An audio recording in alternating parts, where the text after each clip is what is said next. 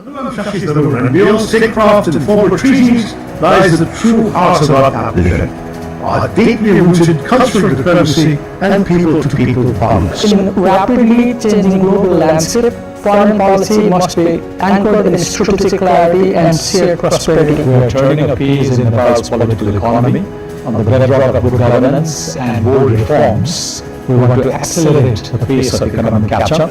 From scaling iconic local brands to fostering cross-border trade, building resilient industrial partnerships is the cornerstone of Nepal's economic future. The mountains teach us survival, resilience, and the power of human grit against all odds. I look forward to sharing our vision for industrial cooperation at NDTV World Anviksha. Between India and Nepal goes far beyond formal diplomacy. It's about economic, cultural, and strategic cooperation and collaboration. Join me at NDTV World Anviksha, Ideas Across Border, in Kathmandu on August 27th as we explore Nepal's role in changing the world. Don't miss it.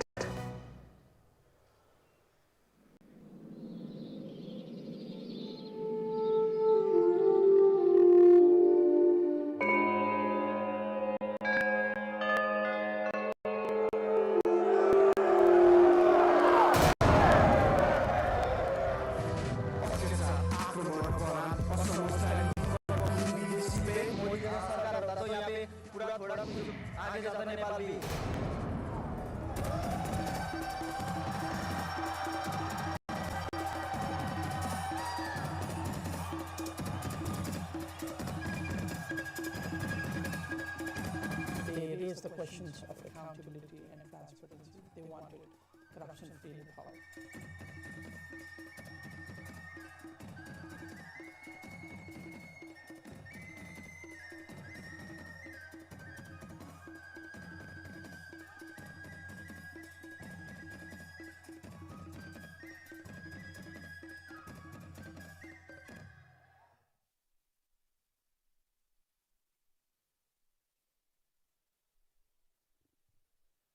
नमस्ते, good morning.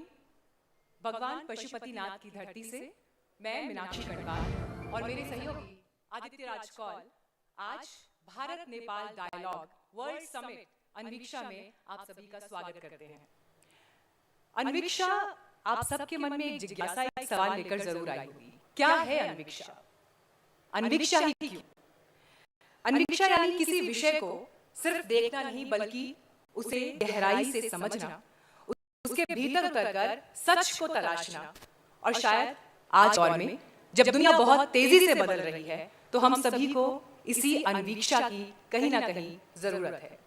NDTV world summit की उसी परंपरा को आगे बढ़ाते हुए जहां भारत और दुनिया के बड़े सवालों पर संवाद होता है, आज हम नेपाल की धरती पर भारत और नेपाल के रिश्तों में राजनीति, अर्थव्यवस्था, संस्कृति और बदलते समय की चुनौतियों पर आदित्य बात करेंगे।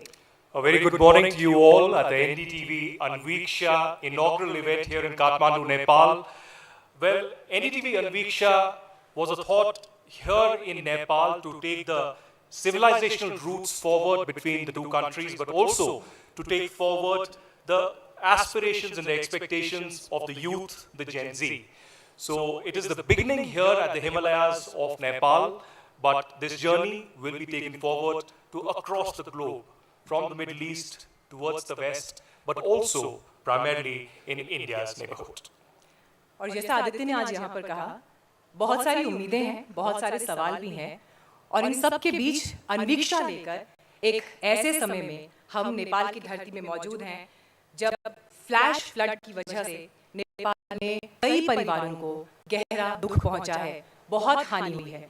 और इसीलिए संवाद की असली ताकत भी शायद यही है कि दुख के समय संवेदना, बदलाव के समय सवाल और भविष्य के लिए साथ चलने की उम्मीद। और आज दिन भर आदित्य एनडीटीवी वर्ल्ड समिट में अनवीक्षा में हमारा भी प्रयास यही है कि हम उन सवालों के जवाब तलाशें, उन वॉइसेस को लेकर आएं जिन्हें सुना जाना जरूरी है। Well, at the NDTV Anviksha platform, this is the inaugural event, and of course we are honored with the presence of the Foreign Minister of Nepal, Mr.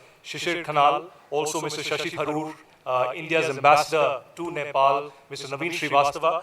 So top politicians from India and Nepal, and apart from that, change makers and people who are the trailblazers from both the countries will be speaking for the first at such an international platform here in Kathmandu. But here at NDTV, we are mindful of the fact of the flash floods that have occurred yesterday. Last 24 hours haven't been easy for Nepal.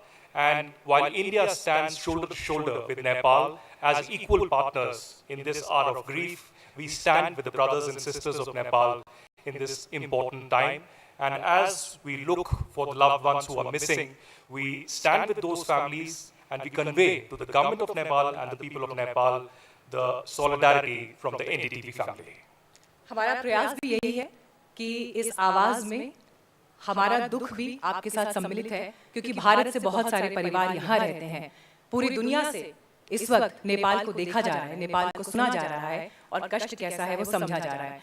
तो आज दिन भर आदित्य इस पर बातचीत भी होगी, लेकिन आगे बढ़े उससे पहले जिनके सहयोग से ये कार्यक्रम संपन्न हो पा रहा है, एक धन्यवाद उनके लिए भी।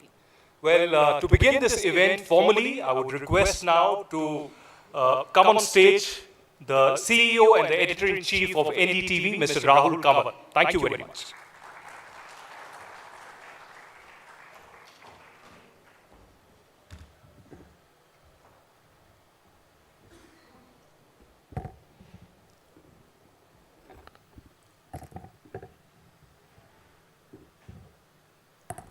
Namaskar. Nepal is passing through an hour of profound grief. The devastating floods that have struck Nepal have left behind scenes of heartbreaking destruction. Lives have been lost, families are grieving, many are still waiting desperately for news of those they love. Homes and livelihoods have been swept away, and the full measure of this tragedy is still unfolding. This morning, our thoughts are with every family that has suffered loss, every family that waits and hopes, and every community confronting the devastation around them. Our prayers are with the people of Nepal, and our hearts are with you. Across the border, millions of Indians are watching what is happening here with anguish. India and Nepal have been described in many ways over the years: neighbours, friends, partners, countries joined by history and geography, culture and faith. But moments such as this give those words their deepest meaning. Because friendship is not only about the good times we share, it's also about the difficult moments we face together. It is the instinct to reach out when the other is hurting, to help when help is needed, to stand beside each other when circumstances are at their hardest. Nepal is hurting today, and India stands with Nepal. Whatever India can do, whatever the people of India can do to help our friends in Nepal through this terrible hour, we must and we will. And there is something about that instinct to feel another people's pain, to understand what they are living through, to see the world for a moment through their eyes, that speaks to the very idea that brings us together here in Kathmandu. Because ultimately, Anviksha, ideas across borders, begins with the desire to understand each other better. India and Nepal know each other remarkably well, or at least we think we do. We share history and geography, culture and faith. Families stretch across our frontiers. Our economies intersect. Our rivers flow from one country into another. There are few relationships between countries quite like this one. And yet familiarity has a curious habit. It can make us stop looking. We begin to believe that because something is familiar, it is understood. That because we know the old stories, we know the country. That because we've been speaking to each other for generations, we have necessarily been listening. Anviksha begins by questioning that assumption. The name draws from the ancient tradition of Anvikshi, the pursuit of understanding through inquiry, reason, and reflection. But the idea itself is wonderfully simple. Look again. Look beyond the inherited narrative. Listen beyond the familiar voices. Question what you think you already know. To try, even if only for a moment, to see another country through its own eyes. Because understanding another country cannot mean understanding only its politics, its economics, and its foreign policy. It means understanding its people, their ambitions and anxieties, their happiness and sorrow, their hopes for what comes next. That is Anviksha, and that is why its journey begins here in Kathmandu.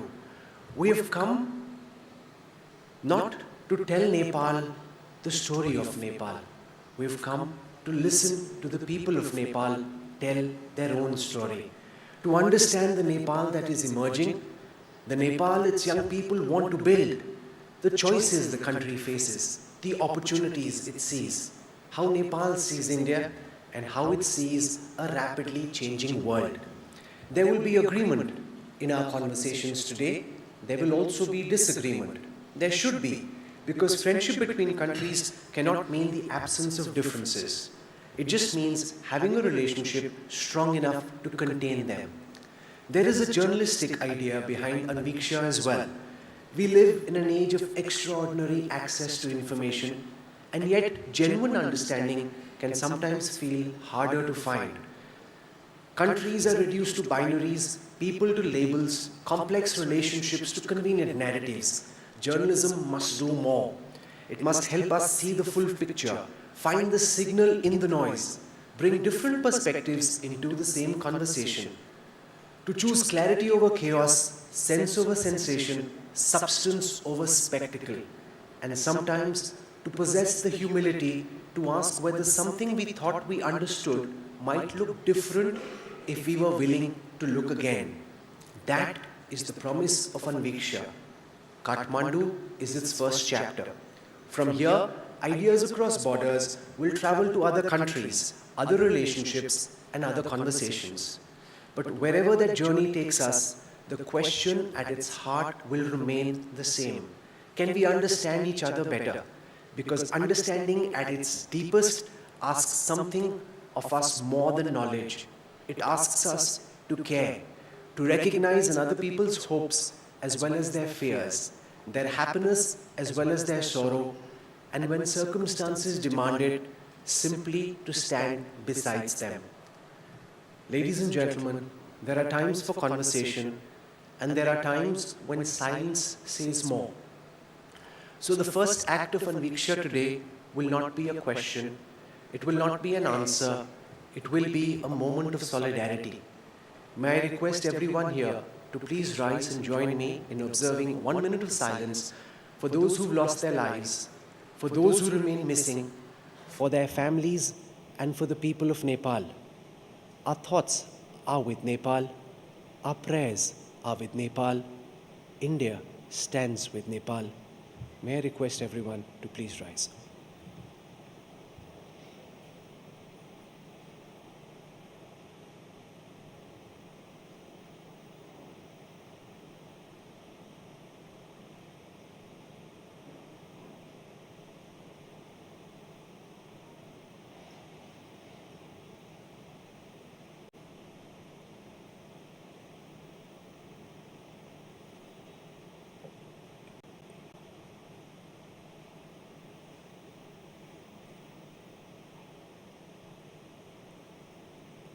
Thank you. May I request the Honorable Foreign Minister of Nepal, Mr. Shishir Khanal, to join us. We'll just take a moment to set up the stage, and then we'll get started for the first session of NDTV Anviksha. This is a very important moment for us because this is also the first time we're doing NDTV World Anviksha, and I want to welcome my colleague, Vishnu Shom, to join us on the stage as we get set to get started with NDTV World Anviksha.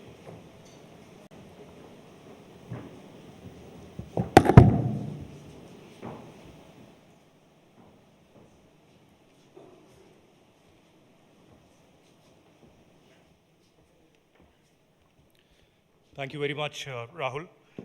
Well, before we get the day started, and we would like to thank everyone who has made this inaugural edition of NDTV World Anviksha possible here in Kathmandu, Nepal. NDTV World Anviksha, Ideas Across Borders, the Nepal-India Dialogue, is presented by Patanjali Dant Kanti, co-presented by the MAV Group, powered by PhonePe and Asian Paints Nepal.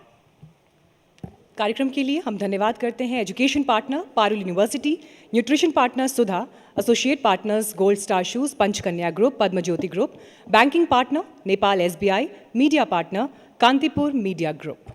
अपने अगले session की तरफ हम बढ़ रहे हैं।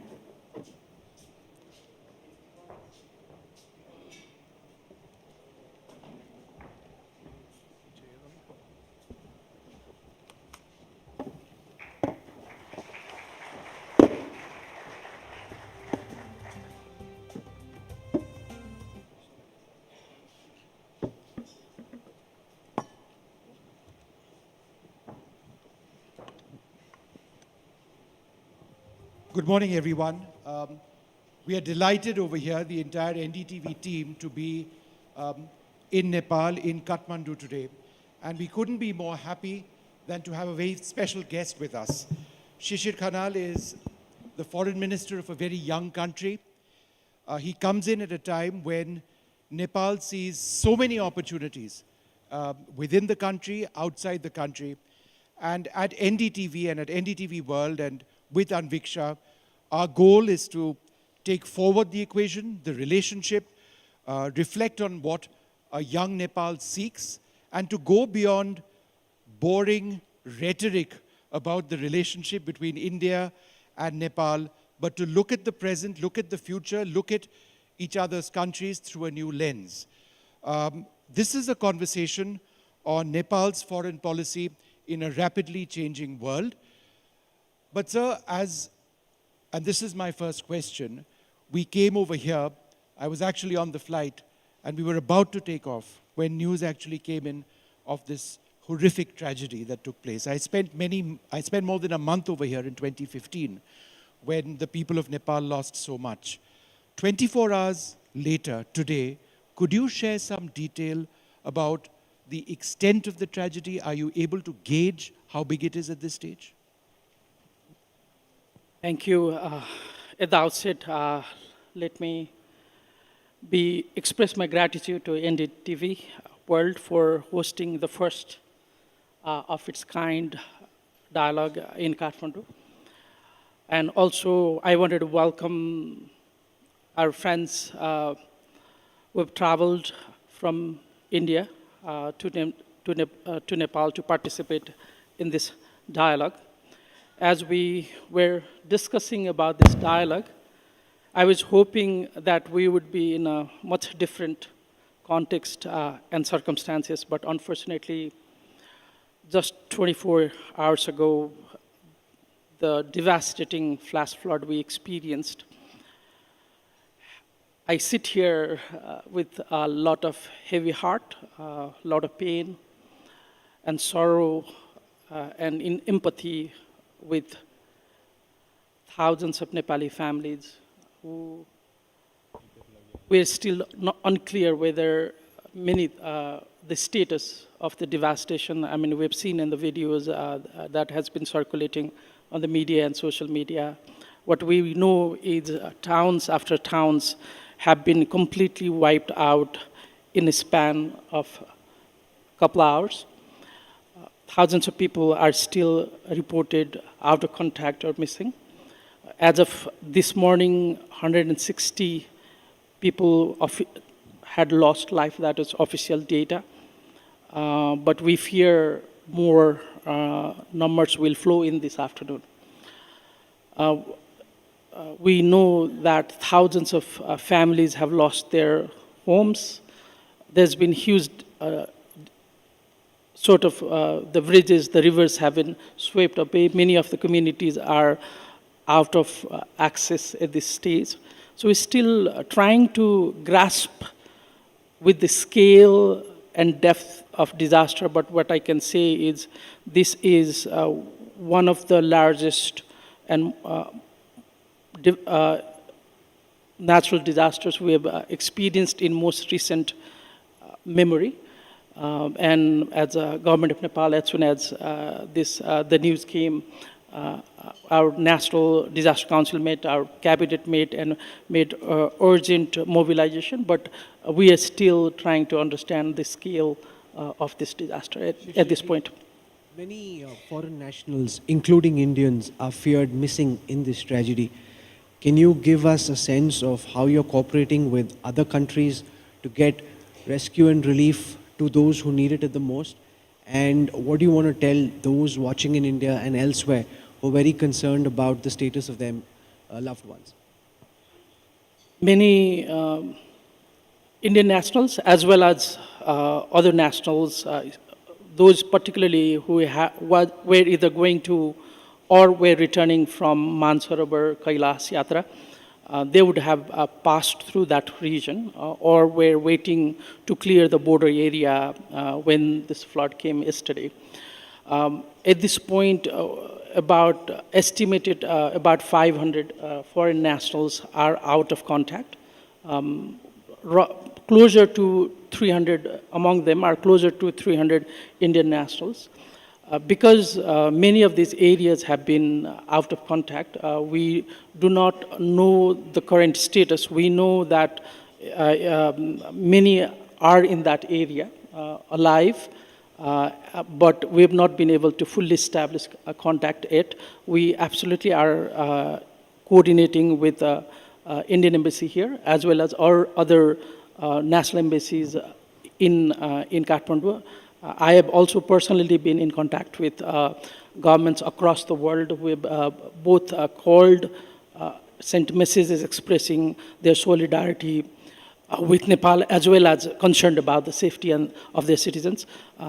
As we establish contact today, we should be able to share more details, but what I've communicated and would like to communicate this through this forum as well is that as much as we deal with recovery, rescue of our Nepali citizen, government of Nepal is equally committed to safety and security of our friends in India as well as from around the world.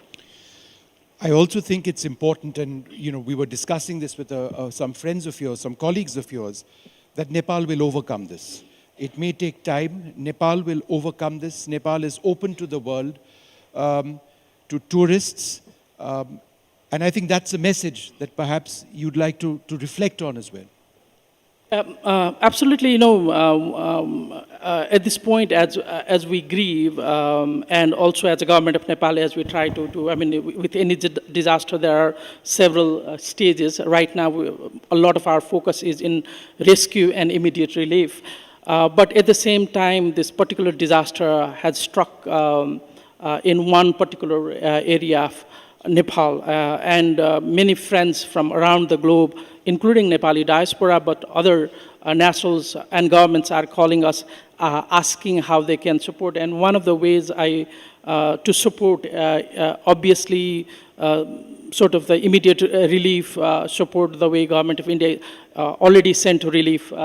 Last night, we as a government, we have expressed our deepest gratitude to such relief. So those kind of relief and longer-term reconstruction support will be required, but at the same time, one of the best ways to support countries like Nepal in a moment of crisis, beyond being generous, is also being continuously engaged with us, whether through tourism or other areas, because at the end of the day, the most resilient Nepal that we take pride in, every time there's been a disaster, we've come back.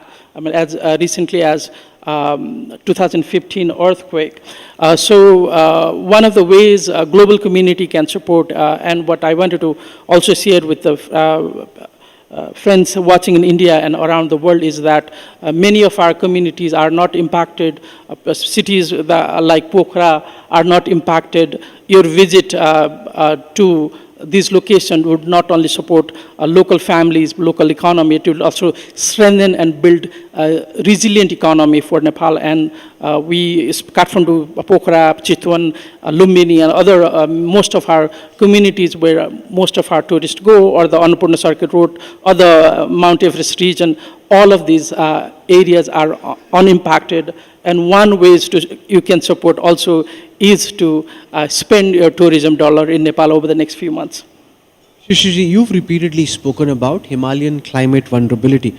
At the Indian Ocean Conference in April this year, you spoke about melting Himalayan glaciers and downstream impacts and warned about the potential dangers of glacial lake outbursts. How do you think we need to prepare for the reality of climate change and the reality that these disasters are more likely to happen frequently than in the past, and therefore countries like India, Nepal, China, Bhutan need to come together in some form, and that at some level speaks to the idea of Anviksha, cooperation, countries working together for advanced warning systems to be able to ensure that people are evacuated in case a situation of this nature unfolds. Thank you, Ralph, for this question, and this is very important at this particular moment. You know, in Nepal and India, we've always talked about our relationship in the terms of Roti Beti, Sita, Ram. So our civilizational heritage has been always highlighted. Our relationship of history and and the religion and the culture has always played number one sort of a narrative role. But the moment in this context is, I think we have to also reframe our relationship in an ecological relationship as well. You know, what melts, what I said in Mauritius in Indian Ocean Conference was also, you know, what melts in the Himalayas rises in the sea. And exactly what we saw yesterday, right live in front of our eyes. Sort of flash flood occurred somewhere in the region of Nepal-China border, but as it actually went downstream, it impacted the community in Nepal. And fortunately, yesterday did not have any, based on what I know so far, not much of a physical damage on the Indian side. But these things are occurring. There was a, 2023, there was a Tista area that was impacted in India.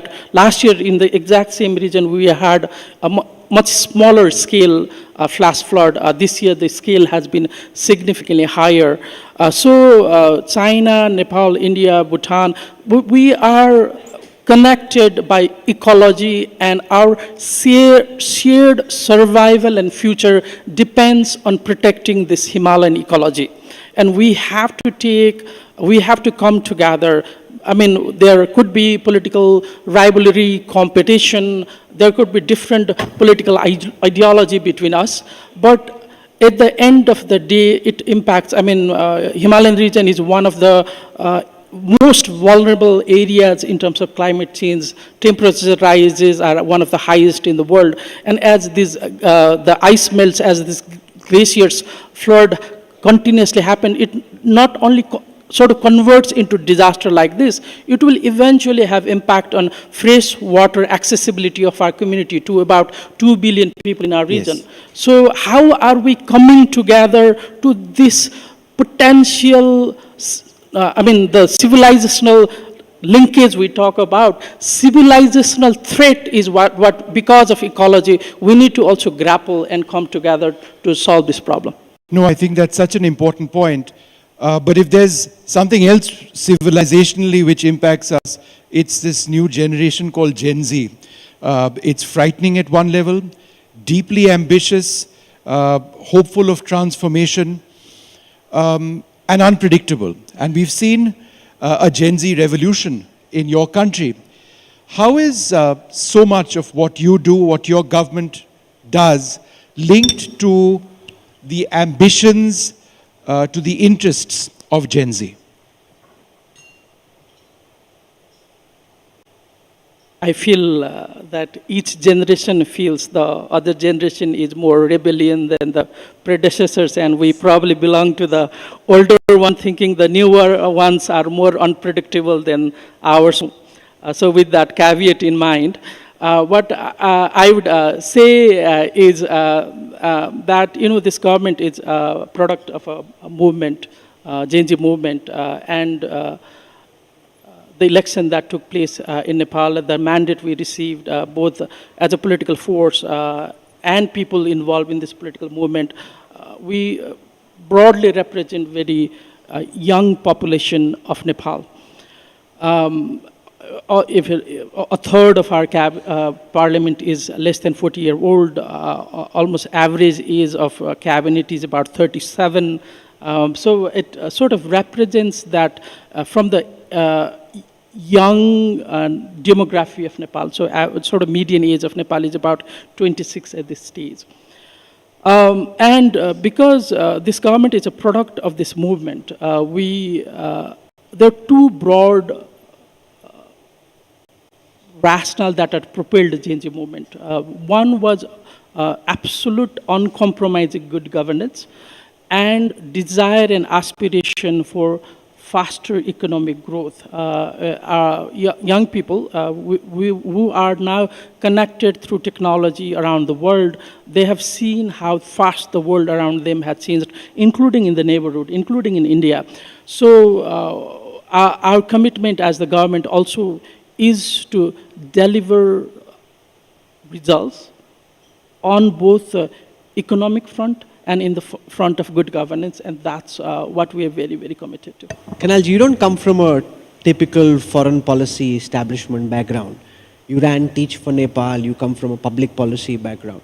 Give everyone sitting here and those watching you across NDTV's platforms a broad sense of how foreign policy on the watch of the Balen Shah government is different, or you're trying to construct it to be different or similar to what we've seen from Kathmandu with the communists, with the Nepali Congress, or with any other government in the past? You know, there's a standard sort of framework in foreign policy. All foreign policies are extension of domestic policy. So when I think of foreign policy, I think of what are our priorities as the government. So as I mentioned earlier, there are two major priorities for us: good governance and faster economic growth. And we see economic growth not only relates to increasing per capita income, it also is about fundamentally building our state capability to be prepared, to be resilient when the disaster like this happens, or to be able to provide better security internally, but as well as to our neighborhoods. So economic growth, we think, is primary national interest at this point. And when we conduct foreign policy, we are also conducting from that perspective about how do we build bridges and relationship so that that contributes to faster economic growth of Nepal. And from that perspective, the relationship we are building, and within Ministry of Foreign Affairs as well, almost now everyday conversation I bring to the table is the term in foreign policy called economic diplomacy. So how do we advance trade, investment, bring more investment in Nepal so that would eventually contribute to our economic growth? We have, very important economic relationships which have spanned for centuries. We have a border which sees the movement of so many people, on a daily basis. But border and boundary management is an important concern. It is for Nepal as it is for India. How is this a key part of your sort of dealings or your focus as far as building the relationship with New Delhi is concerned? Only neighbors can have boundary problems. If you're not neighbor, you would not have that problem. With we have very open borders. It's unique in the world. People can just walk without any paper pretty much. But obviously, there are some, there are few issues. It's not as big as it's often made out on narratives. Most of our, between Nepal and India, there are many different mechanisms, and among them is one area of boundary and border management as well. And in that, most of the boundary work has been completed, but there are a couple strong, politically charged hotspots on the both sides. My priority as a foreign minister, and something that I communicated when I was in Delhi last time also, is that the problems are obvious between two neighbors in many areas. But what I would like to see is our mechanisms meet frequently, talk, discuss the civilizational culture, bade bade tattva jayate. As we discuss more, we come to the truth. So I take that approach, and what I'm very happy about last few months is that Nepal and India's mechanisms have begun to function.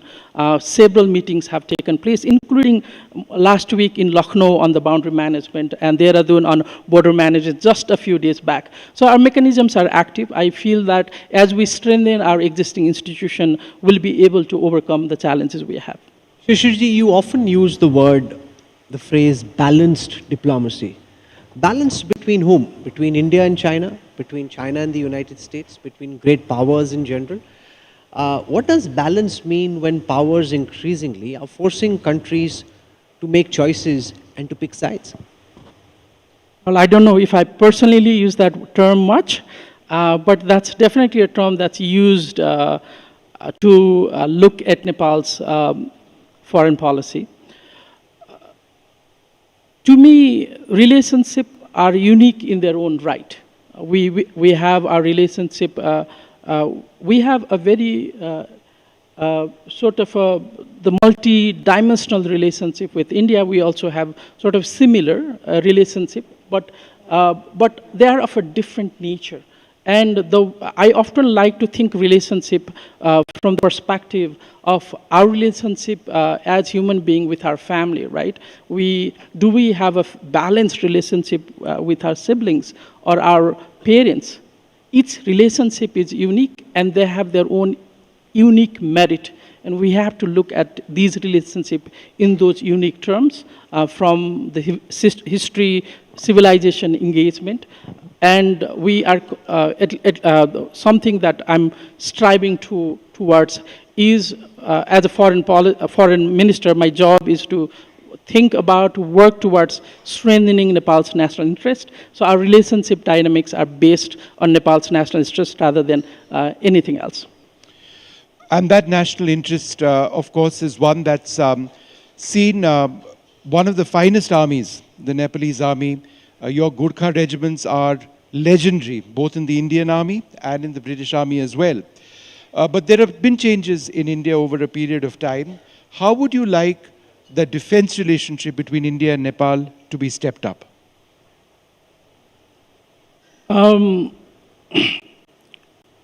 issues and defense relationship perhaps are not always the same. Nepali nationals for now a couple hundred years have been enlisted, initially starting with when British were in India, and have served in both the Indian Army and the British Army, and also many other countries actually. But the 1947 agreement, tripartite agreement between Britain, India and Nepal allowed for official enlistment of Nepali to those armies. Recent changes in Indian policy definitely have meant that there has not been, last few years, there's not been an enlistment of Nepali nationals in Indian Army. But I think it's the matter between how Indian government wants to take this forward. Since I came to office, this has not been something I'd shared with the media in India also, something that we've not discussed officially. But there have been few changes that is coming on Nepal side also. Recently, not very recent, but our Supreme Court also has sort of directed government of Nepal to review these treaties and move away from the trilateral to more of a bilateral relationship. So, dynamics in Nepal sides are also changing. But at the end of the day, I think it's about how Indian government wants to take this forward. And we obviously, as I said, our position is we'll sit in the table, discuss, and would work to find solutions. There's a lot of curiosity, Minister, in India and elsewhere about the rockstar rapper Prime Minister Balen Shahji. Give us a sense of what it is like to work with a Gen Z Prime Minister who sweeps to power with the kind of resounding majority that the RSP worked. There are lots of conceptions, misconceptions, and all kinds of things said about what it is like to work with him being aloof, reserved, not approachable. You're on the inside seeing this firsthand. Tell us, what is it to work with Balinji? Right Honorable Prime Minister is very action-oriented. He wants results, and he wants the results very, very fast. So he's very, very focused on deliverables. He also, especially when it's a matter of government and public services, he wants to see that public services are accessible to Nepali citizens without much of the hassle. So there's a lot of that desire to see that Nepali people have experienced government from the perspective of service and result. He also trusts his team. He delegates a lot, and he does not interfere or micromanages, as in management term, but he likes to delegate and expects outcomes from his cabinet. Minister, you share a boundary with China. In fact, that's a boundary, a part of which has been impacted as a result of this tragedy that has taken place. But that's a separate point. You are looking from a Nepal first standpoint in building your economic relationship with whoever it is that suits your national interest. Obviously, China has got a greater economic presence in Nepal than it did in the past. India would also like to enhance our economic presence in your country. How does Nepal see the relationship with Beijing vis-a-vis its relationship with New Delhi? Tough question, sir. Oftentimes, I don't know, our friends in India like to somehow feel, and that's the media narrative I see coming from the south, is that somehow Nepal has been sort of almost captured by our northern neighbor. Again, we have a wonderful relationship with China, and we like to continue to maintain that relationship. Again, that relationship also has the civilizational dynamics with Nepal, and hundreds of years of history of trade and economic cooperation between the two. But as you say, Chinese economic presence has increased, and we like to see the same for India. 2/3 of Nepal's entire trade is with India. 2/3. There's one single country that Nepal trades with, and that's only India. There's a lot of hoopla about BRI. Nepal signed a framework agreement in 2017, and then last year, implementation agreement. Almost 10 years. Do you know how much money Nepal got from, out of BRI? Zero. $0 for BRI projects in last 10 years. So I think we try to be, our nature, again, civilized nature is, we are very emotional people, but we also in foreign policy, I think we need to look at from a rational side, again, as the country, what I would like to say is we, as two important neighbors, we have wonderful relationship that we would like to maintain with both India and China, but we do not see as wanting to supplement one or the other with one or the other. These are unique. Again, I would not want to tell my father that I'll replace a mother with you, or the mother with father. These are very unique relationships that Nepal has, and will continue to maintain that. I won't get in by trying to get you to define who's the father. That will be a whole different controversy. But for those who are watching here and watching across NDTV, what's your message? If there are Indian companies or the Indian government looking to step up ties with Nepal, with this new government, what are the sectors that you think, or you're trying to lay out the red carpet for, where you think there's the greatest potential for cooperation and participation? To Indian companies and private sector, what I want to say is we're open for business. The country wants investment, and we want to work with you, and we will make it easy for you to invest and do business in Nepal. That's one thing. Our priority sectors obviously are on energy. Energy, I mean, with Nepal has a huge potential. And there is already a framework agreement between Nepal and India to export 10,000 megawatts of electricity already.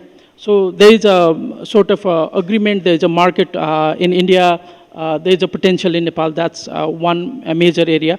We think tourism has big potential. We're seeing even this year, July, we've seen a lot of Indian tourists come, probably one of the records for summer tourism in Nepal. In Nepal, summer is not considered a tourist time. It's usually the autumn, fall, or the spring. But July saw a record number of Indian tourists coming. So we see tourism as one of the, I mean, with the cooler climate that can be 10, 15, or 20 degrees cooler than 5-6 hours drive south to the north. That has another potential. Technology, I think, is, again, young population, English-speaking population. We're already seeing one of the fastest growth area in Nepal is technology. We've seen almost $1 billion export of tech services export out of Nepal. So technology is definitely another area. Infrastructure and connectivity, both air and road networks, investment in those sectors are also something we're prioritizing. And high-value agriculture, herbal products are another areas that we're seeking investment in at this point. Minister, I couldn't end this session without asking about the soft power of Nepal. One of the areas where Nepal has done brilliantly well is in mountaineering. In fact, a small story to share with you. The great mountaineer, Nims Purja, who tragically lost his life, the very last recorded message that he sent was a message that he sent me from Broad Peak 2, less than 13 hours before he died. We'll be playing that out later this evening. But with climate change, there is a huge concern over mountaineering. The fact that you've got glacial melt, avalanche melt, and you've got a rise in numbers of mountaineers coming into your country.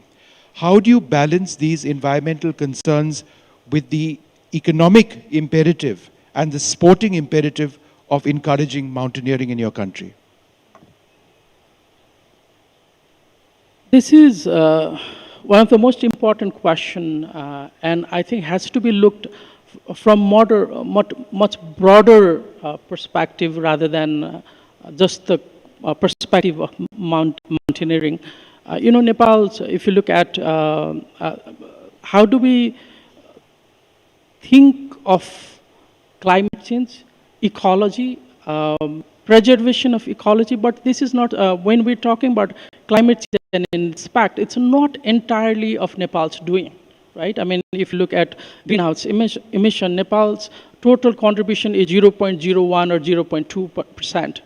But if you look at even India, it's considered one of the top 3 countries in the world. Our northern neighbor is considered #1 on the list. The question here is how do we collectively come together to preserve our mountains, and which I highlighted earlier as well, and to sort of, I wouldn't want to use the term fight against the climate change, but how do we adapt, mitigate, so that its impact can be lowered. And this impact is not only going to be people who want to climb mountains, it is going to be all of us. I mean, our mountains are the source of water to pretty much a big part of northern Indian population as well. So we have to think of that and also think of, is it fair for smaller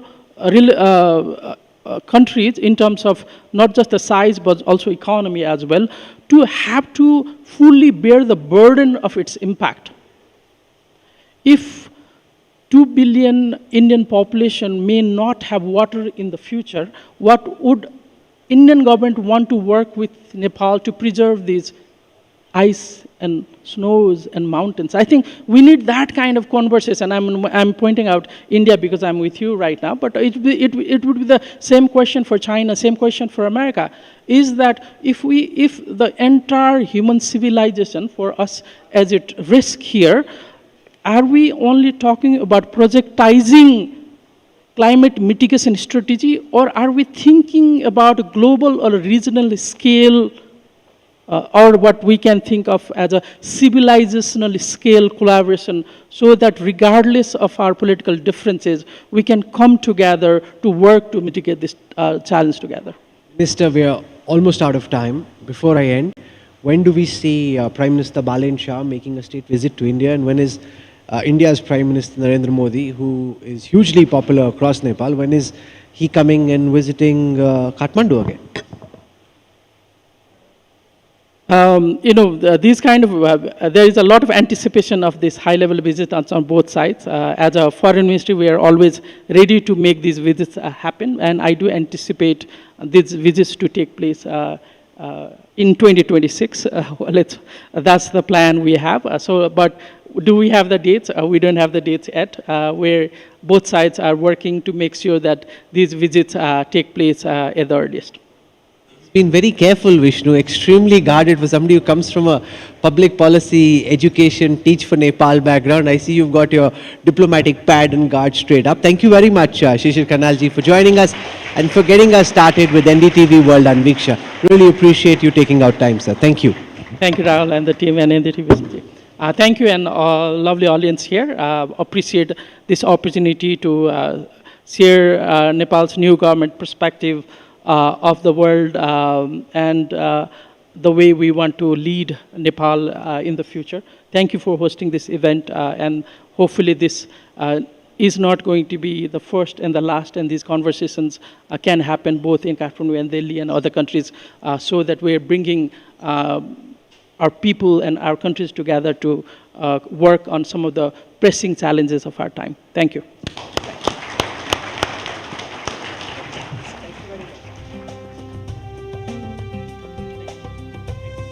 And we have a warm round of applause for Shishir Kanalji. Thank you very much, sir.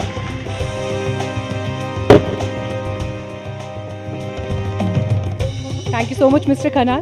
आपके द्वारा यहाँ पर बताए गए points, foreign policy से लेकर economy, Bharat और नेपाल के साझा रिश्ते, ये बहुत ज़रूरी भी थे, और आपको सुनने का आनंद यहाँ पूरी सभा में सभी ने लिया. बहुत धन्यवाद एनडीटीवी वर्ल्ड समिट को समय देने के लिए और आज के इस कार्यक्रम में शामिल होने के लिए.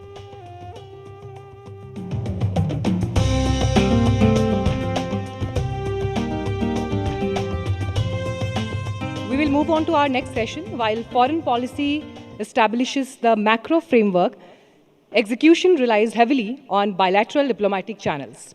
To take a closer look at the India-Nepal strategic partnership, I am pleased to welcome His Excellency Naveen Srivastava, Ambassador of India to Nepal, and my colleague Vishnu Som. You're most welcome, sir. एक बार तालियों के साथ अगले session में हमारे मेहमानों का स्वागत करिए.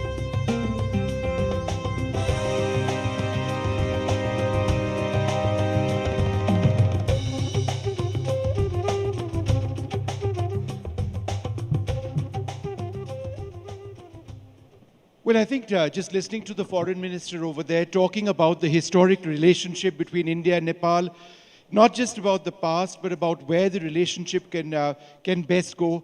I can't think of a better person than the Indian ambassador to Kathmandu to actually come and speak about how India sees this relationship, the importance of it being transformational. It's something that impacts millions of lives across both our countries. Ambassador Naveen Srivastava is one of India's most experienced diplomats, entrusted with the responsibility of really building on this equation. But before we get into various aspects of the relationship itself, we are obviously very concerned about the tragedy in Nepal. How is India helping already? How are we willing to help? Thank you. Thank you, Vishnu. And first of all, let me convey, both on my behalf and behalf of our embassy and the government of India, our sincere condolences on the loss of the life because of the tragic and devastating flash floods which happened yesterday. Prime Minister Modi has already spoken to Prime Minister Balen Shah, I've been in touch with the foreign minister the entire day yesterday and the rest of the government of Nepal's machinery. And based on our conversations, we were able to identify what would be immediately required for relief work in Nepal. And the first relief flight came late evening yesterday, and today another flight would come. We do expect this process to continue for a few days because the requirement of the relief material is large. And as Prime Minister said, we will provide all possible humanitarian assistance in this need of for Nepal. So that's the guiding philosophy on which we are working. And so you are waiting for requests, if any, from the government of Nepal for any further assistance. Since we have, for example, the NDRF, the Indian Army, whoever else, the Indian Air Force, so it really depends on what Nepal seeks, I think is the point. Yes, I think we are, as Foreign Minister just now said, they are assessing the situation. It's just about 24 hours. And the scale of damage is such that it might take a few days before they are able to identify what all things are required, both for immediate relief and for long-term reconstruction. What we have focused yesterday in our discussions is the immediate relief material. This includes, for example, tents, sleeping bags, blankets. The power supply in that region is affected, so portable generator sets. Yesterday we got one, today we'll be getting a large generator set. Medical supplies. These are our immediate priorities. We have, as Prime Minister said, we have conveyed our offer to provide all sorts of assistance, whether it is for search and rescue, whether it is for relief and long-term reconstruction. And we will await their assessment, and because it is Nepali rescue effort, first and foremost. We are only a supportive actor in this. Ambassador, what about Indian families, travelers, Kailash Mansarovar, Yatris impacted in Nepal? We have been monitoring, and as the Foreign Minister said, there were a large number of Yatris who use that route. So as per our current figures of this morning, it's close to 300 people who are untraceable. We have not been able to make contacts with them, neither their travel agents nor our embassy, partly because the communication networks are down and there is no electricity. There are about 50 or 60 Indian workers who are working on a hydropower station, Upper Trishuli, who are also not yet traceable. And we are in touch with all the travel agencies. We are coordinating closely with the Nepali army as also the security agencies of Nepal who are involved in the relief work and are sharing information. So as and when we get updates, we have established hotlines for families who will be concerned. And these are working 24/7. We will continue to provide updates. Our hope is with today, we may get a better sense of where the people are. We may be able to rescue a few of them with Nepali Army's help. And our effort would be to, those who are stuck somewhere, to try and bring them back safely to Kathmandu and then ensure their travel back to India and different places. Have you been able to do that with a few people at least in the last 24 hours? Well, in the last 2 hours, we have got some information that some Indians have been found stuck in the Rasua area. We are still awaiting details, but that's just an information I've got about an hour ago with the Nepali army. So some hope over there. Well, I'm certainly hopeful. You had included these in the list of those missing earlier. We had included in the missing, so we are trying to now cross-check and update our list. And how many, by and large, your initial reports?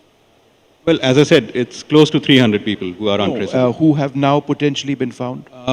We've got number about 20 odd. That's what Nepali army has just now told us. So this will be a process which I think will continue back and forth between Nepali army and us and updating our lists. I'm certainly hopeful we'll be able to rescue many of them.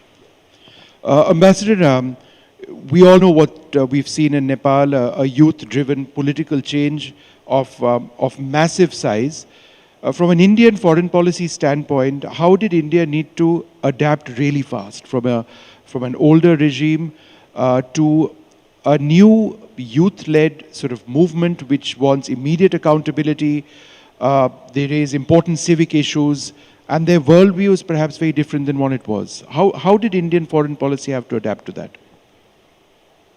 Well, in the neighborhood, before I get to the specific of that question, I think you are well aware, Prime Minister Modi has laid out a policy of neighborhood first.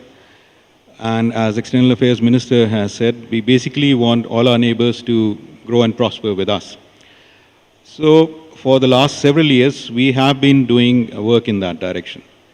Now, Nepal has transformed, both in terms of physical transformation, better infrastructure, better roads, better connectivity, hydropower, but also demographically, it has seen a large transformation. Today, 60% of Nepal's population is below 35 years of age. And keeping that in mind, that trend in mind, for the last several years, it's not just that in my tenure, but last several years, we have therefore expanded our engagement with the youth of the Nepalese society, whether it will be the young political leaders at both federal level or at provincial or municipal level, people in universities, schools and colleges. That work has been ongoing. Several new initiatives have been taken. We organize, for example, visits of young MPs in collaboration with MEA and think tanks from India to spend 10, 15 days in India, see what the Indian development scene is like and how Nepal's youth and young politicians or young population can fulfill their aspirations as they collaborate with India. That's been the larger objective. Just to give an example, Foreign Minister mentioned about technology as being one of the focus areas for this government. Nepal has a very vibrant startup ecosystem here. Most of the young Nepalis are into startups. And for the last several years, we had done several collaborative events with local business chambers and universities. What we found was, while there is a lot of talent here, they are very ambitious, there could be a mutually beneficial collaboration because Indian startup ecosystem would provide them capital, would provide them a market and connections. Keeping that in mind, we started a program called India-Nepal Startup Partnership Network. It started last year. And this is in collaboration with IIT Madras. And IIT Madras has a very successful incubator, Pravartak. We have had 2 batches of Nepali startups, around 49 startups who have been given training there in mentorship, networking. Several of them have got incubation offers in India, investments have flown in, and we are now working on the regulatory part of it so that the Nepali startups who now wish to expand into India are able to do so without much of a regulatory hassle. Similarly, I mentioned about our outreach to the provincial and the municipal level, because that's where most of the young politicians and young public policy professionals come into play. So we had identified what Minister mentioned about agriculture. We have therefore worked in collaboration, and again, this happens with the support of our ministry back in Delhi. Organized visits for farmers, for example, in Sudur Pashchim, which is far west area. Best of the Nepalese apples grow in an area called Mustang, and, but they wanted to increase productivity. So we've organized visits for them to go to India, have interactions with our agricultural experts, see how we have done that. Another area that we are focusing on is sports diplomacy, cricket. And it helps that my minister, Dr. Jaishankar, is also a cricket fan. Therefore, when he had come here in 2024, he had met the Nepalese cricket team. And since then, our cooperation with Nepali cricket team has increased. With the help of BCCI, we've organized for them training camps in our national center. And I guess most of you might have seen the Nepali team's performance in the T20 World Cup, both against England and Ireland. Several of them, I hope, will be able to compete in IPL at some point. They were in past examples of 1 or 2. And it's not just the Nepalese national cricket team. We are also working with the under-19 cricket team.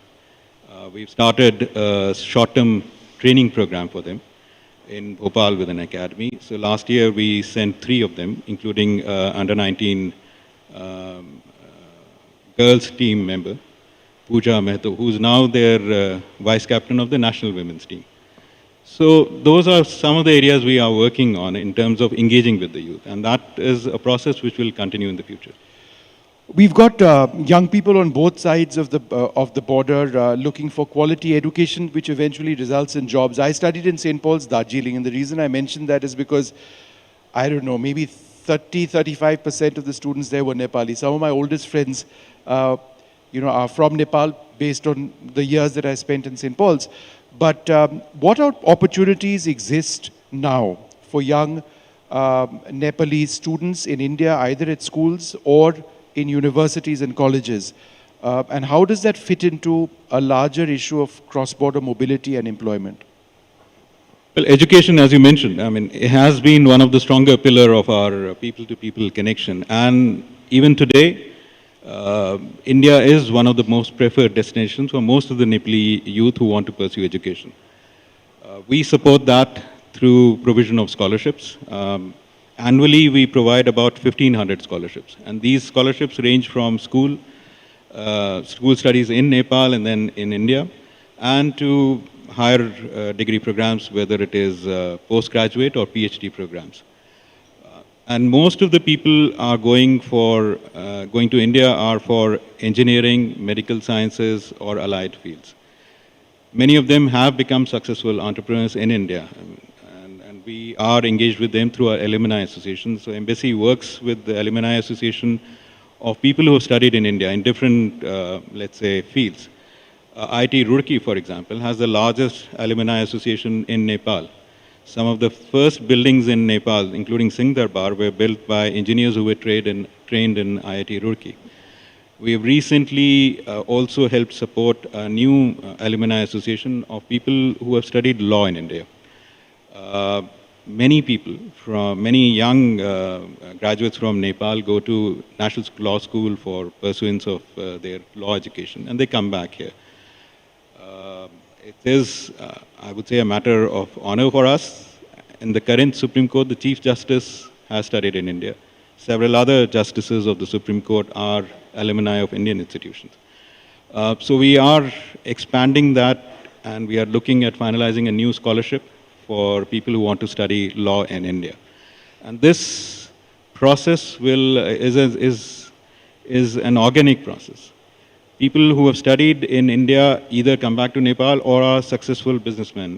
Again, an example is a person from Khotang. Khotang is one of, I would say, relatively backward district. Dipesh Karki. He studied on our scholarship from NIT Kurukshetra. He has now one of the most successful P2P lending platforms called Len Den Club. He is formed with his Indian friends. Their annual turnover is now 100 crores and above. Another example, again from Khotang, is of a person who launched a cybersecurity firm while studying in an engineering college in Allahabad, or Prayagraj now. And that firm has just now been listed on Bombay Stock Exchange. So these are the examples I can cite in terms of how education and collaboration later on is helping connections between our two people. Yeah. And as we wrap this up, it was a question which Rahul asked earlier on. When will we see the Prime Ministers of both sides meet? Will it be in Delhi? Will it be over here? I mean, I do expect our Prime Minister to be in Kathmandu at some stage. Where are we in that process of deciding? I'll just quote what Foreign Minister Shishir said. Sometime in 2026, we might see Prime Minister Balen visiting India. And just one final question, which didn't come up earlier on. Energy is an area of close cooperation. How is that progressing in terms of shared networks? Because that's something that works in favor of both sides. Well, energy is, I think, one of the foremost area of our cooperation right now. Foreign Minister had mentioned about this long-term agreement, where India has indicated that over the next 10 years, we will import 10,000 megawatts of hydropower from Nepal. And actually, it flows from a joint vision statement that India and Nepal adopted in 2022, where we had agreed that we will collaborate in both generation of power, transmission, and trade of power. And in all these areas over the last 3 years, we've seen tremendous progress. Last year, for example, by selling electricity to India and to Bangladesh, Nepal earned a revenue of about 1,800 crores Indian rupees. We see this expanding in the future. And for that, both countries and our private sectors are working together. There are several hydropower projects being done by Indian public sector companies and private sector companies. The most advanced of that is a project called Arun 3, which is a 900 megawatt project, and we hope that will be online in the next 2 years. There are a total of about 4,000 megawatts of projects which are being done by Indian companies. So I certainly see this as a very bright spot in our economic partnership. Again, it's a mutually beneficial spot because India gets a reliable green energy while Nepal is able to earn revenue out of the hydropower exports. Lots of promise over there, exciting times in the overall relationship. I wish we were discussing this in different circumstances, but India is always ready to help. It really depends on what is needed. Ambassador, it's been wonderful speaking to you. Thank you so much for speaking to us today. Thank you.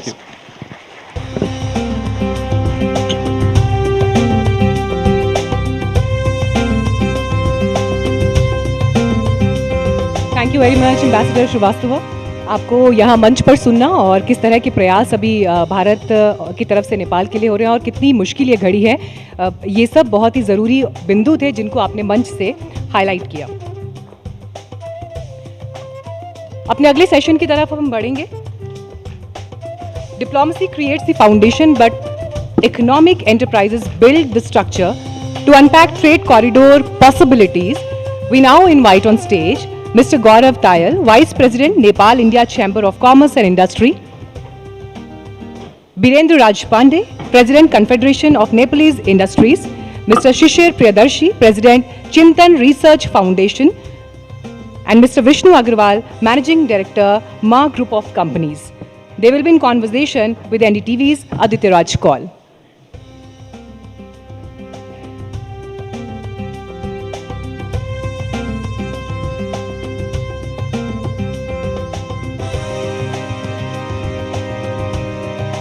एक बार जोरदार तालियों के साथ अपने सभी मेहमानों का हम स्वागत करेंगे। Thank you so much.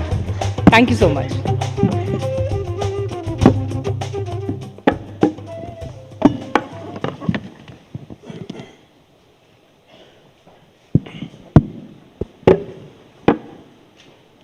A very good morning to you all. We are starting the panels and the deliberations here at the NDTV Anviksha. And what better than to discuss the Nepal-India industry partnership, building the next growth corridor. And to join us, we have a very important and a significant panel to kick off the deliberations here. Mr. Gaurav Tayal, Vice President of Nepal-India Chamber of Commerce and Industry and MD of the Surya Nepal. We have Mr. Birendra Raj Pandey, President, Confederation of Nepalese Industries. We have Mr. Shishir Priyadarshi from New Delhi, President of the Chintan Research Foundation, and Mr. Vishnu Agrawal, Managing Director of the MAW Group of Companies. Well, when we speak about Nepal, with Nepal's new government placing economic growth, investment, jobs, and private sector development high on its agenda, there's an opportunity to take the Nepal-India economic chip beyond the traditional trade and connectivity corridors towards integrated value chains, manufacturing, technology, energy, entrepreneurship, and new age services. India is Nepal's largest trading partner and at a very critical market, investment partner and gateway to the wider region. At the same time, Nepal has opportunities to leverage its young workforce, hydropower, potential emerging industries, and strategic location to become a stronger participant in the regional supply chains. Now, this panel brings together voices from industry, business, and strategic policy to examine how Nepal can scale its industrial base, deepen its economic partnership and engagement with India, and create opportunities for a new generation of entrepreneurs and technology-driven businesses. Birendraji, let me begin with you, because we'll come to the brass tacks and what has happened and what will happen and the opportunities and the expectations ahead. But we are also living at a time today, in the last 24 hours, of this disaster that has happened at the Nepal-Tibet border.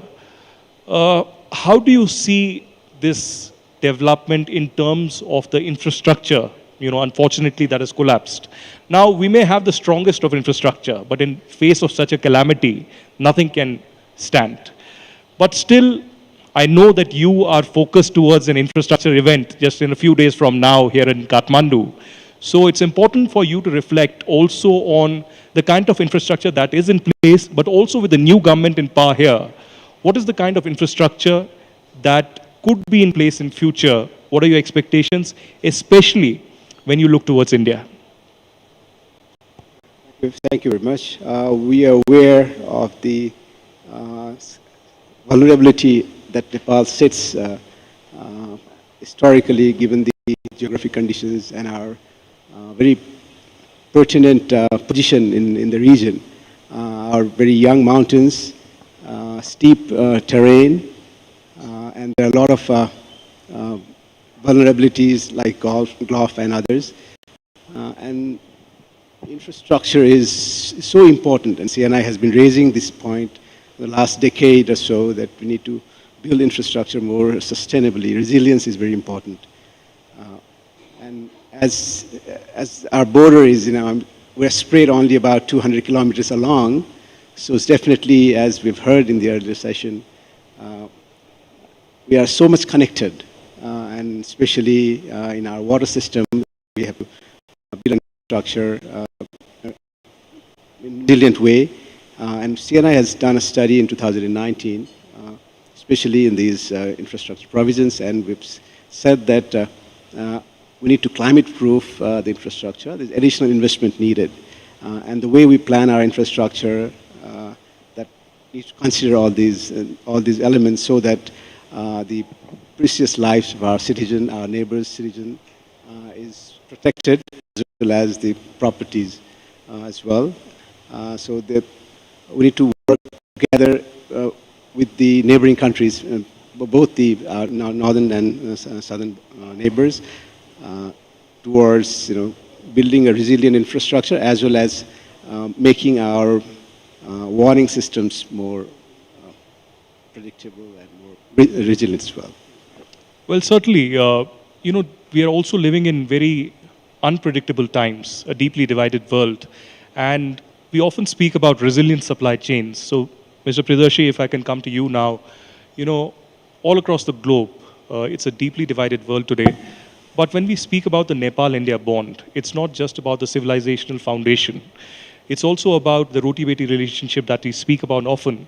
But yesterday I was at the Singha Darbar, and I was meeting a lot of senior ministers in the Bahrain government. And they said that we need to move beyond the roti-beti relationship and be very aware and mindful of this ecological imbalance that we have created, a man-made disaster in many ways.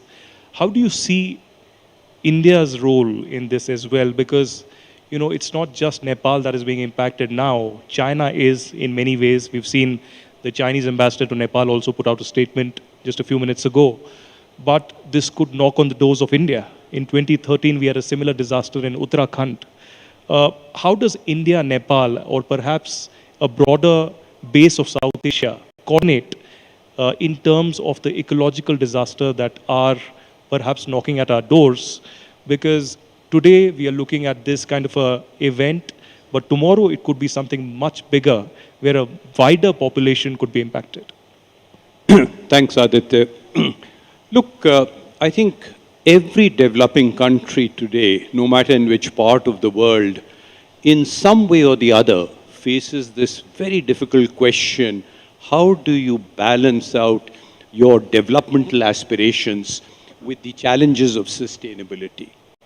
Now, each country has a very different perspective on this. I spent about 25 odd years with the World Trade Organization in Geneva. And one of our biggest challenges was exactly this, that a one size will not fit all, no matter whether it's trade, investment, or in this case, ecological preservation. But I think India and Nepal, and particularly Nepal, I see a big advantage. You know, India has actually gone through many of these stages. Now, Nepal doesn't need to go through those stages. You can actually leapfrog. You should come up right to where India is today. And what is India done very well, and what is India perhaps needs to do a little better? Let me just elaborate on this. I think what India has done very well is try and lessen the emphasis or the dependency either on one region, one source of power, or, since you started with supply chains, on one supply chain. I think for Nepal, it's extremely important to balance out what we call the sustainability of development and the sustainability of the environment. Both are extremely important. And I think one way certainly is to do that, and a lot has been said already, is identify the most fragile of regions. These are ecologically protected regions where any amount of development, we will ensure that sustainability comes first. But similarly, identify your economic growth corridors. You know, this whole session and the next one's on growth corridors. But you'll have to look at a growth corridor as much more than the mere transportation of goods and services. A growth corridor of the future has got to have people movement, has got to have energy movement, has got to have talent movement, technology movement, and in times of crisis, you know, any kind of aid and relief movement. So we've got to ensure that Nepal and India, when they talk about, we do not talk about the fact that one's population is 50 times more. We should not talk about the fact that one GDP of one country is, 90 times more. What we should talk is the GDP per capita. And here, Nepal and India are not that far apart, 1.8. So really, if you look at the 1800 odd kilometers of border, and you look at the fact that these are two countries which have relatively close to GDP, there is a huge potential for growth. And perhaps, whenever you'll allow me, I'll come back. This is where Gen Z or the youth will come in. Well, certainly the youth will come in, and the youth agenda needs to be discussed. We can't go away with that. But Mr. Agarwal, if I can come to you.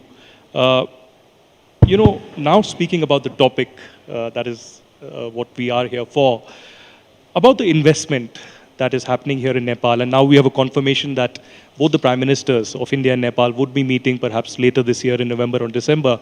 The Foreign Minister and the Indian Ambassador have almost confirmed that.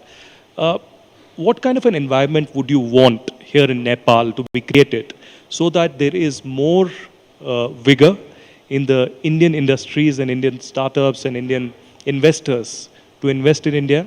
And what will give them greater confidence? Any kind of policy changes that you would want, both in terms of India and Nepal partnership, because both the Prime Ministers are now not just looking towards the past. They're looking towards the future with a new energy, with a new kind of environment and the economic turbulence that the world faces today. Thank you, Aditya. I was just reflecting on, for last 25 to 30 years, how the investments from India in Nepal has fared. I remember in between 1995 to 2000, so many of the FDI from India had come.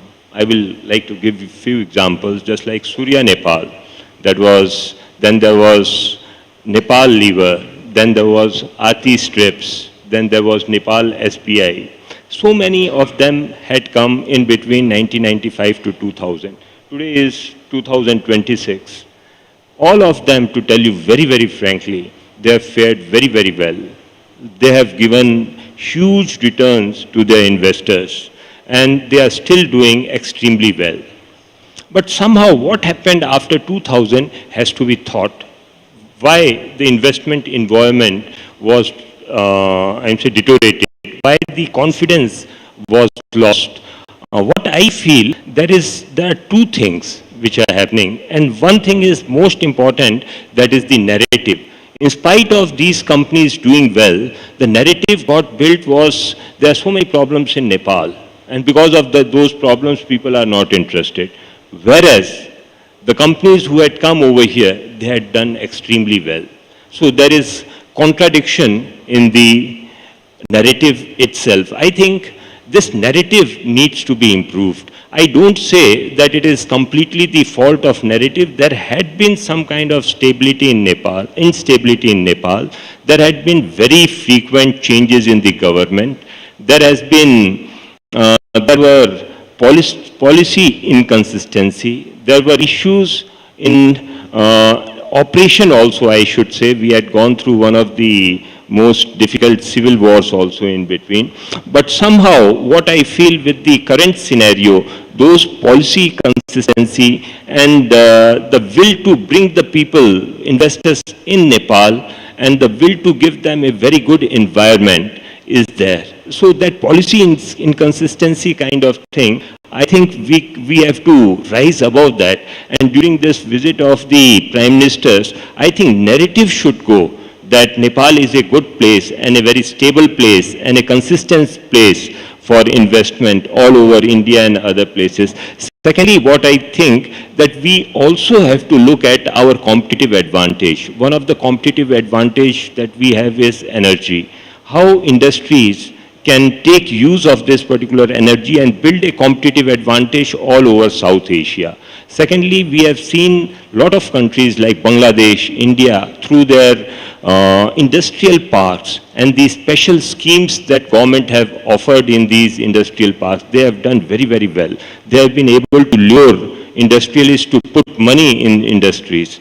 I think that is also one of the very important thing, and we are all pushing from the side of CNI and other organizations also, we are pushing for this particular thing. So, and one more thing which is I consider to be of lot of importance is that just like from India, you can bring the investment in Nepal, but somehow from Nepal, we cannot take the investment to India. Why this is important? Why do we send our children to other countries? It is not completely only for academics, I believe. It is also, we want to give them exposure. So when our entrepreneurs in Nepal, when they start playing in other countries, then they would also learn. And this will give them a lot of advantage. And this will give them confidence in going to other countries and bringing people from other countries as and invest in Nepal. Well, certainly there needs to be a brainstorming on the new policy changes that are required under the current circumstances. Mr. Tayal, if I can come to you now, as a business leader who is deeply invested in Nepal's growth story, but also in bringing the Indian and the Nepalese industry together, what are the key immediate priorities you think are very significant and critical for Nepal to bring in this confidence? And the priority areas traditionally have been connectivity or boosting the road connectivity between India and Nepal. But do you think we need to move beyond this towards perhaps, goods and capital, digital public infrastructure, energy cooperation, and other areas as well? Because I remember when Minister Shishir Khanal was in New Delhi, I interviewed him, and he very honestly confessed that it was a missed opportunity for Nepal as well, where we saw in the last decades a technological rise of India. The biggest example, the UPI being expanded and used by several other countries. I was very happy to use UPI here in Nepal as well. But could digital public infrastructure really be adopted here in Nepal as well? Do you think in the next 10 years that will be the biggest priority? Thank you, Aditya. I think that's a very, very pertinent point which one needs to think about. So if you look at Nepal, there are a lot of advantages we have here in Nepal. And I represent a company, Surya Nepal, which was incorporated 40 years back. And we are probably a shining example that, you can do well in this country. We need more such examples. Coming to specifically your point, I think we have mostly spoken about connectivity in a physical sense, which talks about, we talk about Kathmandu, Raxaul, high-speed railway systems to be put in. But I think this integration need to go beyond that. I think Mr. Agarwal spoke about talent mobility, right? So I'm here for quite some time, and you really realize that almost 10,000 crores worth of money is being spent for sending children outside Nepal. So whilst Ambassador spoke about that people do go to India for their education, but there is a very large proportion of population which is going across the Western countries because they're looking for world-class education. I think one very big opportunity is to bring in IITs, IIMs back into Nepal and provide them a fantastic education. This will not only improve the education standards here of a world-class education, but it will also improve the talent mobility between the two countries. So I think this is one of the ways. One sector which specifically we speak about is tourism. Whilst tourism has always been a hot subject for Nepal, and it does attract, but let's put some numbers in perspective. India has got 40 million outbound tourists annually, and Nepal attracts 3 lakh. That's less than 1%. Now, one should try and understand why the potential is so low when you have an adjoining country, and a country which has got everything. It has got Himalayas, it has got culture, it has got heritage. So wonderful place for tourism to flourish. The second aspect on this particular tourism is, does Nepal position itself as a premium tourist destination or a mass tourist destination? I think Nepal has a lot of opportunity to drive luxury tourism into the country. If you look at destination wedding, which we are pretty familiar with in India, it's a $16 billion industry, supposed to triple in the next 10 years. So what do we need to do if you want to capitalize on these opportunities? Again, a statistic for you, today beyond Delhi, there are hardly any city which is well connected to Nepal. So if you want to really bring about tourism, I think there are two big enablers. One is from the Nepal side, which is to make the land acquisition rules far more contemporary, far more comfortable. But from a connectivity point of view, anybody who wants to travel to Nepal should be connected. So you have today 10 cities in India who are connected to Dubai, to Thailand. So one of my aspirations would be that when you look at a wedding destination, 10 years down the line, if there is Thailand, if there is Bali, if there is a Dubai, I would want to see a Kathmandu, a Pokhara and Chitwan to be on the same map. So I think that is one great opportunity that we have in front of us.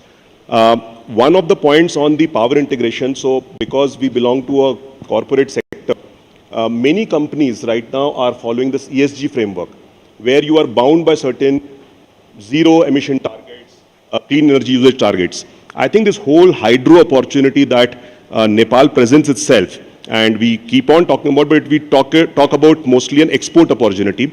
I think we need to build some kind of a framework with India, where Indian corporates can invest into hydropower in Nepal and claw back the credits, the commitments that they can have. I think that can really boost up probably many small investment, but a large number of investments. So I think these are some of the opportunities, Aditya, where we can go beyond integrating India with Nepal only physically, but in a much more economic sense.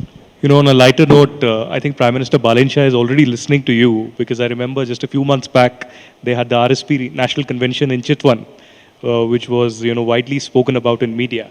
But Mr. Priyadarshi, I won't disappoint you because you wanted to speak about the Gen Zs.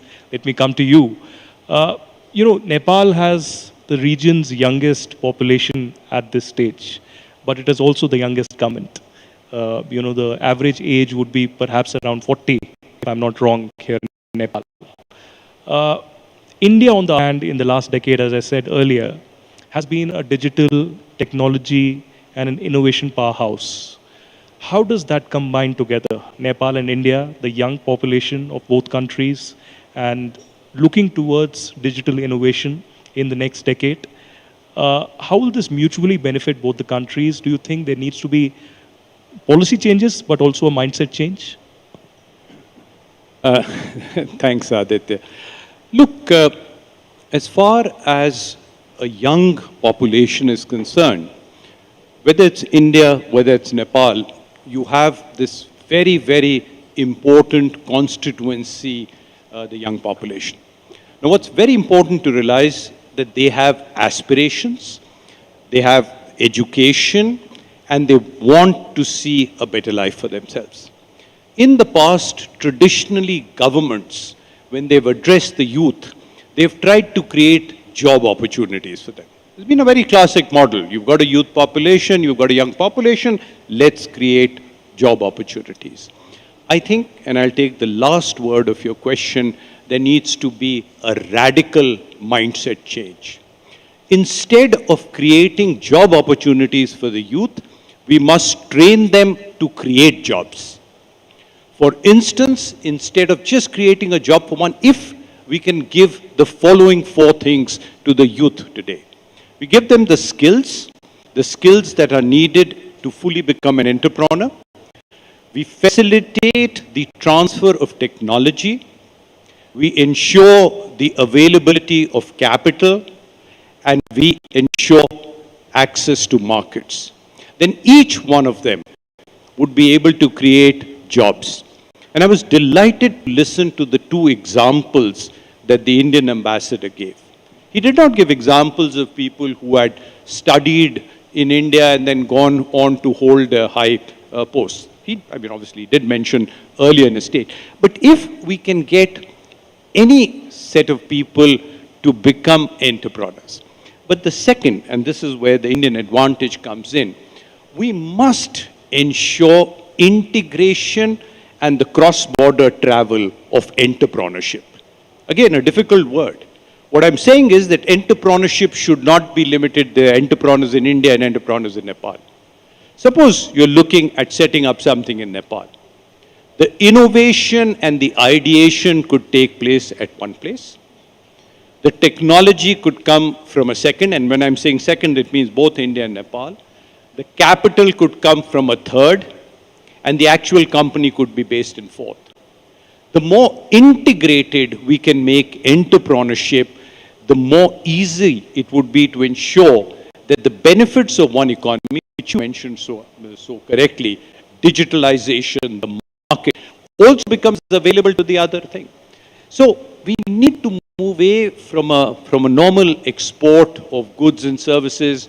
We need to move away from merely creating jobs for the youth, but we need to get into a joint mindset of creating such opportunities and skilling the youth so that they in turn create jobs.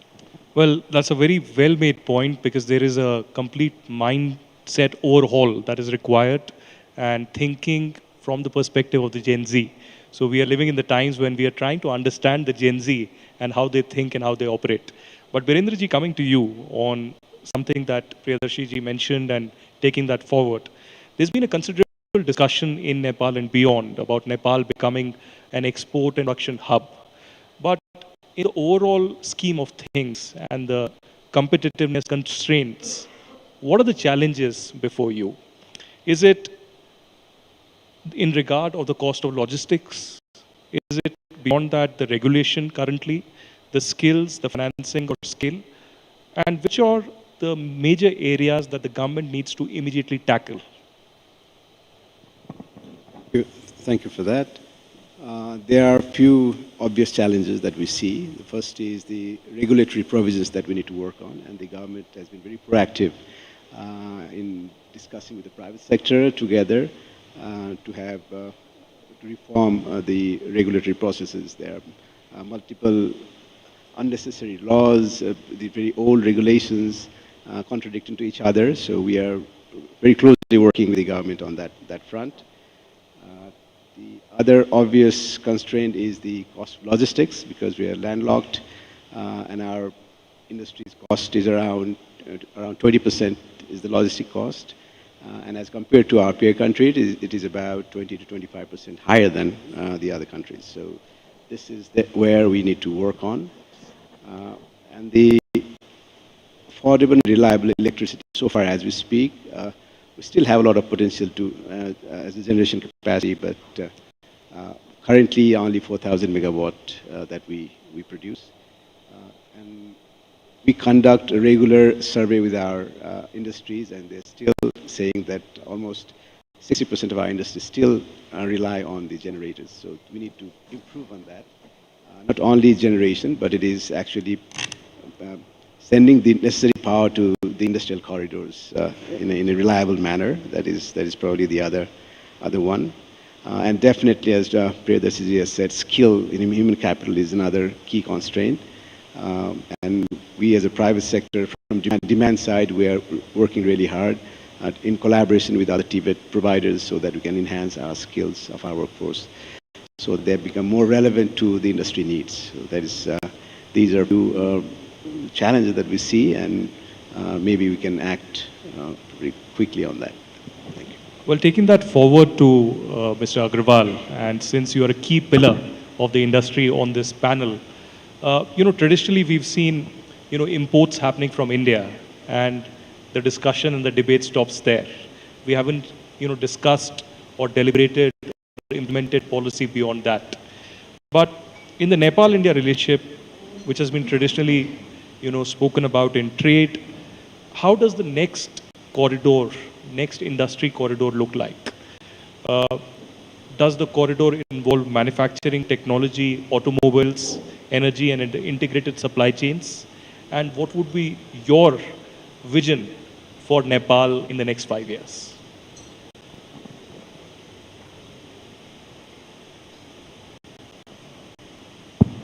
Thank you, Aditya. I feel in next 5 years, there is going to be a huge change. From the perspective of Nepal, we always talk about 30 million people, but I think we need to think beyond that particular thing. Even if we include the population of states which are surrounding India as of date, Nepal, Indian states which are surrounding Nepal, the population would be 500 million. So this is the market we should immediately look at. How we are able to develop as a manufacturing base for this many people should be one of the mindset which I feel that we should really look at present. Few things that we need to do. See, we have got an example of Rudrapur, how it has been able to, how it was a barren land earlier, and how it got developed into a powerhouse of industries, and why it developed. It was also one of the reasons was very proactive stand of the local government, state government, which promoted this particular place, and there was also central government which gave so many facilities to this particular area. Now, in order to ensure that we are also able to develop that kind of framework, so we also, as I again would like to put it, industrial park concept and providing the industries these kind of benefits is one of the most important thing that I can feel we should be doing. And another most important opportunity I find is in energy. Then again, this energy opportunity is for a limited period of time. There are so many things which are coming up as an alternative energy in India. Even for example, storage pumping projects are also coming. There are huge solar projects coming, wind power projects coming. Now, as Mr. Gaurav said, if we are able to provide some kind of special incentive to the industrialists of repatriation of energy, I think that can be a game changer. So we should look at in this particular field also what can be done. The western part of Nepal is full of medicinal herbs. It is one of the places where it has got the capacity and possibility of exporting not only to India but all over the world. So this possibility needs exploring. We already know a lot of herbs that can be exported, that can be converted into oil and it can be exported. So we need to promote and package this particular products. Now, instead of just going ahead with, we want to promote industries, we need to identify 4 or 5 such industries which has got very good potential not only for export but also creating jobs over here. I'm in automobile industry. We have got motorcycle assembly plant and also lubricant blending plant. What I see the opportunity is that development of ancillary industries in Nepal. I see that a lot of automobile industries are there in Rudrapur also. If ancillary industries can be developed in Nepal with the know-how, not necessarily from India only, but from outside also, and we are able to, and there is an excellent Nepal-India treaty which allows India to export to Nepal to export to India with status as of Indian industries. So we can use those kind of things.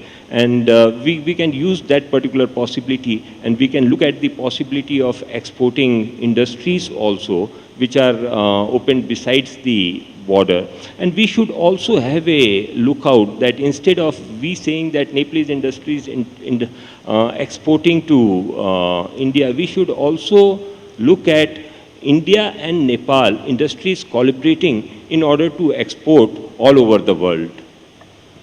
Well, as we wrap up this panel, the inaugural panel at the NDTV Anviksha, I want to take the last comment from Mr. Tayal. You know, traditionally Nepal has been known for its great tourism, which you spoke about, and we need to look towards a new direction, potentially the destination weddings that you spoke about. Apart from that, you know, Nepal is known for the grit and the determination and the resilience of the legendary Gorkhas. And apart from that, of course, the Annapurna and the great Mount Everest. But beyond that, in the last 1 year now, Nepal is known for the Gen Z revolution as well. And we've seen some sparks of that in India in the recent times. How do you see the conversation changing now in terms of the economic partnerships, in terms of the domestic economic activity and the infrastructure change and the kind of thought process that the new generation has, which is completely opposite of what was traditionally thought? So is that thought process changing within government, within the private sector here as well?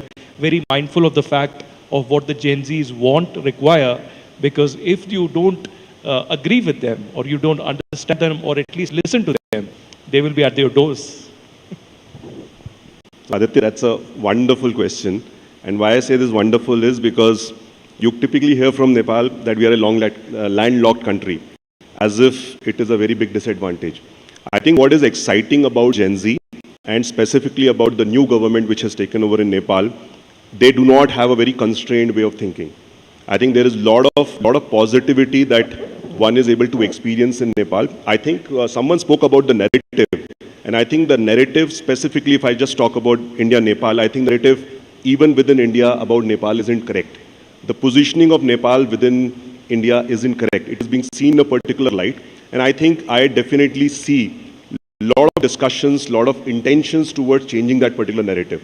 We're looking at a lot of vibrant ecosystem of startups coming up. In fact, you'll be surprised to know that certain very big brands in Nepal right now who have really scaled up are actually run by the Nepali founders. And I see more and more of that happening. In fact, my own company has good number of young people, and there is a fundamental difference in the way the earlier generation, which probably came from a slightly more scarcity mindset, used to look at the world view. I think that is particularly changing. Just one supplementary point, because you spoke about manufacturing and the opportunities. I think this generation will start talking value add. If you start comparing between India and China, they have their own advantages. You need not compete with them, because whenever you try to compete with these geographies in terms of scale, you start perceiving a disadvantage. I think we never spoke about New Zealand. New Zealand has been able to create a premium honey, Manuka, and now that is the most expensive honey in the world. And Nepal has got some terrific assets. It has got some large cardamom, it has got coffee, tea and honey, right, which fortunately my company has now got engaged in. I think we have to start more thinking about brands. And that's what I think is going to be the narrative which will change in Nepal. And if we see India as a partner, India can bring in a lot of great management practices, can bring technology, and they can always bring a large market to them.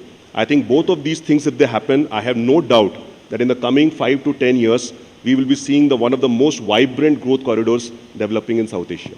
No, that's a great point. And I promise you, Gaurav, that the narrative change is not just required. You know, NDTV Anviksha is that platform, because in diplomacy, we often speak about that, you know, diplomacy is not instant Maggie, or in this case, bye-bye. But in many ways, this is not track 2. But I would promise that this is better than track 2. And this will lay the foundation of better India-Nepal ties. So thank you very much, gentlemen, for joining us on the table. I'll request you to come forward for a group photograph.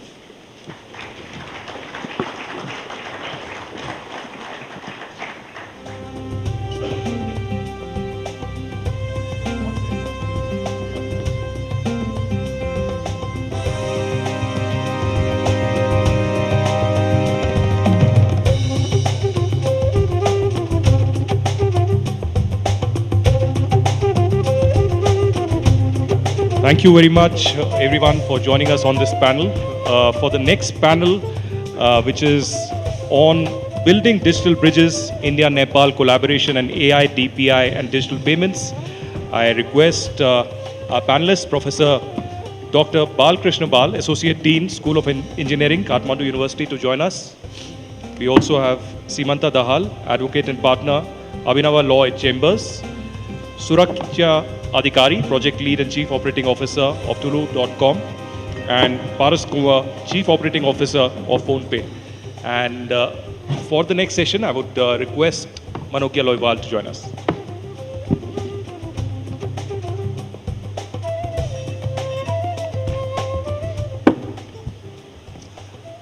Nepal ma swagat cha. Can I hear a round of applause for the country itself? Good morning, everyone. Nepal ma swagat cha. As we start our next session, which is on Nepal industry partnership, the two countries not just share borders, but also emotions, and which are bigger than anything in the universe.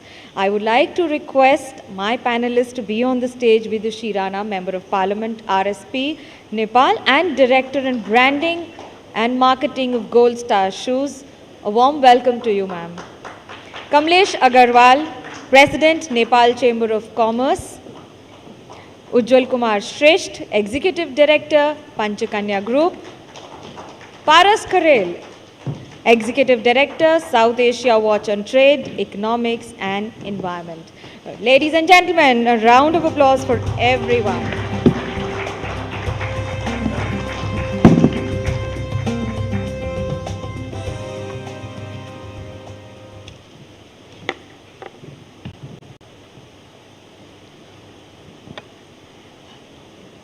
It's a beautiful morning, but a different one with what has happened in Nepal, and the hearts go out for everyone. As I'm joined by a panel of experts in their field and to talk on industry where India and Nepal not just go down for a month or a decade, but for centuries and beyond borders too.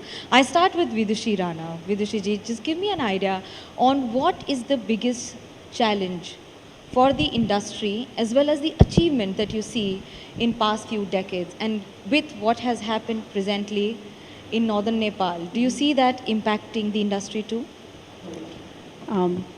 First of all, good morning everyone, and thank you so much NDTV for doing this program in Nepal. And thank you for the question. But before I begin, I would like to give my heartfelt condolence to whatever, to the families who lost their loved ones yesterday at the devastating floods. And my heart is out there, and my prayers to all those who are affected. Disasters and climate changes are, they do not recognize borders. And what happens in the mountains and the hills and the rivers affect our communities, and moments like this remind us that climate resilience cannot be just addressed by one country, but with the greater cooperation, preparedness, and shared responsibility. So we should not wait for a tragedy to happen.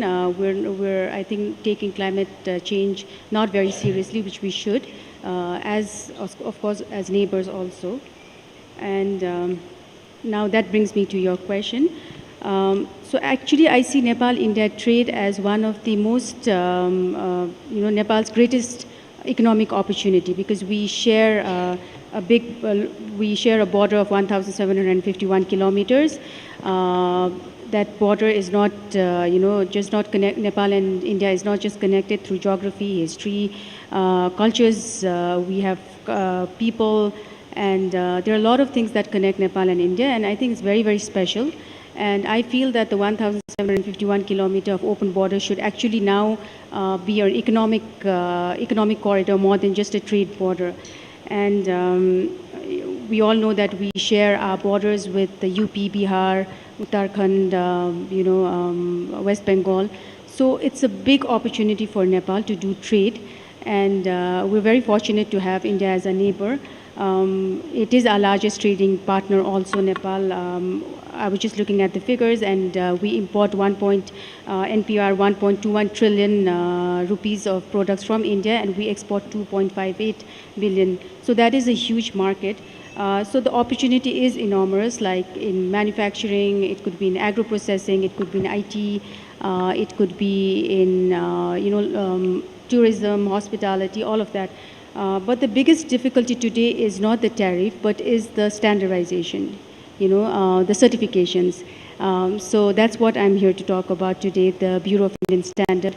And don't get me wrong, I am not saying that standardization should not be done, because it's very important that India is protecting its consumers, and that's very important. I wish Nepal would do that too.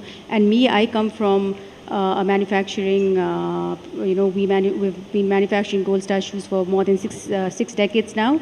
And for me, standardization and good quality and safety is very important. But what is impediment is the time that it takes, to get the BIS certificate. So if that can be taken into consideration, then Nepal-India trade could be more lucrative, is what I feel. Kamlesh, my question to you is that more than 80% of Nepal's export is completely, directly, indirectly to India. India has been one of the biggest consumer market, and indirectly Nepal too is the biggest consumer market vis-a-vis any country for Nepal. But when we understand it is beyond numbers, it's what do you see as top 3 hurdles that need to be done away with for a better trade partnership between the two countries?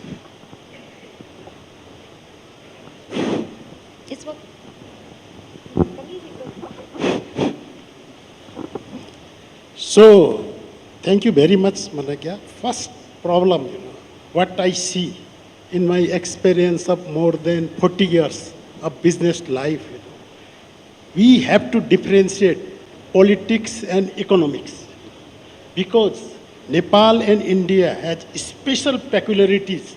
They have got most potential to become one of South Asia's most successful regional growth corridor. Why?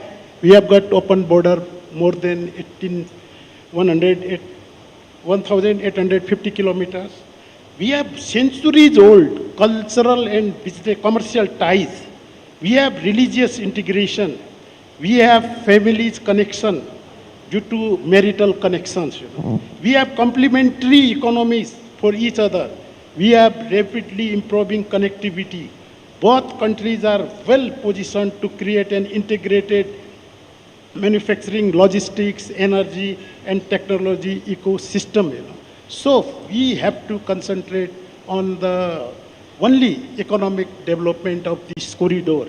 And one more thing, since very beginning, Nepal is big up with the Indian currency. When there is devaluation of Indian currency with foreign currency, we have to devaluate that currency. And whereas you revaluate the Indian currency with the foreign currency, we are forced to revaluate the currency. So such a economic ties up, if we differentiate between economics and politics, which are disturbed time to time. I must recapitulate here, because we are governed by the trade and transit treaties always. But during 1997, when the Gujral was the Prime Minister, then Prime Minister, that time the treaty signed, still we remember Gujral doctrine, that treaty. That was the best treaty and facilitating treaty between India and Nepal, economic development and growth. You feel it needs to be revisited now? You feel it needs to be revisited now? Yeah, sure. We always want, I told you, we have got huge potentialities.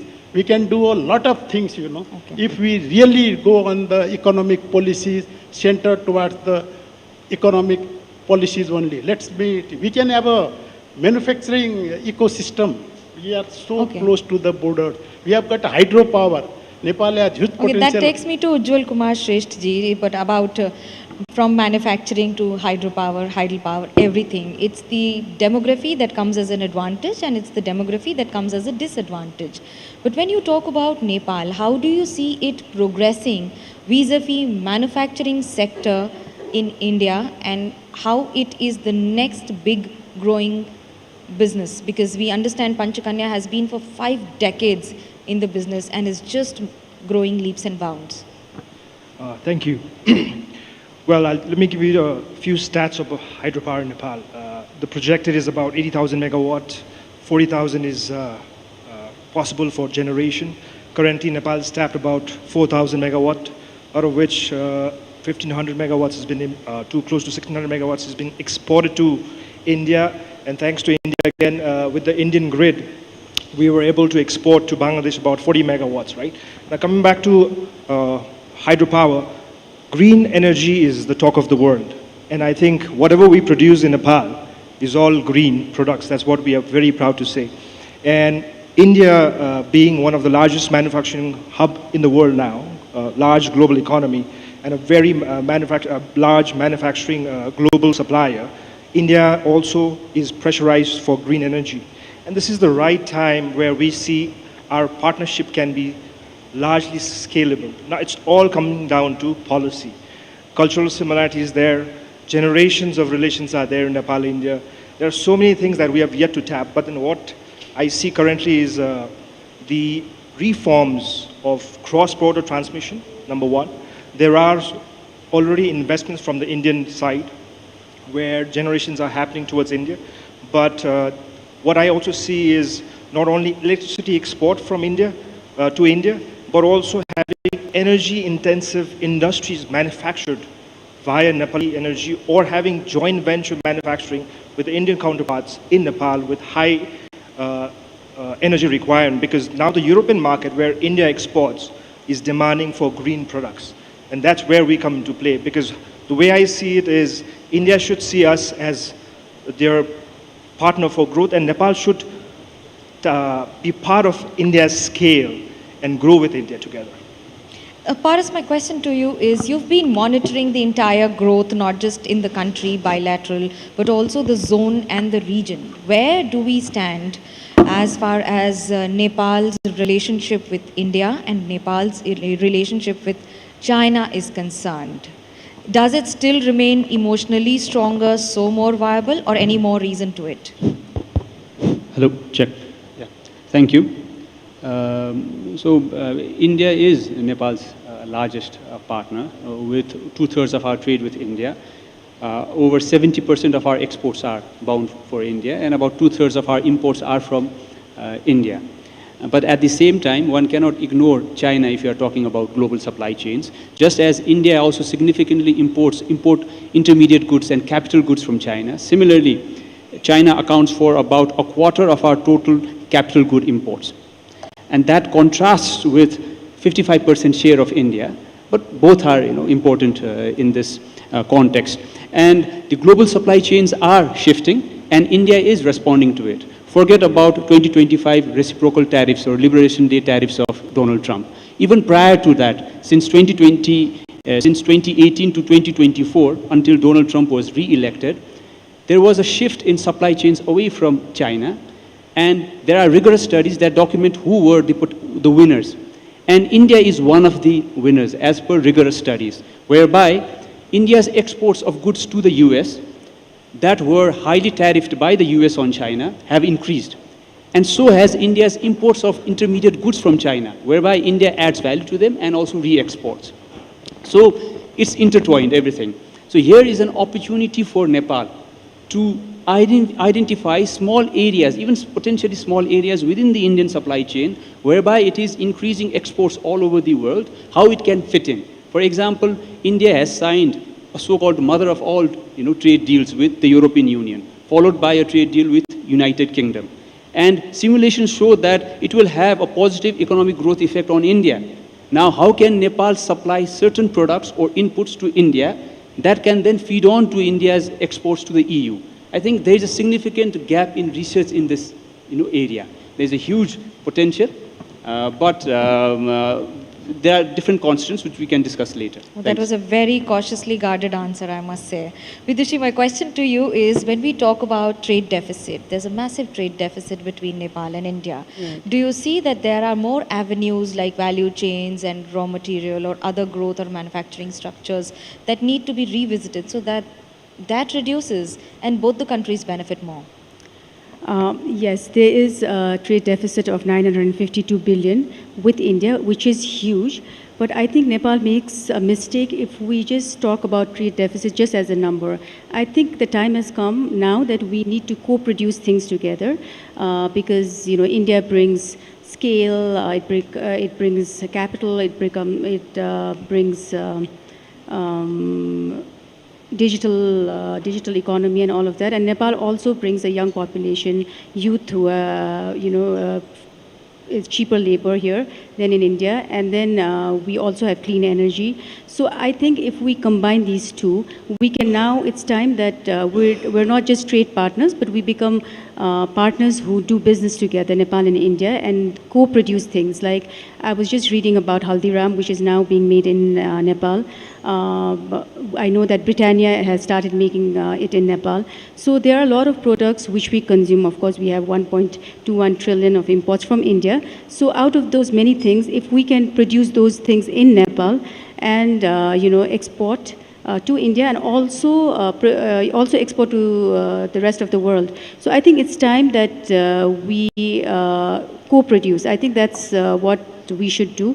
Clean energy is Nepal's biggest, asset, and I think we should bring that together. And I would like to urge all the Indian companies which are exporting to Nepal to start co-producing. And because I am also a member of Parliament, we would make rules and regulations that are easy, and we will make compliant rules for people to come and invest here eventually, so that we can both neighbors, we can both grow together. Kamlesh ji, my question to you is, there has been a data that shows that from 2024 to 26, India's imports from Nepal recorded a massive increase of more than 50%. So we need to understand on which are the major Nepalese industries or products that are behind this sudden surge, and is it here to continue, and if so, how much? There has been, the data shows that there has been a massive surge in imports from Nepal, to India's imports from Nepal. So we just need to understand on which are the Nepalese products that are doing the best for the country. No, one thing, so far as our exports from Nepal to India are concerned, being a landlocked country, Nepal, our cost is little bit high. I must say, it is nearly 15 to 20% not competitive to export to other countries. Even not only in India, our export to other countries is also very low. If you see our ratio, we are 90% is our total imports only. Out of it is 10% imports. Under such case, India just providing us a SAFTA facility. Under the SAFTA facility, we are able to export some of our used products, say soybean oil and all, many products on SAFTA. We are importing also on the same basis some of the products which become competitive due to SAFTA agreement. But now in the next generation, in order to develop the economic corridors in both the countries, we have to facilitate the duty-free access to our both the countries, And India, there are a lot of non-tariff barriers if we export to India also. Lot of provisional disturbances also. Suppose we are exporting our medicinal herbs to India, the Indian provincial acts and all, many times they are creating disturbances to our exports also. So this, if we go on a unified economic integrated system only, giving priority to Nepal and Nepal giving priority to India, then we can develop this economic corridor. Ujjwal ji, give us an idea that there has been a rapid increase in the manufacturing sector. What are and which are the major benefits that Nepal is getting from Indian manufacturing companies, if at all, and to what extent? So you mean rapid increase in Nepal side, right? Yes. The manufacturing sector, I think, falls around, it's decreasing, to be honest, post-COVID. But then the new government is really emphasizing on manufacturing things that is when there's a local market rather than export for now. But of course, export is one of the top priority.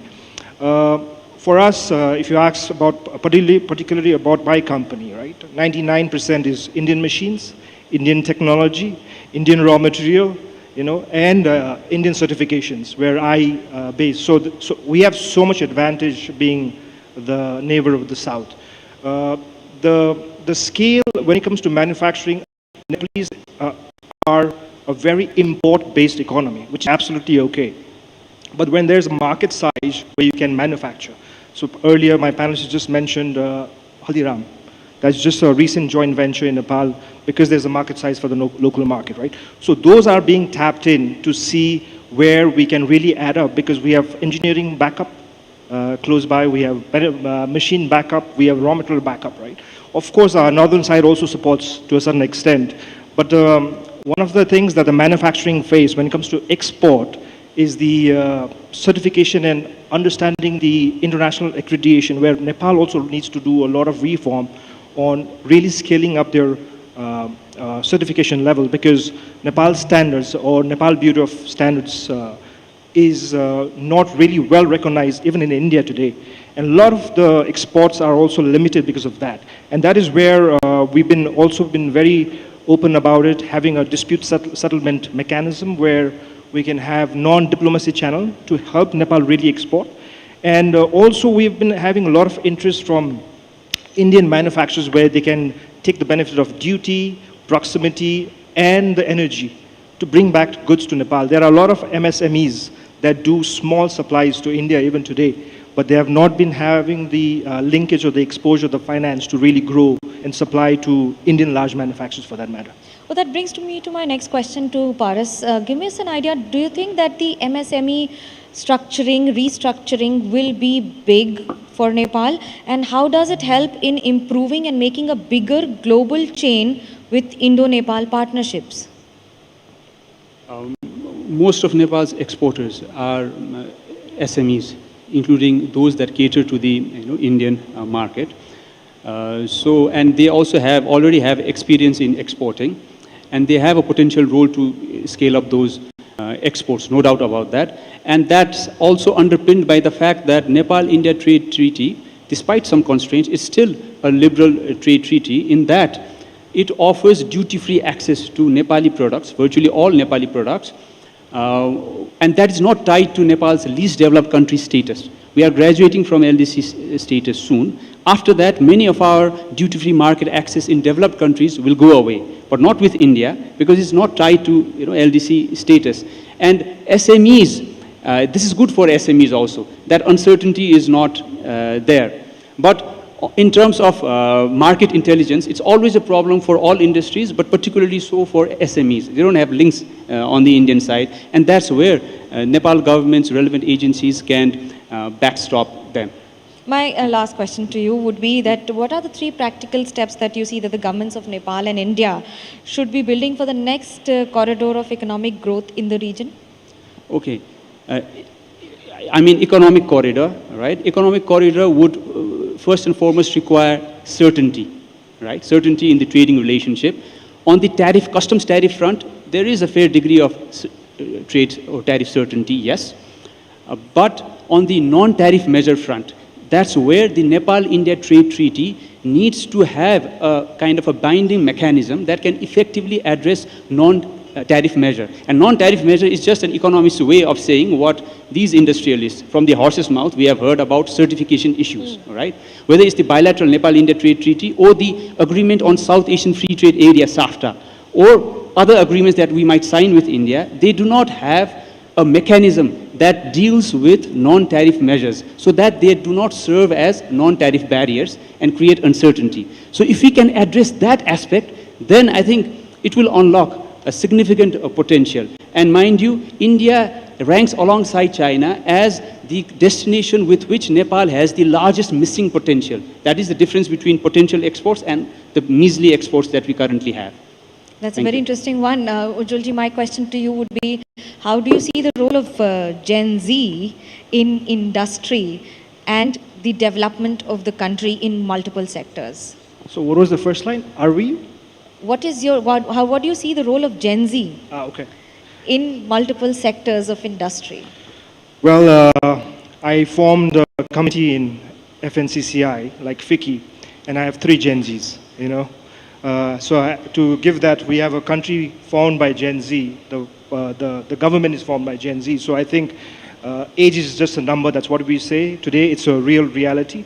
And looking at the demographic of my workforce, maybe manufacturing or even employees, the median age is starting to decline, right? But then how do we accommodate Gen Z is another challenge there. And I think given the exposure of this generation, the scalability for Nepal is tremendous because we are a very young nation. And that also gives us, Nepal's said that we are not a very strong manufacturing country, but we are when it comes to service and IT today. If you look at data, I think we've already surpassed $1 billion of export on IT back office work from Nepal, and it's very scalable. That's where the Gen Z population are coming in. Everybody is getting to software, service, and tech, and Nepal sees that as one of the advantage of a young country supplying, supporting the growing Indian economy, Indian tech having their back offices in Nepal also. Kamlesh, business and industry goes hand in hand, and they are one of those sectors which have been the most resilient when it comes to Nepal being affected by natural calamities, be it 2015, be it 2025 revolution, or maybe 2026 where we are standing today. How do you think and where does the industry get its strength from for that survival instinct of Nepal to keep going ahead? So far as you have just raised the Gen Z issue, I must say Gen Z revolution was for the economic aspirations only. Even in India, I have read in the media, your media, the Cockroach Party, they are also the Gen Zs, their aspirations is also the economic aspiration. Till the country is able to satisfy the economic needs of the young population, such type of revolution will be go on taking place. In Nepal, as we have got our major strength is we have got 57% population is our young population, I must say, India can not able to utilize the strength of our Gen Zs, 57% young population. They have got huge investment about technology.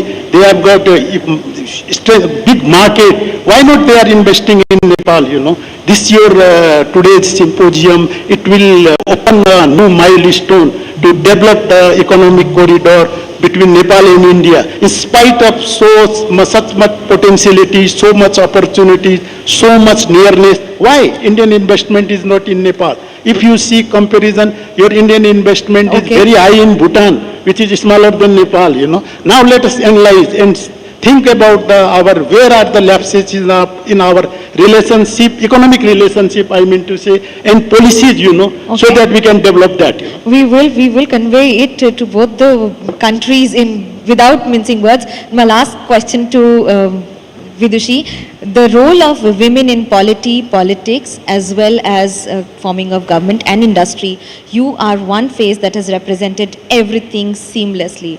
Do you think that the industry too needs that seamless border working?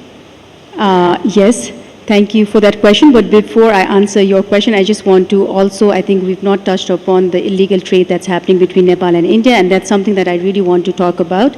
Because yes, we do have an open border of 1,750 kilometers. We've been talking about that. But we also need to talk about the illegal trade that is happening between Nepal and India, which is huge. And it's not helping both the nations because both these places, these industries have not been registered.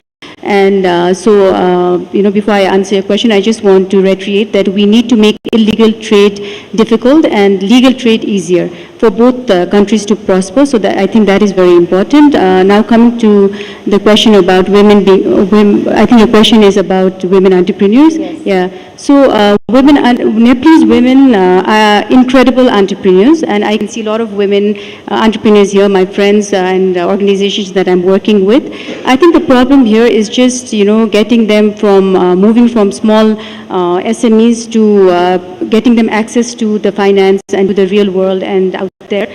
And I always say that women we don't need sympathy, we just need a level playing field where we're given equal opportunities. And this is what I've always been saying, that when women are economically empowered, they are not only economically empowered themselves, but they also empower their families, their children.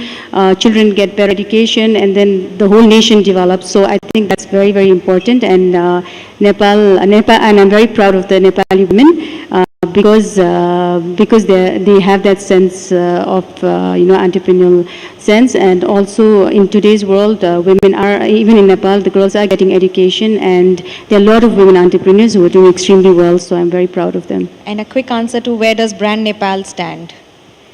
Brand Nepal, as Gold Star Shoes, we've been exporting to India for past 35 years, to UP and Bihar, and there are a lot of challenges, of course.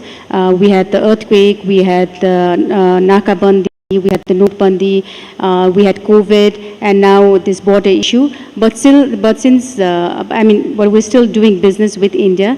In 2015, we did almost 3 billion NPR worth of export to India, and now that's reduced. But if we just look after these challenges and the certification and, all these are looked into, I think it's good. And I think the 3 things that you asked, which is important for the Nepal-India treaty to be better, one is predictability in this certification.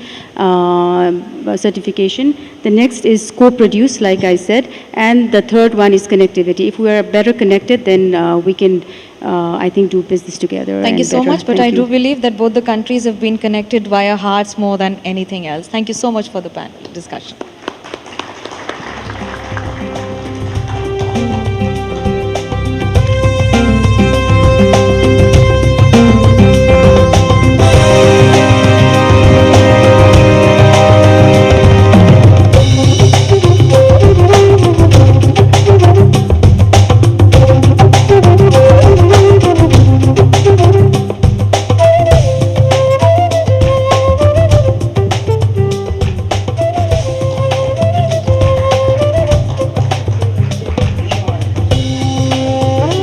हमारे सभी guest का बहुत thank you. आपने जिस अंदाज में अपने विचार यहाँ पर रखे और जिन पॉइंट्स पर बात की, वो ही आज के भारत नेपाल डायलॉग के मुख्य बिंदु हैं, जो हमारा उद्देश्य भी है। अपने अगले सेशन की तरफ अब हम बढ़ेंगे, लेकिन उससे पहले मुझे हमारी शानदार ऑडियंस से एक रिस्पॉन्स चाहिए। अभी तक का समय आपका कैसा बीता? सिर्फ अच्छा? हाँ, थोड़ा अपने तालियों के साथ बताइए। अभी तक के जितने कॉन्वर्जेशन हुए, आप लोगों ने एंजॉय किए conversation? There was something to take away from all these conversations? Fantastic. आगे का हमारा लाइंड अप अलग अलग फील्ड के एक्सपर्ट्स के साथ में है। उनका विजन क्या है, उनके थॉट्स क्या हैं, वो सब भी हम शेयर करेंगे। मंच पर आप अब अगली तैयारी देख रहे हैं। अर्थव्यवस्था से लेकर विदेश नीति, सोशल इश्यूज, भारत नेपाल के संबंधों पर अब तक जितनी बातें हुई, उसमें अपने अगले सेशन और अगली बातचीत के लिए जब हम बढ़ रहे हैं, तो हमारा फोकस रहेगा डिजिटल पर। बदलते वक्त में कितना इम्पॉर्टेंट है ये, इस पर बातचीत होगी। Building digital bridges, India Nepal collaboration in the field of AI, DPI and digital payments. मैं स्टेज पर आमंत्रित करना चाहूंगी प्रोफेसर डॉक्टर बालकृष्ण बाल, associate dean, school of engineering, Kathmandu university; Samantha Dahalji, advocate and partner, Abhinav Law Chambers; Surakhachaya Adhikari, lead and chief operating officer, Tulo.com; and Mr. Umar, chief operating officer, PhonePe। आप सभी का स्वागत करती हूँ मंच पर। Please आइए। और इस सेशन को होस्ट करने के लिए मेरी सहयोगी Manogya Loiwal. Yours Manogya.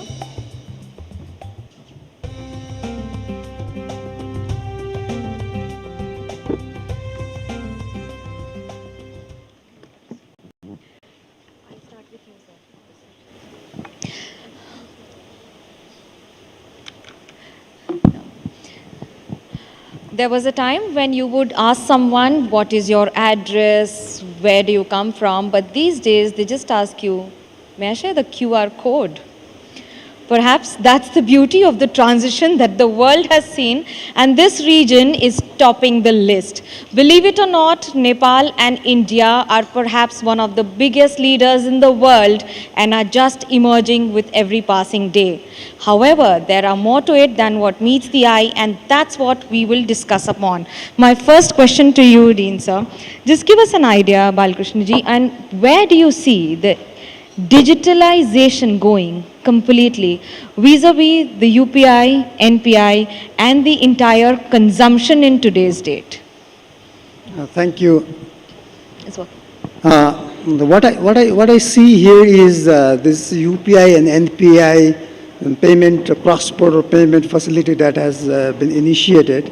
That's a welcoming step, but as you also rightly mentioned, there is much more to do than that, because we would require a complete digital public infrastructure to be developed in place, because that would mean that would mean additionally, interoperable payments and identity, connectivity, digital public infrastructure, and so on.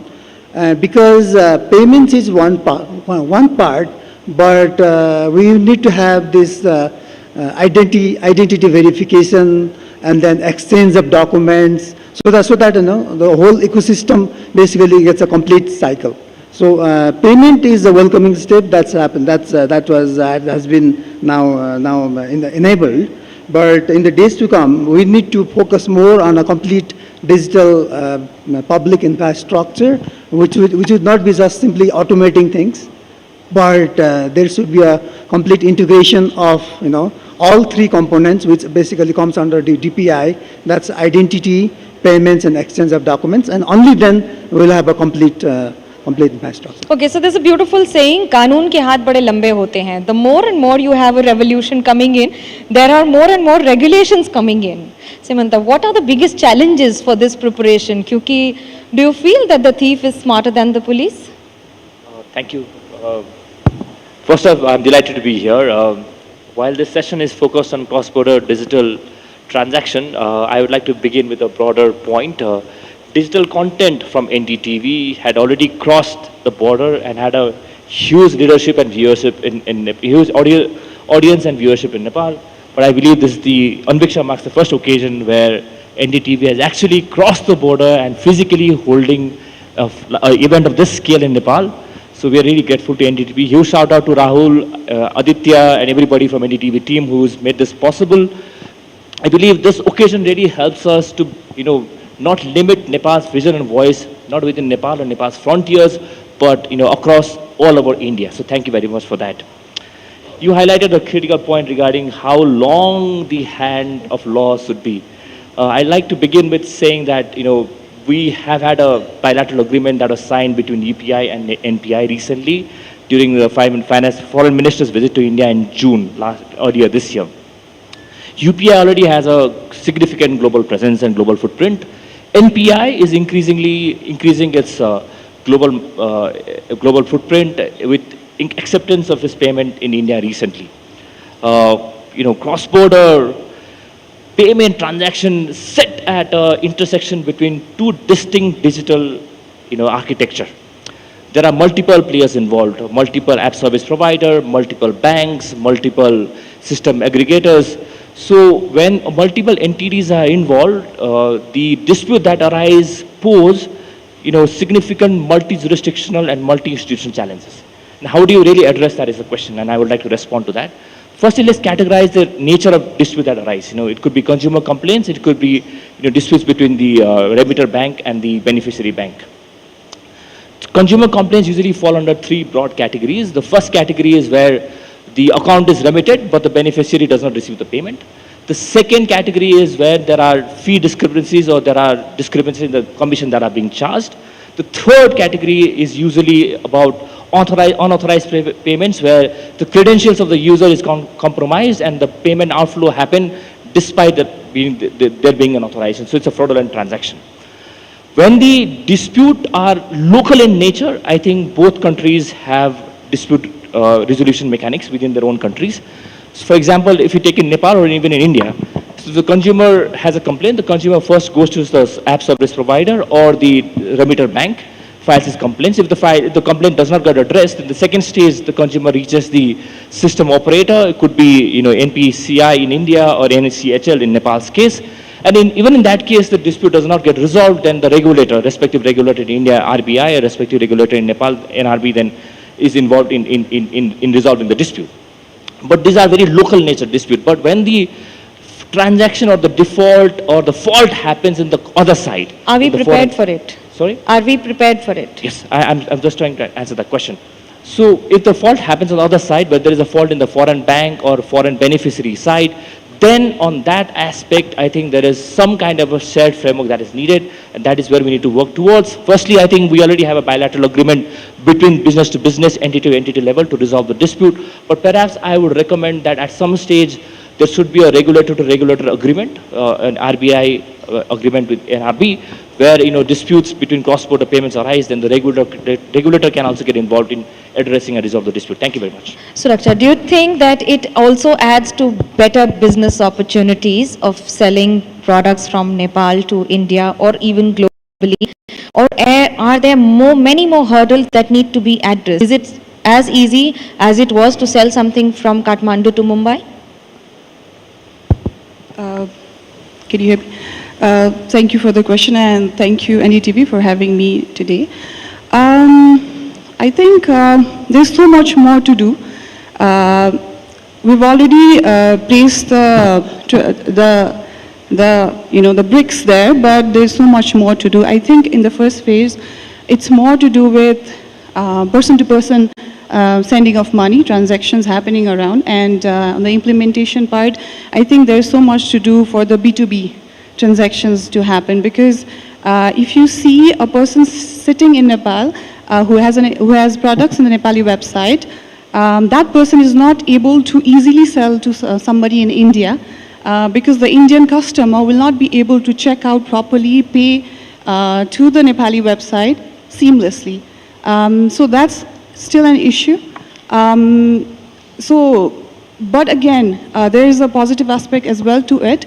I think the UPI can be easily scanned here in Nepal, so people who are visiting Nepal from India, the tourist, can scan and pay to Nepali vendors here. So the brick and mortar systems that are running, like the hospitality, local tourism, are benefiting from it. And till 2026, mid-2026, I think 8,500 plus transactions, the QR transactions have happened. But if you see the e-commerce cross-border transactions, that are still not happening.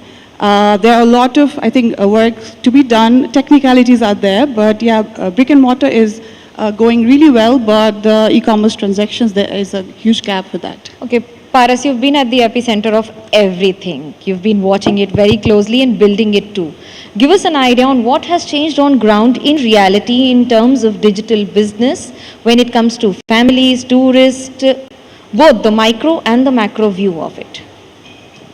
First, I think I'd like to correct here. So NPI UPI connectivity has gone live last June, but that is for digital remittances. The P2M payments that we call in our words, that's for QR-based payments. It's live since February 2024, and that integration is done by PhonePe and NPCI. So whenever we talk about this digital integrations, we generally talk about remittances and card-based payments, and neither of these two systems are not designed for the mass retail movements and SMEs that both of the countries share. Whenever, let's say, an Indian blogger wanted to make a payment for a plate of momo, or devotees want to, make a donation at a Pashupatinath temple, then these sort of integration is not designed for these, retail payments. And whenever Indian tourists come here, the first question now Indian tourists ask is UPI chalega. So that's the problem we are solving here between NPCI and PhonePe that we have done. And this not only about the technology integration, serious economy is flowing between these integrations. So in the operation of 2 years, we have processed around transaction worth of 11 billion rupees in the 2 years of operation. So that's the integration we have done. That's the change we have brought in Nepal. Let me get your bigger picture from you, Dr. Balakrishna. Does this also impact the country multiplying its income, not just in cash, but also in currency via digital payments? And how much it is? I might not have an exact answer to that, but I would just reframe it the other way around. Whether it would create distinct opportunities to the young youths in terms of jobs or employment, right? So if we have this digital infrastructure in place, like this digital payment or any other digital public goods, then that would create some digital opportunities. And that would mean that there will be more opportunity for startups, more opportunity for AI-based services and so on. And that would create more jobs. And then in consequently, that would definitely bring in more money and income. So from that perspective, what I believe is this particular cross-border payment and whatever is happening between Nepal and India recently, that leads to developing a trusted digital breeze, right? So that it does not just gets limited to.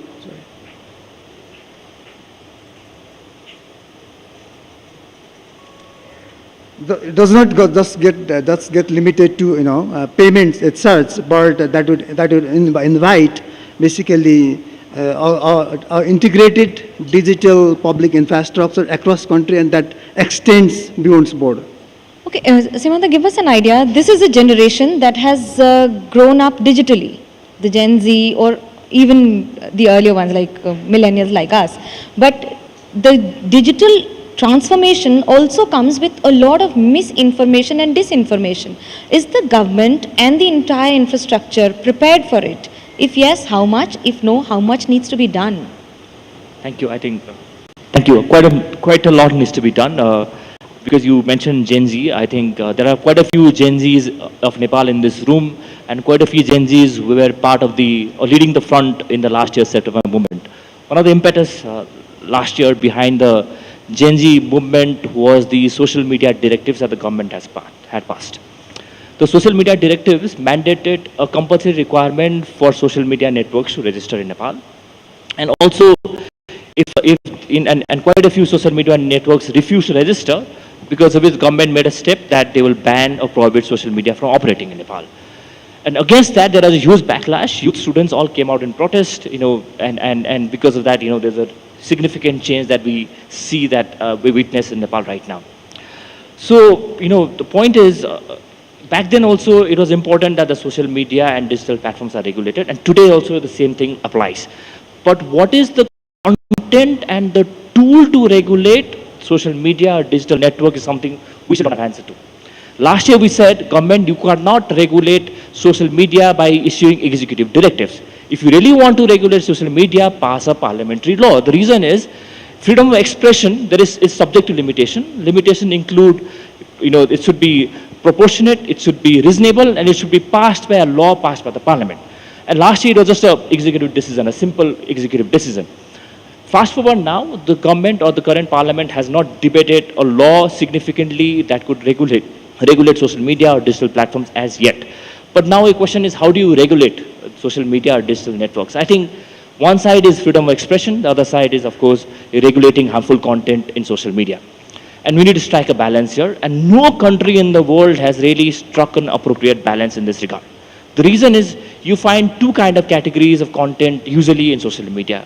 One is proper unlawful content. The second category fall under ambiguous category. The first category I said about unlawful content, these are sexual harassment, this could be incitement to violence, this could be direct harassment. All that are unlawful criminal acts. You need to really regulate and ban them entirely on social media as well. Now, second category is ambiguous category, where you'll find hate speech, you'll find disinformation, misinformation, and harmful content. And defining giving a proper, precise definition to either of these three terms is difficult.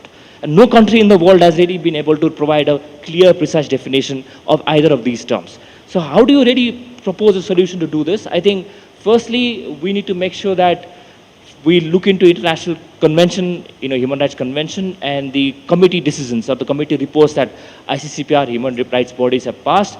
They must have debated what harmful content is, what hate speech is, what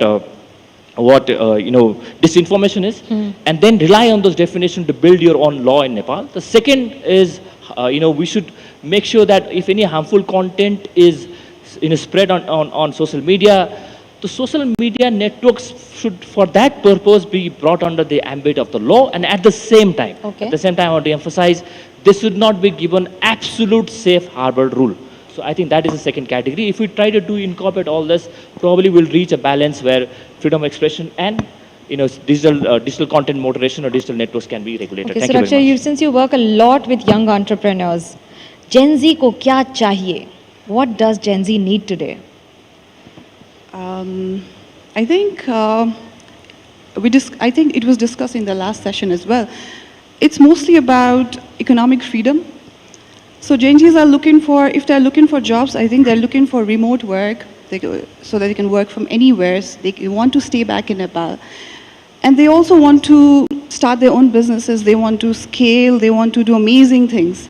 That's what they want to do because it's a global world. They've been seeing people doing amazing things in outer world, India and other countries. So they want to do the same and they think it's possible. But when they hit the ground, they realize there's so much of challenges and that frustrates them. So I think, yes, they want to be fueled by an economic agency, which means they want to earn, they want to spend, they want to trade, they want to do everything. And digital transformation has a huge role in this.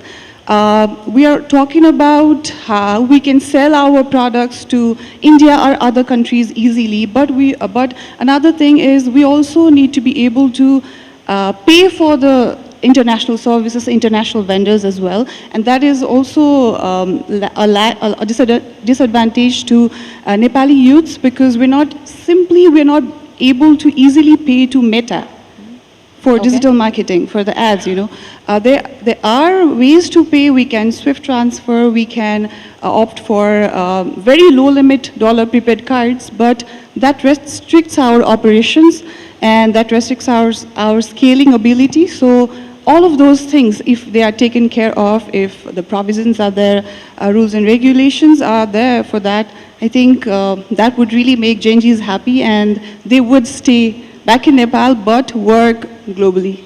Paras, do you think that the digital infrastructure and the digital payments will be forming a very strong tool for entire financial inclusion in the country's development wheel? And also, how do you see the instant calamity and the role of digital payments in it? First, I would like to answer how digital payments help the wannabe entrepreneurs or Gen Z. So digital payments is not only about the moving money, it also moves data. So these data signal something. These data gives macroeconomic signals, sales trends, consumer behaviors, geographical and seasonal variables, and of course fraud patterns as well. So wannabe entrepreneurs can develop these data insights to monetize it and develop solutions built around it, right?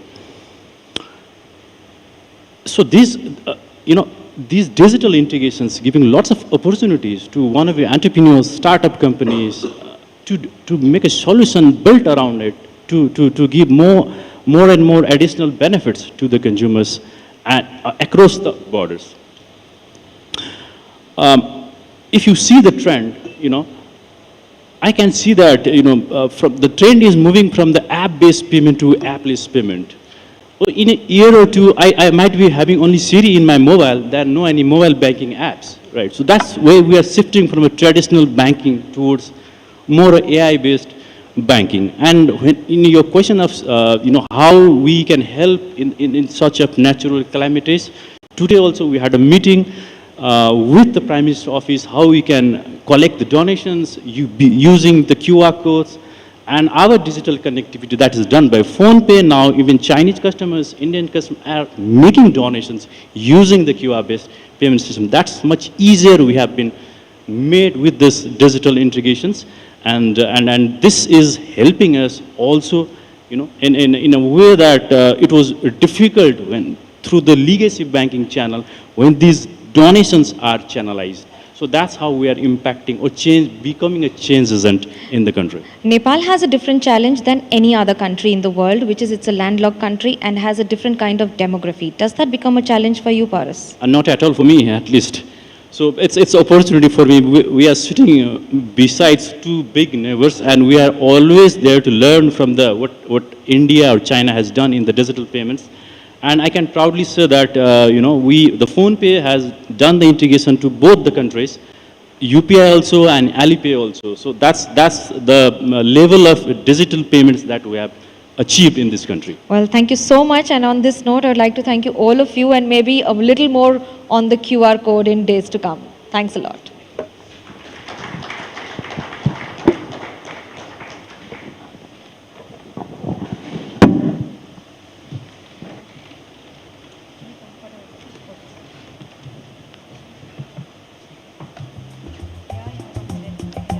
आप सभी guest का बहुत धन्यवाद अपने thoughts यहाँ पर साझा करने के लिए। और डिजिटल ट्रांसफॉर्मेशन आज के वक्त की ज़रूरत है, आज के वक्त के चैलेंजेस में से भी एक है, और भारत नेपाल आपस में मिलकर इसमें कौन सी नई ऊंचाइयाँ छू सकते हैं, उस पर एक थॉट प्रोवोकिंग सेशन ये रहा। इसके लिए आप सभी का धन्यवाद। Thank you Manogya.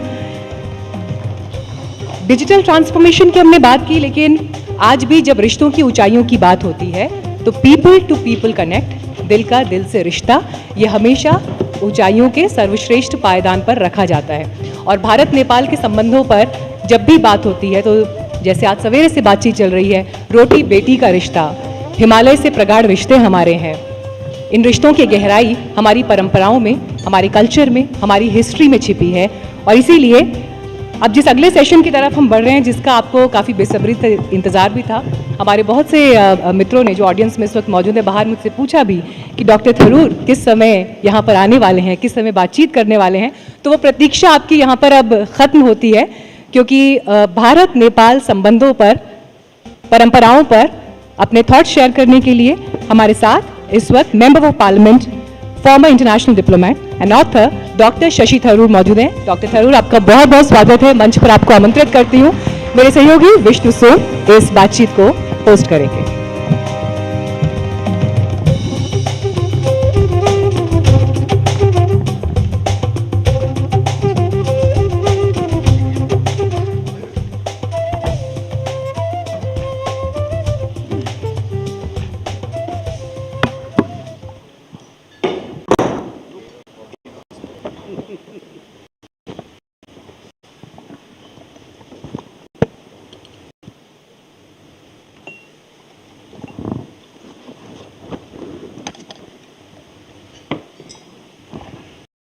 Good afternoon, everyone.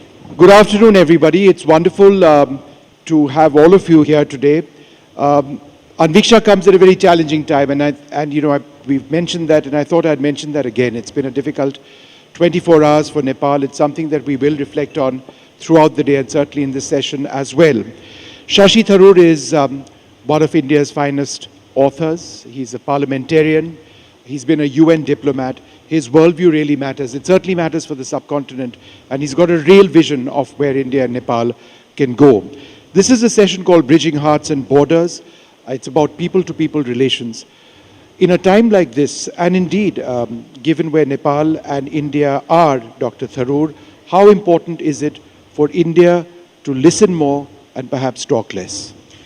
That's always been important, Vishnu. But first of all, let me say that I'm glad you started the way you did, because honestly, the moment one landed in Kathmandu, the story of the day that has been deeply troubling all of us has been the tragic news from the north. The apparently a fragment of a glacier, but a big fragment, broke off and devastated towns, rivers, areas that have essentially included eliminating roads and highways. 18 bridges have gone. There are 8 functioning hydroelectric stations that have been seriously damaged. This is a devastating tragedy, and we should not in any way minimize the importance of what has happened. And I must say that in some ways a metaphor for your topic today has been the instant response of the government of India. Already yesterday a plane has landed with relief supplies. I'm sure there will be more. And whatever other assistance Nepal wants from us, we have to be ready to give. We are their nearest neighbor to begin with, but also this is something where bridging hearts and minds, as you said, and hearts and borders. I mean, the border, we say, is irrelevant when it comes to travel. It should certainly be irrelevant when it comes to help.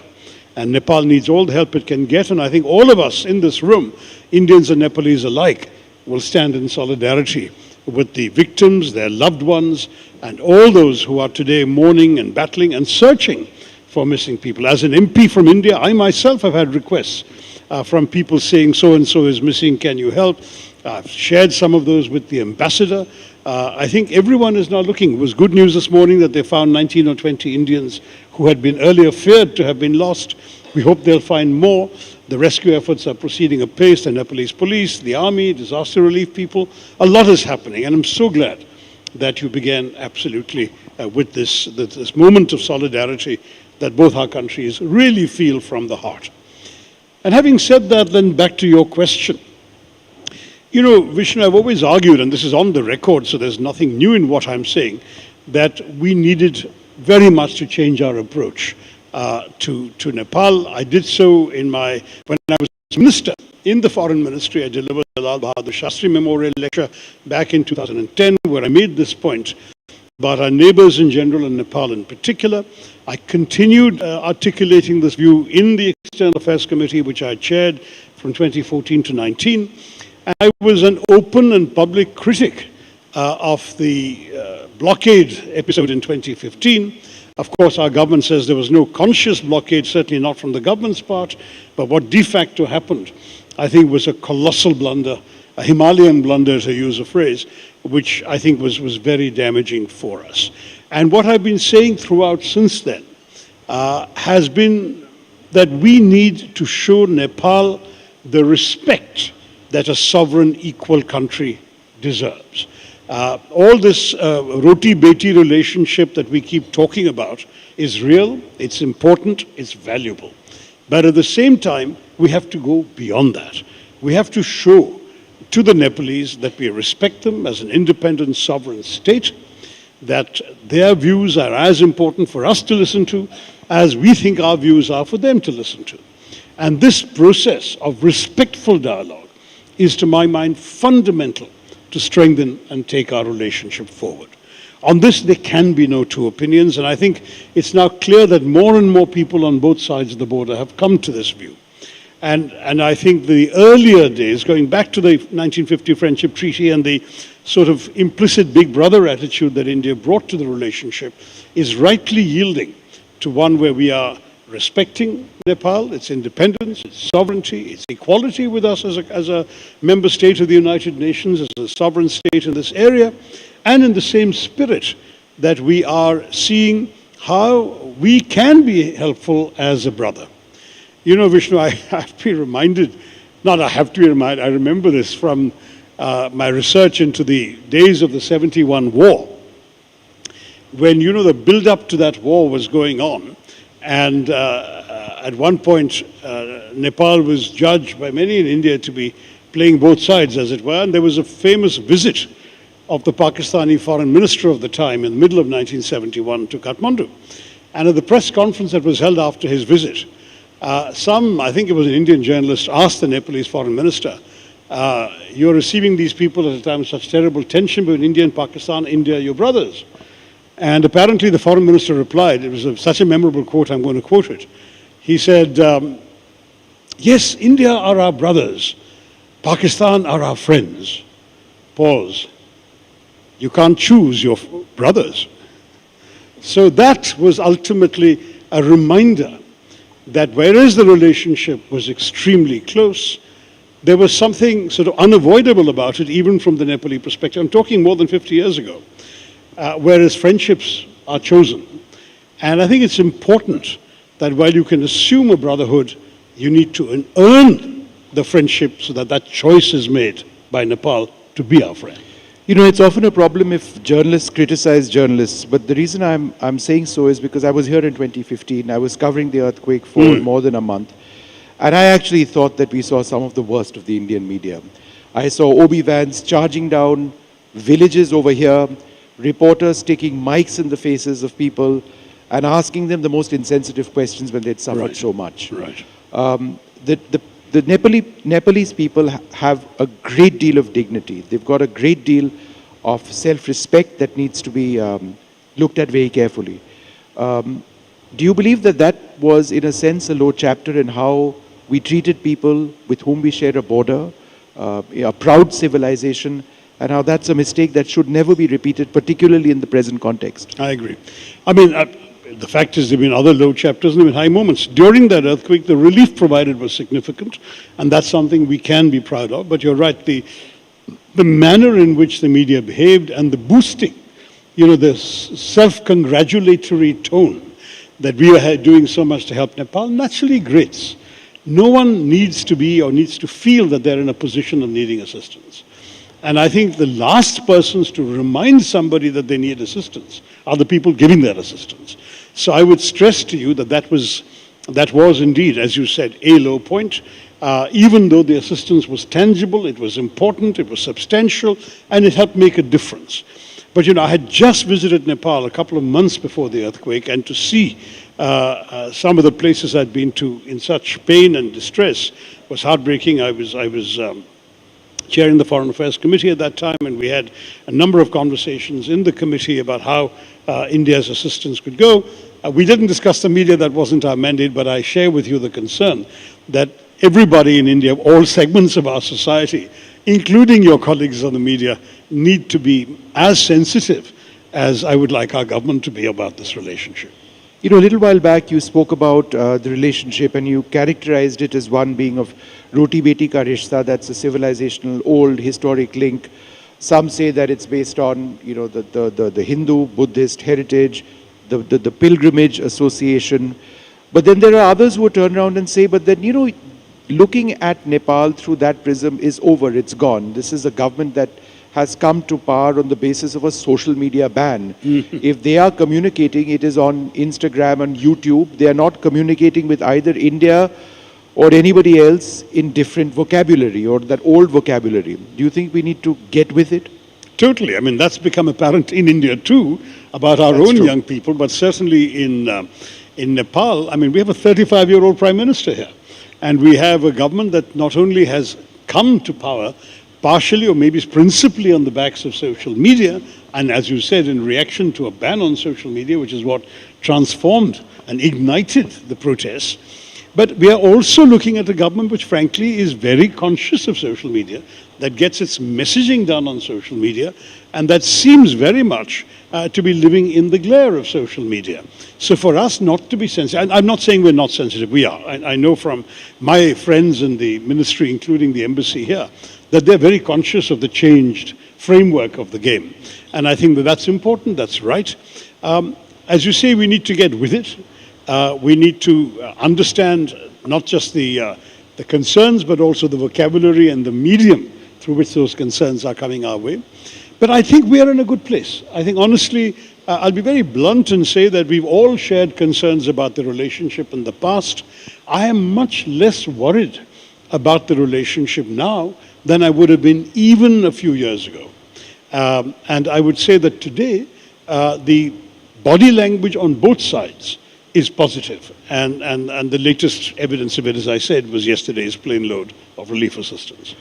You've seen this Gen Z revolution over here in Nepal. We've seen a young uprising in Bangladesh. We've seen, you know, lots of protests in India, Gen Z again. What's happening? Well, look, if you really want to take the frame a bit broader, for about 15 years now, there has been an extraordinary rise right across South Asia, all 6 major South Asian countries, of young people, of their frustrations, their hopes, their aspirations, and their determination to express them freely. It started with Myanmar, 2012. It went on, as you know, to Pakistan, with because a lot of the people on the streets at that time were in fact fairly young. Sri Lanka, don't forget, an entire government was overthrown by the Aragalia movement, whose average age would have been in the early 20s. And then, of course, as you rightly said, Nepal and India have also come. And of course, we can't leave out Bangladesh, which again, the government was overthrown. So you've got 6 South Asian countries that have seen various manifestations of youth reaction and a sort of Gen Z revolt. I think the difference amongst them is a reflection of the political systems in operation in each country and the attitude with which governments attempted to face or diffuse these situations. In Sri Lanka and Bangladesh, they couldn't, and the regimes were overthrown. And eventually Nepal ended up the same way, though not quite as comprehensively as Bangladesh and Sri Lanka, because though the existing government was overthrown, there was still a democratic process with an interim government and a free and fair election and a new government. So the structures remained more or less intact rather than a complete overthrow. I mean, as we saw in Sri Lanka and Bangladesh, the rulers literally fleeing the country and a new force coming in, which in the case of Bangladesh was never elected, the interim government there. And the case of Sri Lanka was a compromise arrangement amongst elected officials, but was not in fact an elected government. And now, of course, elections are followed there, elections are followed in Bangladesh, and Nepal has already had elections, so you've got a different response there. What happened in Pakistan? The military, which had been behind the scenes, came forward and took over, and then again put up what we in India would regard as a puppet civilian government. In India, however, the mechanism was self-correcting.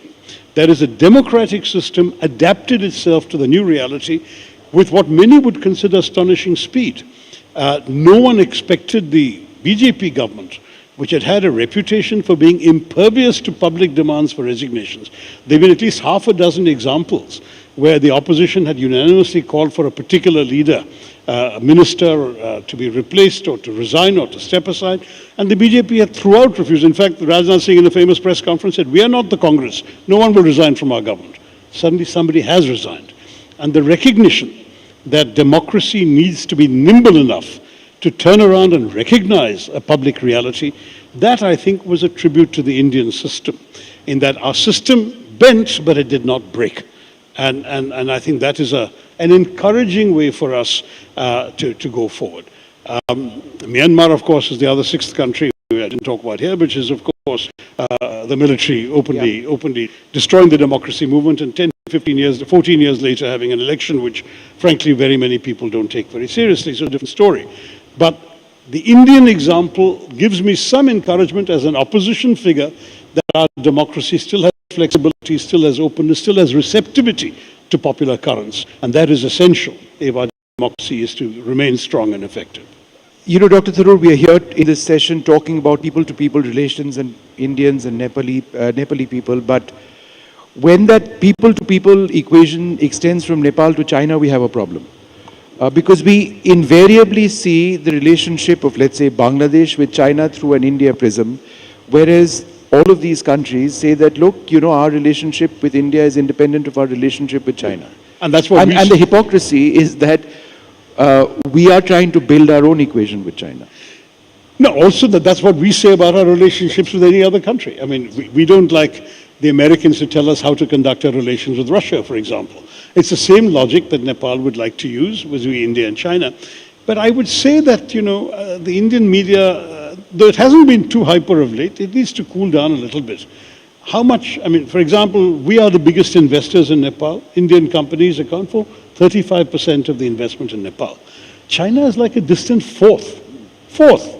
Okay, it's next after us, the Americans, and I've forgotten who's third, but I think it's either Europe or Australia, one of the European countries or Australia, but the Chinese come forward. So we're not looking at a situation where China's presence in Nepal is overwhelming. Yes, you'll find some Chinese tourists coming, but again, our tourists are outstripping them massively in numbers. I'm told that one of the anomalies here is that Nepal only counts tourist arrivals by air. So it's a serious undercounting of the Indian tourists who come by road, and yet we are by far the number one when it comes to tourists. And then the cultural presence is also real, with China, despite some shared Buddhist heritage, cannot match. So I would say let's chill a bit. We don't have to get overexcited about China's relationship, and Nepal has every right to have a relationship with China, with Chinese tourists, with Chinese businesses, have Chinese restaurants, let them do all of that. But as far as India is concerned, let us remember that our relationship stands on its own feet, and that we, as we began by talking about the respect we need to show Nepal, that respect should extend also to people-to-people relations. And I believe it does and it can. At the same time, we should be conscious that Nepal always has other options. You know, there was a time when pretty much any Nepali who studied outside Nepal was studying in India. Today there are Nepalese studying in Western countries, in Australia and Canada and so on, especially the more affluent segments of the middle class and above, just as Indians do. So why should we be offended by that? Again, any Nepali working outside Nepal used to work in India. Now there are Nepalese working in the Gulf, working in other countries. So what? I mean, my attitude to most people who worry about these developments is, why are we judging Nepal by a standard we wouldn't apply to ourselves? Our own people work in multiple countries. Our own people study in multiple countries. Nepalese are doing the same thing. Applaud it. They still, by the way, the largest single cohort studying in any country from Nepal is still in India. Yeah. The largest single cohort working in any country outside Nepal is still India. So let's not overblow some of these things. Yeah. If you are talking about people-to-people relations, then we have an incredible military tradition of soldiers from the Gorkha region of Nepal being part of the Gorkha regiments in the Indian Army. That's changed now because we've got a scheme called Agnipath. So young recruits, after a period of approximately 5 years, are eased out of the system, and then they take on different jobs. Now, that doesn't necessarily work for people who have looked at the Indian Army as an avenue of employment for generations. And yet, by policy, we can't really do anything unless we drop the policy or change it. Do you see this as an important friction point? No, this is genuinely an issue because, remember, the decision is not made really by the Nepalese government, it's made by individual families. And remember that when you're talking about a lifetime career in the army, that's usually 20 years, and after 20 years you get a lifelong pension.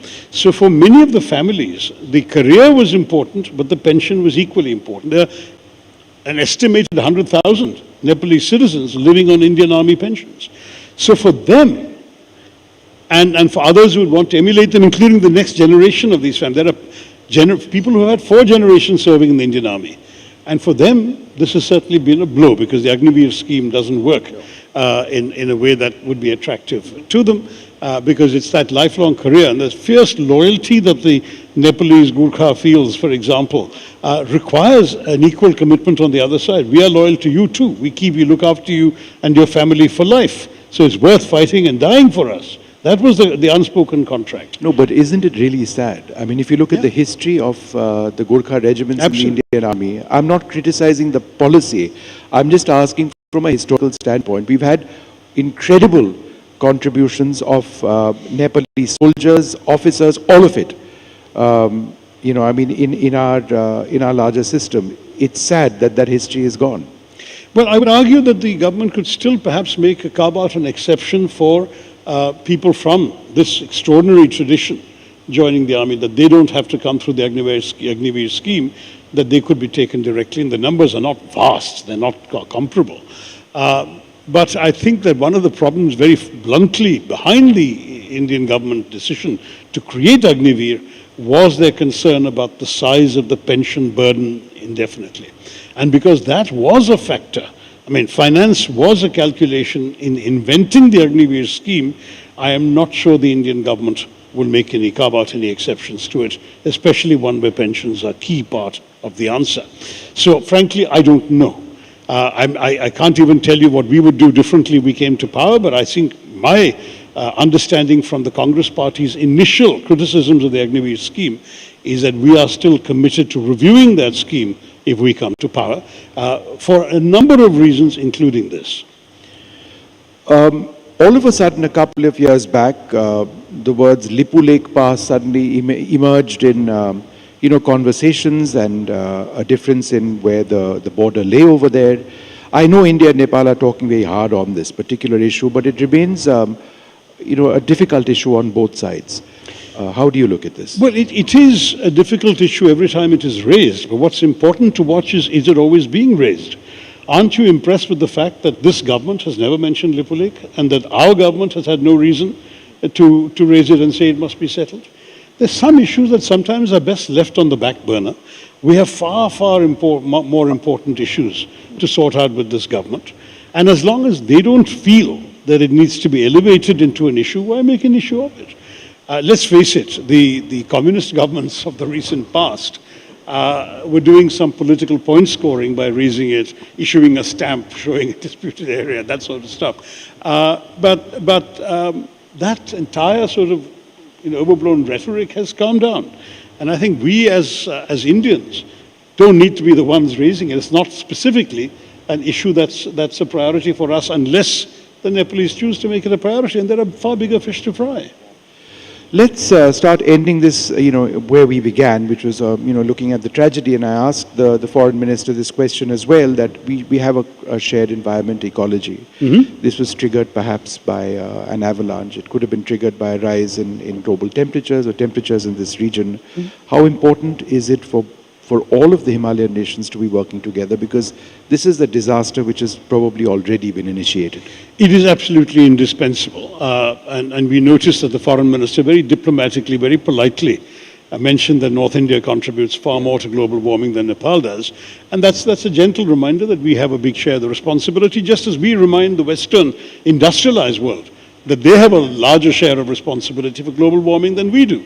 We didn't contribute to the extraordinary percentage of greenhouse gas emissions built up over the last 150 years by the developed West. Yeah. So similarly, Nepal is right to tell us, hey guys, you've done more and you need to get your act together. And I think we should agree with that and share with it, share the concerns. The responsibility is also vital for us because we too are affected. When glaciers melt in the Himalayas, when waters stop flowing, I know we're talking decades in the future, these have colossal consequences for India. We are at the moment benefiting from a rather bizarre phenomenon where we have not warmed to the degree that is expected. Other countries have warmed by as much as 2 degrees. We haven't. And part of the reason given is because our country is so polluted that the sun's rays are being bounced back by the polluted air. It's a ridiculous story. But even as we tackle our pollution, we're going to be getting more global warming. The colossal consequences of these are not small matters. Already we've seen tremendous variations in monsoon patterns. The larger global phenomenon has created the El Nino effect, which is affecting our monsoons. Yeah. We're also seeing some serious challenges in the mountains. If glaciers keep melting, this story today, nothing is 100% confirmed, it's expert surmises, is that in fact a large chunk of a glacier broke off. It could have broken off because of a small earthquake in Tibet. It could have broken off for some other reason, but it broke off because glacier melting is a real thing. Yeah. So whatever we can do and we don't even have enough glacier experts. At a time when the Indian government is rightly now focusing on things like and the Arctic and the Antarctic as a matter of scientific interest to us because of its implications for our country, including geostrategic implications. Right next door to us is a potential world-class crisis in the making, and of course we have a moral and practical responsibility to work with those stakeholders in Nepal to address this problem. It's been wonderful, Dr. Tharoor, speaking to you, building up or thinking deeply about the people-to-people relationship, going beyond past stereotypes, reworking our foreign relations positions, and perhaps recognizing that the nature of the threat or the adversary is common. We ended with the environment. Once again, let's think about those families missing and thinking about their loved ones. Thank you so much for speaking. Thank you, Vishnu. Very true.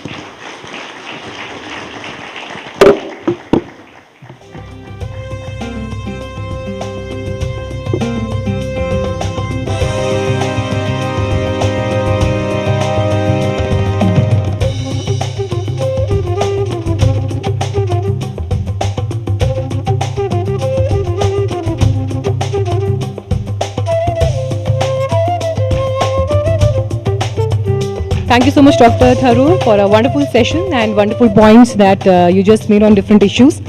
Here we are slipping onto a short lunch break just for 30 minutes and we are expecting आप सभी लोग बहुत जल्द वापस लौट कर आएंगे क्योंकि ब्रेक के बाद कुछ बहुत ही अच्छे पावर पैक्ड सेशंस आपकी प्रतीक्षा में हैं।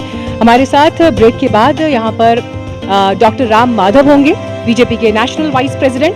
हमारे साथ रबी लमिछानी जी जुड़ेंगे, मनीषा कोराला यहाँ पर आएंगी, तो बहुत से आगे सेशंस लाइंड अप हैं। राजेश हमाल जी होंगे हमारे बीच, तो इंतजार रहेगा आपका। आधे घंटे के बाद लंच ब्रेक के बाद मुलाकात करते हैं। Thank you so much all of you.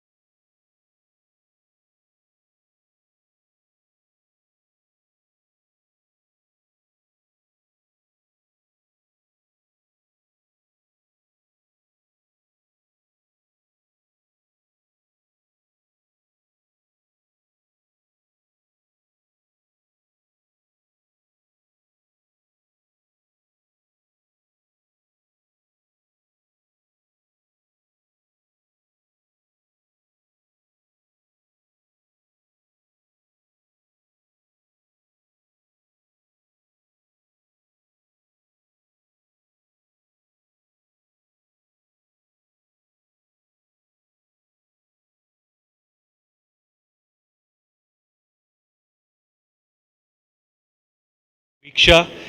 The first session has been a great success. It's been talked about all across the media in India as well as Nepal. And we have a great lineup of sessions all through the day today with politicians from both Nepal and India, change makers and trendsetters who are joining us. I hope you all had a great lunch. But to start the afternoon session at the NDTV World Anviksha, Ideas Across the Borders, please put your hands together for Devas Kumar, CEO of PhonePe.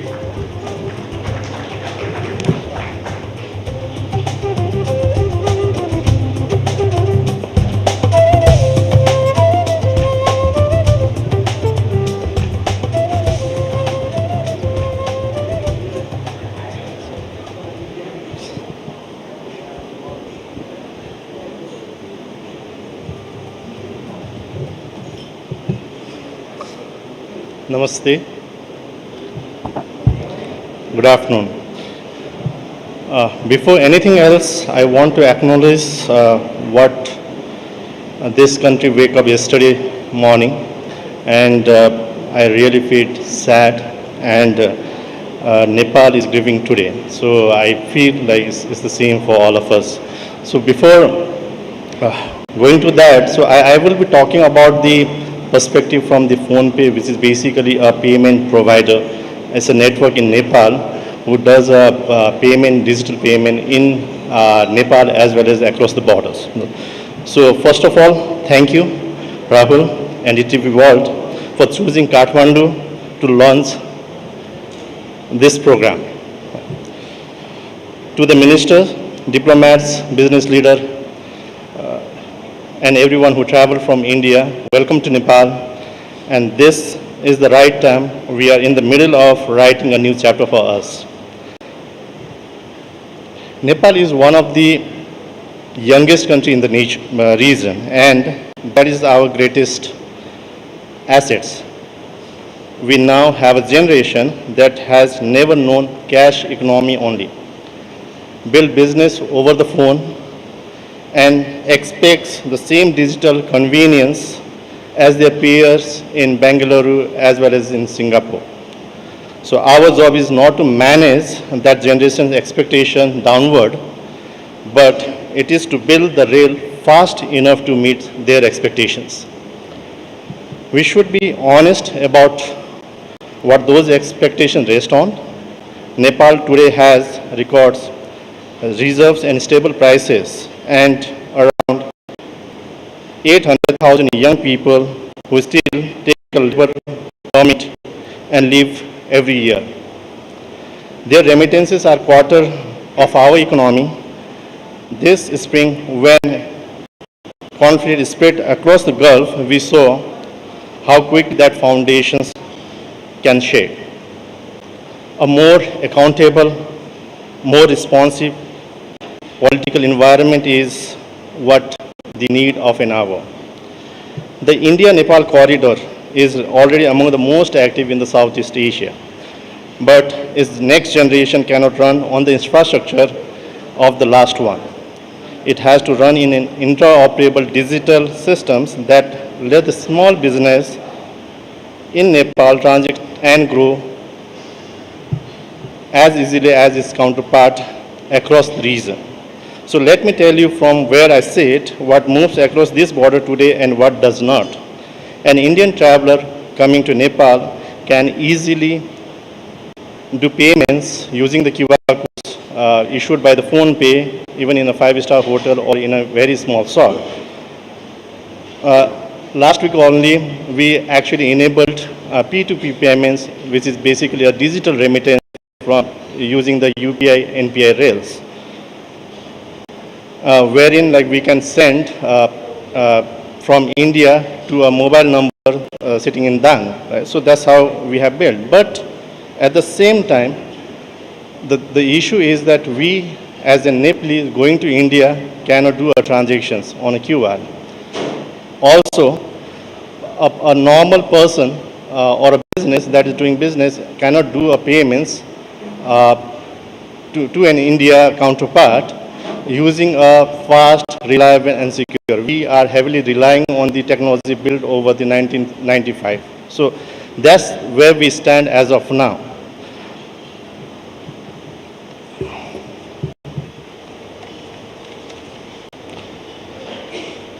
So our largest trade corridor has no real-time rails, as I said.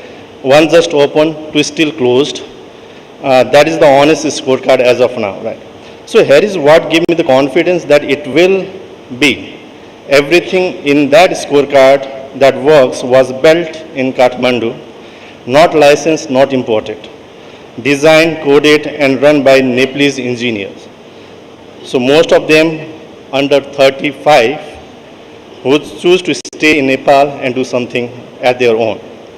We have since connected that same network to a dozen other payments around the globe.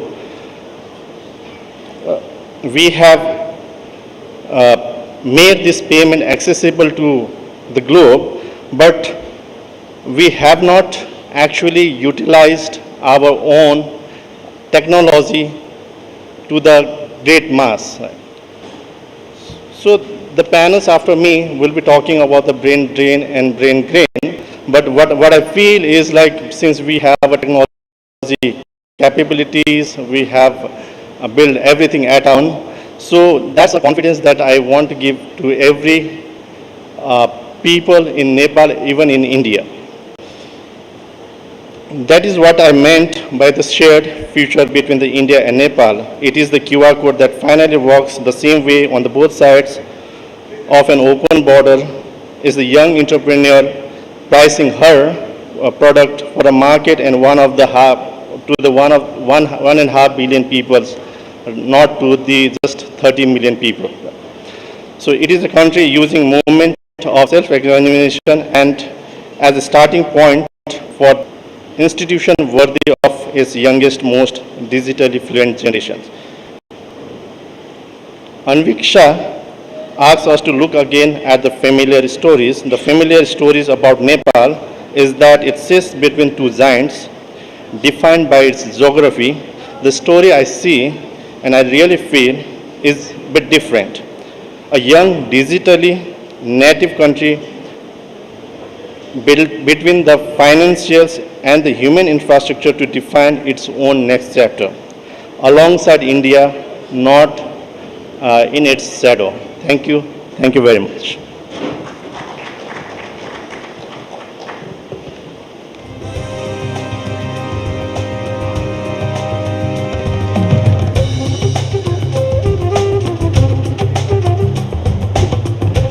Thank you very much, Mr. Devas Kumar. We do hope that with the new technological advancements, a common Nepali brother or sister can be able to make the QR payments in India as well, and to speak about the growing India-Nepal corridor and looking towards a new future. So for the next session, we have been speaking about the civilizational values and the common civilization between India and Nepal.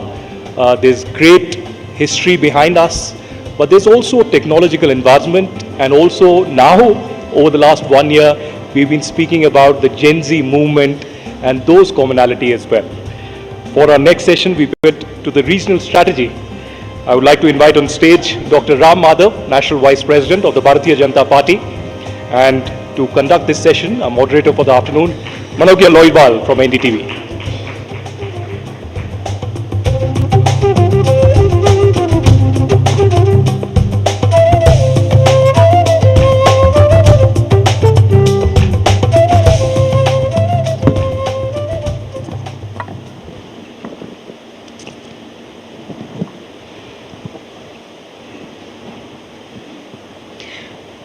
Former Prime Minister of India, late Atal Bihari Vajpayee had said, "Friends can change, neighbors cannot." And perhaps that has come as a reality when it comes to people who have traveled the globe, have a number of visas of more than 50 countries in their passport, just 10 less than their age, and also bring to you a vast experience of not just being in the engine room, but also driving the ideology itself. I'm talking of none other than Ram Madhav, National Vice President of BJP and an RSS Pracharak. Welcome to NDTV World, sir. A round of applause for a man who's been with a mission. It's very categorically stated, Ram Madhav doesn't come with a party post. He comes with an argument. Do we begin? Thank you for those nice, kind words, Manogya. Before we begin, I think it is my duty to pay my condolences to all those families who have probably lost their dear ones in this yesterday's big tragedy here. The entire 1.4 billion Indians stand with the people of Nepal in this hour of big tragedy. We all know that Indian government is also already extending whatever necessary support that Nepal requires from its side. In fact, as my flight landed, behind me came the second flight carrying the relief material from India. One flight had already landed yesterday and the second flight arrived today. We are all with you and we are really hopeful that with the active, relief activity that is being undertaken by the current government, Nepal would overcome this tragedy. Unfortunately, from time to time, Nepal is facing such tragedies. I remember what happened in 2015. 10 years later, again, a similar kind of situation is being faced. Please remember that the whole country and the government of India is with you in this hour of crisis. Also, I would like to congratulate the NDTV management, Rahul and Manogya, and all the team members for organizing this event in Nepal. You started with Vajpayee ji, तो मैं कबीर का एक दोहा से शुरू करता हूँ. कबीर का एक दोहा है, लोग कहते हैं कि भगवान आते नहीं, पर द्रौपदी जैसा कोई बुलाते नहीं. लोग कहते हैं कि भगवान खाते नहीं, मगर शबरी जैसे कोई खिलाते नहीं. कभी कभी लोग कहते हैं कि नेपाल इंडिया में दूरी है, नेपाल में थोड़ा एंटी इंडिया सेंटिमेंट है वगैरह वगैरह. Remember, India's relations with its neighbors are not just state to state, government to government relations. They are much more strong, that they are stronger at people to people level. When we strengthen people to people engagement, all those things will become immaterial. I mean, no such things we will encounter, we will face. So, Nepal की जनता भारत के साथ जुड़ेगी जब NDTV जैसे organisations when they come forward and do these kind of events. I wholeheartedly congratulate NDTV for this initiative, and you took up such a wonderful name. My hearty congratulations to you. So just taking you forward to the next question is, there has been a Gen Z movement in Nepal that changed the country's scenario completely forever. And there has been a Gen Z movement in India. What are the differences between the two and why so? Two different situations and two different outcomes also we know. There was a particular situation in this country last year which led to that massive popular outburst, and it had resulted in a major change in the political dispensation here. It's completely a domestic issue of Nepal. From outside, obviously, we should not be commenting about it. Whatever decision people of Nepal or youth of Nepal they took is in the interest of their country, and that is their prerogative also. But as far as India is concerned, let me tell you something very important. We have to be a little careful about these new terminologies that are coming into vogue. Gen Z, Gen Alpha, Millennials. Nowadays I have heard something as Zillennials. How much do you want to divide our youngsters? India is a country of massive youth population. We are very proud of our youngsters. But they are not just one group that represents the entire youth of our country. Of course, any group of youngsters in India, if they have a concern, if they have some issues to take up with the government of the day is always willing to engage with them. And that's what happened in Delhi last month when the youth, a section of our India's youth, which is categorized as Gen Z, but वहाँ तो Gen Z से बहुत सारे अलग लोग भी थे. There are many other people also, but that is immaterial. But the issues raised were immediately addressed, and the movement's agenda was fulfilled. But remember, that's not the only youth in India. No, I come from BJP. We have a youth wing called Bharatiya Janata Yuva Morcha. We have a massive youth following in our party, which is with the government, with the Prime Minister Modi. And outside of BJP Yuva Morcha, there is RSS, which is the most powerful youth organization in the country. The so-called Gen Z is in largest number in RSS. They are in very big numbers in ABVP. So India's youth is not just the youth that you saw at the Jantar Mantar, although that youth comprised of all these different sections of our society, and they had certain concerns. Those concerns were very effectively addressed by the government of the day, addressed by Prime Minister Modi's government. Well, he also took to the Instagram for it to address a lot of issues. But we need to understand that there are murmurs of an anti-India narrative in the youth in Nepal. Do you agree to that? What is the reality behind it? I keep hearing about it from time to time. Nepal का मेरा संबंध तो काफ़ी सालों का है. I have been coming to this country for many years now. I have been meeting with the not just the political leadership but also the social leadership, the people here. I don't agree with that kind of a discussion about the people of Nepal, that there is an anti-India sentiment. I somehow, I never faced it, I never found it, and your own session is a proof since morning. How many different types of representatives you have been able to bring here? Has anyone talked in anti-India terms? And on the contrary, everybody looks up to India as a good friend, dear neighbor. So that is primarily the sentiment, because the reason is we are two sovereign neighbors. We respect Nepal's sovereignty fully. But we are civilizationally two cousins. We share a very strong cultural and civilizational bond. So even if there are quarrels, there will be family quarrels.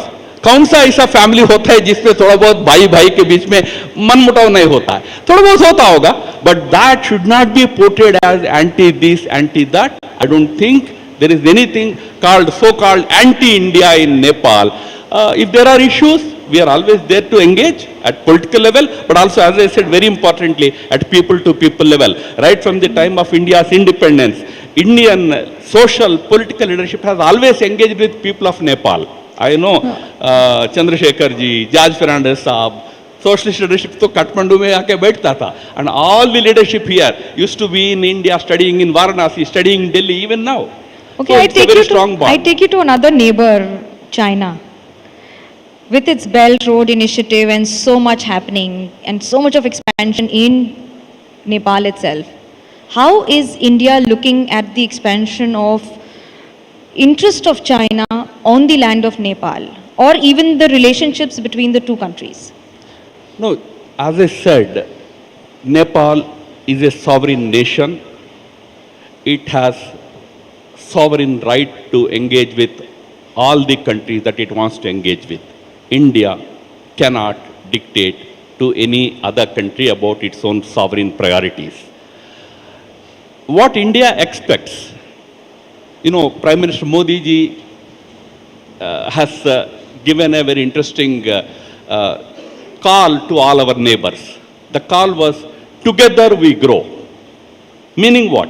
Together we grow means we want Nepal to grow, but when Nepal grows, its growth should help India. It should not create any problems to India. Similarly, when India grows, India's growth should help Nepal. So when Nepal or any other country in our neighborhood, when it engages with any other country, any third country, we have no issues with that. After all, China is an important country in our region. India-China relationship itself is a very big relationship. I don't know how many people, how many of you know that India-China trade relationship is $159 billion. That is, if you exclude services sector, bigger than India's trade with US. We have our own engagement with China. So those engagements being the sovereign decisions of respective governments, we just want that our neighbors should keep in mind that those engagements that help those countries should also help India. They should not create any problems to India. That's all that India expects in this scenario. So Nepal has been one of the longest serving Hindu monarchy in the world, and also given to understand that there are protests and demands of it being reinstated demand and a constitutional monarchy. As an RSS ideologue and a BJP leader and someone who's been closely working globally, how do you see this both demand as well as the rise of the protest for it? As I said, people of Nepal, they have the power to decide what kind of a political system they want, not somebody sitting in Delhi or somewhere else. So people of Nepal decided in their wisdom that they wanted to have a functional democracy here. And yes, they have a good democratic system, democratic government here. So let them decide.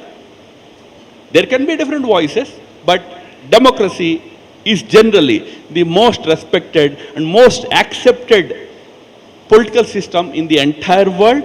We are happy that people of Nepal have a good democratic government in place, and I hope this current system that they have, the current government that they have now, will be even more stable. Of course, they had government, there were sometimes a little unstable, but it seems there will be more stable democratic system, democratic government here. It's the decision of the people of Nepal. There's a treaty between India and Nepal on 1950 treaty. There are also multiple demands of it being revisited or revised.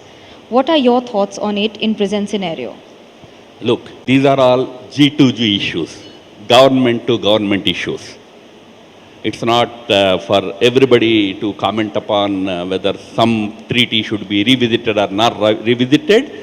If there is any such demand coming up from either side, it will be discussed at the government level. There was a map that was introduced where Kalapani and other locations were shown a certain way.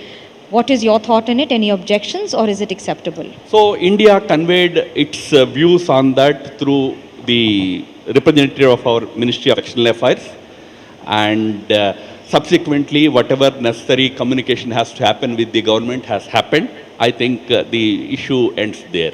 The induction of Nepali Gorkhas into Indian Army has been stalled for a few years. Do you think that revisiting it will add to the relationships in certain way? Especially after the Agniveer schemes. Yes, right from the time of the British government in India, there has been this tradition of citizens of Nepal, especially Gorkhas, joining the Indian Army. If that tradition continues, in fact, Army Chief was here a week or 10 days ago. He also discussed about this issue with the government here. So I hope the government here takes an appropriate decision on that. We also have a border that is as porous as it can be for, of course, transactions and transitions. Do you think that there are any kind of threats that needs to be addressed with the border management between the two nations? If so, what are they? We have different groups studying the issues, groups that comprised of Indian representatives and Nepal's representatives together, studying the issues between India and Nepal as far as the border is concerned. I don't want to give that description of porous border and all that. It's a border.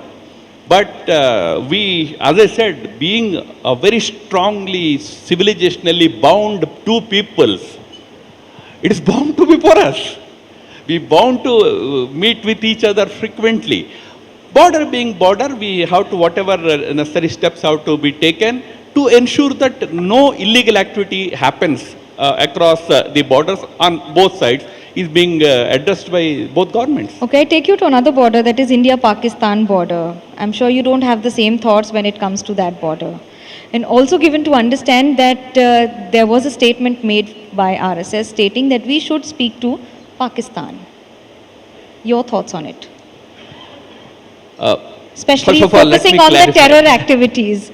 Let me No, clarify. we might be smiling, but we understand. No, let me clarify that the General Secretary of RSS did not ever say that we should talk to Pakistan. This was an interpretation given to what he said.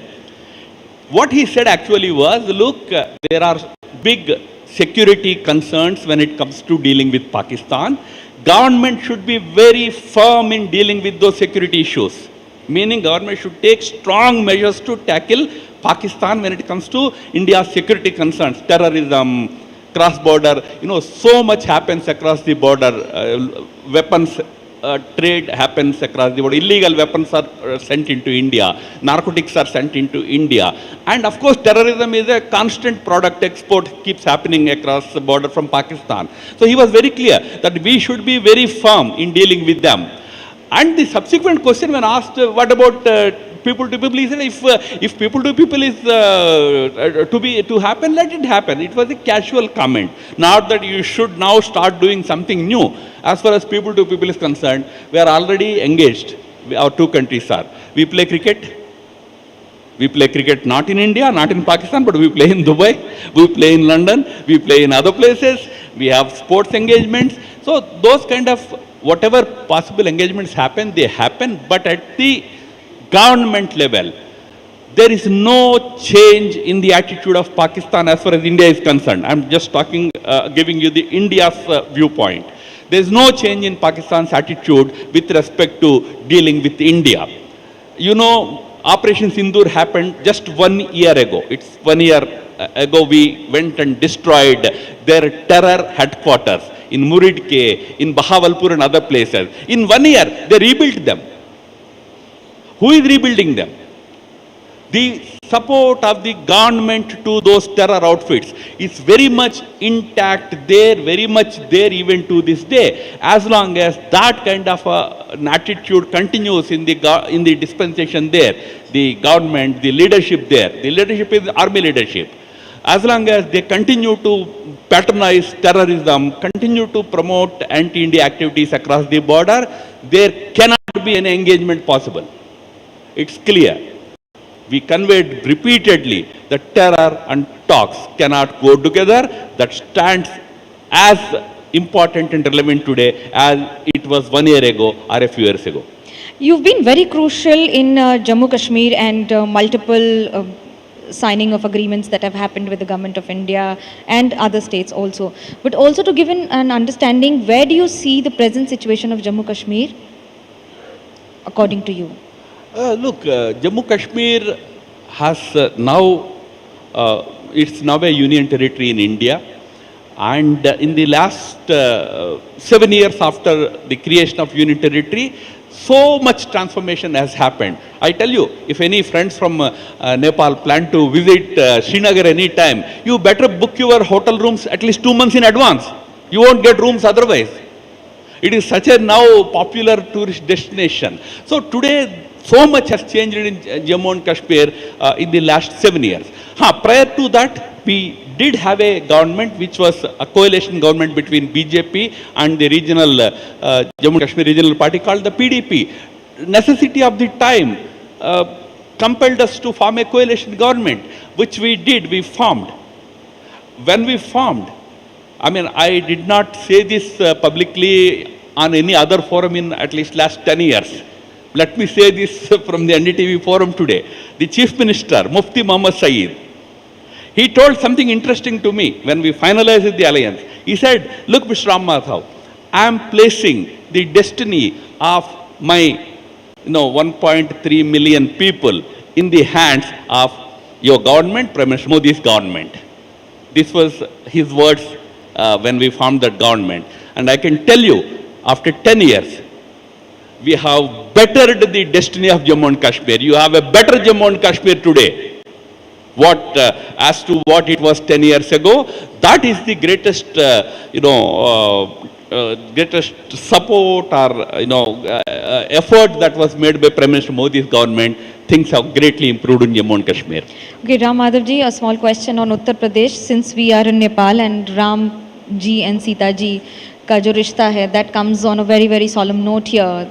The Chanda Chori issue, where do you see it going in India, UP, especially in the elections? It was an unfortunate aberration. It was not any rule. It was just an unfortunate aberration. Remember, the issue of Chanda Chori was actually identified. It was found out by the administration of the temple only, no outsider. कोई बाहर से आके बोला कि चंदा चोर हो रहे नहीं. The temple administration found out that certain wrong things were happening in a small group, about 20-25 people. That was immediately addressed. Those people who were indulging in that kind of an activity were immediately apprehended, they were arrested, and the matter ended there. And subsequently, the temple administration has taken many steps. Now they are appointing a CEO, Chief Executive Officer, to oversee the entire functioning of the temple. So one need not be really worried about whether that is continuing to happen or it is something very big happening all the time. No, it was a one-time aberration. Maybe there was some oversight. That oversight was immediately identified, and it was that thing was plugged immediately. So I think nobody needs to really worry about it. It's very well managed. It's a very well managed temple today. And my last question to you, what 3 things have changed once you've made a comeback as the National Vice President in BJP? Do not give us your new itinerary that's going to be super busy, something beyond that. No, I came back as National Vice President just 1 week ago. How much will change in 1 week? So it will take some time, but I tell you, BJP is a very big party in India, fast growing party. I mean, this one party which is growing, it started in 1980, but I would start from 2014 onwards. In the last 12 years also, continuously growing, continuously expanding. So to your question, what will be the 3 things that we will probably will be looking at is to further expand our political footprint, further expand our political outreach, further expand our ideological footprint. Today BJP's school of thought, BJP's ideology of culture and nationalism has emerged as the national mainstream in India. This is the national mainstream. 50 years ago, Nehruvian socialism, Nehruvian secularism used to be the ideological anchor for Indian politics and all. No longer today. It is the cultural nationalist approach of Prime Minister Modi's government. That is the national mainstay. That footprint will expand further. We have to win a few more states. That also will complete. We are in power in 22 out of 30 states in India. 22. That means 8 states are remaining. As a political party, we aim to capture those 8 states also. That is our objective in the coming years now. So ladies and gentlemen, that's Ram Madhav, and as he explains, he doesn't say the number of states he's won. He states there are 8 states left to be won. That's the mathematics of a politician, absolutely in opposite of what you would think of. Thank you so much, Ram Madhav ji, for joining us on NDTV My World. pleasure.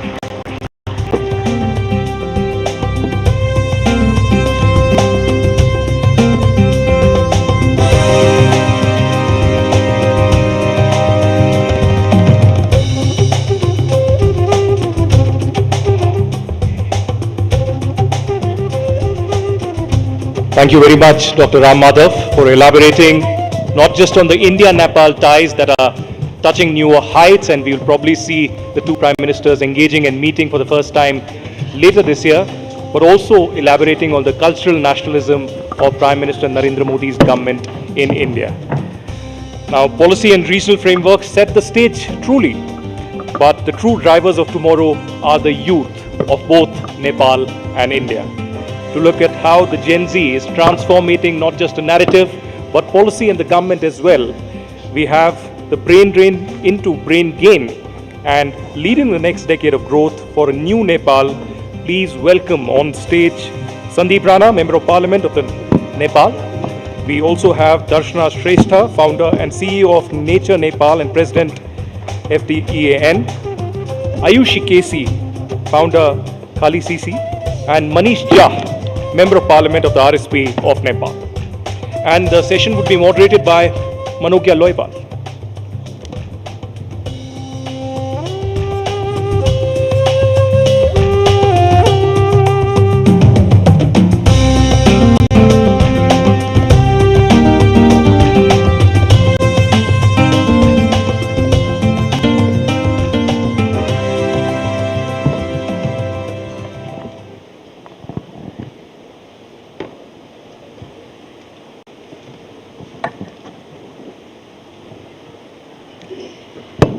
Nepal is young, believe it or not. 1 person in every 3 is a Gen Z. And that's the power of a nation that has rewritten its own history in the best possible terms for the world to see. They have their own ways, they have their own means. I'm sorry.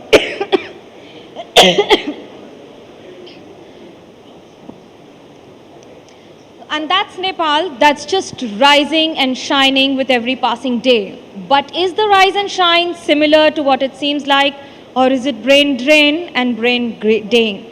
That's what we're going to discuss now. And to talk more with me, I start with you, Manishji, first. Give us an idea. Being in power, a representative of Gen Z, do you agree, is it brain drain or brain gain? Thank you for your question. First, I would like to start with the disaster we are facing in Nepal and giving condolence from my side and also on behalf of my party. Government is very active and they are trying all their best, making their efforts to do the control and rescue everything. This event would have been even better if we were not facing that disaster, but nevertheless, what Anviksha is trying and the discussion you have brought here is very relevant. Relating to your question as well, we need to restructure a lot of thought process we have here. I use one statement that we need to restructure our perspective according to restructure politics. In 7 decades, we have got 7 constitutions. In 7 decades, we have got 7 different political practices. But the perspective we almost found same. So the Gen Z, new energy, new way of working and trying to restructure a lot of things. So we need to restructure a way of thinking and which brings the gain perspective a lot than drain. So we have been thinking about this foreign employment opportunity all the time as a curse, but we need to think about its opportunity to grow. We are facing the disaster and we have seen that all the diaspora have come together to help. So that's a contribution, that's opportunity, not all the time curse. So I want to be more focused on the gain side, not the drain side. Sandeep, you're one of those rarest who worked in India in the closed circuits of all the influences, but has also had the opportunity of contesting election in Nepal and now representing not just youth, but also the country in various platforms. How do you see the youth to get more from the neighboring nations?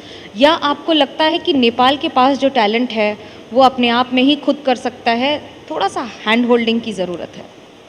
Thank you.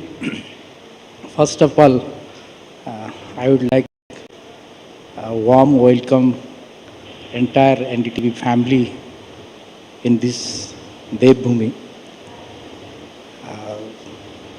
And thank you also, you choose the Kathmandu for the Anviksha program. और दूसरे में हम लोग एक विपदा में है, अभी विपद में है, तो मैं अपने तरफ से और संपूर्ण नेपाली लोगों की तरफ से पूरे भारत और भारत सरकार सभी को इस विपद में हमारे साथ खड़े होने के लिए मैं अंतर्मन से धन्यवाद भी देना चाहता हूँ. I should speak in Nepali. एकदमै राम्रो प्रश्न सोध्नुभयो. हामी यहाँ ब्रेन ड्रेन र ब्रेन गेनको कुरा गरिराखेका छौँ। यो ब्रेन ड्रेन हुन दिनको लागि या हाम्रो यो क्षमतालाई बाहिर जान दिनुभन्दा, सिमाना रोक्नुभन्दा हामीले हाम्रै देशमा अवसरको ढोका खोल्नुपर्छ भन्ने हामी त्योप्रति गइराखेका छौँ। पछिल्लो समयदेखि एउटै कुरा भइराख्यो कि युवाहरू चाहिँ यो देशको भविष्य हो भने, तर यो देशको भविष्य त हो भने तर वर्तमानमा उसको भूमिका के हो त्यो प्रति कसैले पनि सोचेन। त्यसै कारणले युवाहरूमा आफ्नो प्रतिभालाई सही तरिकाले सदुपयोग गर्न नपाएको कारणले नै यो चाहिँ जीएनजीको घटनाहरू भयो। तर हाम्रो देशमा थुप्रै अपर्च्युनिटिजहरू छ जसलाई चाहिँ हामीले त्यो ब्रेन जुन ड्रेनको कुरा छ त्यो हामी ब्रेन गेनमा एक्चुअली यसलाई चाहिँ मैले समस्या भन्दा पनि कस्तो रूपमा हेर्छु भने यो ग्लोबल एसेट हो जो बाहिर गएको क्षमता छ, त्यो क्षमतामा उहाँहरूको सिप छ, अनुभव छ, अन्तर्राष्ट्रिय सम्बन्ध छ, त्यो सबै कुरालाई चाहिँ हामीले नेपालमा नै ल्याएर उपयोग गर्न र त्यसलाई चाहिँ बाहिर जान दिनुभन्दा रोक्नुभन्दा पनि यही देशमा चाहिँ अवसरको ढोका खोल्नमा चाहिँ हामी ज्यादा फोकस गर्छौँ। Darshana ji, do you feel that it is realistically possible to ensure that the lakhs of Nepalese youth that leave the country for better job opportunities, imagine a minimum of 1 lakh students apply every year only for NOCs from universities outside. Is it also lack of education that has, or maybe proper opportunities for the best of education that is resulting into this? Thank you, and thank you. I thank NDTV for having me here. So I am a mother of Gen Z, and I have witnessed every day. It is not about the education they don't find here. It is the opportunity. They have high aspirations. They look for growth. They look for their careers, and they look for their economic opportunities. And if they don't find it, and they seek, support from other countries to study there, to get better education and get better opportunities. And having said that, it's not that they don't want to leave Nepal, it's because for the opportunity they want to go.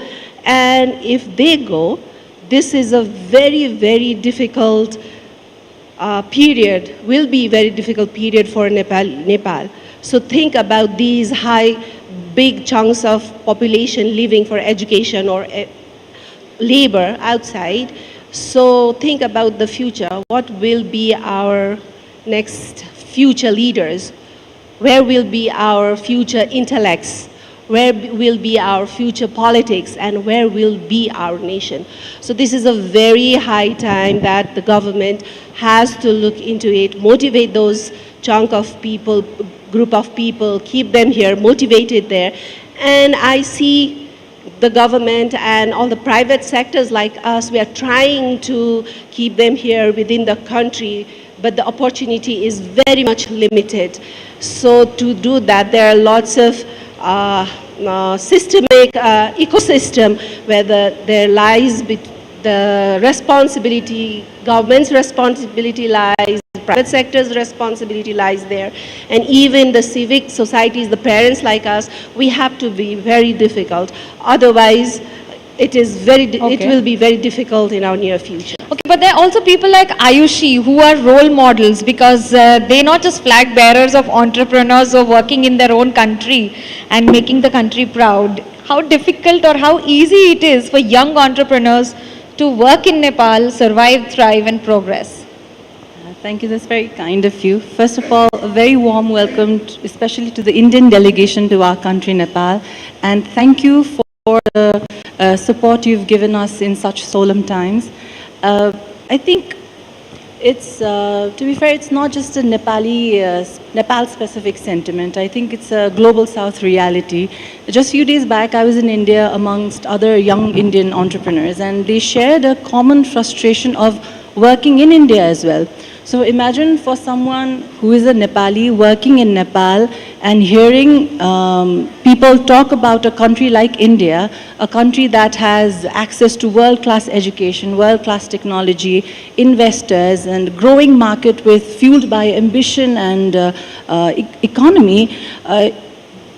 In my mind, all that I think is it's only fair for our fellow Nepali youth and Nepali young people to at least raise concerns and questions over their situation in Nepal. And moreover, I think it's also about where your heart belongs. Just yesterday's heartbreaking crisis again was a revelation of sorts that Nepali youth are at the forefront and first to be at any situation as such, whenever crisis arrives in Nepal, be it yesterday's incident or the 2015 earthquake. So Nepali youth have literally carried Nepal out of crisis when times are needed. So I mean, not just Nepali living in India, but Nepali living in Nepal, but also in India and everywhere else on earth. So for me especially, I have a different take on this, that I feel like as long as the heart belongs here, I feel like the body can travel the multiverse and, you know, wherever opportunity finds them. So well, there's another perspective to it also. I remember in 2015, I come to Nepal and covered the earthquake, and that was a time when a mother told me कि मैं तो यही हूँ, बेटा बाहर गया है, जो पैसे भेजता है उससे घर चलता है. So it's not just about the heart that stays here, it's also a compulsion that takes you out.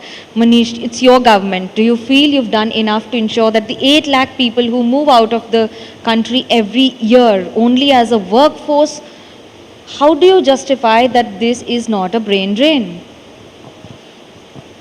You know, like when this geopolitical process has started on 13th century, since then we have seen that people started moving to different regions and different countries to access for the resources, access for the opportunity, and access for the productivity. So the process has started and we can't control, but we need to have better strategy to get more benefit out of it. I don't think it's like the best country to give largest opportunity is US, and they have given the biggest and largest foreign employment opportunity to migrants, but still their population has like 14% of their population has not got any opportunity yet. So it's a process. It will go like when the 125,000 years ago, the migration started from East Africa. So in habitat, migration, and in politics, transition, it's a fundamental process. It will go on all the time, but we need to have better strategy to capitalize on this. Coming to the government and their strategy, recently in one of my speech in Parliament, I had mentioned that we need to have more focus on to build trust on the state and confidence on the country. So if we will build that, recently we have seen in Saudi Arabia, we have seen in Turkey, we have seen in India as well, lots of people, they have started returning back to the country, not only with the investment, but we need to have better culture to contribute. And for Nepal, we need to have more people coming back with more skilled to have better institutionalization process where we lack. So we are very old country, but we are very new state. So we need to have a process, a strategy and culture to build new institutionalization process and better state, to build more confidence on the population side. So we are working on it, and we have 3 different important pillars. One is a stable government. Second, educated and energetic population in politics. And third, we are open to learn and open to collaborate with all the stakeholders. Okay, we were talking about some ghar vapsi. I think Sandeep Rana could be one of those people to explain on what it is to work outside your nation and come back with a lot of experience and expertise. Does that help? And what would be your message? आप क्या बोलना चाहेंगे उन लोगों को जो बाहर जाते हैं, लेकिन आपने आकर चुनाव लड़कर उसे जीत कर ये जज्बा तो साबित कर दिया कि शरीर कहीं भी जाए दिल वापस नेपाल ही आया. जो बाहिर जानुभएको छ उहाँहरूले पक्कै पनि यहाँभन्दा राम्रो अवसर पाइन्छ भनेर जानुभएको। तर हाम्रो ठाउँमा पनि थुप्रै कुराहरू छ। मैले अघि नै पनि भने, फेरि रिपिट गर्न चाहन्छु। साँच्चीकै यो देशलाई देख्न अघि मनिष सरले भन्नुभयो, कल्चरको कुरा गर्नुभयो, यो सबै कुरा गर्नुभयो। इभन अहिले गभर्मेन्टमा हामीले चाहिँ इन्टान्जिबल हेरिटेजको कामहरू पनि गरिराखेका छौँ। यो चाहिँ देश यस्तो राम्रो देश हो कि यसमा चाहिँ हाम्रो कल्चरल डाइभर्सिटी छ, बायोडाइभर्सिटी छ, नेचरको डाइभर्सिटी छ, यत्रो थुप्रै सम्भावनाहरू छ र हामीले धेरै कुराहरू बाहिर पठाउने पनि गरेका छौँ।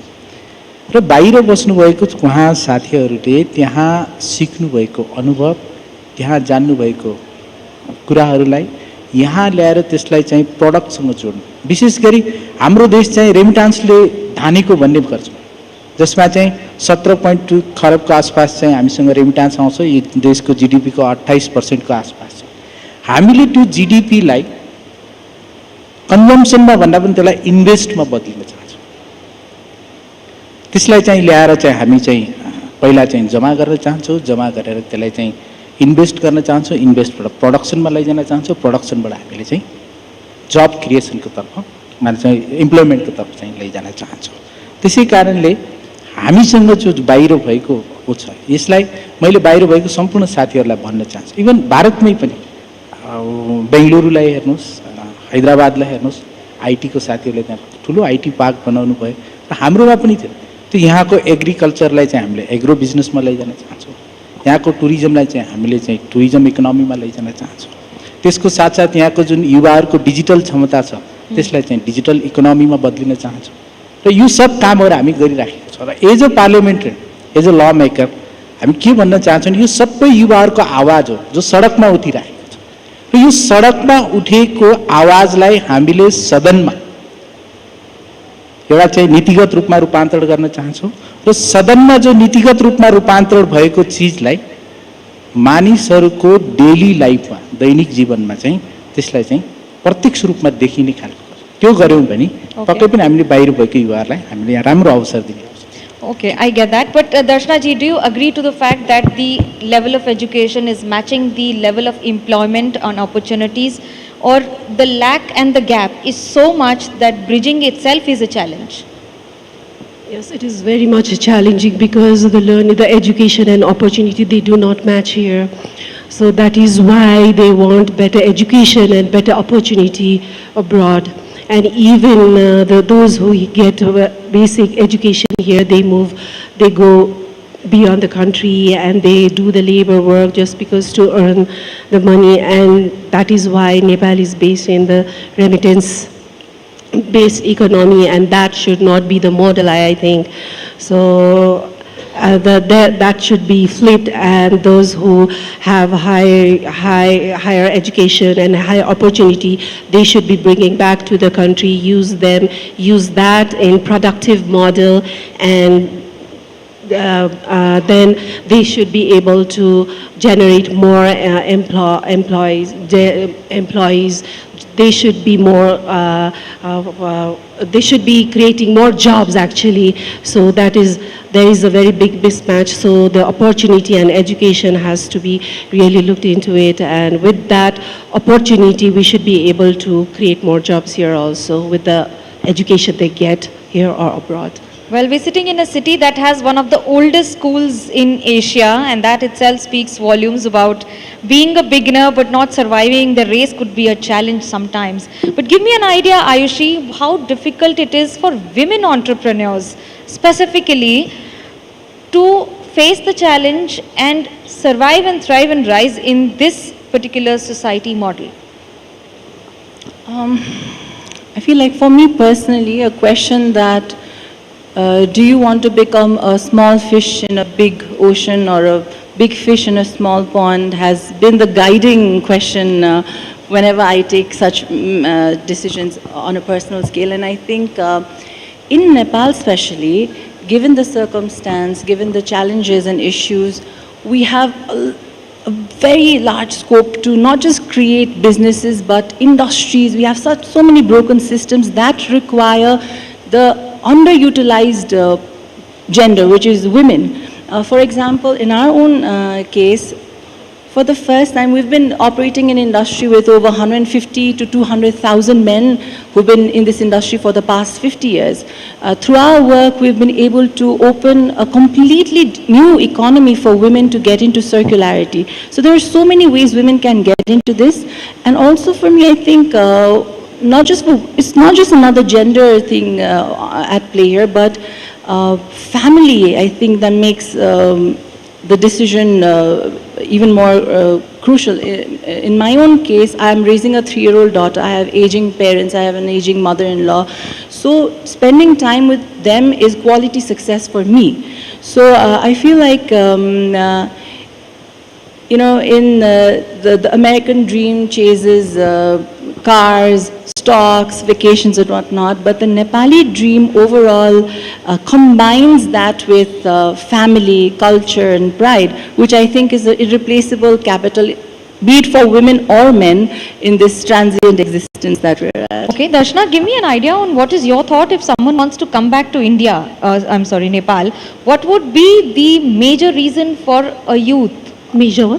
Any young person who moves out of Nepal and wants to come back, what should be the top 3 reasons for him to come back, him or her to come back to Nepal at least? Actually, Nepal has lots of possibilities to work, go, because there are lots of untapped potentials. And if I have to talk about young people who wants to come back and here, this is, I have to say Nepal is the country among Asia that has very good policies that talks about youth, startups, women entrepreneurs and everything. So if they have to come, they can immediately start a business, and there are lots of scopes on growing their businesses. For examples, they can have we have lots of natural resources, the agro businesses they can do, and the value chain, they can be in the value chain.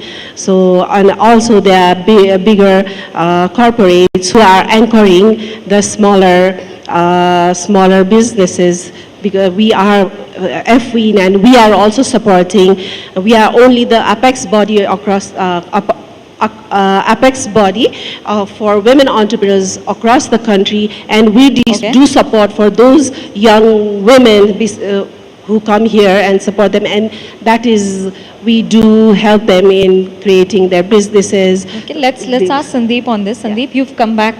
For you, it has been Ghar Wapsi. Give me an idea, what will be your message to the Nepalese outside in the world who have moved out of Nepal over the years? Your message to them to come back to Nepal, and 3 reasons why they should come back to Nepal. Is it going to be brain gain or brain drain to continue? कैसे देखते हैं आप? It's a very good question.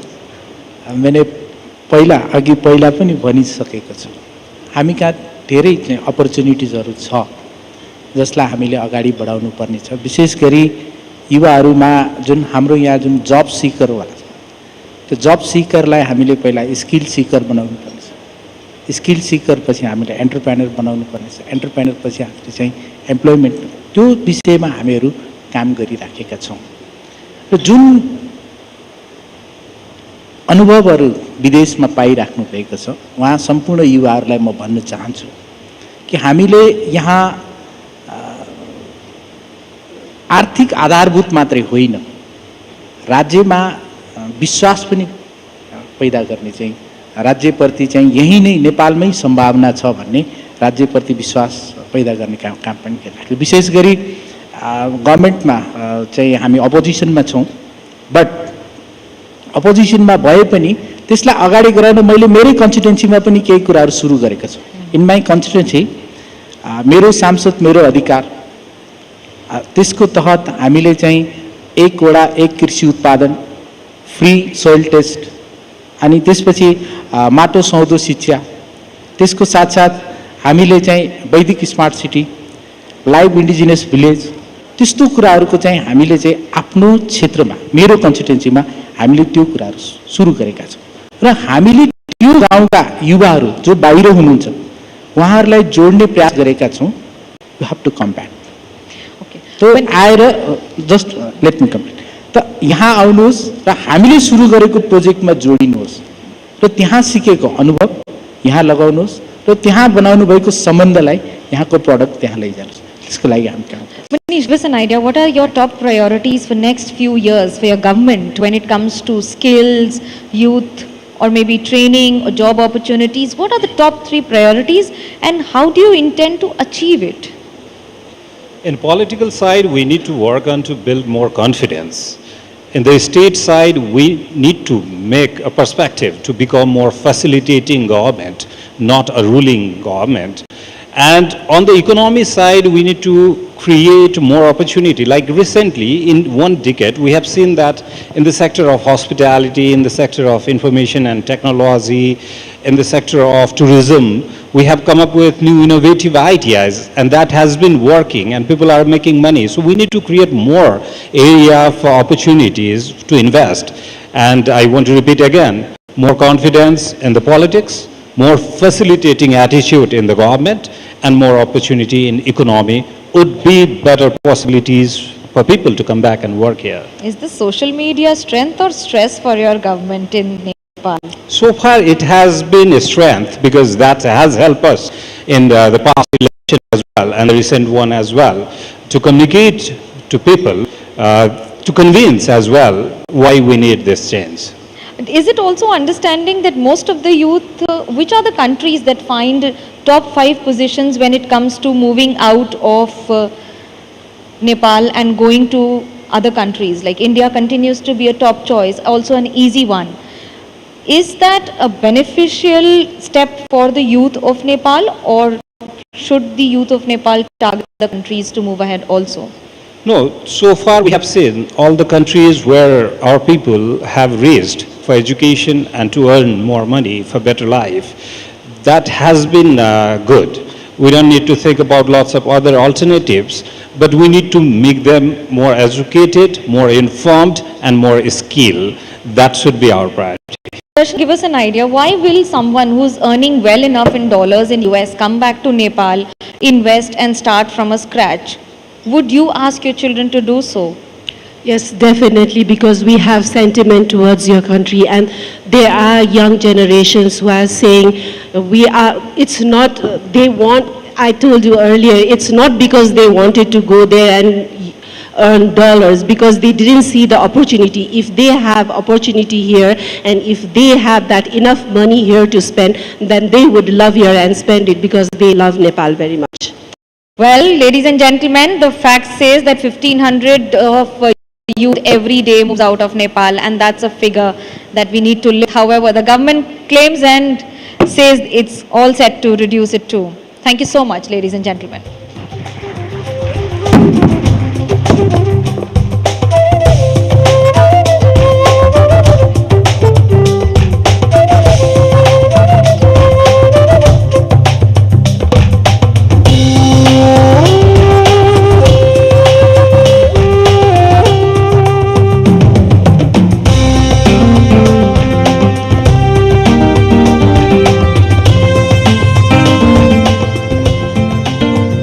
Thank you very much to all our panelists. Thank you, Manogya, for moderating this session.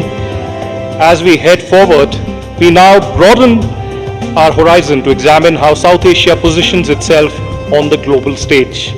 For our next conversation, the subcontinental blueprint, geopolitics and cultural diplomacy in South Asia. Ladies and gentlemen, please welcome Dr. Shashi Tharoor, Member of Parliament, India, former international diplomat and author. We also have Somnima Udas, Chair, International Relations and Tourism Parliamentary Committee of Nepal Parliament. We have Dr. Vinay Sahasrabuddhe, President of the Asiatic Society and National Executive Member of the BJP. And to conduct this session, the moderator for this session is Vishnu Som of NDTV.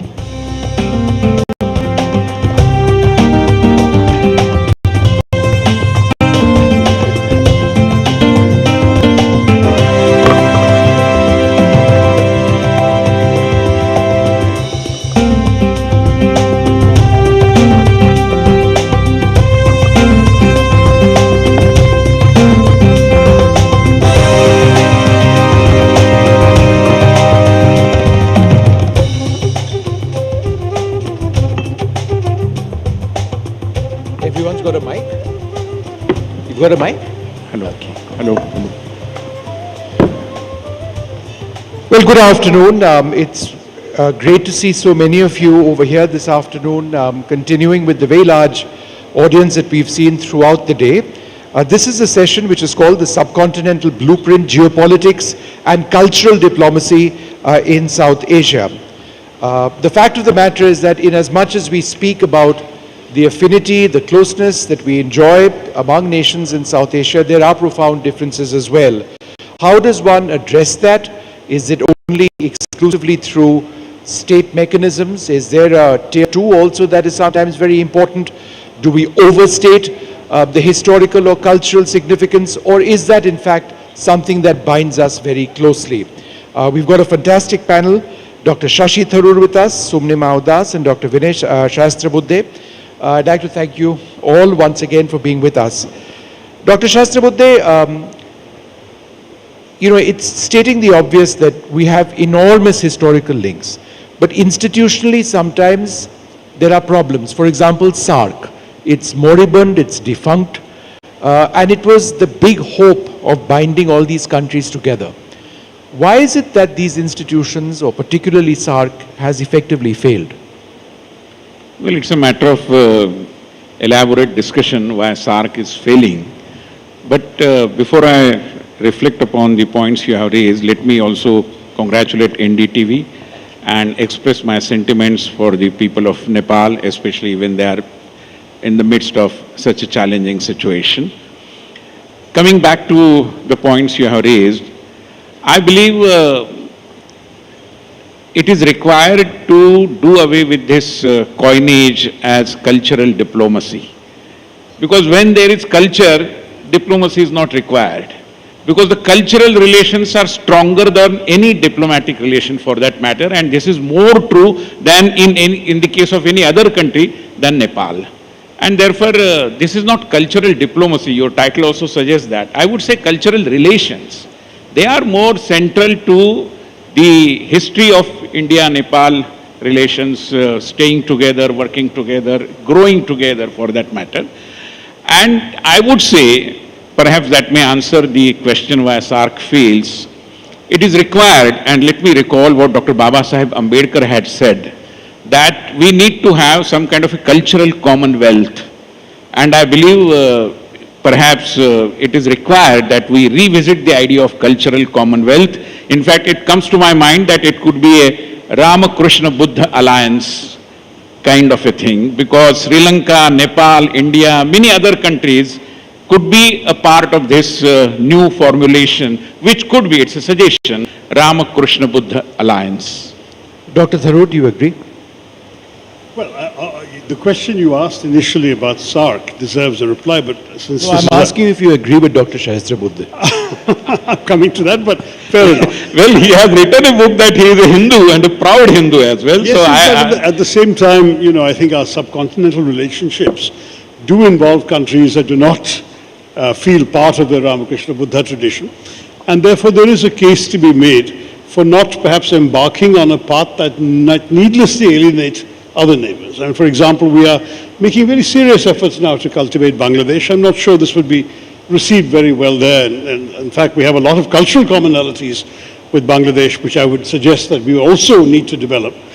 So I would rather take it outside the religious prism. I agree with Vinayji that culture is a binding force. We talked about it this morning.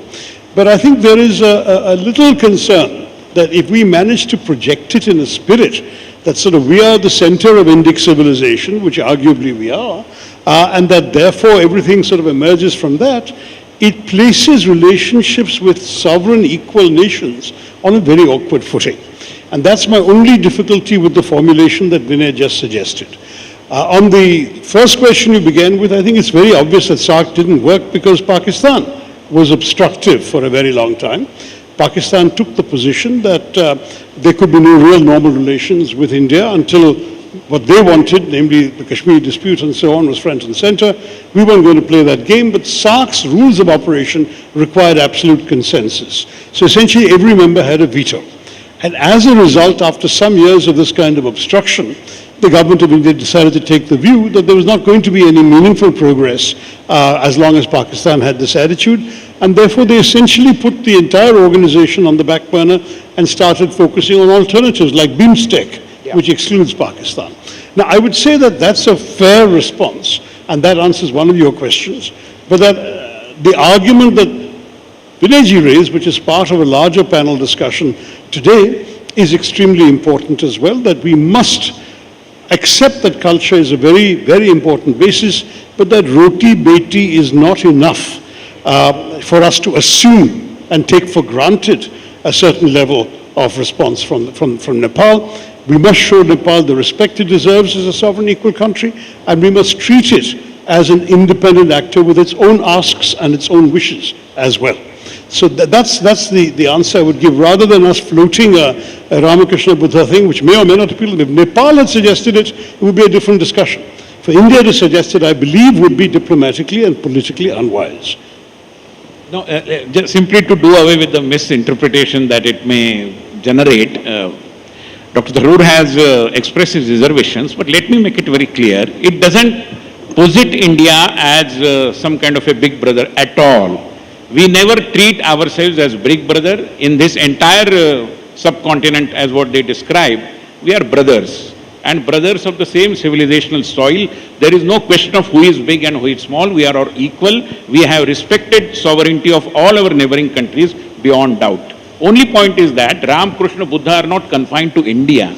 The influence of their teachings, whether it is Bhagavad Gita or Rama and Mahabharata, moves across, even Buddha for that matter. Even a country like Afghanistan, where Bamiyan Buddhas, you go to Thailand as well, but you'll be skipping over why should India be looked at as the central to Lumbini is here in Nepal?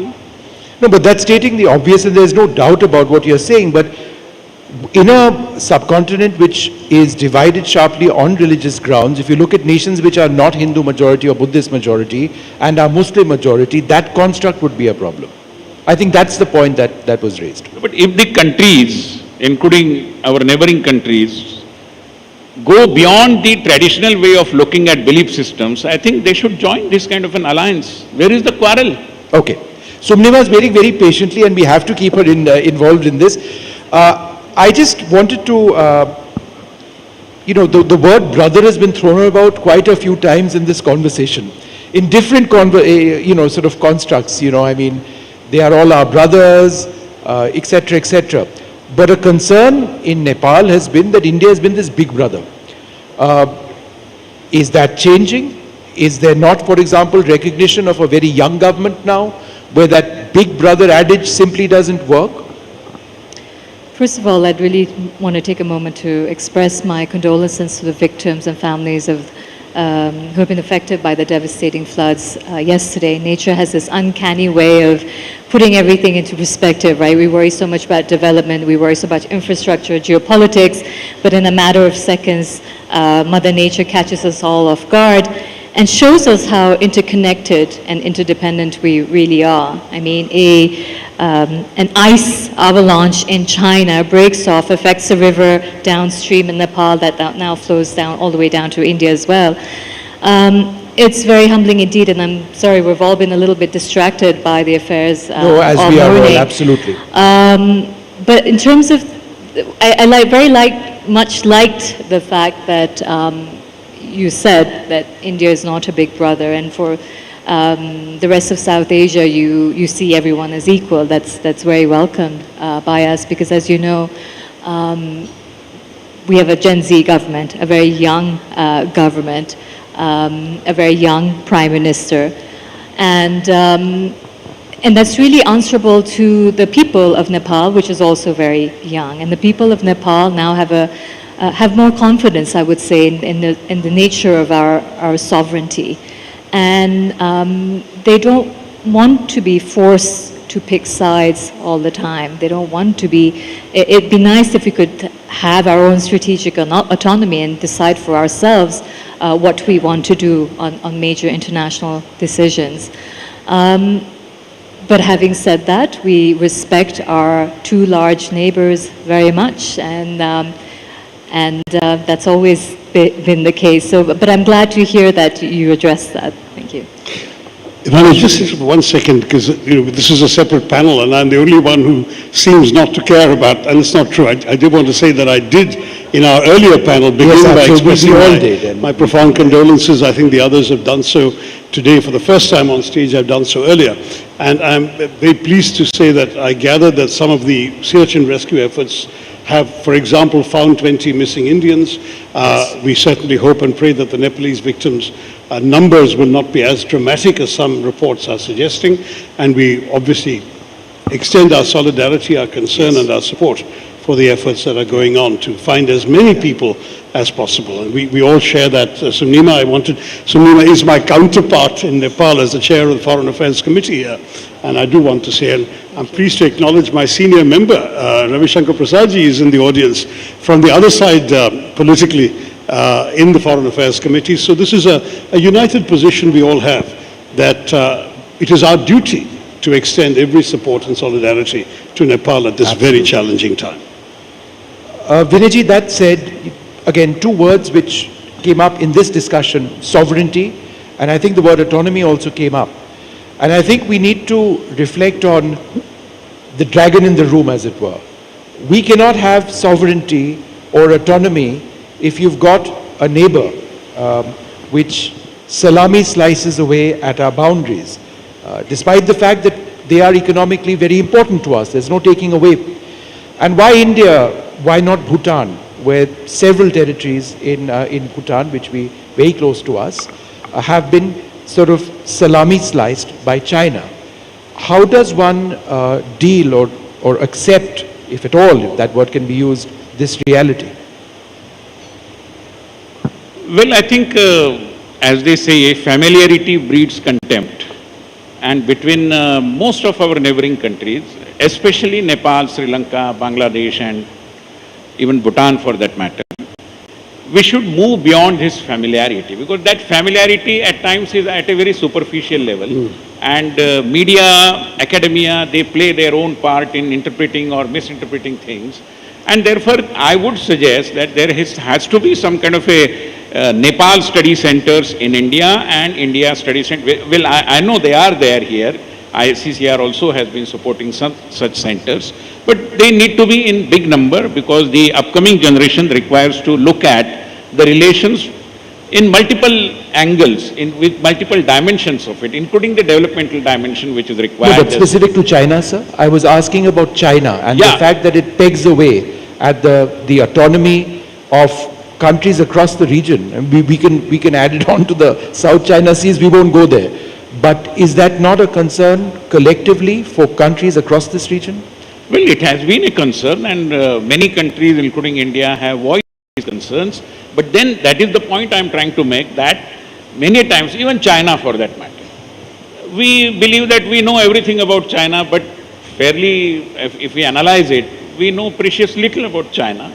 And therefore, we need to be very watchful. We need to be having that enlightened understanding about all our neighbors, China included for that matter, and then only the upcoming generation would be more alert to the designs of some of our neighbors. Dr. Tharoor, your thoughts on China? No, I think it is a very serious concern, and something that I don't disagree at all with Vinayji, that in fact there is a lot of ignorance about each other, that we don't have Indian journalists and Chinese journalists in any significant number in each other's countries.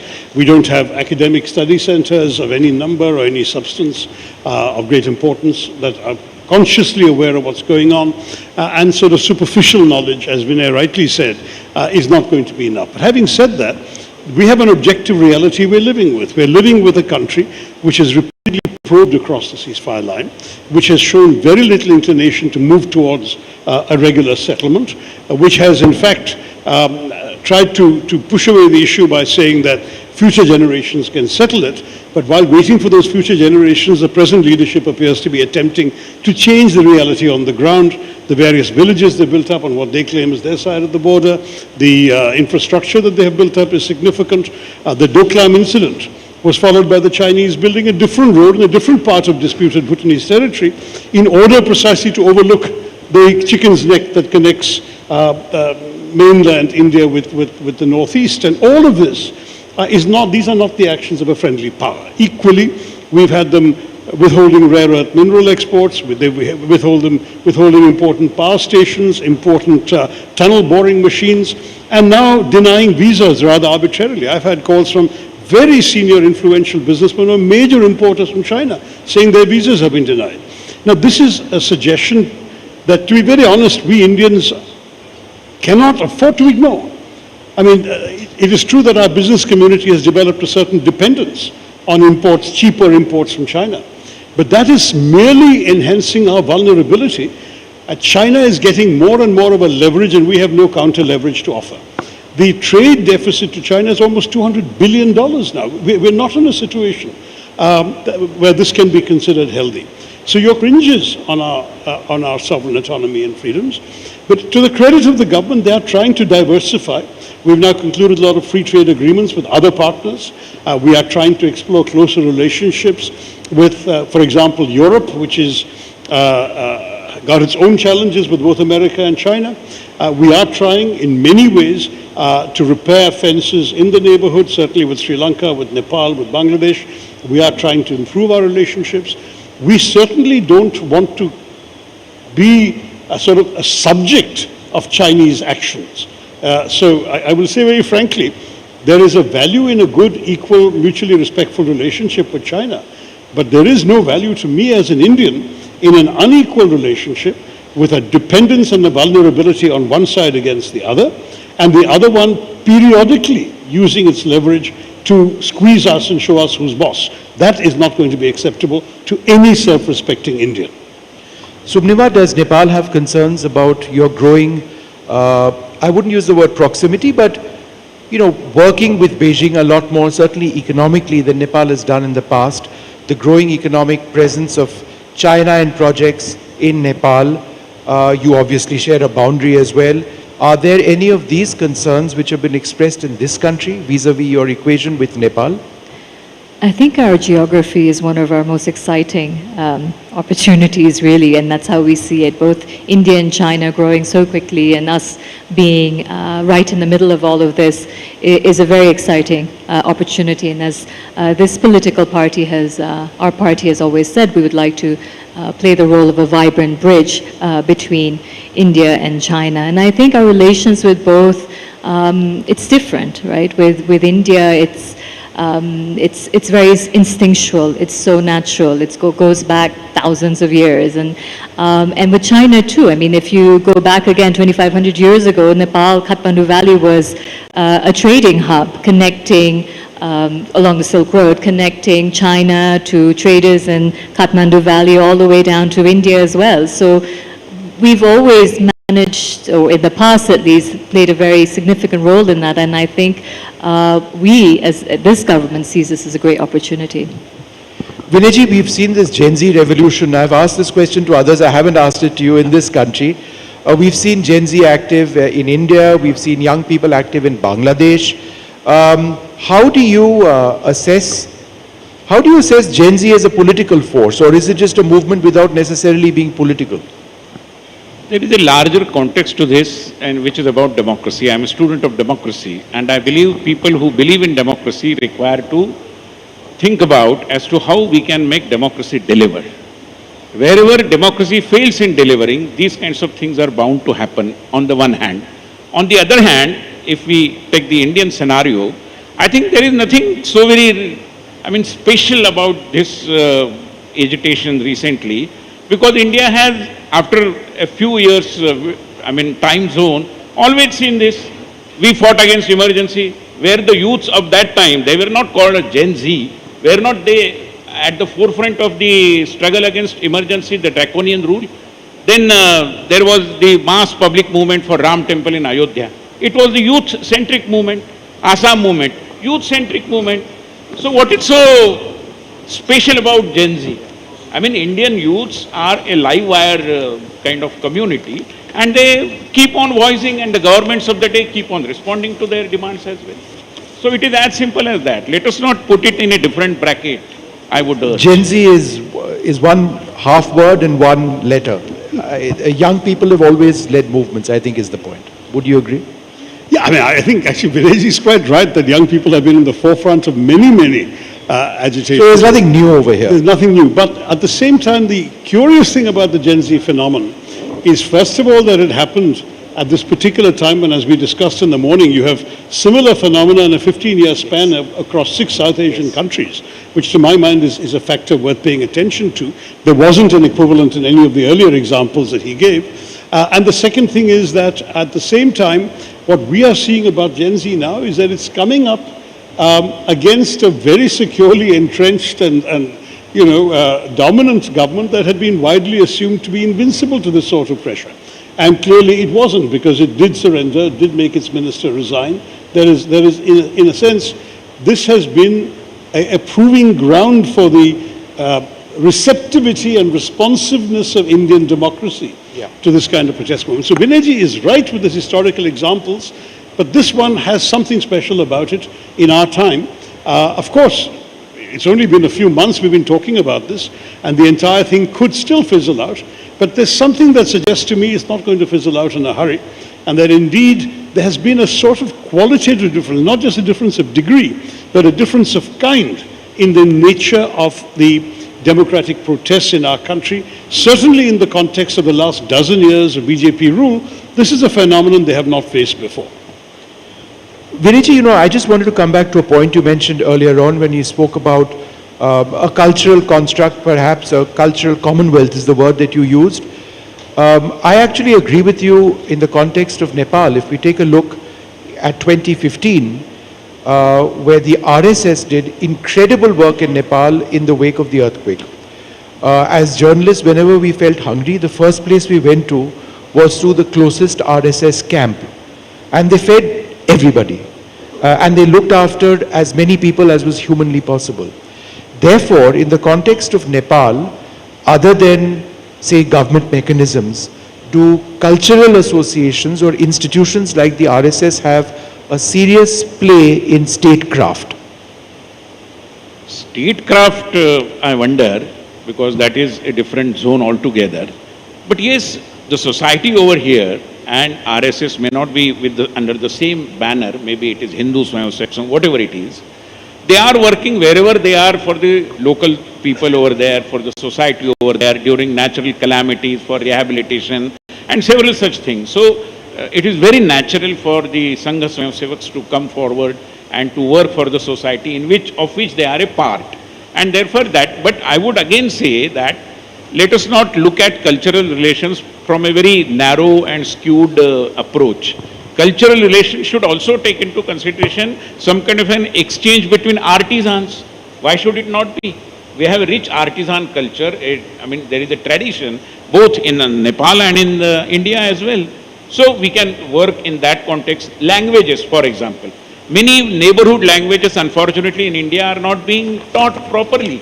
Nepali is an exception because it is a part of our constitutionally recognized languages. But what about Sinhali language? What about Burmese language? What about Bhoti language? Uzbek or maybe Bhasa Indonesia?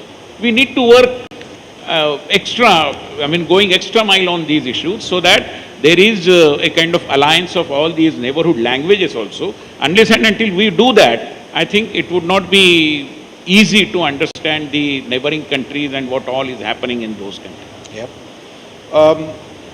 Subnima, if I was to ask you for 2 or 3 things that you would want India to do more of, to improve the equation, to build on the relationship between Nepal and India, what would those be?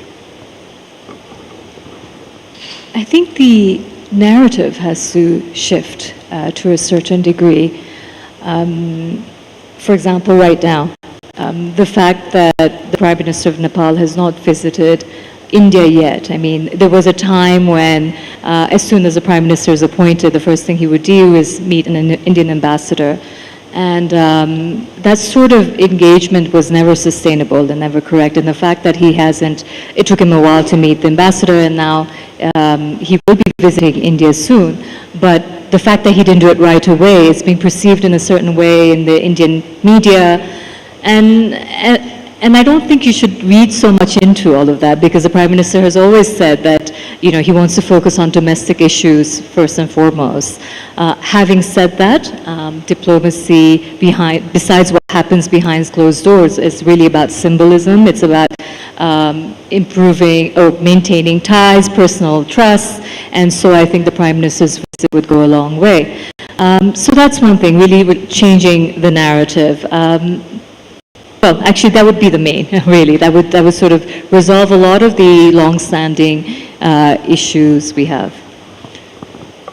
Yeah, I mean, I of course agree with what Sunima had to say. As you remember, the Foreign Minister this morning indicated that as far as he was aware, there were plans to have an exchange of visits at the Prime Ministerial level in the course of the year, and let's hope that he turns out to be right. But he also indicated it was premature to talk in practical, concrete terms. But these exchanges and so on are important. Sunima was also being diplomatic and not articulating an ask other than that we should change the narrative, we I think all agree on.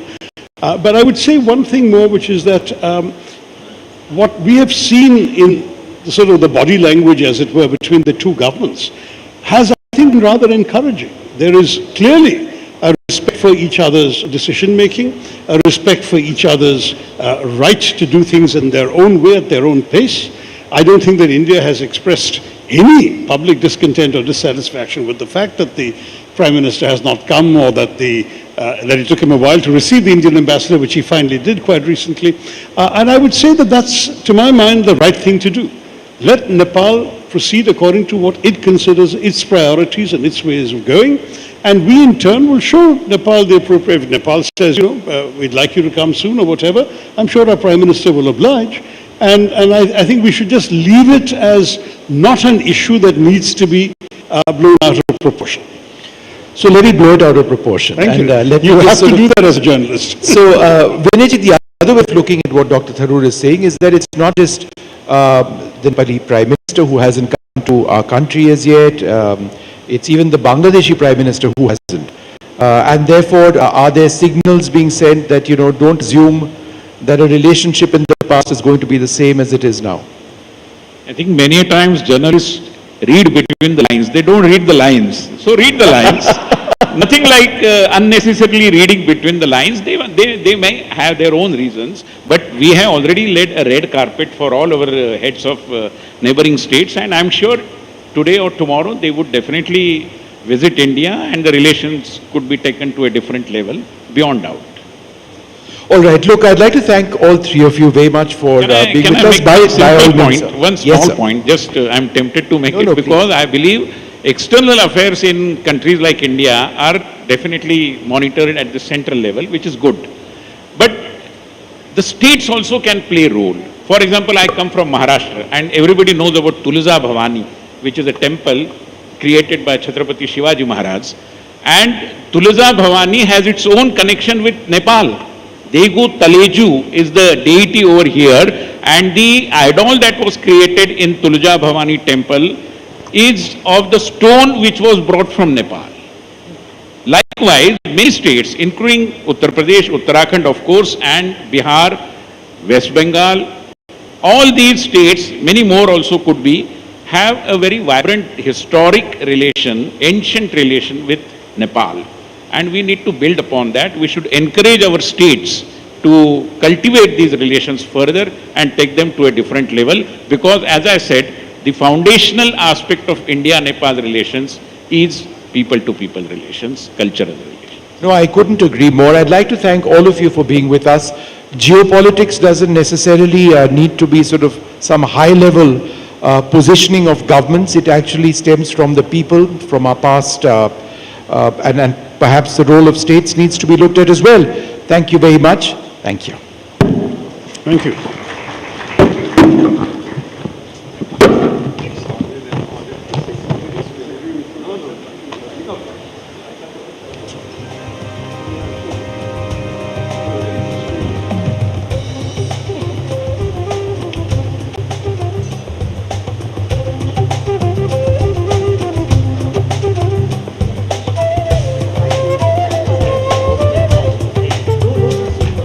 Thank you so much for this fantastic session.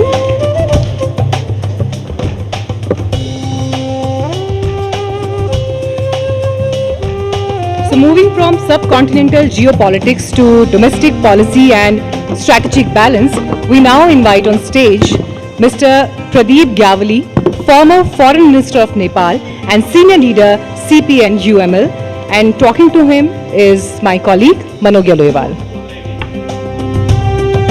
Please pass him the phone.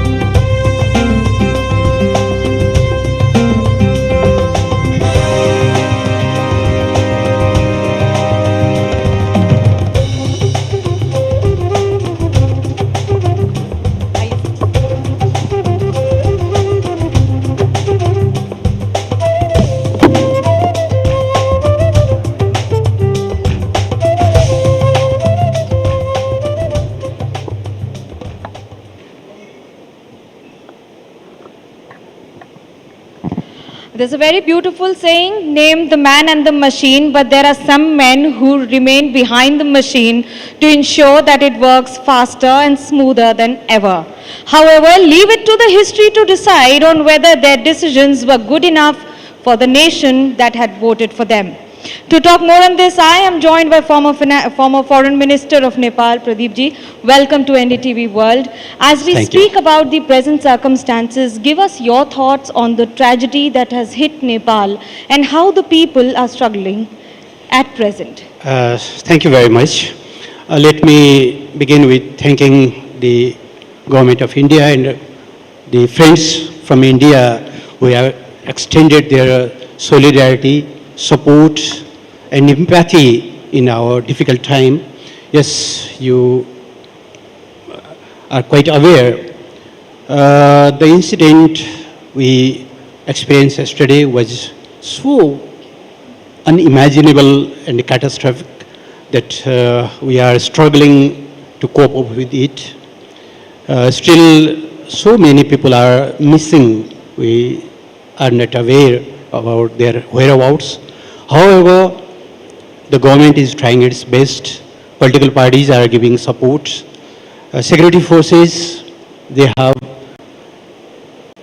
performing very well to address the concerns, and we hope that with the support of international community, Nepali people will overcome this very, very challenging time. But Nepal is a nation that has always surprised everyone. The minute you think that it's over and done, they come up with something really new and unique. Do you think that your government was calculative enough in handling or knowing on, or did you miscalculate the Gen Z movement in the country? You know, Nepal is an emerging democracy, and it is also a post-conflict society.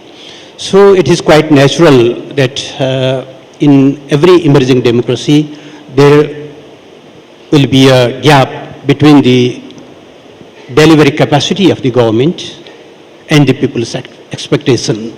So there were some grievances, there were some disappointments, which were quite natural. But government was never expected that the language of disappointment will be so destructive, and the language of the political change will be the violence. What I am very, very concerned is that Nepal has shown a very unique example how we can bring the change peacefully. We abolished the monarchy who run the country over 240 years with peaceful means. We bring the then rebel Maoist and settle that conflict with peaceful negotiation. But for the government change, the Nepal chose the way last year, the violent way, which was not expected, and I am very, very concerned that if it becomes a precedence in the future, it will be very, very detrimental. How do you see and how would you rate the Balan Shah government and his operations, especially stating that we will keep equidistance from India and Nepal, and as well as India and Nepal will be at the same distance, and China and Nepal will also be at the same distance. Nepal first, Nepali first, that's the strategy. Are you satisfied with it? the foreign policy of the every government, and necessarily the current government as well, should be focused on the preserving the national interest. And the Constitution of Nepal has categorically defined what are our national interests. To serve those national interests, we should follow, we should pursue. Did your government follow this? Yeah? Did your government follow this? Yes, we followed. And we expect that the government of the day will also follow the balanced, national interest driven foreign policy. We have to be neighbors. And it is an opportunity for Nepal, having the neighbor in south with largest population, growth engine, and leading in many areas. In the north, second largest economy, leading the innovations. And it is an opportunity if we can caliber our national capacity to tap those potential, it will be the best for Nepal's national interest. Okay, so what is your thought on during KP Sharma Oli regime, there were issues like Lipu Lake that were politically raised repeatedly. Do you see it as a strategic blunder in the hindsight, or do you stand by it the way it was? No. You may recall the third joint meeting of Nepal-India, which is led by the two foreign ministers in 2014. That joint meeting decided that rest of the boundary issues will be solved by the boundary working group, which is led by the Surveyor General of India and the DG of the Nepal's Survey Department.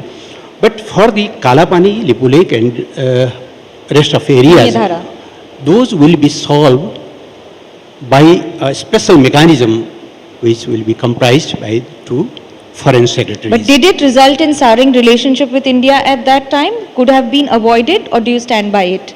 Yes, we still expect that if that mechanism was activated, the diplomatic dialogue to resolve those issues was started, and we were capable enough to engage.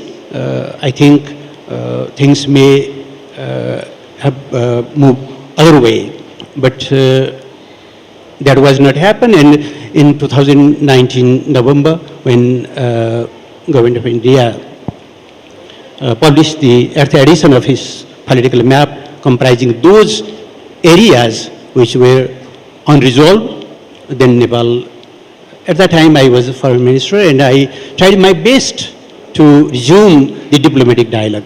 Unfortunately, that was not happened. Okay, with that, I'd like to end the session here. Thank you so much, Pradeep ji, for joining us on NDTV World. We hope that some errors of the past are rectified soonest, if not later than ever. Yeah. Thank you so much Thank for you. joining us. Thank you.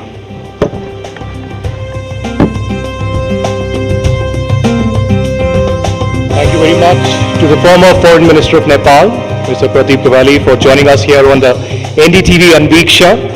And we are one of the most important sessions that you've been waiting for all through the day. As I said earlier, we are mindful of the fact that there's a very significant amount of time that the government is putting into the rescue and relief effort right now for the last 24 hours at the northern area where a lot of families are missing still. But yet, we have an important player right now in the political dynamics of Nepal. And to offer another vital political perspective of Nepal's evolution from monarchy to a dynamic modern democracy, we welcome Ravi Lamachhane, founder and chairman of the Rashtriya Swatantrata Party. Thank you very much for joining us. Please take the dais.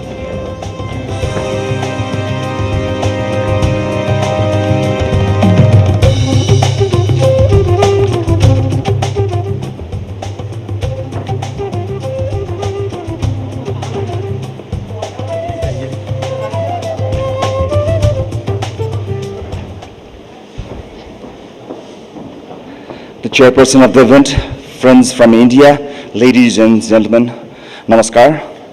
When I accepted this invitation to speak here, I extend to stand before you to share our vision for Nepal-India relationship in changing context.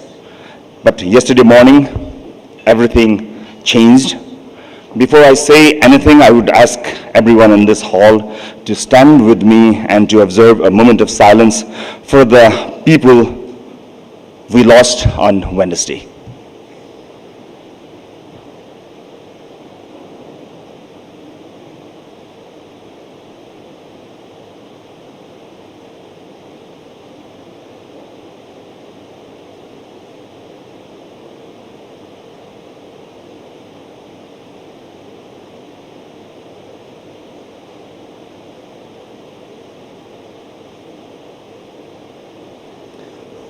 Thank you.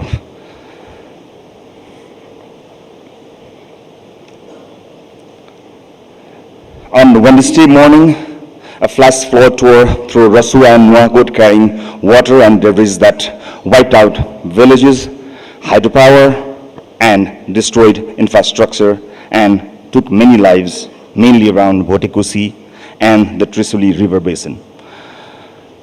Homes are gone, roads and bridges are gone, families are waiting beside the river for news that has not yet come. I'm not able to give you numbers at this moment. The count is not complete.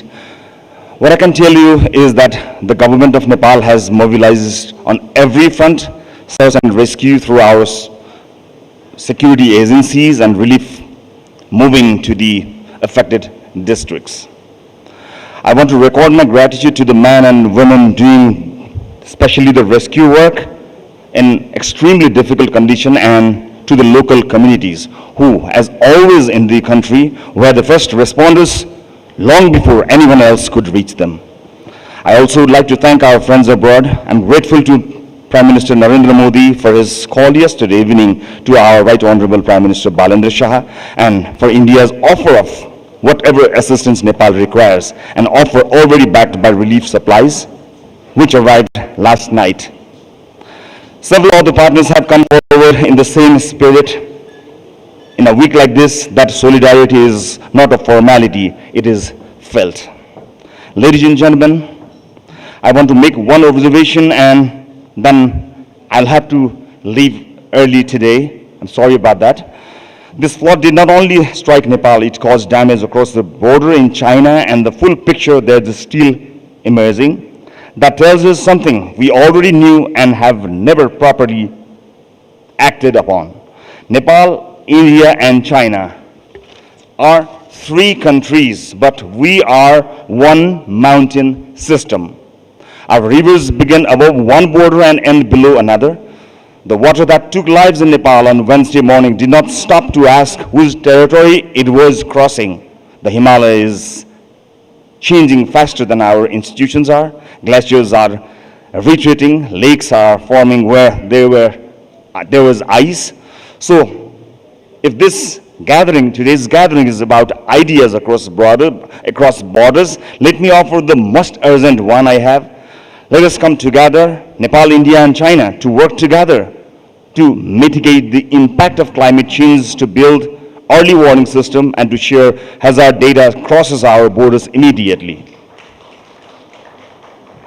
Since the climate has already changed, we have to come up with the adaptation plan. We may not be able to stop glaciers from melting or ice from falling. We can stop being surprised by it, and we can give the family in the valley that 20 minutes that decides whether they leave. I came here today because I believe this conversation really matters, but I will not pretend this is an ordinary afternoon. With the families who lost someone or saw their homes and towns being washed out on Wednesday, the country is grieving.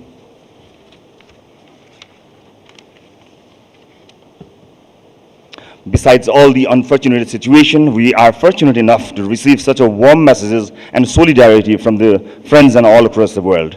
I would like to take this opportunity to thank all the global leaders, bilateral agencies, development partners, friends and families for being with us during this difficult time. I apologize for not being able to discuss on previously agreed topic, but I'm hopeful that I will get an opportunity again where I can share my views on an aspirational Nepal and rising India, building our future together. Thank you NDTV team for coming to Nepal, and thank you for having me. You all have a wonderful stay in Nepal. Thank you very much.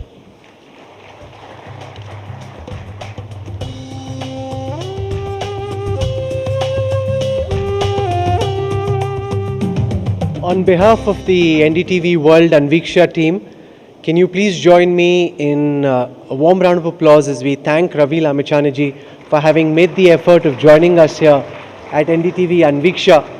He's been mightily caught up with a whole host of emergency meetings, meeting political leaders, cutting across the spectrum, working with Prime Minister Balin Shah in putting this together.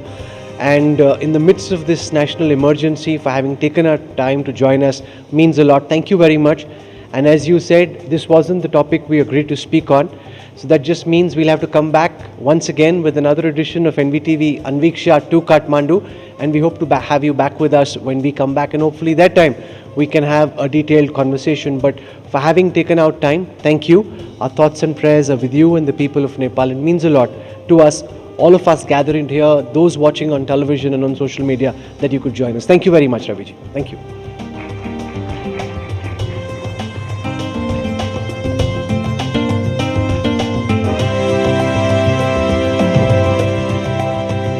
Thank you very much, Dr.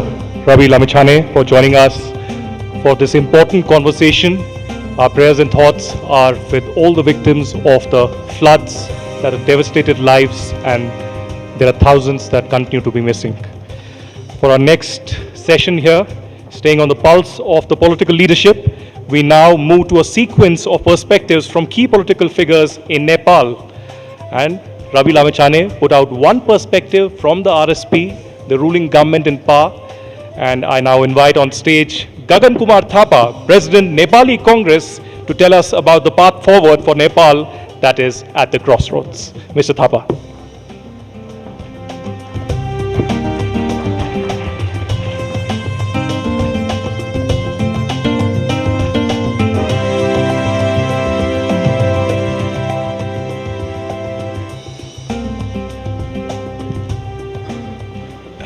So गगन जी, कहाँ से शुरू करें?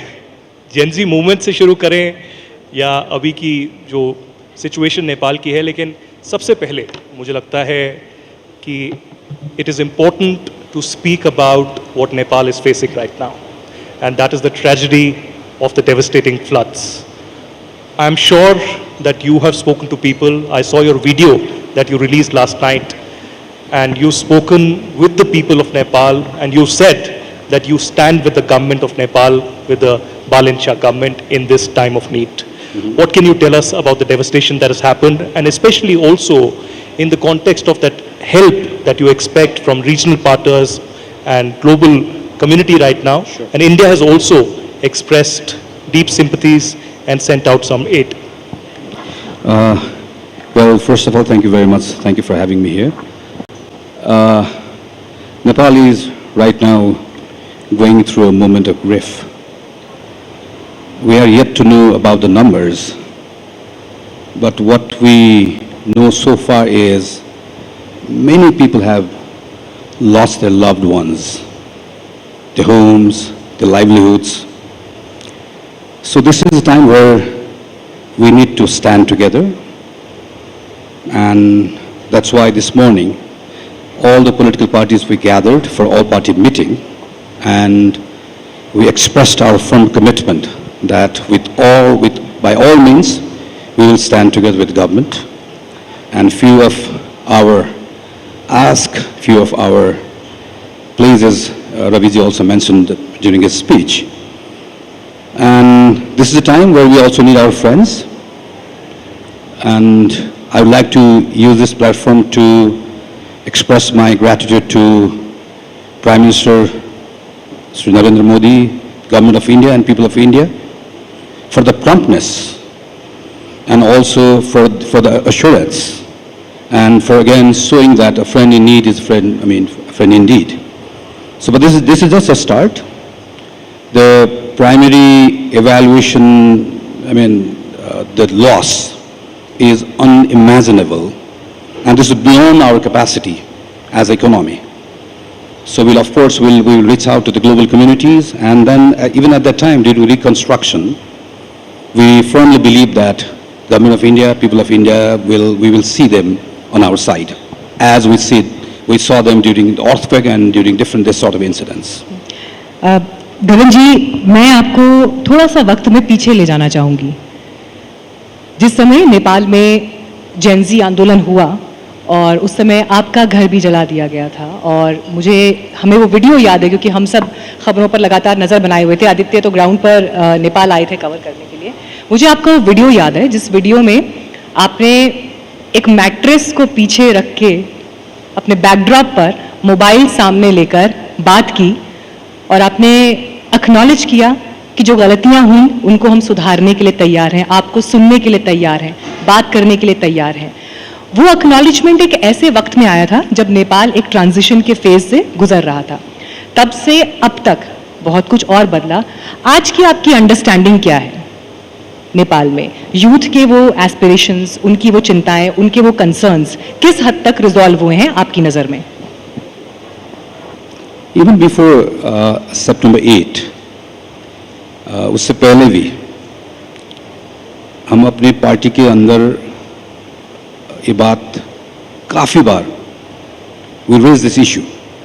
We in fact were continuously warning our senior leaders that there is a growing frustration among people because we used to extensively travel and we used to see that, we used to sense that, particularly among young people. They were so angry, and the main reason for their anger was that we are not getting enough opportunities here. And why are not we getting enough opportunities? Due to bad governance, and bad governance is equal to the wrong politics, wrong political choices. So that was, there was a clear message. It just didn't come out one fine day. There was a clear message. And we were bringing that messages to our rooms, to our boardrooms.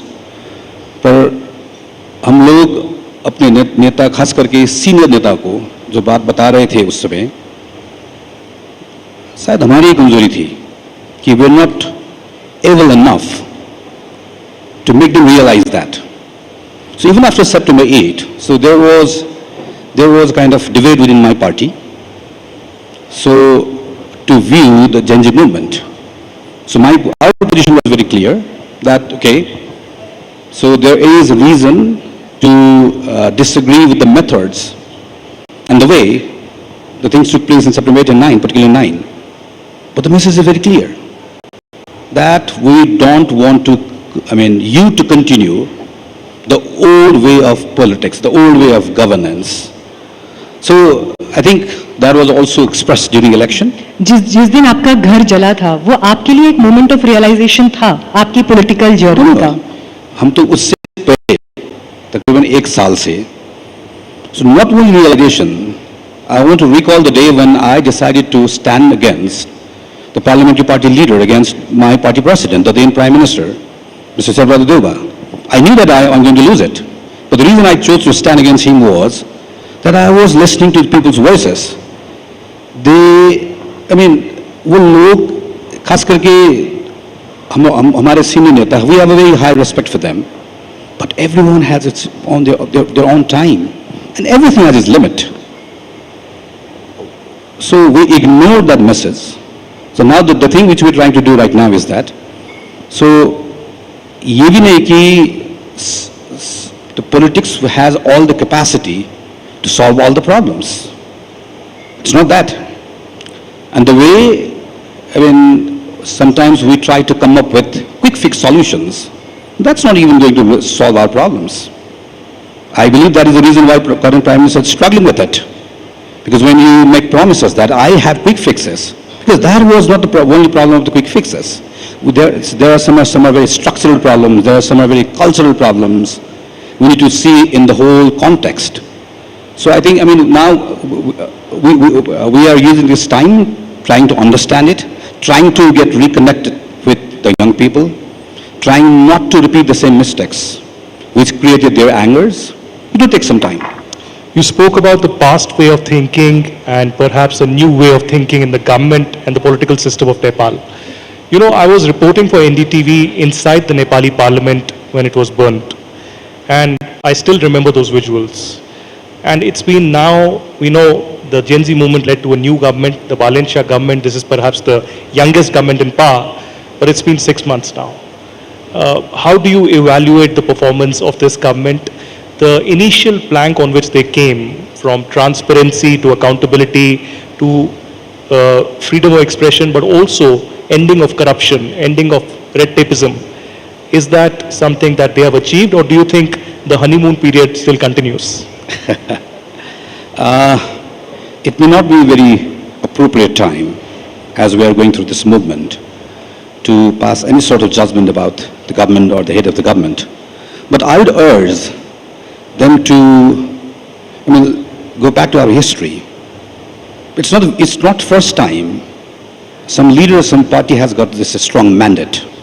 1951 was a different story, but in 3 different stances, we got similar sort of very strong mandate. What our history teaches us, that winning a mandate is one thing, but making it a success is a different thing. So, to make it very short, so in all 3 stances, what went wrong?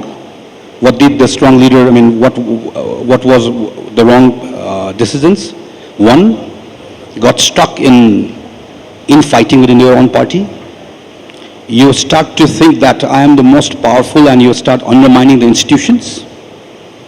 And you start undervaluing the public accountability. That is the lesson. I wish and I suggest that RSP also learned from the failures of the history.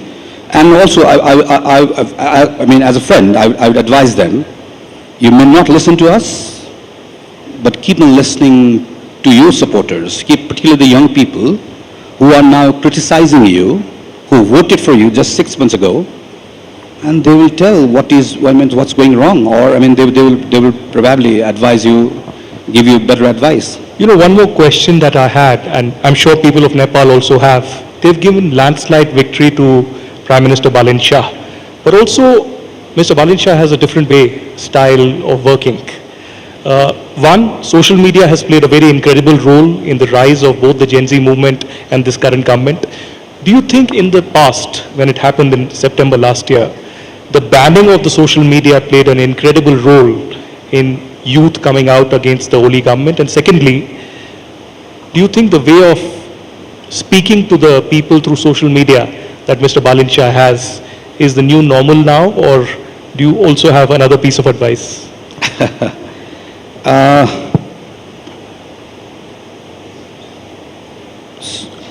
That triggered, the thing for September 8, but that was not the only thing, as I shared before. So it was, particularly after the formulation of the Constitution, people were expecting for the good governance, as they waited for long, and as it was not fulfilled, so there was a reason for that. And I think it's not, not only new normal here in Nepal, in other part of South Asia, not only in South Asia, the way of election campaigns, the way of communication, it had changed dramatically after the emergence of social media. But what I still believe is that you can change your mode of communication, and there's nothing wrong about that. You can have your own style. And I sometimes don't see the reason why people are complaining about it. Our Prime Minister can have his own style of communication.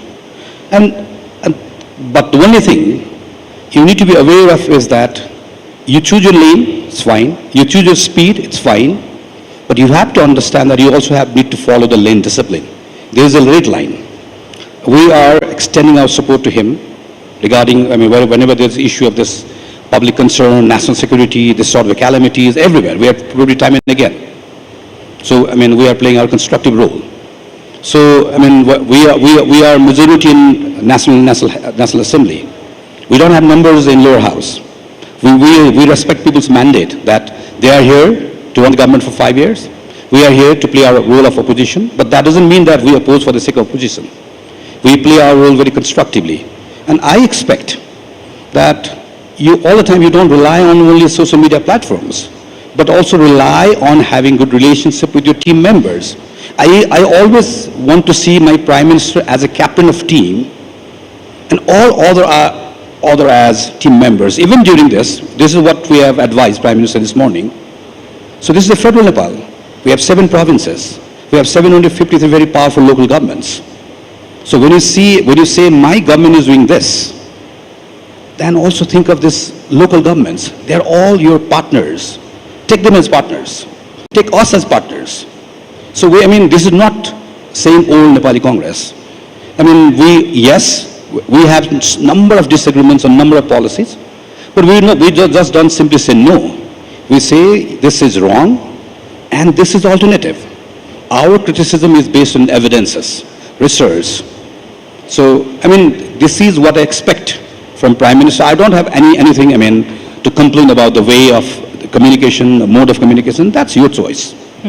गगन जी, मैं नेपाली कांग्रेस पर भी अब बात करना चाहूँगी क्योंकि देश की सबसे पुरानी पार्टी और खुद संघर्षों से निकली हुई पार्टी, लेकिन इन सबके बीच एक संघर्ष अभी आपकी पार्टी के भीतर भी चल रहा है। अभी भी चल रही है कोर्ट में, आज भी अभी भी चल रहा है कोर्ट से आ रहे हैं, सीधे वहीं से आ रहे हैं। कार्यकर्ता किसको समझेगा? असली नेपाली कांग्रेस किसके पास है? नेपाली कांग्रेस किसके पास है? असली नेपाली कांग्रेस किसके पास है? मेरे पास, इसलिए तो आपने मुझे यहाँ पे बुलाया। तो आप बुलाते क्यों? सभी लोग जानते हैं मेरे पास है। ये वायरल होने वाला है ये। कार्यकर्ता भी यही मान रहा है? जरूर, ये कार्यकर्ता, इट्स नॉट ओनली ऑफ कार्यकर्ता की बात। पार्टी, कार्यकर्ता और नेता, इसके combination, this is not only combination of कार्यकर्ता नेता। पार्टी का वो जो सपोर्टर्स होते हैं, जो शुभचिंतक होते हैं, खास करके मैं समझता हूँ कि वो क्या सोचते हैं पार्टी के बारे में। और हम लोगों ने यही गलती की पहले। हम लोगों की पार्टी में कन्वेंशन होती है, we get elected and that is a part of democracy. Legally I am elected, but to have a legitimacy you need to have that wider support from your sympathizers, sometimes even from your critic. So, हम नेपाली कांग्रेस के सभापति होने के नाते ये मैं I take it as my duty कि I'm reaching out to my old leaders, all the dissatisfied factions, वो सब लोगों को एक साथ लेके चलेंगे. That is my duty. But that is not only that is not my duty. That my duty goes beyond that. What about lakhs of members? What about lakhs of sympathizers? What about the families who were with Nepali Congress since, so many generations? But this time they didn't vote for us. This time they voted for Manish. Manish himself, last time he voted for Nepali Congress. So there are so many people here, and we need to find it. Why? So I don't want to get just stuck in managing relationship with my dissatisfied factions here. I want to go beyond that. I want to go to people. I want to go to citizens. I want to go to young people. So I think they will decide. आप ये कह रहे हैं कि आपके पास कुछ पुराने lessons भी हैं, सबक भी हैं, और नए दौर में पार्टी को एक तरह से रीइन्वेंट भी आप अपनी लीडरशिप में कर रहे हैं। लेकिन नेपाली कांग्रेस इस समय भारत नेपाल के रिश्तों को, अगर मैं कहूँ नेपाली कांग्रेस 2.0 वर्जन हमारे सामने है, तो वो नेपाल और भारत के रिश्तों को इस नए दौर में कैसे डिफाइन करेगी?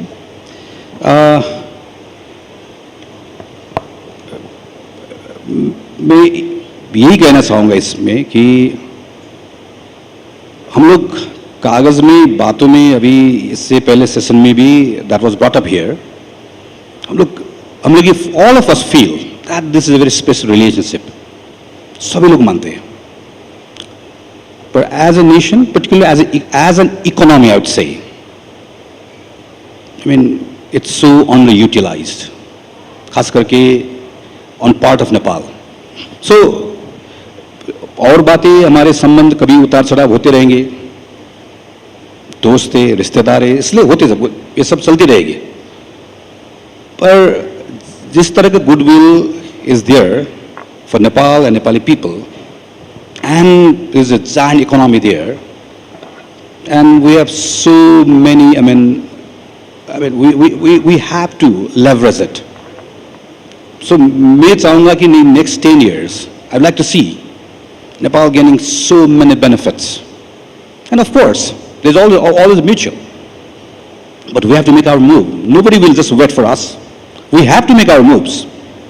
We have to make it very clear. And as there was asked, what do you want, from this emerging India? We have to make it very clear. And if whatever we used to say in boardroom, we have to have that guts to say it in public. This double standard is not going to work. Let us make it very clear. We have some issues, we'll deal with it. We are friends, we are brothers, and then we will reap benefit out of it. आपने मनीष जी का अभी नाम लिया, तो क्या आप ये बताना की कोशिश कर रहे थे कि नेपाली कांग्रेस का भी योगदान है ये सरकार बनाने में? नेपाली कांग्रेस का योगदान इस तरह से आप कह सकते हैं कि अगर हम लोग जिस समय there was such a demand to see change in Nepali Congress, leadership, policies, उस समय वो बदलाव हम लाते, तो ये लोग तो कांग्रेस में रहते। I have one question for you, and that will take you back 20 years, because when I met you 2 months back, we were sitting in your office, and you narrated me one incident of you being a protester many years back, and you meeting our CEO and editor-in-chief Rahul Kanwal while he was reporting here almost 2 decades ago. Could you tell us that story? क्या हुआ था? Yeah, 2 incidents.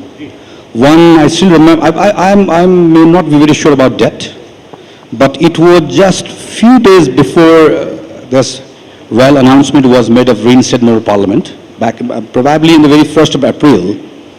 So one of my local journalist friend here, he brought him to my house, which was burned down just last year. And then, so I was just rushing out of my house because I got a message that there was police already there, but he didn't leave me. So there was a narrow gully there, so he interviewed me there. That was one, and the last time was on the very day of April 6th. So as I was taking shelter in one of my friend's house, so that was my first interview after our parliament was reinstated. I still remember it was just after midnight. All right, I think time's up. That's what our producers are telling us. But thank you very much, Anviksha ji, for joining us. Aditya, जाते जाते एक बार पूछ लेते हैं, politics की तो बहुत बातें हो गई, फिल्में देखने का समय मिलता है? मिलता है। मिलता है। इंडिया की कोई फेवरेट फिल्म जो आप बताना चाहें? अभी तो मनीषा जी भी आ गई हैं। Welcome ma'am. 1942 a love story. You said it. Thank you. Thank you very much, Gagan Thapaji, for joining us on NDTV Anviksha.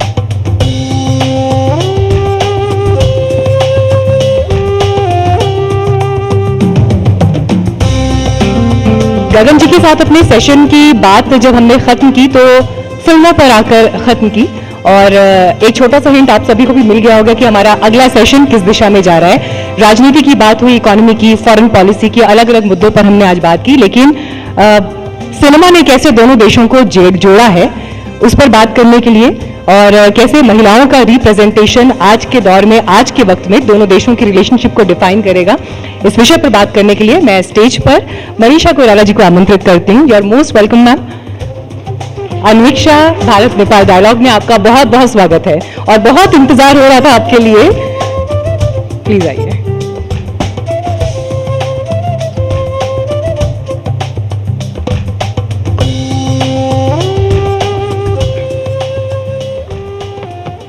Manisha ji, I think audience is here, but across India as well, we're waiting for this moment. Ever since we announced NDTV Anviksha, I think one person that they've been waiting to hear is Manisha Koirala. So thank you very much for joining us here at NDTV Anviksha. We are honored. But let me begin by something that is close to your heart and also about your country. The last 24 hours have been devastating. You know, the moment we landed here, we heard about the flash floods and the kind of devastation, the kind of loss that we have had. How would you describe the situation? And I'm pretty sure that you've spoken to your people, you heard about the villages being completely washed away and the government trying to help out to the people. What would be your message to your own people today from this platform? First of all, I want to thank you. Thanks to NDTV. आप सबको मेरा नमस्कार and welcome to Nepal. Though it's not the finest time,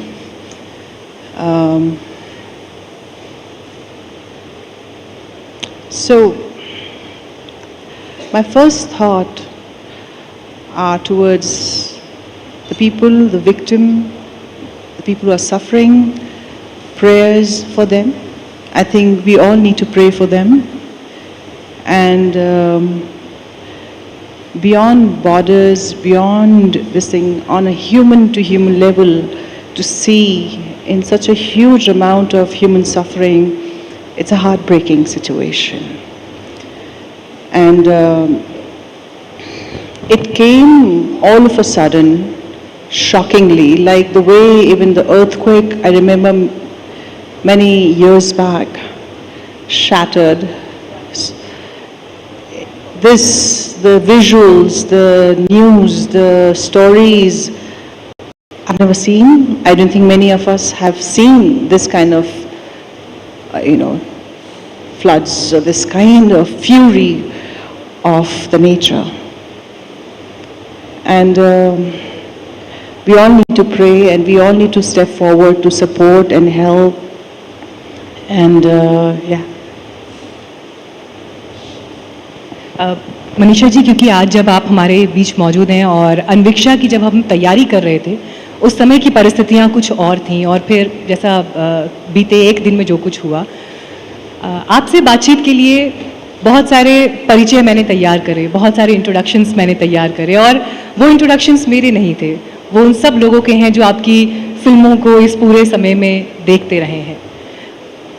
एक लड़की को देखा तो ऐसा लगा जैसे खिलता गुलाब, जैसे उजली किरण, जैसे वन में हिरन, जैसे चांदनी रात, जैसे नरमी की बात, जैसे मंदिर में हो एक जलता दिया। इससे खूबसूरत लव लेटर आज के दौर में भी कोई नहीं लिख पाया है जो उस गीत ने उस समय उस दौर में तय किया।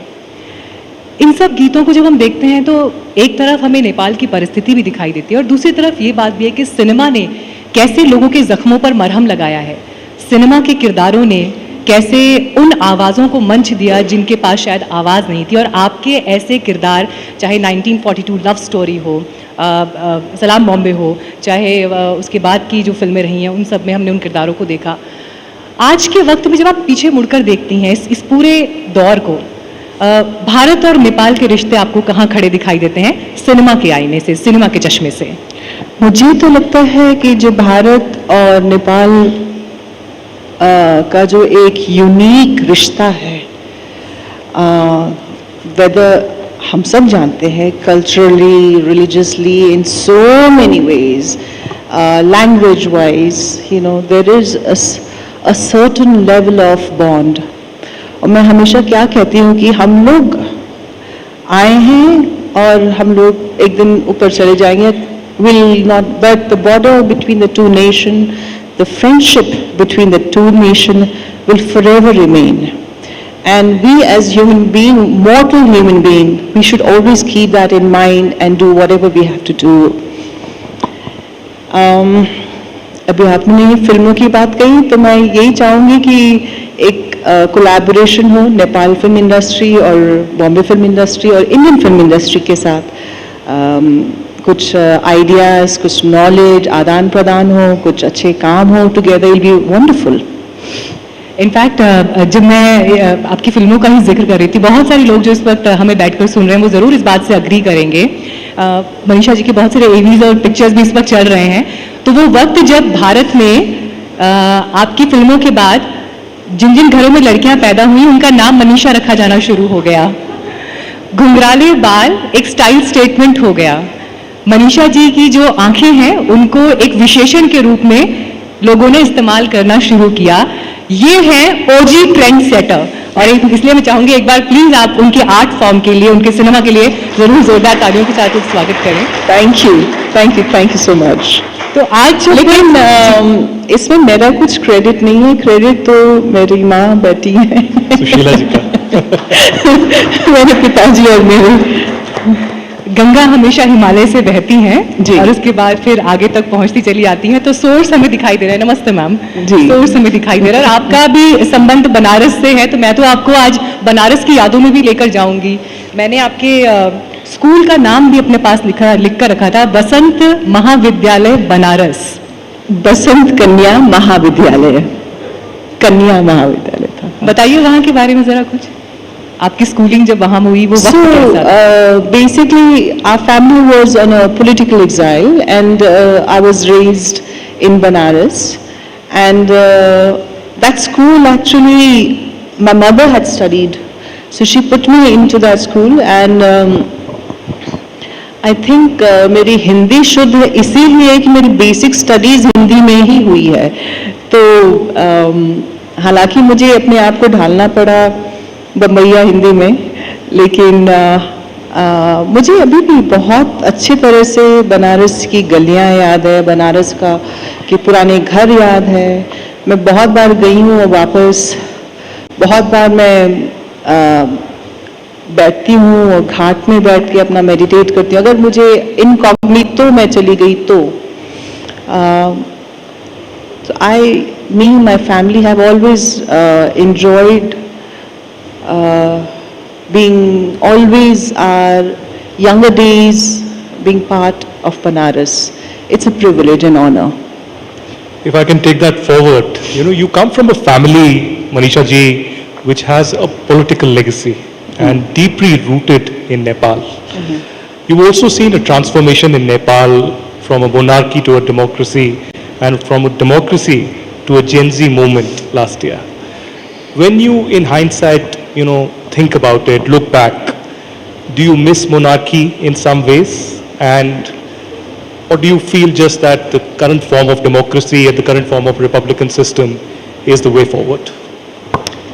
So thank you for the question. And this is not the first time, I've always spoken about it, and I would want to elaborate slightly more, is that I firmly, first of all, when we look at Nepal, we need to understand political history of Nepal is quite different than political history of India.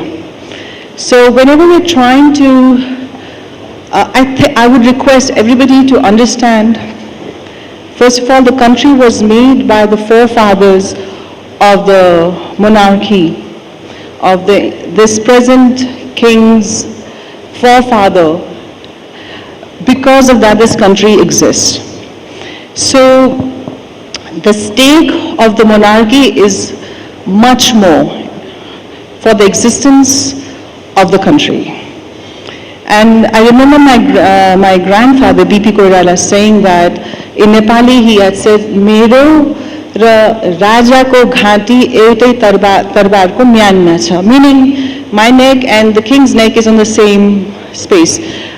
He represented democracy and king represented the country, the unity.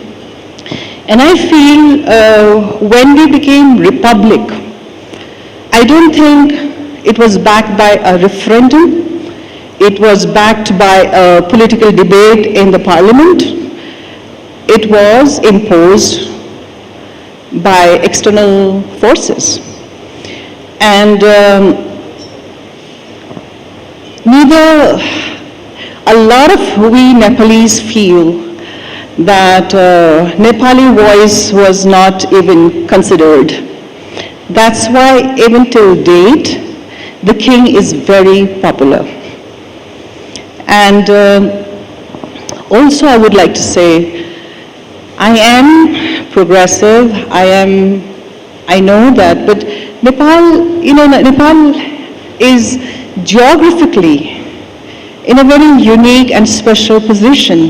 We have giants, grand superpowers as our neighbors. So for us, our identity, our unity matters the most. And the king represents that. King is above the political differences, the political games, the fighting, all that. It's a symbol of unity, and it's a symbol of a unique identity, which Nepal needs. And, but at the same time, I would say we need a stronger democracy, we need a stronger parliament. I believe in multi-party system, I believe in debate, I believe in free and fair elections, and let the government decide and run the country. But let the institution of monarchy remain like a unity, like a symbol of unity, above all that. Taking that forward, I remember you played character of Rajo, daughter of a revolutionary in 1942, a love story. And this was 3 decades ago. Right. Now, when you look at Nepal, what happened last year, you remember the visuals of the Nepal parliament burning and a lot of government and constitutional bodies being set afire. And there was a revolution, the Gen Z revolution that happened, and now we have the Bal and Shah government. Right. But when you think about this transformation, a political transformation, and the rebellion that you saw, did you see the same kind of rebellion that was witnessed there? Or did you see this kind of a directionless movement happening? So there are a couple of things. I support younger generation's energy. I support and I salute the fact that they stood up against corruption. They stood up against the political class failing to address the corruption. And I feel it's too early for me or anybody to discredit them. But I also believe that only because you're young doesn't mean you'll be a good leader. There is a wisdom, there is an experience, there is something which is also very much a country needs. So this whole that you're young so you become is not. I think it's a farce. I am looking forward to having a great delivery by the Balin government. I'm hopeful. I don't know. At the end of the day, accountability matters. At the end of the day, delivery matters. So let's see. Also, can I add something? In Nepal's political history, this is not the first time the younger generation has taken a leadership. My grandfather, for that matter, was very young when he took the leadership. With him, his friends like Krishna Prasad Bhattrai, Ganesh Manji, all were very young. So we already have examples of younger people coming into the politics and taking leadership. So maybe the present leadership, the present young leadership should have an example of such times as well. Aditya ने 1942 का जिक्र किया ma'am और साथ में Gen Z की बात हो पाई, तो आप तो खुद अपने ज़माने की जेनजी रही हैं, इसमें तो किसी को कोई डाउट नेपाल में होना नहीं चाहिए। पॉलिटिक्स से दूरी बनानी थी, फिल्मों का रास्ता आपने पकड़ा। लेकिन एक छोटा सा किस्सा मेरे पास भी है और ये सवाल मैं चाहूँगी जो जेनजी को लेकर मैंने पूछा, आप ही की लाइफ के एक एग्जाम्पल से समझेंगे। 1942 लव स्टोरी के पहले स्क्रीन टेस्ट के बाद विदु विनोद चोपड़ा जी ने आपको रिजेक्ट किया था, if I am not wrong. आपने 24 घंटे मांगे, गिव मी 24 आवर्स, पूरी रात तैयारी की, and the next day you were in the film. Am I right? Absolutely, मेरी माँ गवाह है इस बात की। और till date I am extremely grateful for Vinod for giving me a chance to act as a Rajjo. That's a lifetime's this thing. And also making me realize that I wasn't good enough. I had to buck up. Because you need a good teacher. And you need to be willing to learn and put in the hard work, But I remember the first screen test, he said, Manisha, you're a shit actress. Sorry to use that word, but and I said, please give me one more day. And that day, actually, I forgot to eat, I forgot to sleep. I was just with that lines, how do I do it? How do I do it? And next day. लेकिन Gen Z की जिद को अगर direction सही मिल जाए तो vision and direction is really needed. And घर में भी मुझे क्या लगता है ना, जब बच्चे बड़े होते हैं तो we need to encourage them, लेकिन एक गाइडेंस अगर मिलता है। मैं अपने खुद का एग्जाम्पल, अपने आप का एक जो खराब एग्जाम्पल है, लेकिन मैं देना चाहूँगी कि मैं जब यंग थी ना, मैं किसी की नहीं सुनती थी। I was a rebel without a cause kind of a person. और मैं अब जब देखती हूँ तो लगता है कि खामखा कि जब कोई कह रहा है कि भैया वो रिश्ते में मत जाओ जिसमें पॉट होल है, मैं उस वक्त कहती थी मैं गिर के खुद एक्सपीरियंस करके खुद जाऊँगी। अब लगता है वो इतना टाइम क्यों बर्बाद करना, when you know that road it has avoid that. So for Gen Z, my request would be, please don't discredit older people's wisdom and their experience. Take good guidance, have a vision. You wanted change, great, but change, what is your vision? That be clear about. And work towards that. इसी में एक सवाल जोड़ूंगी आदित्य, क्योंकि आपने फिल्मों का रास्ता पकड़ा क्योंकि राजनीति में नहीं आना था, ये आपकी चॉइस उस समय की थी। अब समय बदला, अनुभव आ गए हैं, दुनिया आपने पूरी देख ली है और अब आप नेपाल में जब हैं, यहाँ के राजनीतिक हालात भी बदल गए हैं। क्या मनीषा कोइराला राजनीति की तरफ जाने के बारे में कोई विचार रखती हैं, सोचती हैं, या कोई ऐसा विकल्प आया तो उसके बारे में सोचेंगी?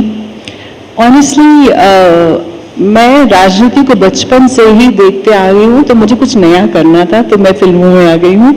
और at heart I am an artist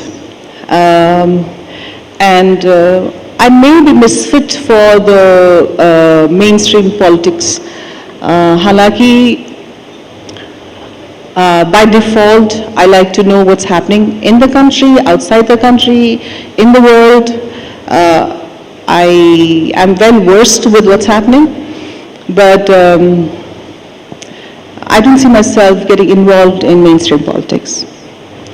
Manisha ji, you became a star in India and might I say the world at a time when it was almost unthinkable for a Nepali girl to make it big, that too in the Indian film industry. And now after 32 years, your film 1942 A Love Story is back in the theaters. And when you look back and look now at yourself on the screens, what do you think? Do you think a kind of a pride of a young Nepali woman fighting and struggling and making it big? Do you feel a certain amount of sadness, the kind of struggle that you had to go through? And finally, what would be your message to the Gen Z that we have been talking about? Some kind of inspiring words for them on the path ahead. So, when I listen to this question, I have mixed emotions. Life is multi-layered, and it's never black or white. It has many layers and complexities. मुझे एक ही उदाहरण याद आता है, जैसे कि आप सोने को पिघलाते हो जला के, फिर ठोक ठोक के ज्वेलरी बनाते हो, तभी जाके एक खूबसूरत कुछ बनता है. Life is that. I don't think any life without struggle has beauty. Life is full of struggle, and higher the challenges, the bigger the challenges, it kind of makes you more sharper, more tuner, more sensitive, more this thing. So it has my struggles, my pain, my loneliness, my hardship has only fine-tuned me as an artist. So I'm grateful for that. And I'm grateful for getting from life, for getting an opportunity to work in such a highly competitive and highly talented industry like a film industry in India. But life's beauty is in struggles and highs and lows, and life is more meaningful when you see all sides of life, and you can hug the trouble time as well as the success equally. Then I feel, there's a certain amount of growth. To the Gen Z, I would love to say something, that this is one life. One life. Just go out there, grab it, do what you think is best for you. Just don't be too inhibited. Just go and grab the life and do your best and fulfill all your dreams and ambition, and be willing to work hard, willing to put in the hours, willing to take suffering and failure and still take it head on, and just embrace life. When we met 2 months ago at your residence, I remember you and your respected mother saying that you watch a lot of OTT nowadays. But any films that you watched in the recent times, how's been this journey of a transformation, not just in Bollywood, in the overall Indian film industry? Any thoughts of the kind of transformation, the OTT culture, the new original content that is coming in, and any comments on the latest films that have come in? Any favorites? So I think the whole world's, there's a nice transition that is happening since 90s to now. Earlier, cinema was focused towards starship. Now I think the content is the star, and which is great. You see the floods of talent coming in, which not necessarily a hero material or a heroine material, but flooded with talent and flooded with zeal. So I love watching movies which could be commercially super hit like Dhurandhar, or I would love to watch a movie like Laputa Ladies, and because I think now the OTT platform gives you options, you can see everything. And because of OTT platform, you don't, it's like earlier, a big production house, big hero, big heroine, and that's it. Today, because of content driven, there's many different kind of actors, many different kind of directors, many different kind of, the choices. As long as you're talented and you have something to show, I think you have the viewers. मुझे लगता है सौदागर से लेकर अभी हीरा मंडी तक वो पूरी journey जो मनीषा जी की हमारे सामने है, उससे तो किसी को कोई इनकार हो नहीं सकता. आपने जीवन के उतार चढ़ाव और स्ट्रगल्स का जिक्र किया. कैंसर के खिलाफ जो आपकी लड़ाई थी और उससे आप जिस तरह से फाइट बैक करके आई हैं, वो तो सभी की इंस्पिरेशन है ही. उससे जुड़ी एक बात मैं आपसे ज़रूर पूछना चाहूँगी, लेकिन उससे पहले जीवन में कितने ही संकट क्यों ना आ जाए, लेकिन लोगों का प्यार आपके लिए नहीं बदलता. और इंडिया से बहुत सारे लोगों ने आपके लिए बहुत सारा प्यार भेजा है. उसे लेकर एक छोटा सा एवी हमारे पास है. हम चाहेंगे एक बार आपके लिए उसको ज़रूर यहाँ पर प्रेजेंट करें.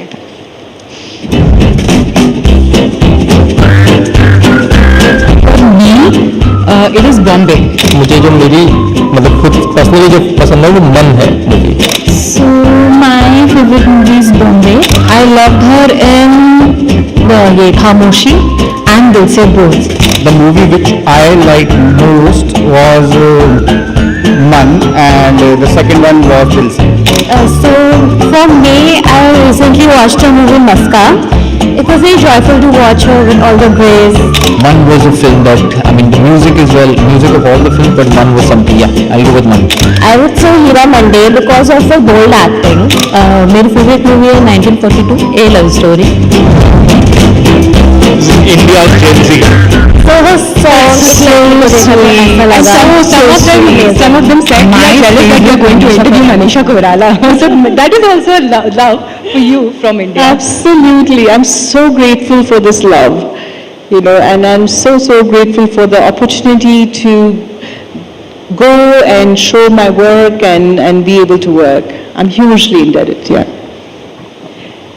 आपने एक इंटरव्यू में बताया था कि न्यूयॉर्क में कैंसर के इलाज के दौरान एक अनजान महिला थी जो आपसे मिलने के लिए आती थी अक्सर संडे के दिन, if I am not wrong, as per this interview. और उन्होंने कहा था, आपने उनसे पूछा होगा कि वो आपसे मिलने आती है, तो उन्होंने कहा था मैं इसलिए आती हूँ ताकि कभी आप किसी और के लिए ऐसा कर सकें। आपने पोस्ट ट्रीटमेंट ऐसा कुछ किया, और ये इंसिडेंट क्या था? कौन थी वो लेडी जो आपसे मिलने आती थी? क्या बात होती थी? So this is a beautiful story. I love repeating this because it changed me. It gave me a new way of looking at life. उनका नाम जीना जी, and उन्होंने, she is also a doctor, and basically she would spend her Sundays with me in the hospital in the most uncomfortable chair and spend the entire day with me. Ek Sunday, do Sunday, three, many, and then I was very confused. So I basically asked her, Zina ji, why are you spending a precious Sunday with me? Because when you're a doctor in there, as a doctor, you don't have enough time. So one Sunday, that too, she's spending with me. So I would basically I said, you're not my fan. You're not somebody that I've known, or you're not my friend as well. But आप क्यों आती हैं? तो कहती हैं, मैं इसलिए आती हूँ मनीषा जी, ताकि someday you do this for somebody else.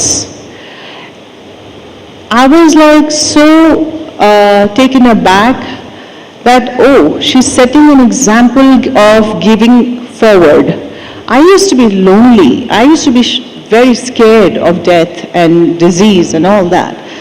And to come and hold my hand in that time and spend the entire day with me was precious to me, much more precious than anything else. So yeah, I mean, that was such a beautiful message I received from her, and that transformed me. That made me realize, paying forward adds value in your life, in my life.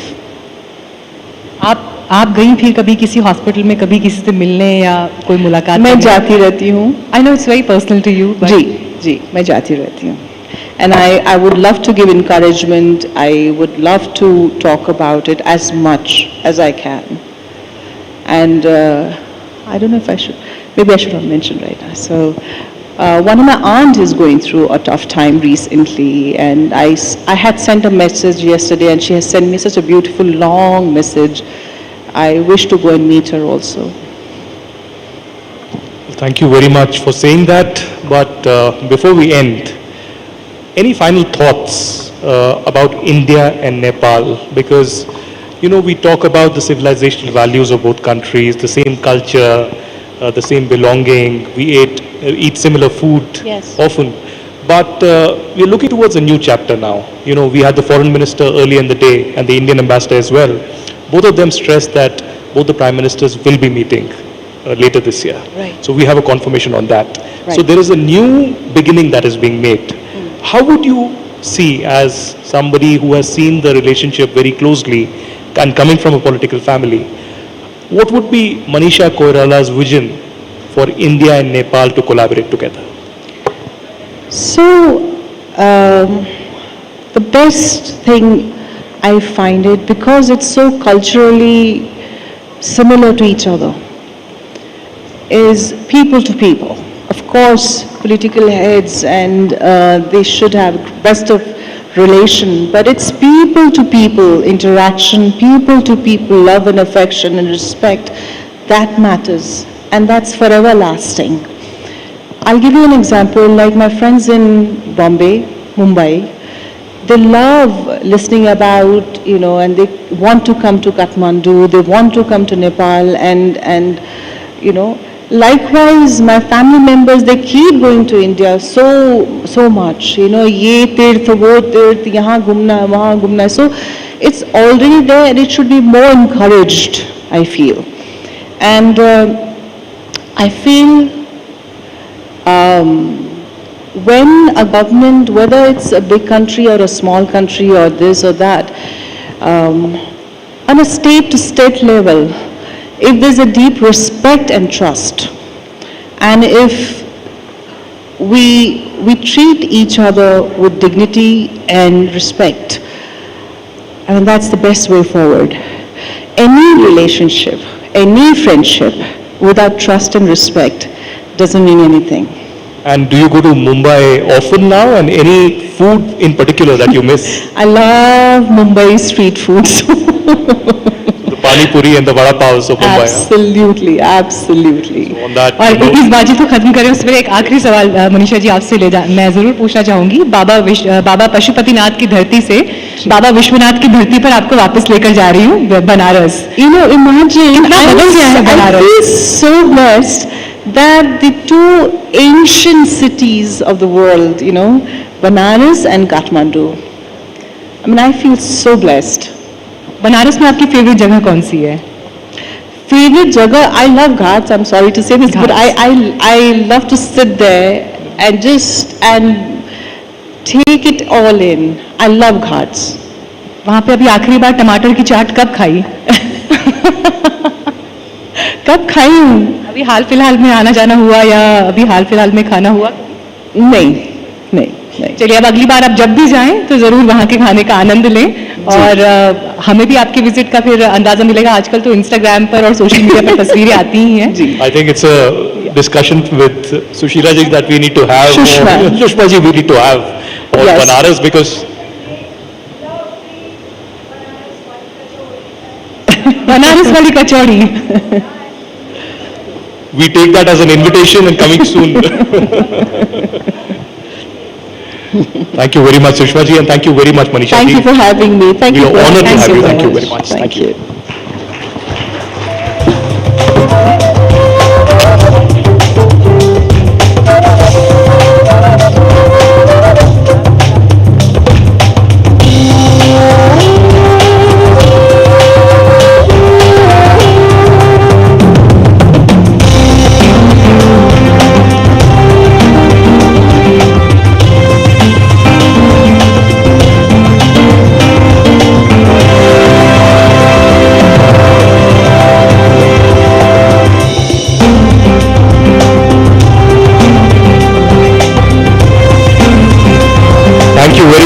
To Manisha Koirala-ji for joining us at the NDTV Anviksha. I will request all our participants to head for a short tea break, and after a few minutes we'll be joining back and taking forward the evening round of the inaugural NDTV Anviksha. Please join us for tea.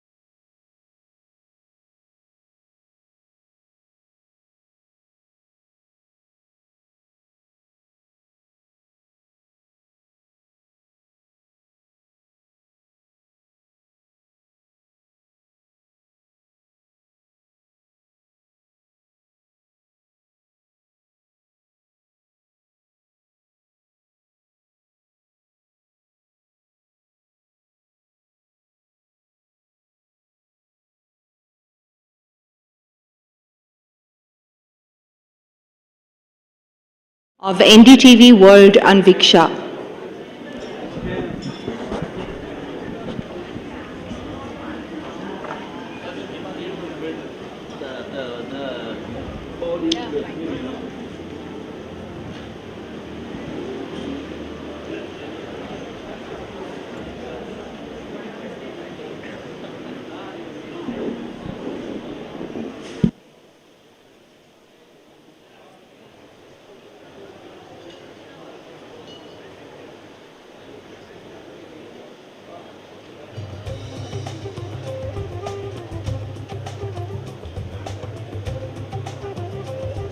Thank you very much, ladies and gentlemen, for joining us yet again for the evening session of the NDTV Anviksha.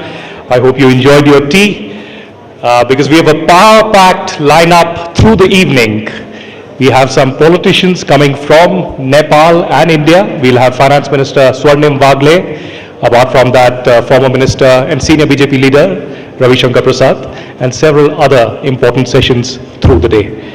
But for the next session, I would like to invite Gelje Sherpa, President, Nepal Mountaineering Association; Anurag Malu, mountaineer and founder of the Glacier Diplomat, the Voice of Glaciers Foundation; and Saurabh Bata, global speaker and peak performance strategist. We discuss grit and determination in mountaineering. And to conduct this session, the moderator, Vishnu Som of NDTV.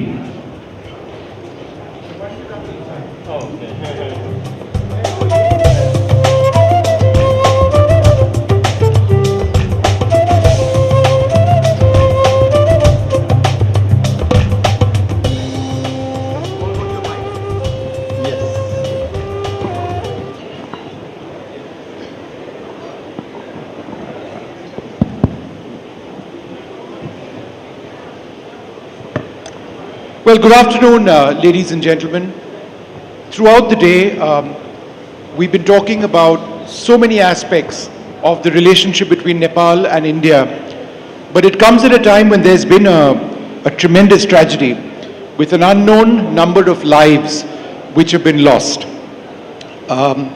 There was an avalanche, with mud and with mud and stones, which blocked a rivulet, which ultimately burst its embankments. It resulted in very high water levels, and we've seen the damage and devastation some time back. The reason I mention this is because ice slips or avalanches are all too common in the high Himalayas. They're triggered by different factors. Who we have over here are some of the finest mountaineers in Nepal and from India as well. But what this session is about is something deeply personal to me. And I thought I'd spend a minute telling you about why this is very personal. I grew up, I studied for a few years in St. Paul's, Darjeeling, with the Kanchenjunga behind me. In subsequent years, I built a home near Ranikhet in Uttarakhand, where I see the Nanda Devi, Nanda Kot. To my north, I see the Panchachuli. To my right, at 3 p.m. on a clear day. And so the mountains mean the world to me. And one of the greatest heroes that Nepal has produced in mountaineering is Nims Purja, who very tragically lost his life on Broad Peak, which he was trying to ascend on a record attempt on Broad Peak. This happened just a few weeks back. I had reached out to Nims Purja and I said, Nims, you must come to Anviksha, the NDTV event which is being held today, this very one, in Kathmandu. And I thought that he would reply when he replied. He sent me a voice message from Camp 2 of Broad Peak at an altitude of about 17,000 feet. 17,000 feet or so, as he was about to make the final push. 13 hours later, he was dead, along with other members of that expedition, each and every one.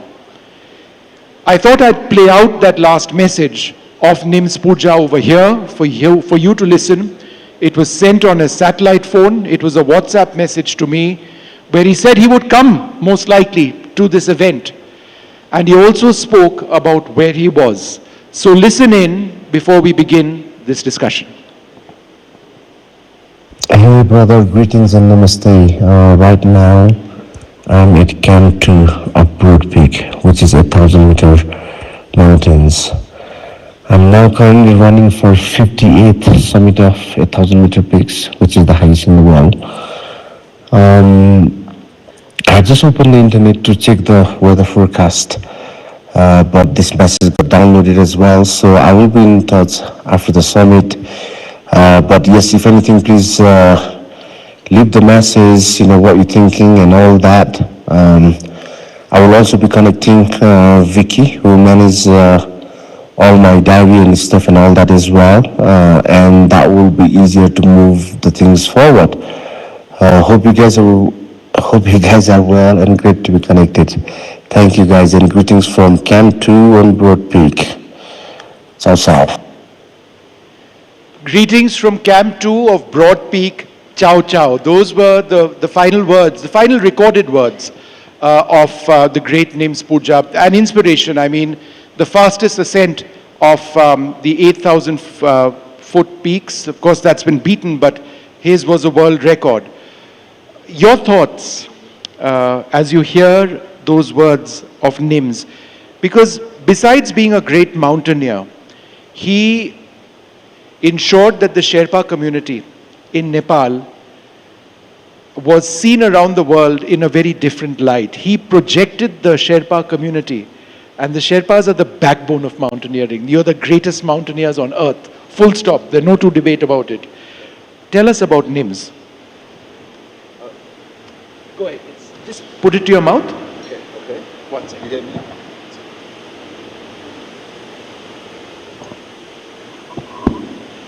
Can use this. Yeah, just use that. Thank you. Well, I mean, yes, it's a big tragedy that we lost Nims. We heard his voice. Just, I think it was a message to you, I think. So he was really a guy that wanted to do, something that he desires, And he's, for me, what I find on him is that he's a young guy who was established in some other developed country, but later on he thought that we can't do a lot in our own country.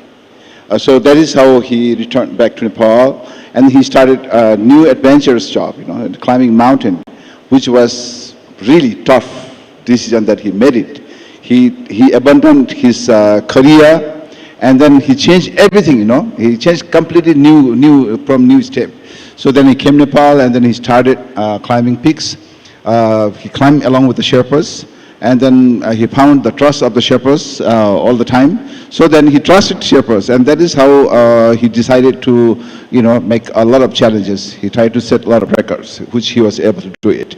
So I always find, he was like a man who has a huge desire, huge dream, and he always set a destination where he want to go, and which he always try to do it. He has that guts inside him. So that is the reason that, but these all desires that he was not able to do it without support from Sherpas. So, but he found the Sherpas so honest, hardworking, yes, like a regular. The Sherpas have been working from the very beginning, from like 1953, since Edmund Hillary, and even before. The Sherpas have been working very honestly, number one, and second is very hardworking. They do it. So these are the two: hardworking and honesty. Nims Dai, Nirmal Purja, he found on. So that is how he decided to that I want to do something in Nepal. So he has done. So he has done, and then after that he was able to set several records.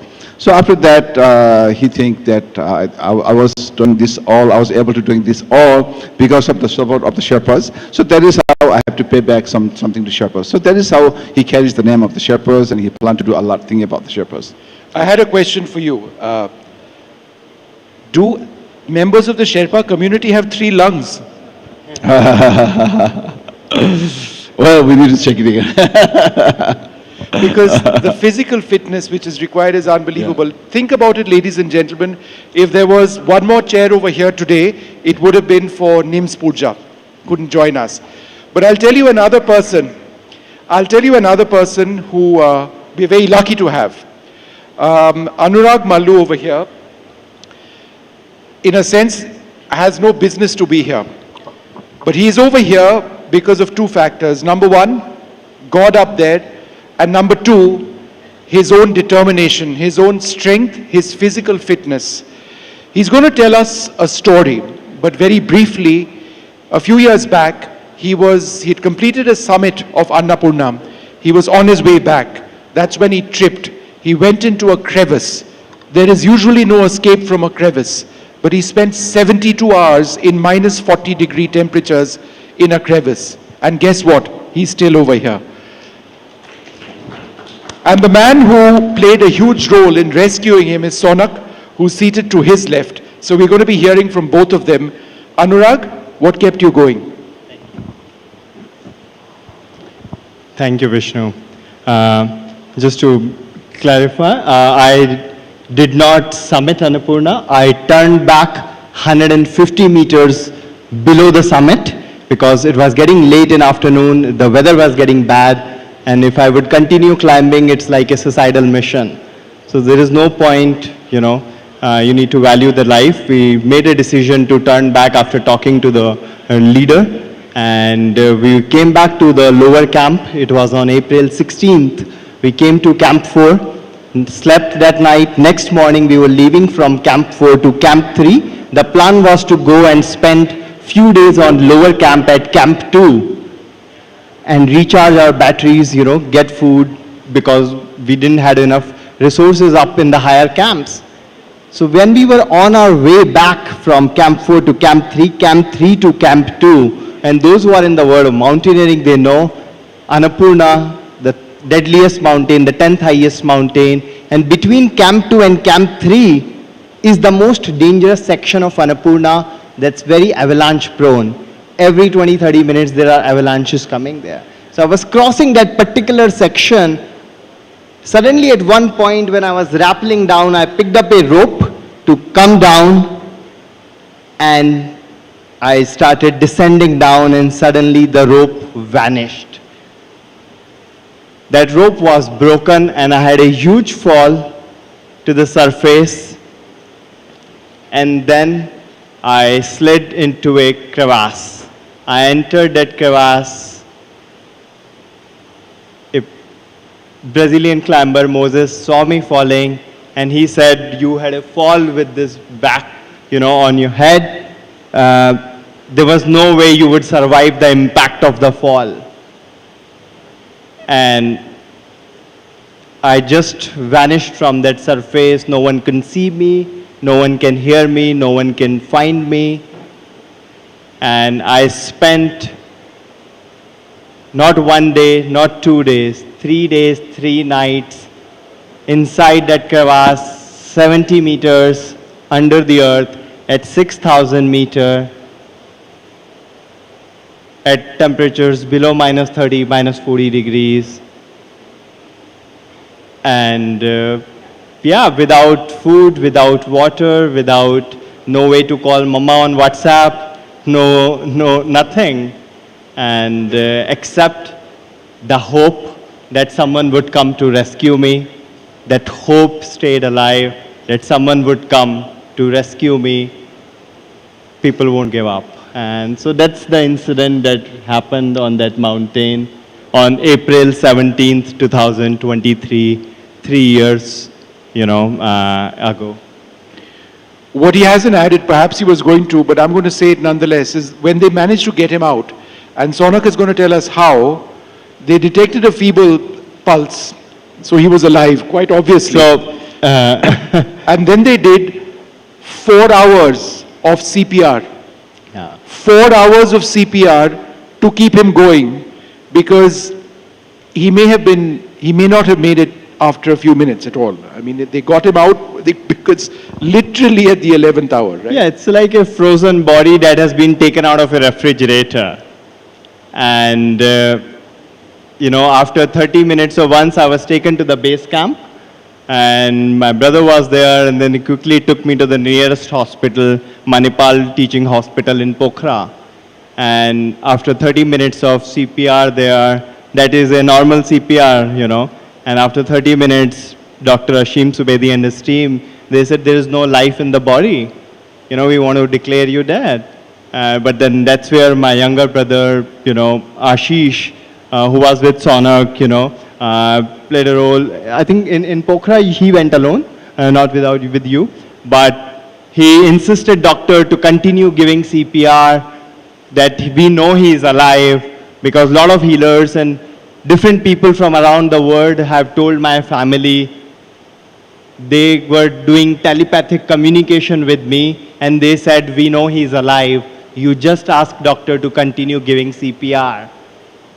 And that CPR lasted for 4 hours, 5 minutes.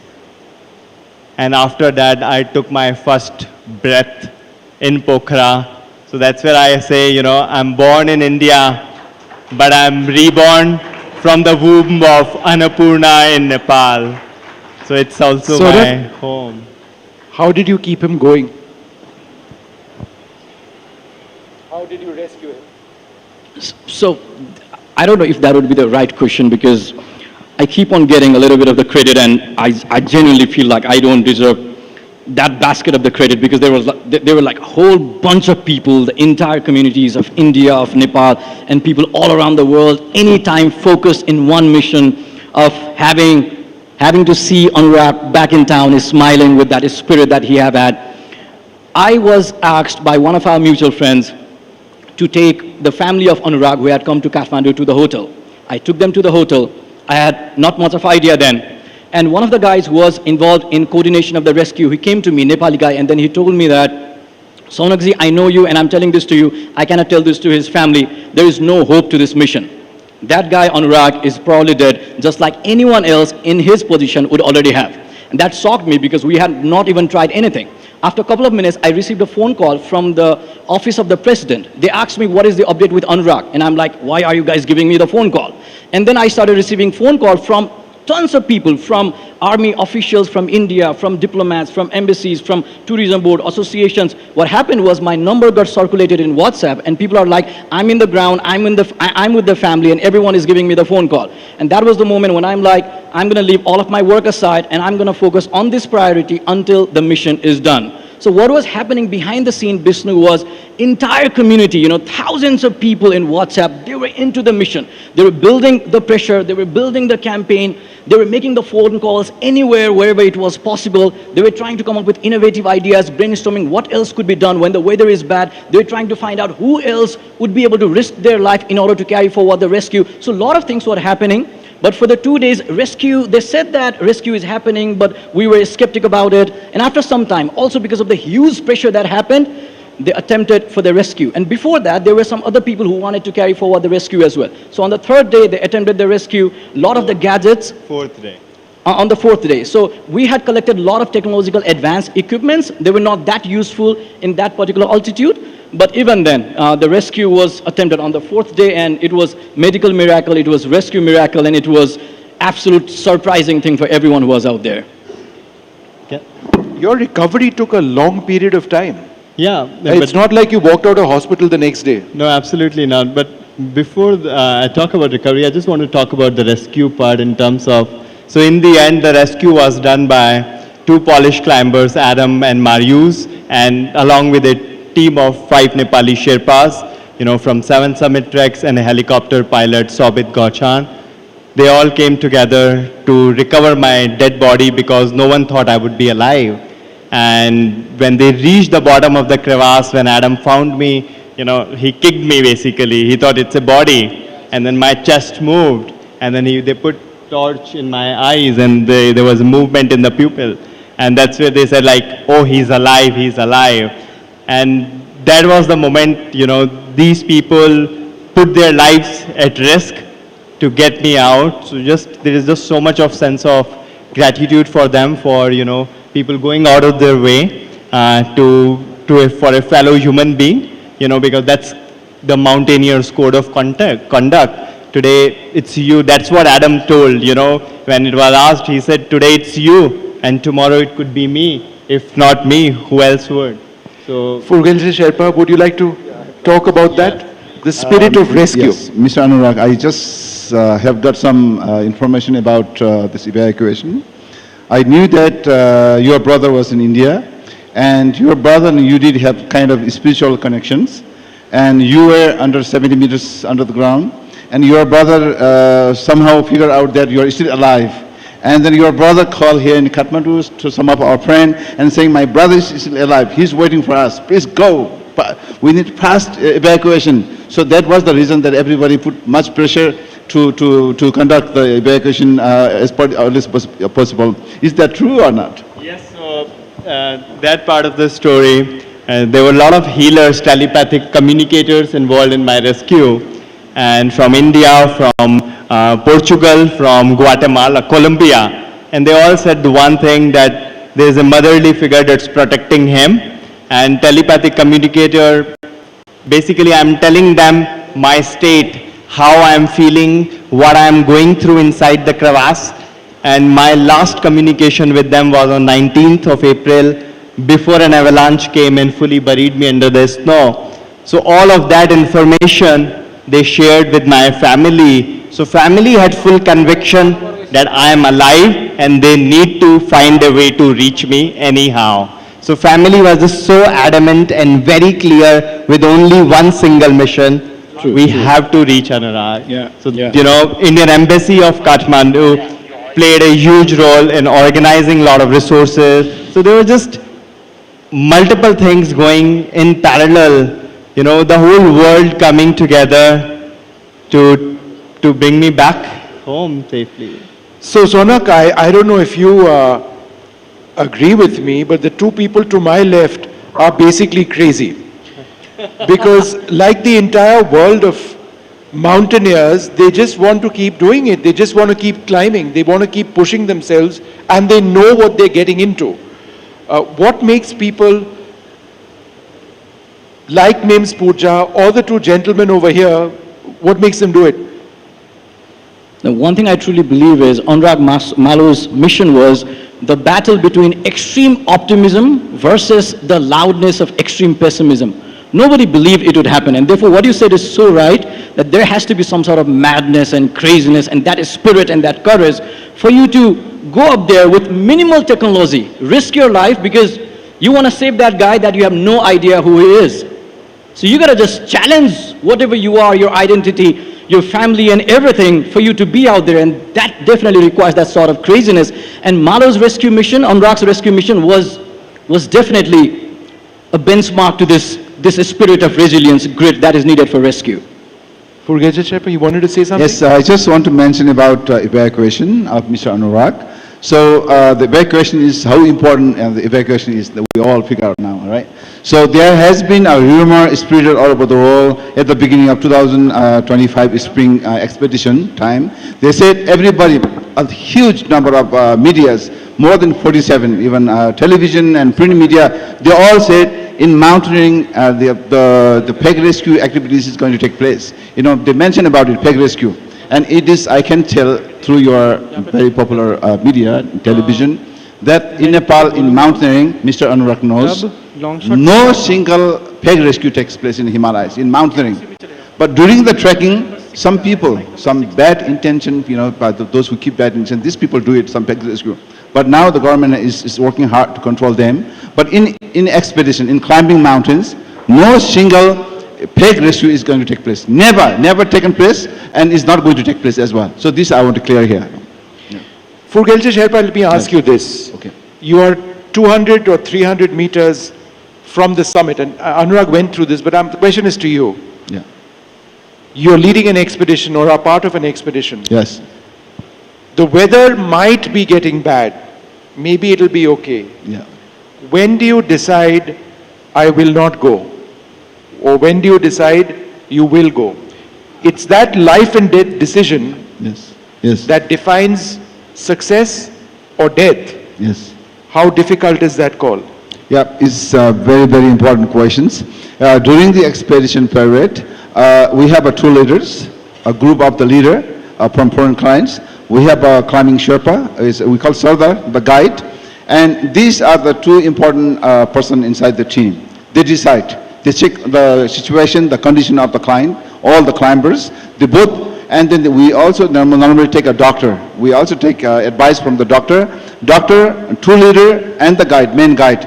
These are the three main important person. They decide whether they bring them to the summit or they stop them, say, you have to go down. So these are the three people, they decide. And we always train our climbing team, our climbing Sherpas, the guide, to take proper care and proper decision.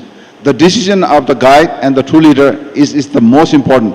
That, that makes either the client go up or down. So, and completely that decision is going to take place on the basis of condition of the client, how they are, how they feel, how they eat, how they walk, how they breathe. These are the things, they check it. Anurag, I just wanted to sort of get your views, and we should talk a little bit about this. It's becoming more difficult to climb, isn't it? Because crevasses are forming more now, possibly because of a change in weather, it's getting hotter. Avalanches are being triggered more frequently. Is it now a deadlier sport? Absolutely. I think with time, mountaineering will get lot more challenging and difficult. There's a lot more rockfall happening because there's sometimes not enough snow on different faces of the mountain. And when there is not enough snow, you can't really, it's very hard to then climb. Snow, ice, the glaciers, that allows us to climb. Otherwise, these 8,000 meters, just imagine an 8,000 meter mountain without a snow. How will it look and how will you climb that? Snow is that glue that makes it easier for us to also climb. Hard snow, soft snow, all sorts of things. But with lot more now increasing avalanches, just changing weather patterns, changing climate conditions on high altitude Himalayas, it is getting extremely difficult. What we have seen either on Broad Peak, even on my incident, during that year, Adam and Marius, the Polish climbers, were supposed to attempt another side of Annapurna, another face of Annapurna to ski down from the mountain. But because of lack of snow on the mountain, they turned back. There was a lot of rockfall happening on their face. So they're like, it's foolish to continue climb. Let's come back. So they have to abandon their expedition because of lot of rockfall happening and lack of snow on the mountain due to climate change. And that is the reason they reach the base camp and they learn about my incident. So just wait and watch. It is going to be extremely difficult with climate conditions, changing. I remember when we went to Mount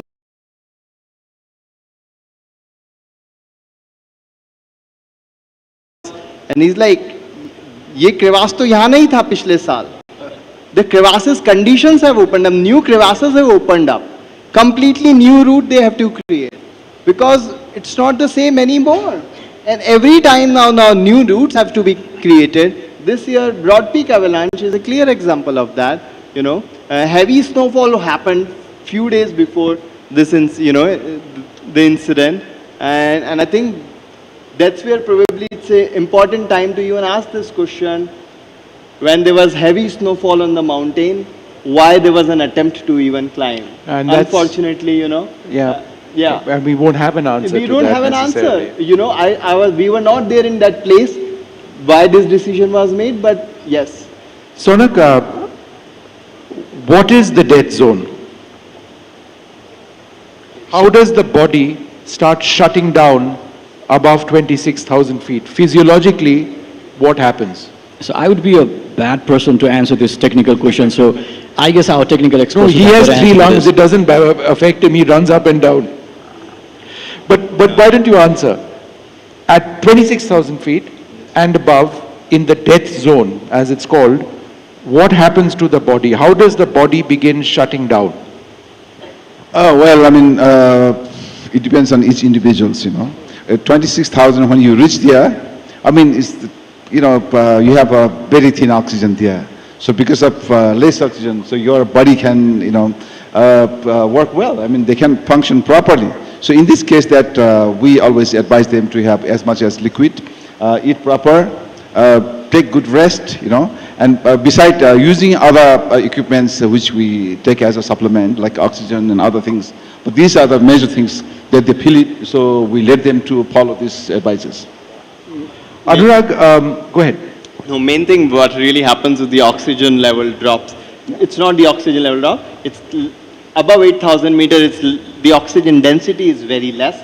It's just 30% from what it is, much higher on the ground level, on the sea level, and then around 6,000 meter it's dropped to 50%. So the more higher you go, it keeps dropping, and then for even you have to take a step, you have to take a pause and then breathe heavily, and then that's why we use supplemental oxygen to climb. Furgelche Sherpa, one final question. We are running short on time. You have led expeditions, I'm sure, in the past. Yes. You know many others who've done that. People come here to Nepal from all across the world. They pay hundreds of thousands of dollars because insurance is very heavy. They come with a certain amount of training, and they have the expectation that I'm going to be on top. Yes. But it's your job to save their lives, even though they have put in a lot of money. That's true. At what stage, in your own head, do you decide he is going to make it, or she is going to make it, or he or she will not make it, and I need to save them before it becomes dangerous? No, it's a clear. Well, I mean, of course, that's true. We have many important clients. Now, these days, even high-end clients, people with a better, these people come here to climb high mountains. And for these people, no matter who ever comes, I mean, it's our job is to bring them on the top safely and to bring them down to base camp and Kathmandu with a safe condition. So for that, we always stay together with our guides, the whole team. We work a lot, we make a lot of exercises, we discuss a lot, We always, discuss the former, always the past experiences, that we bring in life again so that we cannot repeat the mistakes again, so that we can bring them. So we think mostly about the food, the meals are the most important. All the clients, if they are able to eat well, they can walk off. They can be healthier. If they are not able to eat, so they cannot definitely walk off, So that is how we discuss with our clients first what kind of meals they prepare. We discuss with them from the beginning. Not only other equipment, but equipment comes later. First with their health, with the food, the meals that we prepare for them during their climbing period. And then the second is the equipment. The third is with the Sherpas, the supporters, those who bring them to the summit. And the fourth is other logistic services like oxygens and other equipments. All these things, all our team, every trekking company, those who organize expedition, prepare properly, so that now even it's a big competition going within us, each other. So whoever does better, they get more clients. So that is how all the company, they try their best to prepare everything to bring their all clients to the summit and then bring them back to Kathmandu. Look, it's been an honor to speak to all three of you. Mountaineering is a part of the soul of Nepal. It's part of the heart of Nepal. And it comes with its own risks, and it comes with its own set of incredible rewards. Thank you for sharing your story, and thank you for being with us after what you went through. And I do hope and pray that the climate situation stabilizes so that more people can enjoy the mountains and understand what it's truly about. Thank you. Thank you so much. Thank you, Vishnu.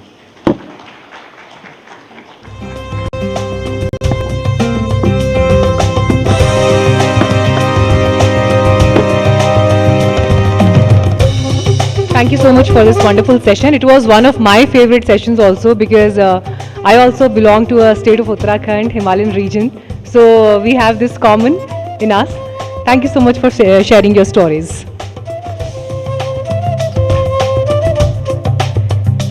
The spirit of Himalayas defines resilience, and the same ambition flows through Nepal's next generation.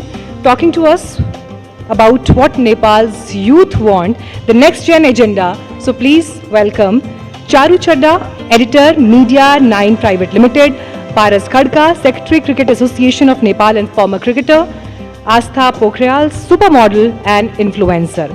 And my colleague Manogya will host the session.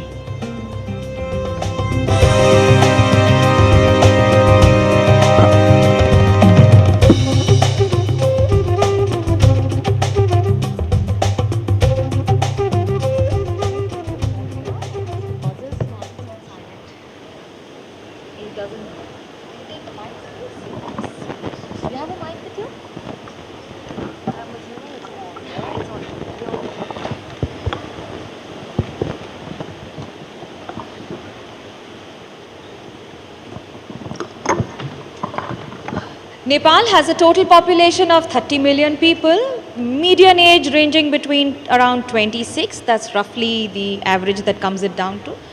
And very hard to believe but true that the age group between 15 to 24 is around 6 million. And 20% of youth is unemployed. So what is the next gen agenda? What do people think? Those who have been at the forefront of being not just leaders but also mentors to the next generation, and also those who've not got enough during their generation, how are they preparing for the next generation too? Charu, I start with you. Give us an idea on what is it that has changed with the government for the youth and what is it that still remains to be done? Thank you so much. I'd like to take a moment just to remember all the people who've lost their lives on behalf of this panel and our prayers, and also to NDTV for pulling off this event during this very difficult time. Thank you so much for having us. Coming to your question, I think I'll just set the tone to it.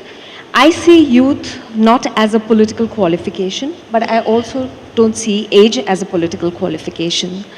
So while we have a very young government in place, led by a prime minister who was a structural engineer, who is a structural engineer, who's a rapper, who was the mayor, and now holds the position of prime minister of this country, I think what it really does for us is it sets the tone that we have aspiration. You know, people are multi-skilled, they can multitask, and they can be who they want to, including running the government. Now the challenge for them, it is a very young government. I think 40% of the youth is represented in the cabinet. So, but what is the real challenge is having, being able to do politics of continuity. Now we've had, all along, I think what we've had is politics of personalities. We were really voting for people that we liked or did not like. This also, Balin, our Prime Minister, Honorable Prime Minister, he has amazing following, but he needs to go beyond that and now actually institutionalize politics that has a level of continuity to it. And the difficulty for them is being a youth-focused government. They are being judged in real time. Our generation had the privilege of having press conferences and news coming filtered to us, but here they are being judged in real time. So that's a challenge. Okay, Paras, I see that smile and also the advantage and disadvantage of social media, of being a celebrity cricketer, being known to everyone, yet not having the advantage of social media. Do you feel that the present generation has that advantage, especially the cricketers, the stardom that they have? You've had enough stardom, but maybe social media was one sprinkle that could have added to the glitter? There are two sides to it. When we were growing up as a young cricket team, people had no expectations of what a cricket team or a national cricket team in this country could do. Back then, growing up, there's no social media, let's be very fair. And the only thing that drove us was that passion to win. We came from different parts of Nepal. When we got together, our only ambition was to make sure that Nepal wins. And over a period of time, I still remember from 2010 when we first won our senior championship until 2014 when we played our first World Cup. That 2014 was an important moment for us. Why? Because it took the national cricket team to reach the World Cup for people to realize that we had a cricket team. We qualified for the World Cup. As we were coming back, we got calls from then Prime Minister to Sports Minister to everyone, then announcing prizes to all of these things. And that was probably the first phase of social media was slowly penetrating into the Nepali diaspora.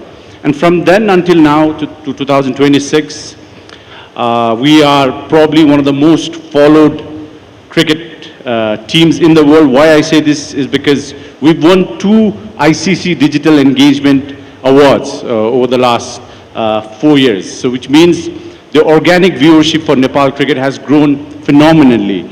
I would say for Nepal as a young nation, we've always been known as the Himalayas, Buddha, Buddha and all of that. But cricket has now slowly started to become part of the social fabric.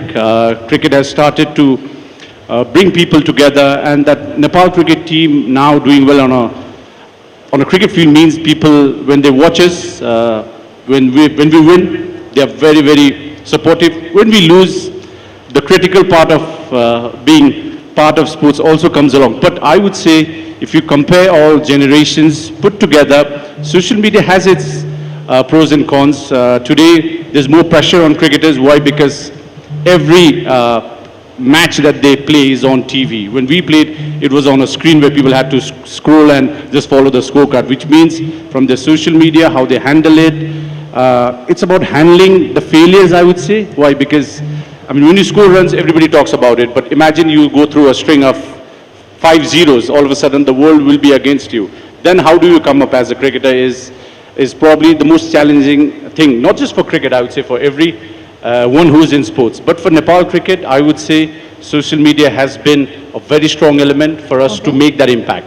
Okay, Asta, do you agree to it on the forefront, especially when you talk about both body shaming and body positivity and the social media, the way they respond to people in your sector, be it cosmetics, be it beauty pageant winners, be it women of substance who've made it on their own on multiple platforms. How difficult has it been, and what would you say to both the positivity as well as the toxicity? So body shaming, it's a real problem. And like you said, social media has its advantages, but it exposes you a lot to all these toxic things, right? So, and makes you really vulnerable. And in today's day and age, especially when there's so much hate out there, and you can just hide behind an anonymous name and just say whatever you want to, and like not think about the consequences. First of all, you need to have very thick skin.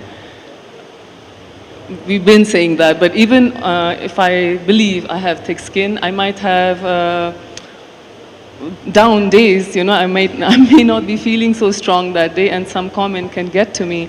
And so the only defense against body shaming is, I think, radical self-acceptance. I rephrase it. Is it about body positivity also? Does that also add to it? And have you ever had a meltdown that, okay, why did someone post like this? Sorry, have you ever had a meltdown? Why did someone write like this about you on any of the social media platforms? A comment might have bothered me here and there, but no, I've not had a meltdown as such, but I do wish like people were more sensitive, and I do wish there were stricter rules so that people would think twice before writing nonsense on the internet just because you can.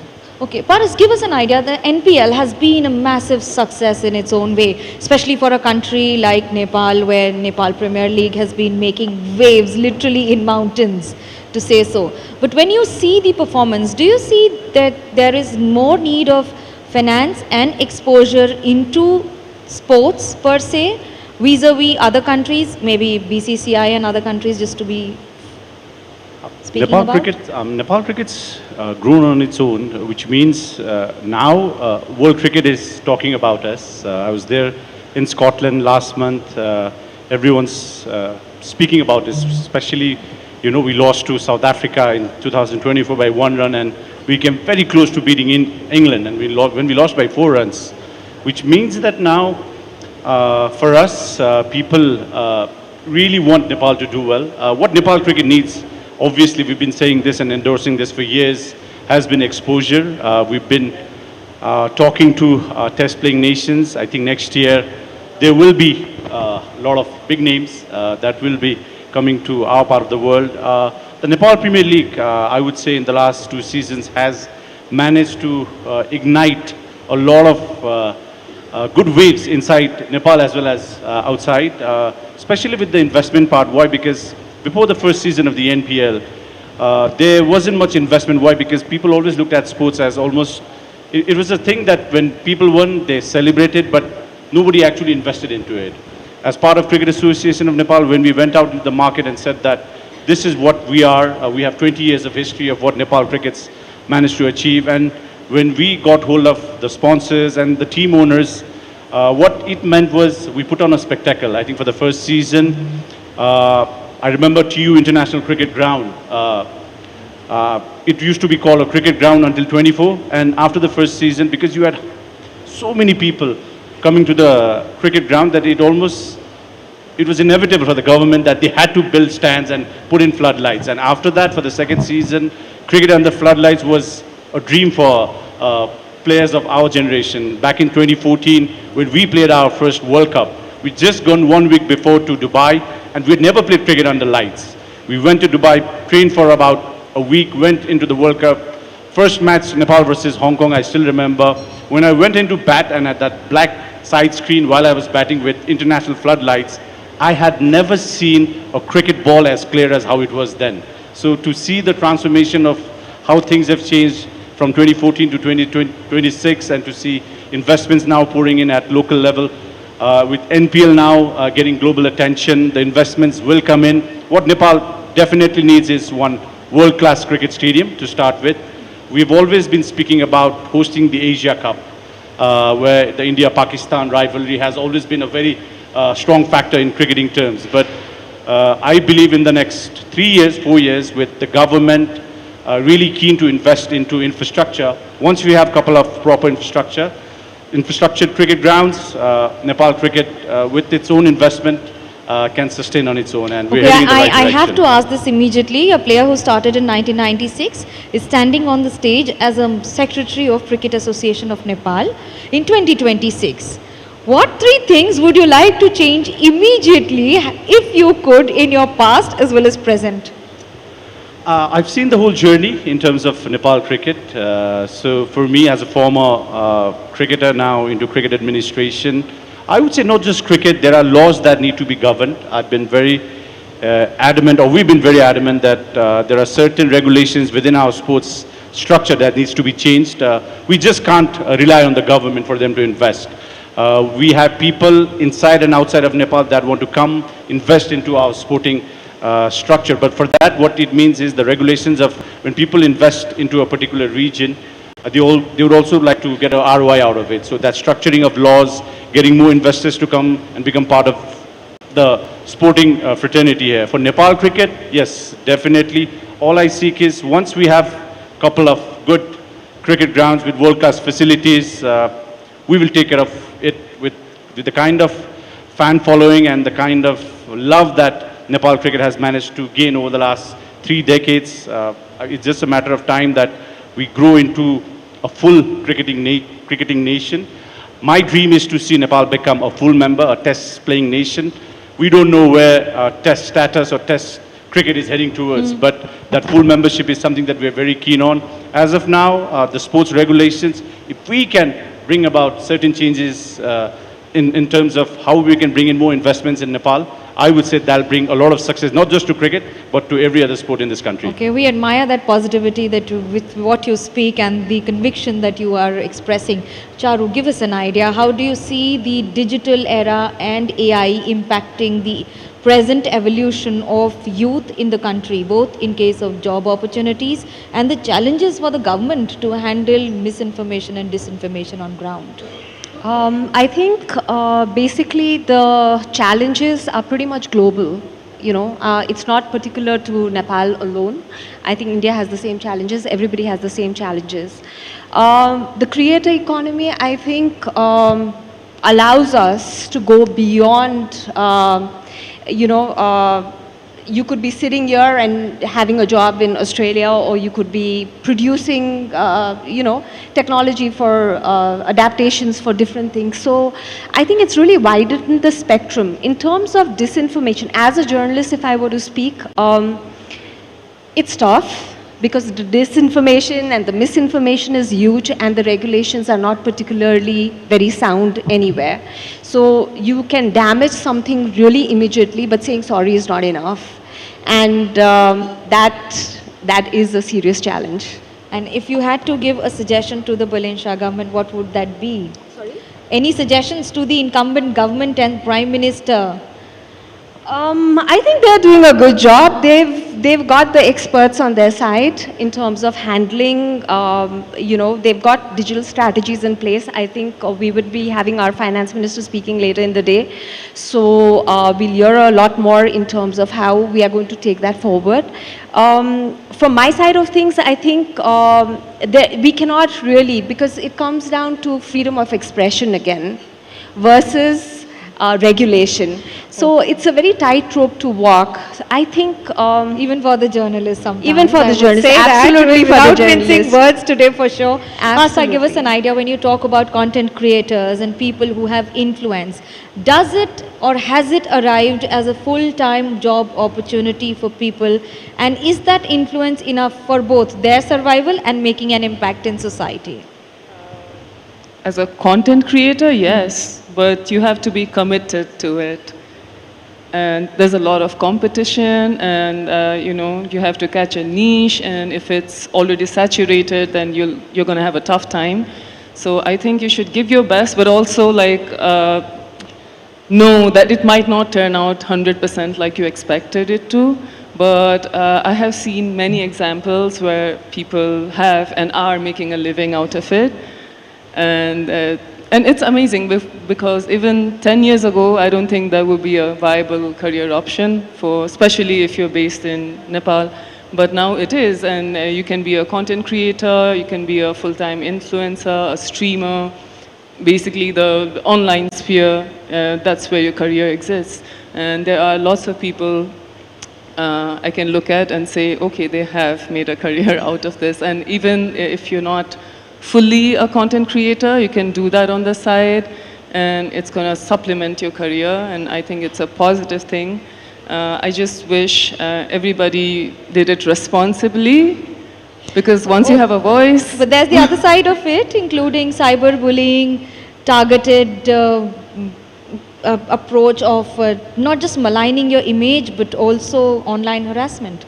How do you think that women of Nepal are, especially in strong positions, are they prepared for it, or does it also question the format of the society and the changes in it? We have to be strong enough, like I said before. Whether or not you're prepared for it, though, people are going to be cruel, and it's there. But you have to handle it sensitively, intelligently. Don't let it get to you, but also take action where you have to. When there's harassment and cyberbullying, it's not something I take lightly, but also it's so rampant that you cannot go after every little commenter who says something, who posts something. Where the government needs to be more involved, more stricter. But if you post a photograph of yours, why would the government come in picture? Because it's not just about my post and somebody, it's the whole picture. It doesn't even need to be glamorous. It's a tricky one on who decides on what you post and how people For you respond. to get a hate comment on the internet as a woman, it doesn't even need to be a glamorous picture. You can just be enjoying yourself. You can just be expressing an opinion that somebody disagrees with. You can just be successful in whatever you're doing, and there will be somebody who has something to say. Disagreements and other things you can take, but when it becomes personal and vulgar and violent, ask the cricketers. then government needs to do something Ask the cricketers who have all the photographs to be posted and then answered also. So give us an idea on what are the steps being taken for women in cricket in years to come. Do we see them in the next gen agenda?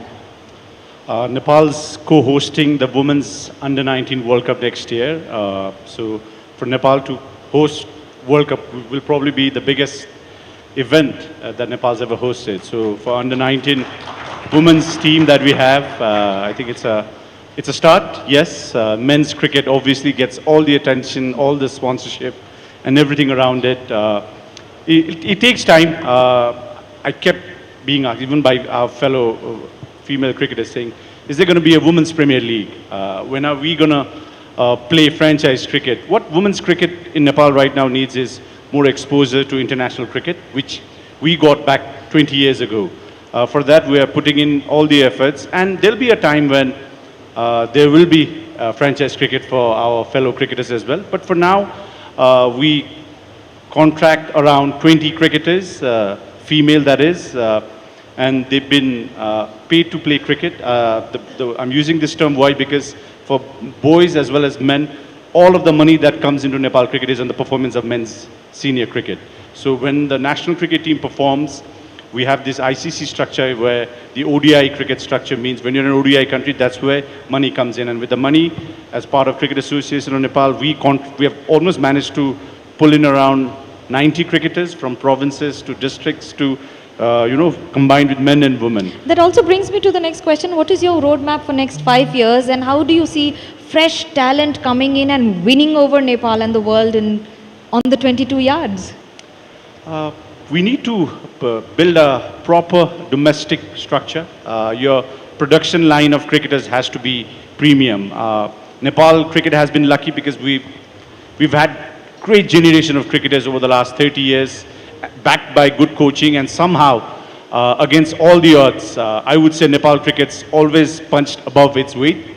But you only can rely to all of these things to a certain level. As of now, the Nepal Premier League, which attracts a lot of eyeballs, is a key index to this. Why? Because with more money coming into a tournament or number of tournaments that we organize, that gives us the cushion to then put in more money into our districts and provinces. Next 5 years, I see Nepal cricket growing. Why? Because back in the day, people hardly invested. Now, if the infrastructure part, which I've mentioned earlier as well, gets taken care of, we have online viewership, our international matches are sold way days in advance, and with the current setup of young cricketers, boys and girls that we have, if we manage to put up a proper grassroots structure where our school cricket and college cricket and our districts and provinces have cricketers and coaches and everybody who's part of the cricket ecosystem being paid to perform and all of those things, I believe we will become a strong force to be reckoned with. When you started, cricket was never a full-time job. Now, a cricketer is a full-time job. We have 3 suggestions to the youth watching you. It's getting there. I mean, 1980, Sri Lanka got test eras, and 16 years down the line, they won the World Cup in 1996. 1983, India won the World Cup, and we all know what happens after that. For Nepal, we played our first World Cup in 2014 to 26. We have played 3 World Cups. Now, after having played 3 World Cups, what next is maybe to win a World Cup. Can we win it? I don't know. But if we have a plan 20 years down the line, we can dream of, because our generation, when we dreamt of the fact that we wanted to reach the World Cup, it happened for us. But now, the goal is to have bigger ideas, bigger vision. And as of now, for the young boys and girls, on behalf of Cricket Association of Nepal, we're trying to put a structure in place. We used to take a cricket bat and go in our buses and, go train. But now I see parents taking their kids in whatever vehicle that they have, whether it's a bicycle, whether it's a motorbike or a car, to take kids to academies. That whole story around Nepal cricket is that things have changed. Parents want their kids not just to study, but to play cricket as well. So in the next 5 years, 10 years down the line, there has to be a plan in place. We are putting that in place. The dream is now to become a full member nation, but at the same time, in my lifetime or our lifetime, maybe like what Sri Lanka did and what India did, win a World Cup in the next 20 years. 2 things that you've learned from BCCI. Quick answer.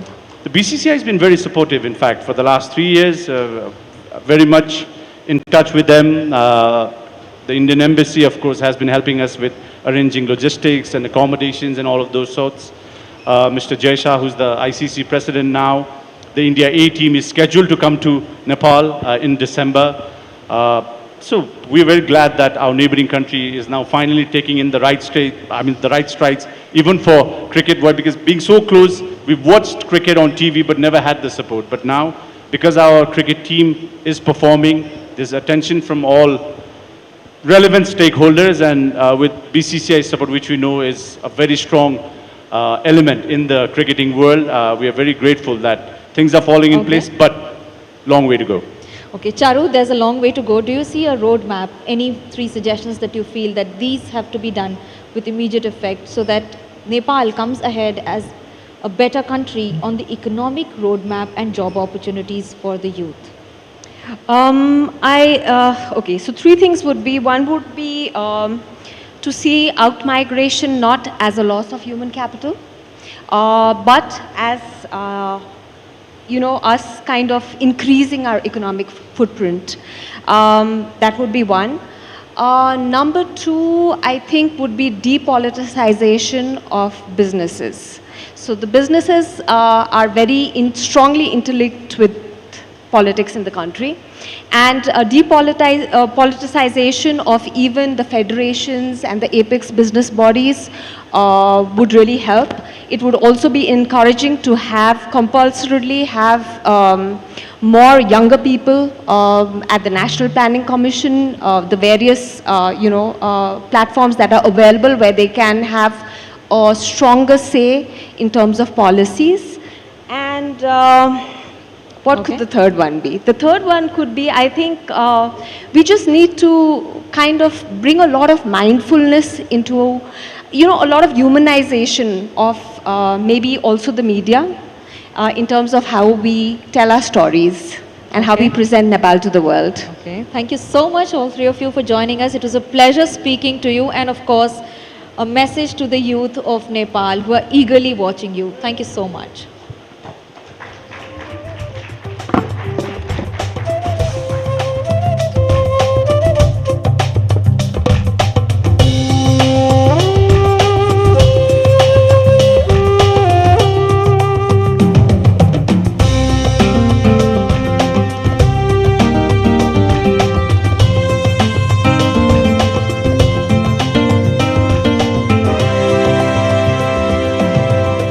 Thank you very much to the trendsetters of Nepal, Paras, Asta and Charu. Thank you very much for joining us at NDTV Anviksha.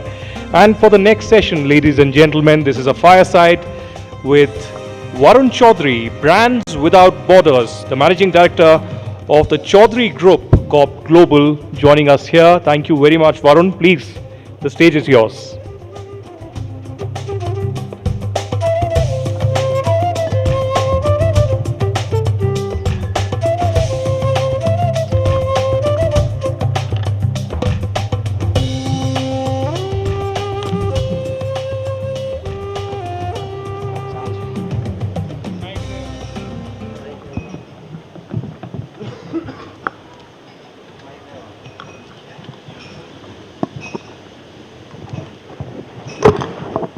Nepal का शायद ही कोई घर होगा जहां पर Y noodles से लोग अनजान हों, लेकिन आज जो बातचीत होने वाली है ये कहानी सिर्फ नूडल्स तक सीमित नहीं है, क्योंकि इसके पीछे है नेपाल के बड़े बिजनेस एम्पायर की कहानी, ग्रोथ स्टोरी, और जो आज हमने अपने कार्यक्रम का थीम भी दिया है, India across borders अनविक्षा।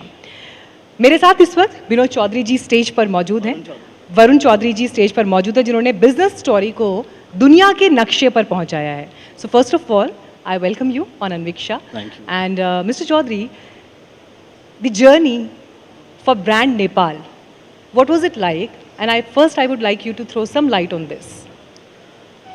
Thank you, NDTV family. Before I officially start our conversation, we are going through a moment of grief. My deepest prayers and condolences to the families of the deceased, people who've lost their livelihood and homes.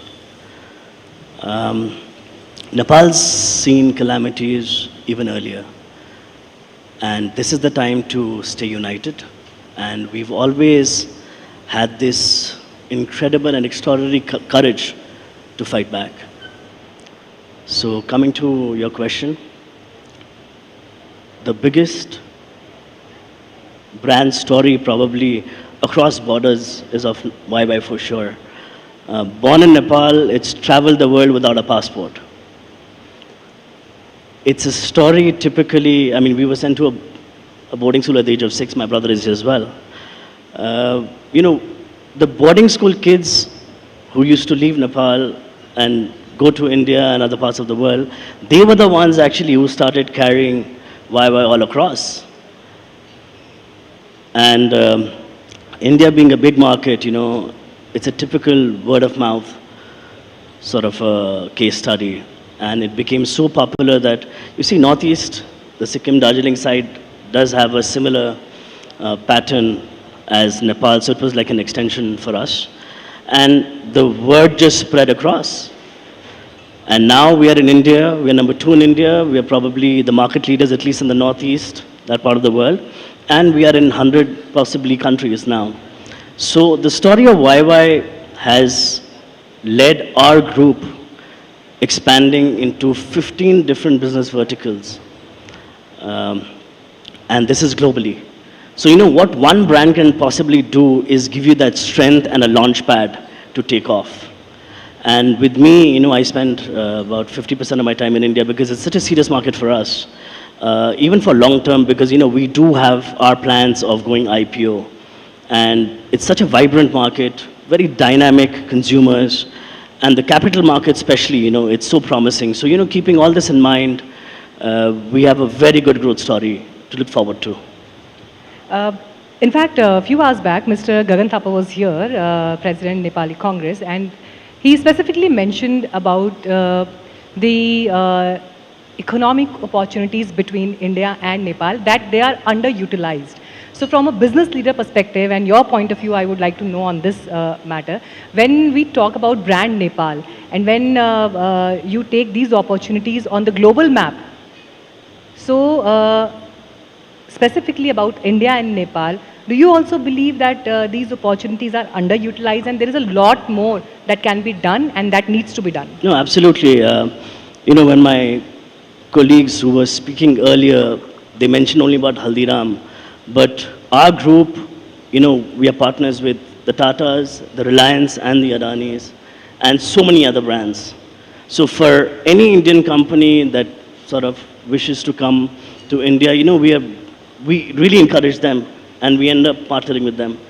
So ranging from consumer goods to infrastructure to hospitality, and also now getting into a JV with Bikaji. You know, they said Haldiram, so now we're getting a JV with Bikaji. And also, you know, I'll be announcing quite a promising partnership with one of the leading Ayurveda companies of Nepal, which will touch each and every single herbs grower. You know, Jari Booty is supposed to be a rich sort of agro base of this company, of this country. So, you know, we are doing a JV with them so that, you know, we can, and by the way, we are the largest exporter of Nepal to India. So, you know, there's so many opportunities out here. It's just that you got to have the right optics and right eye to it. And as far as the Nepali brand going abroad, like I said earlier, you know, it's fantastic. We are, apart from India, you know, we are also in Kazakhstan, we're in Serbia, Bangladesh, and now we'll be starting our operation in Egypt. So it's a true testimony of how a brand from Nepal travels all across the world with so much of confidence and trust. So you are Forbes listed billionaire from Nepal, and as you just mentioned, you're everywhere, in India also. I was doing some research on you, and some of your Instagram posts that I have gone through. So I saw you in Kedarnath, I saw you in Kashi Vishwanath, I saw you in many other spiritual places in India. So Nepal and India, they share a spiritual bond also, which we are discussing since morning, that land of Pashupatinath, land of Kal Bhairava, land of Muktinath Dham, where Prime Minister Modi also visited. So when we talk about brand Nepal, so do you think this spiritual identity between both countries can do wonders for both countries? Of course, you know, this is the core. What is your own experience also? Right. You know, this is the core of both the countries. India and Nepal shares such a deeper connection in terms of people-to-people tie and this spiritual and religious tie. And why all this happened is also, there's a story to it. If I may, you know, I'd met Baba Bageshwar back in 2023. And he is the one who actually changed. आपकी पर्ची खुली या नहीं? हाँ, मेरी पर्ची खुली थी उन्होंने, लेकिन मैं बोल नहीं सकता हूँ, है ना?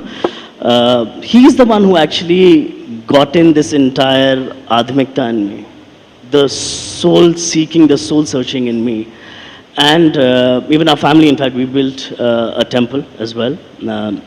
So because of him, you know, I got so much into spirituality. I think that's the reason why I have such a self-balance now.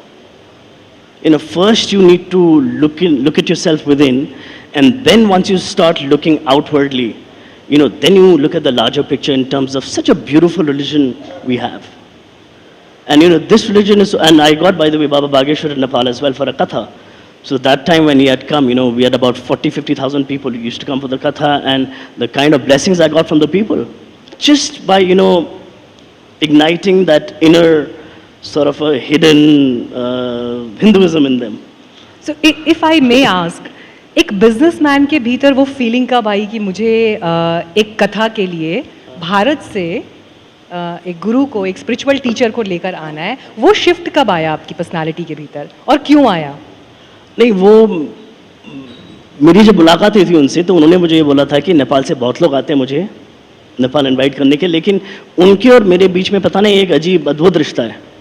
मैं वहाँ पे दर्शन करने गया था, लेकिन एक नया आदमी बन के लौटा, तो उन्होंने मेरे इनविटेशन को स्वीकारा, आए यहाँ पे, तो उसके बाद एक नई जर्नी और एक नई यात्रा मेरे लिए शुरू हो गई। तो इसका कोई उत्तर ही नहीं है, ये बस ऊपर वाला देख रहे थे, supernatural forces that sort of interplays the behaviors and patterns of life. That's what I feel. So has it changed your point of view towards business, towards your daily life, and towards the it does. It does. I mean, corporate also? Yeah, it doesn't make me, let's say, chase success anymore. It doesn't make me, wake up every day in the morning saying, oh, what am I going to achieve now? It makes me realize that, what am I going to do so that we're going to leave a legacy behind? So, your whole narrative of looking at things changes. And I believe that's a big impact. तो आपको इस spirituality, religion, इन सब के भीतर भी एक brand possibility दिखाई देती है दोनों देशों के लिए? ब्रांड से भी ज़्यादा एक आत्मनीय संबंध मुझे नज़र आता है। ओके, क्योंकि भारत में भी हम देख रहे हैं कि इस वक्त चाहे जिस तरह से काशी का रीडेवलपमेंट हुआ, जिस तरह से केदारनाथ का पुनर्निर्माण हुआ, अलग अलग कॉरिडोर्स बने हैं, महाकाल कॉरिडोर बना है, ये सब जो प्रयास हो रहे हैं, कैसे परंपराओं को, संस्कृतियों को साथ लेकर आना है, उस दिशा में भारत सरकार बहुत काम कर रही है। तो नेपाल में वो कौन सा कॉरिडोर खुलता है? क्योंकि नेपाल की भी जो स्पिरिचुअल परंपरा है वो बहुत गहरी है, और भारत और नेपाल का तो फिर साझा इतिहास भी है। आपकी नज़र में इसमें क्या पॉसिबिलिटीज़? नहीं, बिल्कुल, let's say how you have the golden triangle, Agra, Jaipur, Delhi वाला है, लेकिन एक रिलीजियस ट्रायंगल, रिलीजियस सर्कल ही बन सकता है। From Ayodhya to Lumbini, we have a Shashwat Dham which is in the mid point, then going all the way to Janakpur to the Janaki temple, then Bodh Gaya. सो एक circle बन सकता है, एंड आई एम श्योर इस पे काफ़ी बार बातें भी हुई होंगी, लेकिन इसको अगर गंभीरतापूर्वक देखें तो it can be something so meaningful and deep. And ये दोनों देशों के सरकार की इस बात पे काफ़ी गंभीरता से बात करनी भी चाहिए और आगे बढ़ानी भी चाहिए। That's what I feel. It's great to hear your experiences on that, but post that I would like to talk about Gen Z also, because Gen Z and the challenges and concerns of youth is something that is being discussed whole day. Your house was also burnt last year, and that must be a very painful time, difficult time. From that time to present, when we are sitting on the stage of Anviksha, what has changed in Nepal and the youth aspirations? So just to tread back a bit in terms of why this happened. We definitely, not just our house, but our offices, our showrooms, our factories, our vehicles, so much was lost. Our memories were actually, completely wiped out, considering that, we had so many years and years of photos all over the house, all that got wiped out. But why that happened is something which we need to ponder upon. They were frustrated by seeing the musical chair of the politicians, one after the other, with no accountability, and people sort of taking jobs not on the basis of merit, but on the basis of pure favoritism. So, once these things sort of reaches a tipping point, it leads to such a chaos. And people could see this coming at some point, and it came out in such a chaotic and disastrous way. Well, that happened. I was the first one to go live on NDTV, and I was the first one to actually welcome the government. And I was so, I still am, I'm so hopeful that this government will fulfill the aspirations for the promises that they've made. It's just that I think in order to clean up a lot of dirt, it definitely takes time. So मुझे लगता है कि शुद्धिकरण हो रहा है, right? And Nepal, obviously, we believe so deep into this country. When the Gen Z thing happened, I went on media and I made an announcement of doing a joint venture with the snacks company, with Bikaji in Nepal. This is like 2 weeks after that. Just to restore the faith in Nepal that, this is a country which means business irrespective of what the situation is. So, that's the kind of faith we have. And that's the kind of faith we want to also, spread across the world. As a business leader मैं आपसे ज़रूर ये जानना भी चाहूँगी, जैसे हम जब भारत में देखते हैं आत्मनिर्भर भारत, मेक इन इंडिया, इसे लेकर सरकार ने बड़ा स्ट्रांगली बात करना शुरू किया और ज़मीन पर बहुत सी चीज़ें होती हुई दिखाई भी दी। नेपाल में यूथ के लिए माइग्रेशन एक प्रॉब्लम है, आप रोज़ी रोटी की तलाश में बाहर जाते हैं या अपॉर्चुनिटीज़ की तलाश में जाते हैं। एज ए बिजनेस लीडर आपको देश के भीतर, नेपाल के भीतर क्या लगता है जो बदलना चाहिए ताकि यहाँ पर मैन्युफैक्चरिंग हब से लेकर बिजनेस अपॉर्चुनिटीज़ का एक बड़ा दरवाज़ा खुले? No, I mean, when I look at Nepal, I see opportunities everywhere. I mean, if I may allow, we've been trying to do so many mega projects, be it in the power sector, and this is not small scale, this is like 1,000, 2,000 megawatt projects. We've been trying to get into a major infrastructure projects, be it airports. We've been trying to get into telecom, right? And so many other projects which sort of is transformational in nature. And also infrastructure is something which you've seen in India, that how better infrastructure completely propels the economy. But all this while, like I said, because of such political turmoil, nothing's been able to really translate. So agar mauka milta hai kisi ko, to sort of fulfill their dreams and, execute what they think, we are talking about a new Nepal altogether, and be it in every single sector. Like I said, that even from such a precious, promising Jadibuti sector all the way to doing mega projects, so you can imagine the spectrum I'm talking about. So it's all about giving the right platform, it's all about giving the right perspective, it's all about giving the right political support. I think things will fall in place, and I'm hopeful that it will.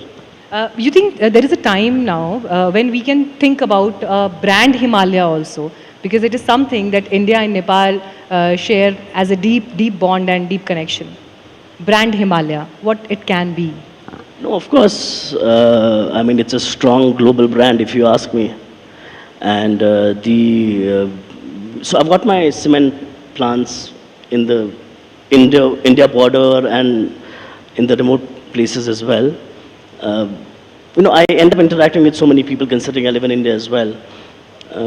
When they talk about brand Himalaya and brand Nepal, trust me, and not just in India, when I travel in Europe, anywhere, that conviction in people's face when you say that you're from Nepal, and when I meet especially the head of states of many countries, that conviction in people's face when you say that you're from Nepal is completely different. They know that people from Nepal are known to be super loyal, super credible, and a happy nation. So just imagine you're clubbing all this together, what you can achieve. I'm sure आपकी इन बातों ने youth को ज़रूर बहुत सारा motivation दिया है, लेकिन जाते जाते आखिरी सवाल आपसे ज़रूर पूछूंगी, आपको मोटिवेशन कहाँ से मिलता है to keep going? So definitely my father. Even at the age of 70, he's at it. And we are blessed to have a father like him. Beyond Borders is a total dedication to him, and considering that he's actually put our company, Nepal, on the global economic map. Apart from him, in fact, Mr. Gautam Adani, I would say, is my mentor as well. I'm also alive because of him, because of the incident that I had. You're alive because of him? Yeah, I had a massive accident in Maldives, and if it wasn't for him sending a private jet with doctors to evacuate me, I don't know where I would be. And also because, he's such a simple human being. My interactions with him have always been so pleasant and always been so encouraging. Because, he is doing business at a scale which one can't imagine. So when you dream so big, and if you have a mentor like him, I think sky is just the beginning. चलिए हमारी भी कोशिश यही थी कि आपकी ideas के ज़रिए कैसे भारत नेपाल के संबंध बिजनेस की दिशा में नई ऊंचाइयों को छू सकते हैं, वो आइडियाज़ ज़रूर एक मंच पर सम्मिलित हों। Thank you so much Varun ji हमारे साथ जुड़ने के लिए और अपने थॉट्स आइडियाज़ हमारे साथ शेयर करने के लिए। Thank you Meenakshi. Thank you so much. Thank you.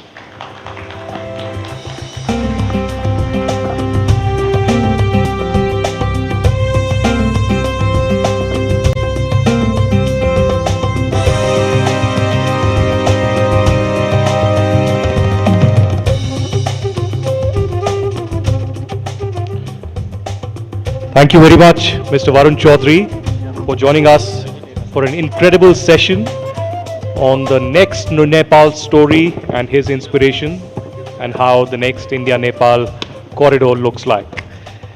And now over to the next fireside here at the NDTV Anviksha. He has fought off hundreds of villains on the screen, delivered iconic lines that every Nepalese knows by heart, and ruled the silver screen for over 3 decades across more than 300 films. You know a star is an icon, an iconic personality when their voice alone can command a room and their screen presence defines an entire industry's legacy.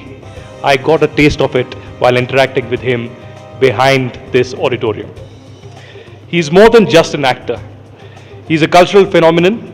Ladies and gentlemen, please welcome the undisputed Mahanayak of Nepal, our own Rajesh Dai, Rajesh Hamal.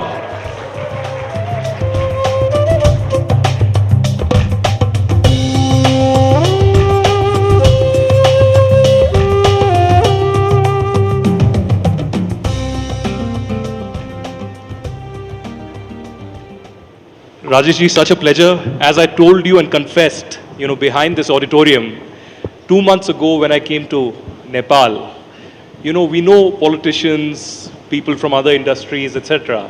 But one name that everybody recommended, suggested, and pleaded and forced us to bring to the NDTV Anviksha is Rajesh Hamal. So that is the kind of love that people have for you.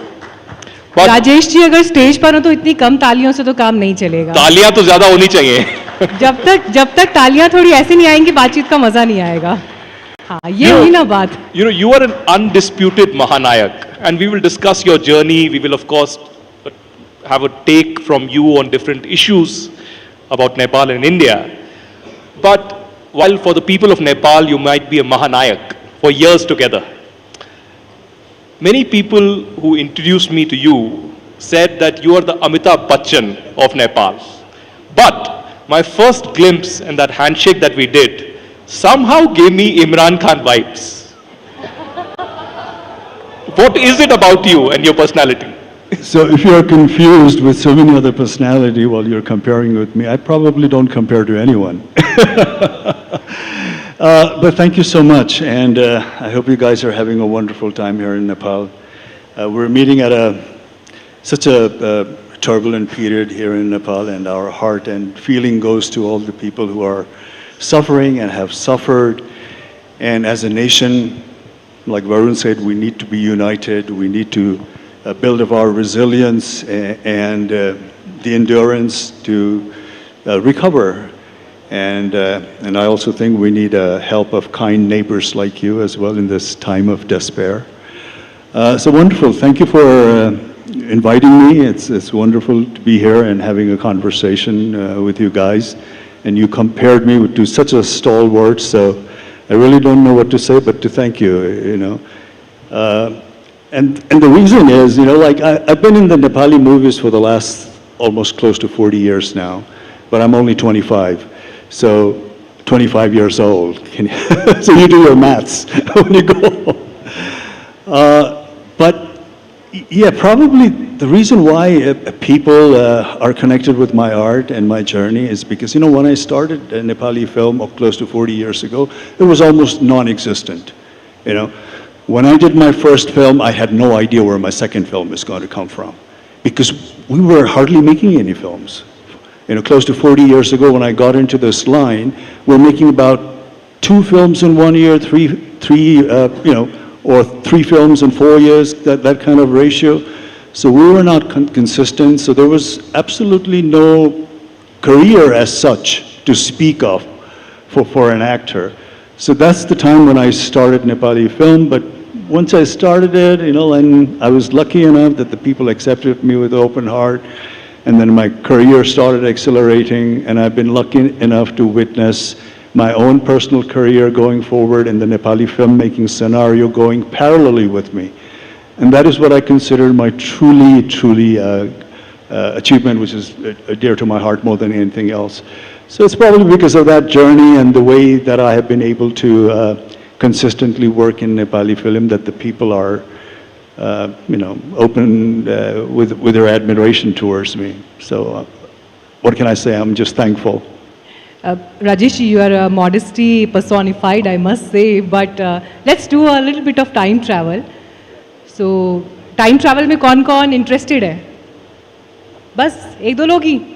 अभी सुनिए बहुत सारी कहानियाँ आने वाली हैं. 90s का वो वक्त जब नेपाल में अगर किसी लड़के से ये पूछा जाता था कि बड़े होकर किसके जैसा दिखना है या किसके जैसा बनना है, तो जवाब में राजेश हमाल जी का नाम होता था. और क्यों होता था? It pays to be an actor. और क्यों होता था? क्योंकि जो हेयर स्टाइल है, जो सन ग्लासेस हैं, जिस स्वैग के साथ आप चलकर आते हैं, मैं ये जानना चाहती हूँ, नेपाल में तो बच्चे बच्चे को पता था, लेकिन आपने सब पहली बार कब रियलाइज़ किया कि दिस स्टारडम हैज़ अराइव्ड और ट्रेंड सेटर आप बन गए हैं नेपाल में? आपके लिए वो मोमेंट ऑफ रियलाइजेशन कब था? I have this great attachment with my hair, because my hair has been long as far as I can remember, right from when I was 3, 4, 5 years old, and it was always a bone of contention with my father. I used to have long hair, and the moment my father sees me, he says, "Oh, you go get a haircut, it's too long." And I used to love my hair. So it was much before I got into the films that I had long hair. And then once I got into the film, and my hair became sort of like a signature thing with me.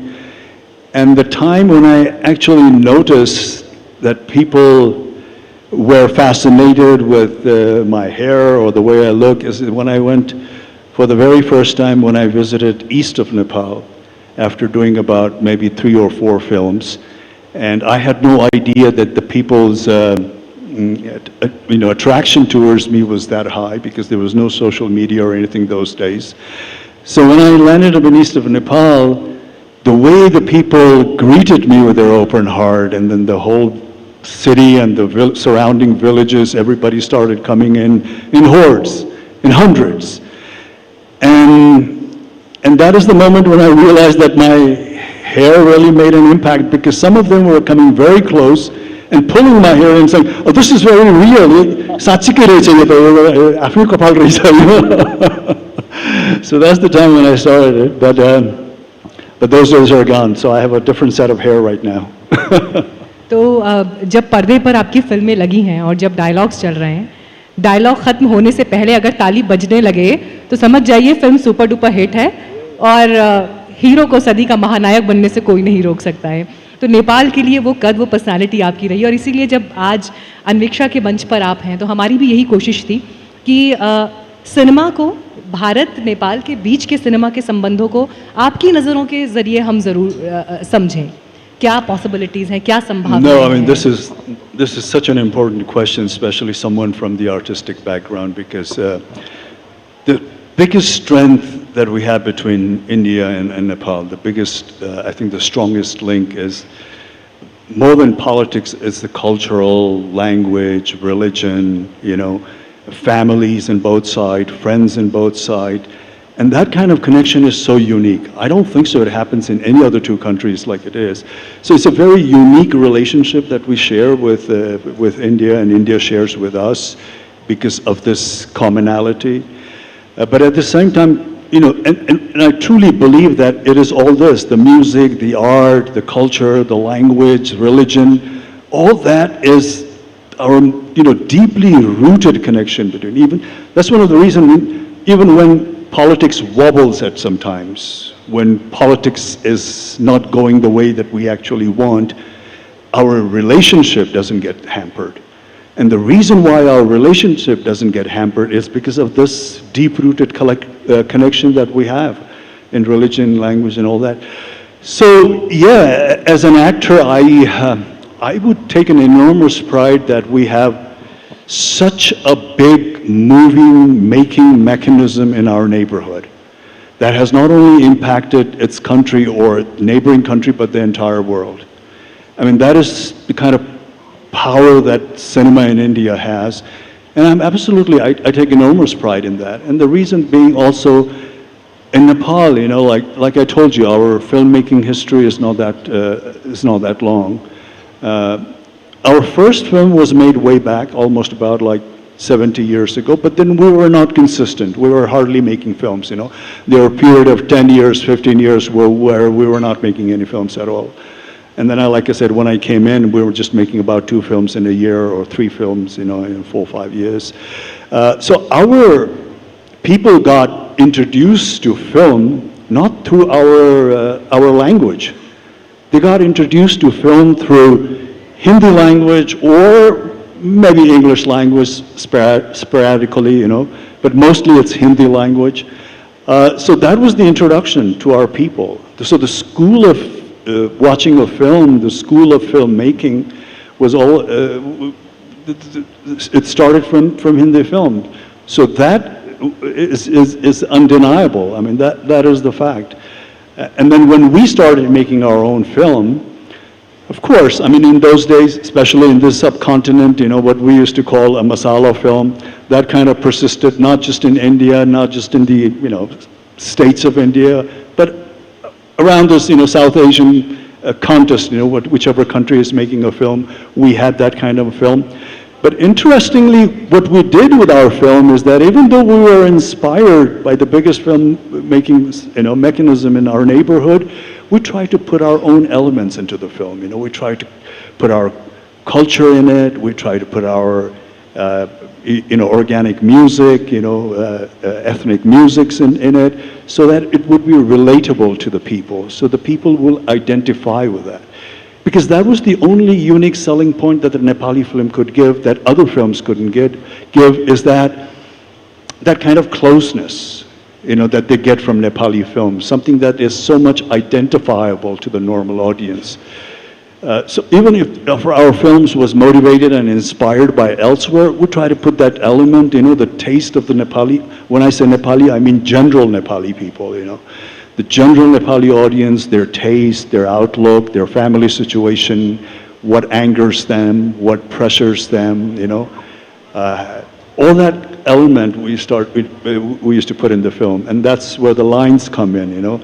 Those effective lines sort of like lays the frustration that they have in their hearts, you know, like a hero comes in and probably vocalizes the voice that has been suppressed in them, or highlights all kinds of issues and problems that they're facing in a very, let's say, you know, a little bit dramatic way, but nevertheless, it's an issue that hits home, you know. You know, what you spoke about was your journey and about the big screen, but something similar has been happening in Nepal. There is a Mahanayak that came in after the Gen Z protests, and Balin Shah is the Prime Minister after being the mayor in Kathmandu. And there are a lot of aspirations, a lot of expectations from him as well. What are your thoughts on the kind of churning that Nepal is going through, the kind of frustrations that the youth had with the government, the corruption, etc. But also, I want to ask you, since you come from this particular domain, do you think cinema can do much more than entertain? Do you think cinema can narrate the story of the Nepali youth, Nepali Gen Z, and overall the Nepali society and what they think about and what they demand from the government? I mean, before I get into your first part, let me just answer. You know, cinema can deliver so many things. Cinemas are like books. You can write in various subjects. You know, you have books in history, you have books in politics, you have books, just light books that entertains you, you have novels, you have non-fictions. Cinema are like that in a way, you know. We make cinema in various issues and various subjects. So cinema in many ways can be a turning point of how the society is moving, how they are thinking, in what direction their thoughts are. So it's a kind of a give and take relationship that we have, you know, cinema and the public, because we in a way try to emulate or imitate what's happening in the society, and the society views our film and tries to take some nuances from the films that we have, and they try to imitate in their real life. So we have this vicious circle between cinema and the cinema-going audience. As far as the new government that you're talking about, I think we all here in Nepal do agree that the change was due. Matter of fact, much before the Gen Z revolt, I had my book come out.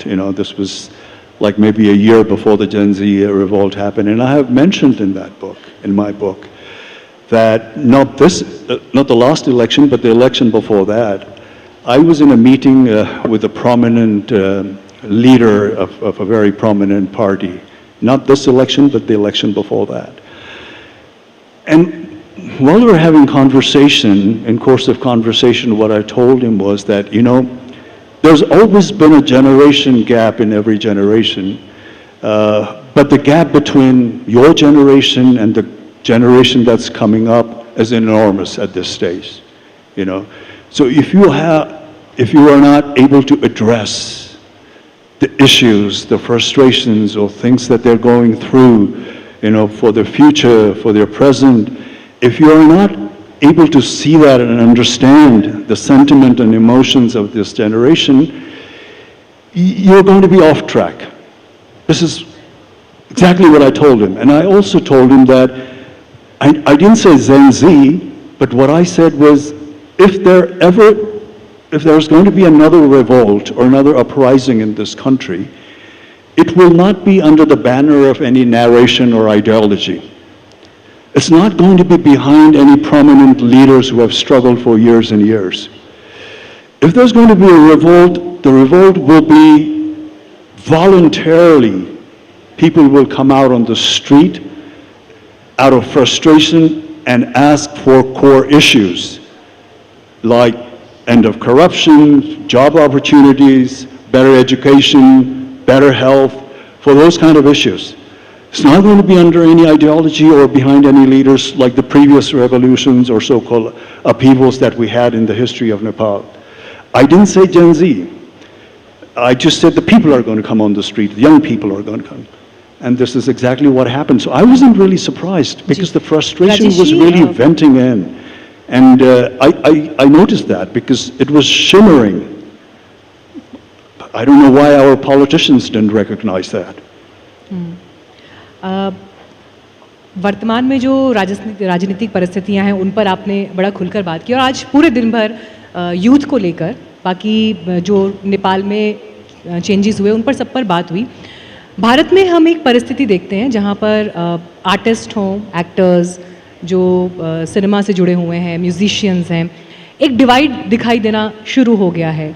कई बार लोग political परिस्थितियों पर बात करने से बचते भी हैं, लेकिन नेपाल में जो सिचुएशंस पिछले साल के बाद अब नई सरकार तक के दौर में बनी है, कितना आसान या मुश्किल है यहाँ पर आप सब लोगों के लिए खुलकर इस पर बात करना या अपना पॉलिटिकल ओपिनियन देना? क्योंकि सोशल मीडिया में हम देखते हैं कि रिएक्शंस बहुत तेज़ी से आते हैं, ट्रोलिंग बहुत तेज़ी से आती है, आपका अनुभव क्या है? I personally don't have that issue because you see, I am a true believer of critical thinking. I could admire a people, but at the same time, I could be critical of that person. Just because I admire, just because I have enormous, affection towards the person doesn't mean that you're not critical. Just look at in the family situation. Parents are critical about their children. Children could be critical about their parents, but the bond and the love exist. So I have that kind of view. It just because I supported certain politicians or supported certain party or I'm against the other party does not mean that I need to only talk about the good sides of the party that I supported and should be vehemently cursing the party that I'm opposing. Because even the parties that I don't agree with or if I'm opposing, if they do something good, I should not shy away from praising them. And if the party that I'm supporting and I'm hoping that they will take us to another level, if they wobble, if they lose their path, I will be very vocal about it. I will be, because my critical thinking is the most important, being an artist, I truly believe in, self-expression. And I'm also, because I'm an artist, I would not say that I'm very, very politically inclined, in that sense that I don't invest my emotion or ego on a political party or a political leader.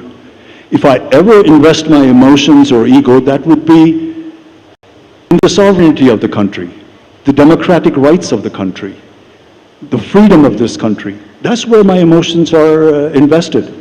And as long as those three things are intact, we have our sovereignty, we have our freedom,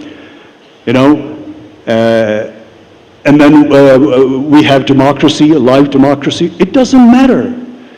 If someone comes under that umbrella and tries to lead the country, and if they're doing it in a right way, we want them to do it in the right way.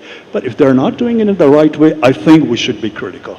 My humble request to all the people, all the voters, would also be that, support whoever you're supporting, but don't abandon your critical thinking, because it's only that will get us forward. This is a India-Nepal dialogue, and before we wrap this session, which has been incredible, why don't you recollect your journey to Delhi in your younger days? I'm told you were in Delhi for a considerable amount of time, but also studied in Chandigarh. So how about those days in India? And your father was a prominent diplomat. Didn't you think of becoming a foreign minister of Nepal? My father's ghost is going to come here when you say that, because my father actually did wanted me to do that. When I said I want to be an actor, it was like he was, thrown out of the balcony or something like that. So yeah, that's that chapter. But I have a very fond memories of India. I spent there in my primary days. I think when I went to Chandigarh, I was in my late teens, and then almost at that period, I stayed in Chandigarh, studied in Chandigarh for almost 6-7 years. So had a lot of friends, had a lot of affinity, and a lot of experiences as a young person. And the experiences that you have as a young person remains in your mind and soul forever, So that's the kind of relationship I have with India, especially with Chandigarh. And then right after my education, coincidentally, my father got his posting in New Delhi. So instead of coming back to Nepal after my education, I went and joined my family in New Delhi because he had his posting there. And then his posting at that time was slightly unusual, because usually the posting is for about 3 or 4 years. But at that time, my father's posting stretched to about 7 to 8 years. So right after education in Chandigarh, went and lived with my parents, stayed in New Delhi for 7-8 years. So I have that Delhi experience, Delhi people. Like I said, in South Extension used to be a happening place. Go and spend time there with friends. And then Chanakya, we used to go there and watch some English movies those days, unfortunately. So I have a very fond memories of लेकिन दिल्ली के आपके अनुभव तब तक अधूरे रहेंगे जब तक हम आपसे ये नहीं पूछेंगे कि दिल्ली का आपका फेवरेट फूड क्या था. दिल्ली मतलब खाना भी है. I tell you what, my favorite food in India, it's either North Indian food, which is Delhi's part of it, or South Indian. Not so much in between. I love South Indian foods. I love their vegetarian varieties and all that, and it's very healthy. And North Indian, I love Rajma chawal used to be my staple diet, aloo ka paratha and this huge glass of lassi in Amritsar or Jalandhar. I still have fond memories of Delhi के that. Chole bhature खाए आपने या नहीं? Chole bhature, I did. The reason why I hesitate to say this was I was a health freak from my early 20s. So I was very careful on chole bhature, but I used to love tandoori items because they were very safe, not oily. Tandoori items were my favorite, and rajma was my favorite in Chandigarh. I loved the way people in Punjab make their rajma. We make it here too, but it's not quite like it. It's slightly different. मुझे लगता है दिल्ली आप फिर से आइए और ज़रूर आपको होस्ट किया जाएगा और ये जो भी आपकी पसंदीदा चीज़ें थी उनको आपके सामने प्रस्तुत किया जाएगा. You guys are all good neighbors. Of course I will come. You guys should come here. We'll come there. because our relationship is very unique and we should preserve that, I think. Really, really preserve that and cherish that relationship that we have between India and Nepal. No lassi भी होगी, राजमा चावल भी होगा, जो आप कहेंगे वो होगा और आपको दिल्ली में न्योता दिया जाएगा. On NDTV Anviksha platform, you came, you took out time and you spoke at length, candidly. Thank you very much, Rajesh Kumar. No, thank you. Pleasure is all mine, and I'm sorry we're going through bad phase in the country, but nevertheless, you guys are here. It's wonderful to be you guys. Thank you so much. Such a pleasure having you. Thank you.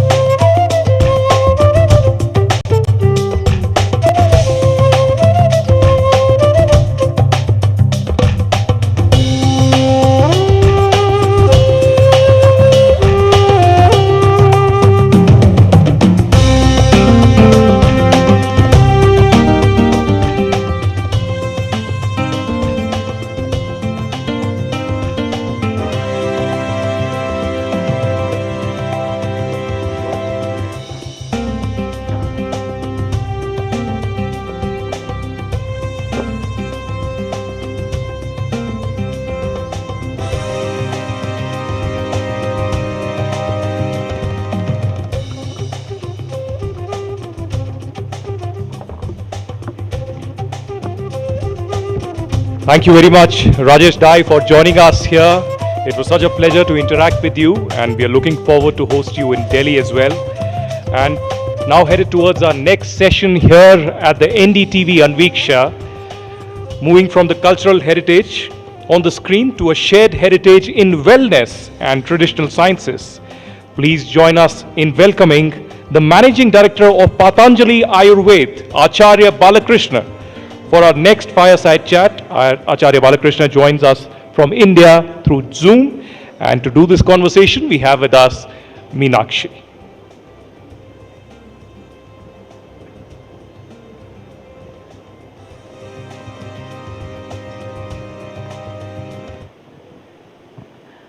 आचार्य जी नमस्ते, स्वागत है आपका NDTV world summit अनविक्षा में।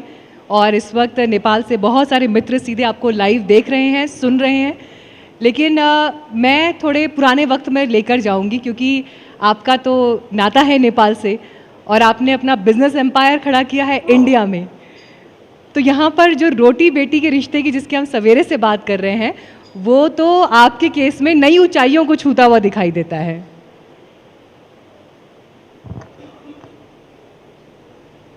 जी बहन, मीनाक्षी बहन, आपको बहुत बहुत मेरा प्रणाम, और सभी जितने भी हमारे सम्मानित बंधु भगिनी वहाँ पर हमको सुन पा रहे हैं, हमें देख पा रहे हैं, उन सबको भी मेरा सादर प्रणाम। बहन, बात शुरू करने से पहले जो कल परसों जो त्रासदी हुई वहाँ पर जो हमने देखा, तब से मन बहुत ही द्रवित है, उद्वेलित है, अंदर से मन रो रहा है, बहुत ही इतनी पीड़ा हो रही है। आप बात कर रहे हो बहन रोटी बेटी का संबंध, रिश्तों की बात, सही बात है। वहाँ पर घटना नेपाल में घटित हो रही है, दिल यहाँ रो रहा है, पीड़ा यहाँ हो रही है, समाधान हम यहाँ ढूंढ रहे हैं। हमारा संबंध तो कुछ ऐसा ही है। भारत के अन्न जल से जीवन बना बड़ा आगे, पर जो संस्कार और जो हमें कहीं ना कहीं से जो विचार मिले, वहाँ उस नेपाल का अन्न जल का भी इस देह पे बहुत ही ऋण है।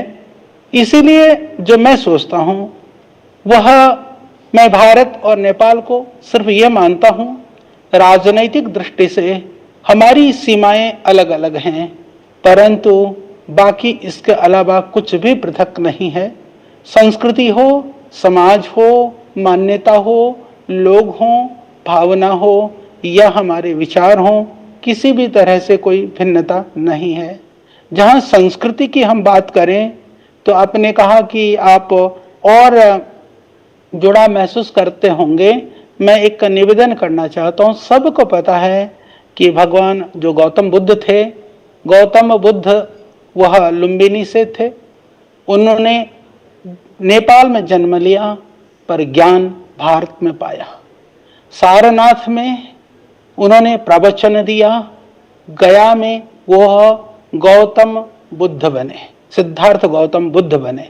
इसीलिए यदि हजारों वर्ष पीछे और भी लौट करके जाते हैं, महर्षि वाल्मीकि भगवान श्री राम और माता जानकी के संबंध को हम जानते हैं।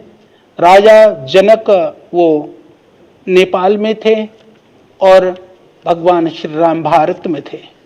लवकुश का जन्म महर्षि वाल्मीकि के यहाँ हुआ, वो भैंसा लोटन वह नेपाल में था। इतना ही नहीं, महर्षि भारद्वाज से लेकर के, महर्षि याज्ञवल्क्य से लेकर के, महर्षि विश्वामित्र से लेकर के, महर्षि भृगु से लेकर के और महर्षि वेदव्यास तक के जन्मस्थली के रूप में या कार्यस्थली के रूप में, और वर्तमान में भी गुरु गोरक्षनाथ का जो कार्यक्षेत्र है वह नेपाल माना जाता है। और वर्तमान में यदि आचार्य श्रीचंद जो गुरु नानक देव जी के शिष्य पुत्र रहे, उनके 2 पुत्र थे, तो उनमें से जिन्होंने उदासीन संप्रदाय का जिन्होंने बड़े दुनिया में एक स्थापना की, उनका भी कार्यक्षेत्र साधना और तपस्थली वह नेपाल भूमि रही। इस तरह से प्राचीन काल से लेकर के अर्वाचीन या अब तक भी, चाहे हम अतीत की बात करें, चाहे हम वर्तमान की बात करें, चाहे हम भविष्य की लिए सोचें, हम कभी भी नेपाल और भारत को अलग अलग दृष्टि से, अलग अलग आंखों से नहीं देख सकते हैं।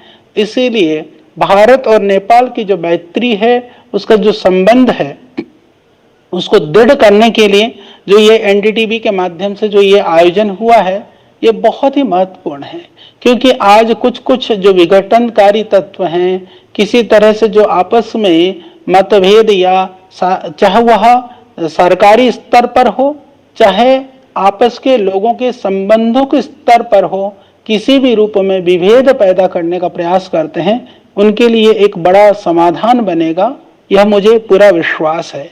जहां तक पतंजलि की बात रही, मैं आपको निवेदन पूर्वक बताना चाहता हूं कि लगभग 77 जिले में हमारे पास 1 लाख से ज्यादा योग शिक्षक नेपाल में अभी निःशुल्क स्वास्थ्य सेवा, योग सेवा प्रदान कर रहे हैं। उसके माध्यम से हम सैकड़ों करोड़ जो राजस्व है, जो स्वास्थ्य के लिए शायद लोगों का खर्च होता, उसको प्राइमरी और सेकेंडरी प्रिवेंशन के साथ में लोग रोकने का काम कर रहे हैं। इसके अतिरिक्त एकमात्र जो आयुर्वेदिक प्राइवेट आयुर्वेदिक कॉलेज है वो पतंजलि का है, जो नेपाल में चलता है। और जड़ी बूटी को लेकर के, कृषि को लेकर के हम बहुत सारी गतिविधियां नेपाल में कर रहे हैं। और हमारी सोच यह भी है, हमने यहाँ पर प्रतिवर्ष हजारों नेपाल के भाई बहनों को निःशुल्क योग का प्रशिक्षण, कृषि का प्रशिक्षण, आयुर्वेद का प्रशिक्षण देने का कार्य भी यहाँ पर होता है नेपाल के भाई बहनों के लिए। और नेपाल में जब महाभूकंप आया था 12 बैसाख को 2072 यानी 25 अप्रैल को 2015 को, तब पूज्य स्वामी जी और हम काठमांडू में ही थे, हमारा योग शिविर चल रहा था। उसको मैं बहुत ही अभी भी याद करके ही बहुत रोंगोटे खड़े होते हैं। हजारों लोगों ने अपने प्राण गंवा दिए और बहुत सारे रोड पर आ गए। उस समय पर भी पतंजलि ने सबसे आगे बढ़ करके, हमने बहुत सारे संगठन के भाई बहनों को वॉलंटरी जो बहुत बड़ी जो फोर्स थी हमने लगाया, और हमने सब जगह पर तुरंत क्या उपाय किया जा सकता है, पका हुआ भोजन सब जगह उपलब्ध कराने का काम, उनके लिए तिरपाल आदि का काम किया। बाद में 100 से ज्यादा बच्चों को हमने वहीं पर ही आश्रम में रख करके उनको शिक्षा दीक्षा पढ़ाने का कार्य हम लोगों ने किया। आचार्य जी, इस तरह से हम लोग उस भूकंप में जितना हम कर सकते थे हमने उस करने को काम किया। और जाजरकोट में अभी 3 नवंबर 2023 को जो बड़ा भूकंप आया था, उसमें भी पतंजलि ने बहुत सारा कार्य किया। भारत से ही हमने 7-8 ट्रक पूरा तिरपाल से लेकर के, राशन से लेकर के, चावल से लेकर के, उस संदर्भ में मैं ये भी याद दिलाना चाहता हूं कि भारत सरकार का मैं बहुत धन्यवादी हूं, क्योंकि उस समय पर चावल एक्सपोर्ट अलाउ नहीं था, बाहर नहीं भेज सकते थे चावल। हमने ट्रकों में चावल भर दिया था वहां लोगों को देने के लिए, निःशुल्क वितरण के लिए। तो भारत सरकार के वहां जब बॉर्डर पर चावल को रोका गया, हमने निवेदन किया, दिल्ली ने मात्र 1 दिन के अंदर सारे चावल को ले जाने की स्वीकृति दी कि आपदा में राहत के लिए ले जा रहे हैं तो हम स्पेशल जियो जारी कर देते हैं। ये भारत नेपाल का मैत्री का जो संबंध है, तो ये एक बड़ा उदाहरण है। और आज भी क्योंकि जब बात कर रहे हैं, ये क्योंकि हमारा प्रोग्राम पहले से आपका सब निर्धारित था, पर इस बीच में जो आपदा आन पड़ी है, विपदा की घड़ी में हम बैठ करके नेपाल के संबंधों की बात कर रहे हैं, तो निश्चित रूप से भारत के लोग बहुत दुखी हैं, पीड़ित है। आदरणीय सदगुरु जी के तो बहुत बड़ी जो वॉलंटियर्स की, जो उनके भक्तों की, डिवोटीज की टीम थी, वो भी इसमें पीड़ित हो गया है। तो उन दृश्य को देख करके मन बहुत द्रवित हो उठता है। तो हम वहाँ पर चाहे स्वास्थ्य चिकित्सा की, जैसे मैंने बात कही, आज करीबन हमारे 1600 से ज्यादा निःशुल्क योगा कक्षाएं नेपाल के हर जिले में कई कई जगह पर चल रही है। जैसे कल आपदा आई, हमने कहा कि आप लोगों को तुरंत बढ़ चढ़ करके काम होना है। हर जिला समिति ने एक समिति गठित करी, वॉलंटियर्स टीम बने और फील्ड पर उतर गए। आज सबसे बड़ी सामाजिक संस्था के रूप में सेवा के कार्य में पतंजलि वहां पर काम कर रहा है। हमें गर्व है उन नेपाली भाई बहनों के प्रति। अभी कल मैंने बात की 1-2 बहनों से, वो दुखी थी, परेशान थी, बोले आचार्य जी हमारा बहुत नुकसान हुआ है, पर हमारे प्राण बच गए, हमारा कुछ बचा है, पर हमने अभी लोगों के लिए जो है ना आपदा के राहत के लिए कैंप लगा करके काम करना शुरू कर दिया। धन्य है ऐसे भाई बहन जो पीड़ा में भी अपनी पीड़ा को कम समझ करके दूसरे के पीड़ा के लिए काम करने के लिए, ये प्रेरणा श्रद्धेय स्वामी जी के उससे, पतंजलि के कारण से उनको प्राप्त हो रही है। हम व्यसन मुक्त नेपाल की आज एक जो बड़ी विकट समस्या है, जैसे भारत में भी जो नशा की लत युवाओं में बहुत ज्यादा है, नेपाल में भी बहुत ज्यादा बढ़ रही है। उसको रोकने के लिए हम लोगों ने युवा नेपाल समिति के माध्यम से बहुत बड़ा अभियान हम लोगों ने नेपाल में शुरू किया हुआ है। और इसी तरह से हमने वहां पर जितने भी तरह के जो रक्तदान है, जन जागरण के अभियान के कार्य हैं, वृक्षारोपण का कार्य है, वो सब हम लोगों ने पूरे ढंग से वहां पर बड़े स्तर पर प्रारंभ किया हुआ है। उन सब कार्यों के माध्यम से जहां जहां पर भी नेपाल भारत के संबंधों को लेकर के नकारात्मकता की बात होती है, कहीं कोई किसी भी तरह से विघटन की बात करता है, तो सकारात्मकता, सृजनात्मकता और कार्य से हम उसको ठीक करने का प्रयास करते हैं। और श्रद्धेय स्वामी जी और हमारे कारण से वहां पर जो पर्यटन के लिए, जो लोगों के लिए वहां पर जाएं, वहां पर उनकी संख्या बढ़े, उसके लिए जहां हम प्रयास कर रहे हैं। ऑर्गेनिक कृषि के लिए, जैविक कृषि के लिए और नई नई तकनीक के माध्यम से किस तरह से लोगों को कृषि कार्यों के साथ जोड़ सकते हैं, अलग अलग स्किल के माध्यम से कैसे हम उनको रोजगार से जोड़ सकते हैं, किस तरह से रोजगार का सृजन कर सकते हैं। तो वहां पर वेलनेस भी हमारा चलता है और हम उसको और बढ़ाने वाले हैं। तो इस तरह से नेपाल और भारत के संबंधों की प्रगाढ़ता के लिए बहन, जैसा आपने कहा था कि पतंजलि महत्वपूर्ण भूमिका निभा रहा है और जितना बन पाएगा। श्रद्धेय स्वामी जी का एक बड़ा संकल्प है नेपाल को लेकर के। हमने भारत से बहुत सारे, जैसे नेपाल में योग शिविर हमने लगाया। आचार्य जी, अगर आपको मेरी आवाज मिल रही है, दिया तो 1 रुपया हम भारत में लेकर के नहीं आए। जी, अगर आपको मेरी आवाज मिल रही है, अभी आ रही है? जी जी, आपको सुन पा रहे हैं, लगातार सुन रहे हैं। मैं कुछ सवाल भी आपके सामने रखना चाहती थी, वो इसलिए क्योंकि बहुत से लोग जब यहाँ पर बैठे हैं, आपका जो नेपाल से संबंध रहा है आज, क्योंकि यहाँ पर पीपल टू पीपल कनेक्ट, लोगों के आपसी रिश्ते, इन रिश्तों की मधुरता कैसे दोनों देशों के बीच के रिश्तों को मजबूत करती है, थोड़ा इस पर भी बात करना चाह रहे थे। नेपाल से जुड़ी हुई आप जो समय आपने यहाँ पर बिताया, उसकी कुछ अगर यादें या उससे जुड़े हुए कुछ किस्से आप साझा करना चाहें तो ज़रूर सुनना चाहेंगे आपसे। जी बहन, बिल्कुल, हमें वह बचपन की काफ़ी यादें हमारे जेहन पर है, मस्तिष्क में है। हम क्योंकि देखिए, बचपन में जो अभ्यास और आदत पड़ती है, आज भी मैं हिमालय की बड़ी बड़ी ऊंचाइयों में चोटियों पर चढ़ता हूँ, और इस आयु में भी आज जो अनाम और अनारोहित चोटियों पर चढ़ने का सामर्थ्य है, तो लोग देखते रह जाते हैं। तो मैं ये कहता हूँ कि बचपन में जो पहाड़ियों में ऊपर से नीचे हम कूदते रहे, उसके सामर्थ्य से आज हम कार्य को कर पा रहे हैं। और संयोग मानिए या दैवीय कृपा मानिए, आज आयुर्वेद में लोग जानते हैं कि हमें आयुर्वेद का बहुत ज्ञान है। मैं इस संदर्भ में निवेदन करना चाहता हूँ कि मेरी माँ, वह अक्षर ज्ञान का बोध तो नहीं है, उन्होंने कभी स्कूल में पढ़ाई नहीं करी, पर मेरी माँ को इतनी सारी जड़ी बूटियों का पता है। तो बचपन में जो मेरा जो समय नेपाल में कटा, उस समय पर हमने इतनी जड़ी बूटियों का बोध, एक तो माँ के कारण से, दूसरा क्योंकि इस पहाड़ी क्षेत्रों में विविध तरह की पेड़ पौधे वनस्पतियां होती हैं, उन वनस्पतियों के कारण से आज मुझे वनस्पति के एक्सपर्ट होने का जो नींव जहां से पड़ी, जो फाउंडेशन जहां से बना, वह निश्चित रूप से वो नेपाल की धरती है। तो वो सारा सब कुछ मुझे स्मरण है। और हमने कभी भी, मैंने जैसे कहा कि मेरे को कभी भी भारत का ऋण इसलिए है क्योंकि यहाँ जन्म भी लिया और बाद में भी सारा जीवन भी यही है। नेपाल का ऋण इसलिए है क्योंकि जो माता पिता का खून था, ब्लड था, उसका मूल वहां पर है। तो इसीलिए वो सारी स्मृतियां याद आती हैं और नेपाल में हमें अच्छा लगता है कि जहां पर भी जाते हैं लोगों को लगता है कि ये हमारे हैं। और एक जैसे बहन आपने कही, एक बात कह देता हूं वैसे। जी जी, बोलिए बोलिए बोलिए। जी जी बहन, मैं एक बात और बताना चाह रहा था। आपने कहा कोई विशेष बात, क्या हुआ कि जैसे यहाँ पर लोग आते हैं, वैसे तो हम सब लोगों से बराबर ही मिलते हैं, पर कई बार ऐसा होता है कि यहाँ पे जो मिलने के लिए लोग आते हैं, चाहे बिहार यूपी से भी आते हैं, तो कहते हैं हमारा रिलेशन ना आचार्य जी नेपाल से भी है। क्यों? क्योंकि उनको लगता है कि आचार्य जी शायद हमको ध्यान से सुनेंगे। तो मुझे इस रूप में अच्छा लगता है क्योंकि लोगों को नेपाल का और उन चीजों को, बात को लेकर के वो गौरव के साथ यदि चर्चा करते हैं, संबंधों को लेकर के गौरव के साथ चर्चा करते हैं, तो हमें बहुत अच्छा लगता है।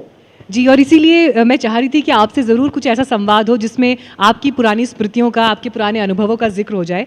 लेकिन आज जब पूरे दिन अन्वीक्षा कार्यक्रम के तहत हम अलग अलग सेक्टर से जुड़े हुए लोगों से बात कर रहे थे, उनके अनुभवों को जान रहे थे, नेपाल में बीते 1 साल में जो बदलाव हुए हैं उसमें नेपाल के भीतर ये सवाल भी गूंज रहे हैं, हमारी पहचान क्या हो और भारत के साथ हमारा रिश्ता कैसा हो। ये दोनों सवाल साथ साथ चल रहे हैं।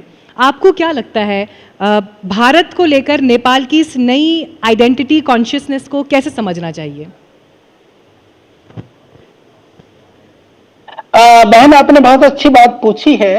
नेपाल के लोगों में, क्योंकि मैं, जैसे हमने कहा कि हम हजारों नहीं लाखों लोगों के साथ संपर्क में हैं, जो नई सरकार बनी है, लोगों की बहुत अपेक्षाएं हैं, बहुत लोगों की भावनाएं हैं, बहुत संवेदनाएं हैं, बहुत मन और भाव से लोगों ने इस सरकार को चुना है। तो वो सरकार का जो प्रयास है, जो सरकार का कार्य है, हमें विश्वास है कि सरकार जो है इस तरह के कार्यों को कर रही है कि जिससे लोगों की जन भावनाएं जुड़े। तो अब इसको और बेहतरी के साथ करने की आवश्यकता जरूर है। वहां पर हम, सरकार जो कहेगी नेपाल के विकास के लिए, समृद्धि के लिए, लोगों के जीवन को उन्नत बनाने के लिए, हमारे पास जो नॉलेज है, एक्सपर्टाइजेशन है, भगवान ने जो कुछ भी हमें दिया है, उसके माध्यम से हम करने के लिए सदैव उद्यत हैं। पूरा पतंजलि योगपीठ उस कार्य के लिए करेगा। तो वो अपेक्षाएं बहुत हैं और जो परिवर्तन यही है। अभी जो युवा पीढ़ी है, क्योंकि सबसे पहले जो देश की जो शक्ति है वो युवा होती है, तो युवा शक्ति हमको, वो विदेशों में जा रही है, पलायन हो रहा है, उसको रोकने के लिए ठोस कार्य करने की आवश्यकता है। लोग इसको महसूस करते हैं और वह स्किल को देने से ही होगा। दूसरी बात, स्किल ट्रेनिंग के माध्यम से यदि युवा स्किल्ड होकर के, यानी वह किसी भी तरह के ज्ञान को, नॉलेज को या किसी भी तरह के ट्रेनिंग को लेकर के बाहर जाता है, तो देश के लिए ज्यादा अर्निंग करके ले आएगा। ये काम करने की आवश्यकता है। तो चुनौतियां बहुत हैं, लोगों की अपेक्षाएं बहुत हैं, पर अभी सरकार को लेकर के आशा है लोगों की, और अभी आशा पर टिके हुए हैं। तो सरकार के लिए जरूरी है कि लोगों की आशाओं के अनुकूल आपने अपने वक्तव्य में बताया कि कैसे नेपाल में पतंजलि का विस्तार भी आप लोगों ने किया है, लेकिन उससे एक सवाल मैं और आगे का पूछूंगी आपसे जरूर। क्या आपको लगता है कि नेपाल सिर्फ भारतीय कंपनियों का मार्केट नहीं, बल्कि इंडिया नेपाल जॉइंट मैन्युफैक्चरिंग और एक्सपोर्ट्स का भी एक बड़ा हब बन सकता है आने वाले वक्त में? ये संभावनाएं बहुत है। मैंने पिछले सरकार में नेपाल के गवर्नमेंट से मैंने बात करी थी। देखिए, अभी भारत को तो इन्होंने विकसित राष्ट्र से विकासशील में डाल दिया कई चीजों में। वह अभी विकसित है, यानी थर्ड वर्ल्ड के अंदर अभी नेपाल को डाला गया है। तो इसीलिए यदि हम नेपाल के अंदर कुछ भी प्रोडक्ट वगैरह उत्पाद करते हैं तो उसको एक्सपोर्ट करने के लिए, वहां से विदेशों में भेजने के लिए बड़ी संभावना है। यानी नेपाल में यदि हम कोई उत्पाद बनाते हैं, यदि इंटरनेशनल क्वालिटी का हम बनाते हैं तो इंटरनेशनल मार्केट के लिए स्वीकार्यता भी बहुत है, और हिमालय स्टेट होने के कारण से नेपाल के अंदर हम हर्बल या हम ऑर्गेनिक जो प्रोडक्ट्स बनाने की जो संभावनाएं हैं वहां से बहुत है। और दुनिया की आज सबसे बड़ी चुनौती है कि उनको बहुत शुद्ध आहार मिले, शुद्ध उत्पाद मिले। तो नेपाल को वो शुद्धता देने के लिए, नेपाल के अंदर उस प्रोडक्ट को करने के लिए भारत बहुत मदद कर सकता है। भारत के पास आज हमारे पास टेक्नोलॉजी है। पूरी इंडिया की यदि हम बात करें तो यहाँ पर काफी अच्छे रिसर्चेज हुए हैं। उस रिसर्च को, उस टेक्नोलॉजी को, उस एक्सपर्टाइजेशन को यदि हम नेपाल के माध्यम से पूरी दुनिया में पहुंचाने का प्रयास करते हैं, इससे नेपाल समृद्धशाली होगा, नेपाल के लोगों को रोजगार मिलेगा, और वो सिर्फ इंडिया का मार्केट नहीं बनेगा। क्योंकि हम इस पक्ष में नहीं है। कई लोग कहते हैं अच्छा भारत में जैसे भारतीय प्रोडक्ट को लेकर के हमें अभी इतना बड़ा मुहिम करना पड़ा, मान लीजिए महात्मा गांधी से लेकर के आदरणीय सुभाष चंद्र बोस से लेकर के और विनोबा भावे तक लोगों ने स्वदेशी को बहुत भारत में बल दिया। बल देने के बाद में भी भारत में लोगों की मानसिकता ऐसी थी कि लोगों को लगता था कि जो विदेशी आइटम होता है वो ज्यादा अच्छा होता है, स्वदेशी आइटम खराब होता है। तो उसको तोड़ने का काम पतंजलि ने किया। उस एक जो मानसिकता थी, एक परसेप्शन था या एक जो षड्यंत्र था, उसको तोड़ने का काम पतंजलि ने किया। उसके बाद में क्या हुआ कि अभी नेपाल में जैसे हम लोगों ने पतंजलि का प्रोडक्ट बनाना शुरू किया, शुरू से हमारी सोच थी कि नेपाल के लिए नेपाल में बनाएंगे, तो लोगों को ये लगता था कि इंडिया का बना हुआ अच्छा है, पतंजलि का बना हुआ प्रोडक्ट बहुत अच्छा है, नेपाल का ज्यादा अच्छा है। ये मानसिकता, परसेप्शन है। तो नेपाल के लोगों को भी नेपाल में बनी हुई चीजों के प्रति, नेपाल राष्ट्र के प्रति और नेपाल की उसके प्रति जो स्वदेशी की जो भावना है, वहां अभी बलवती होने की आवश्यकता है, बलवती करने की आवश्यकता है। और सरकार की नीतियां भी ऐसी बने कि लोग गुणवत्ता युक्त उत्पाद वहां पर बनाएं, गुणवत्ता युक्त उत्पाद के लिए वो लोग कार्य करें, इसकी आवश्यकता जरूर है। तो ये भारत की जो मेधा है, प्रतिभा है, मैं आपको निवेदन करना चाहता हूं, भारतवर्ष के अंदर नेपाल के बहुत सारे लोग, बहुत अच्छे साइंटिस्ट भी भारत में हैं, बहुत सारे अच्छे एडमिनिस्ट्रेटर भी भारत में हैं, विभिन्न क्षेत्रों में लोग काम कर रहे हैं। विदेशों में मैंने देखा कि यूके में, यूएसए में, अलग अलग रशिया में, बहुत सारे देशों के अंदर नेपाल के लोग बहुत अच्छा काम कर रहे हैं। आचार्य जी, आज मौका मिलेगा, बड़े विस्तार वातावरण में मिलेगा, आपने इन सभी संभावनाओं की चर्चा की, समृद्धशाली बनाने में अपना योगदान देंगे। जी, आपने विस्तार में इन सभी संभावनाओं पर चर्चा की और बहुत सारे लोग जो आपको लाइव यहाँ बैठकर सुन रहे थे, मुझे लगता है बहुत सारी बातों से अग्री भी करेंगे। बहुत धन्यवाद अनविक्षा में हमें समय देने के लिए और भारत से हमारे साथ जुड़ने के लिए। थैंक यू सो मच, बहुत धन्यवाद आपका। थैंक यू जी जी बहन, बहुत बहुत प्रणाम आप सबको और सभी जो जिन्होंने सुना, और सबको मेरा बहुत बहुत प्रणाम।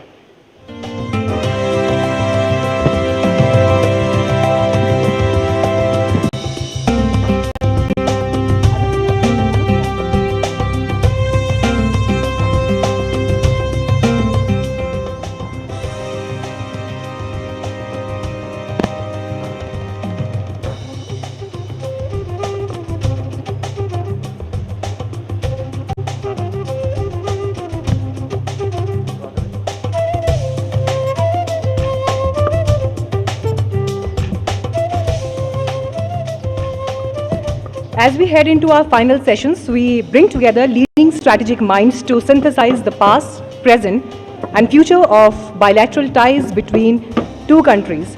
For the next session, please welcome Dr. Vijay Chothaiwale, in charge of Foreign Affairs, BJP India, Major General Binoj Basant, Nepalese Army and Strategic Analyst, Ambassador Manjeev Singh Puri, former Ambassador of India to Nepal, Dr. Nishchal N. Pandey, Director, Center for South Asian Studies, Kathmandu.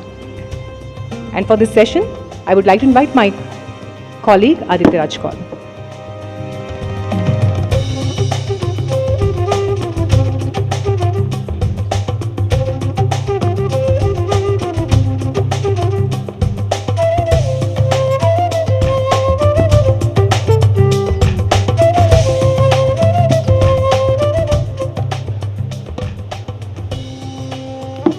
Well, it's been an incredible day discussing diplomacy, politics, but more so the India-Nepal story, the next chapter. The foundation in many ways is being laid out by the speakers, more than 40 of them who spoke all through the day. And of course, this will result in a lot of transformations in future as well. But to discuss the past, present and future of India-Nepal relations, we have an incredible panel. Because India and Nepal have never lacked history, geography, or the people-to-people contact. The civilizational ties is something that we speak about often, but now with the new Balenshaw government, there's a new opportunity of creating a new political and economic architecture.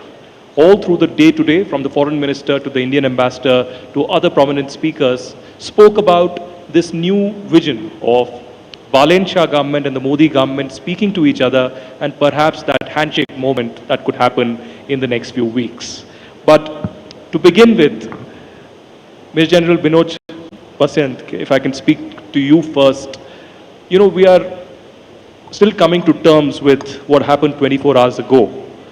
But again, what comes to mind is, one, the resilience of the people of Nepal that have stood together, and then the phone call that went from Prime Minister Modi to the Prime Minister Balenshaw, who haven't met yet in the last 6 months.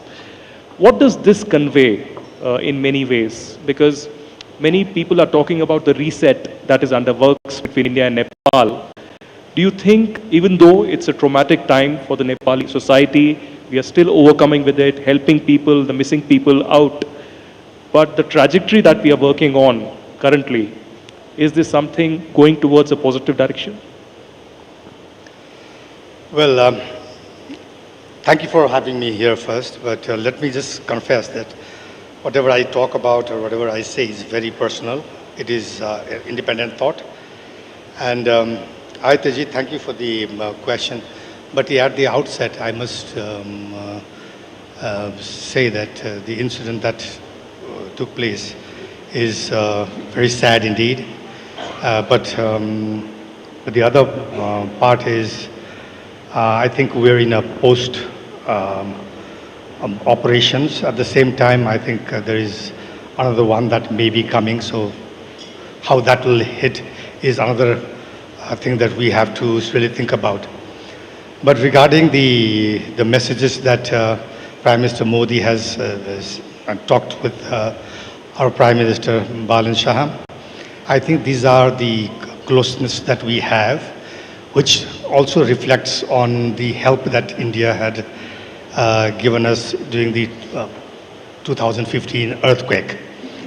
But overall, I think when we look at the disasters that happen, and when we look at the responses, and when we look at the preparations, these all counts, you know.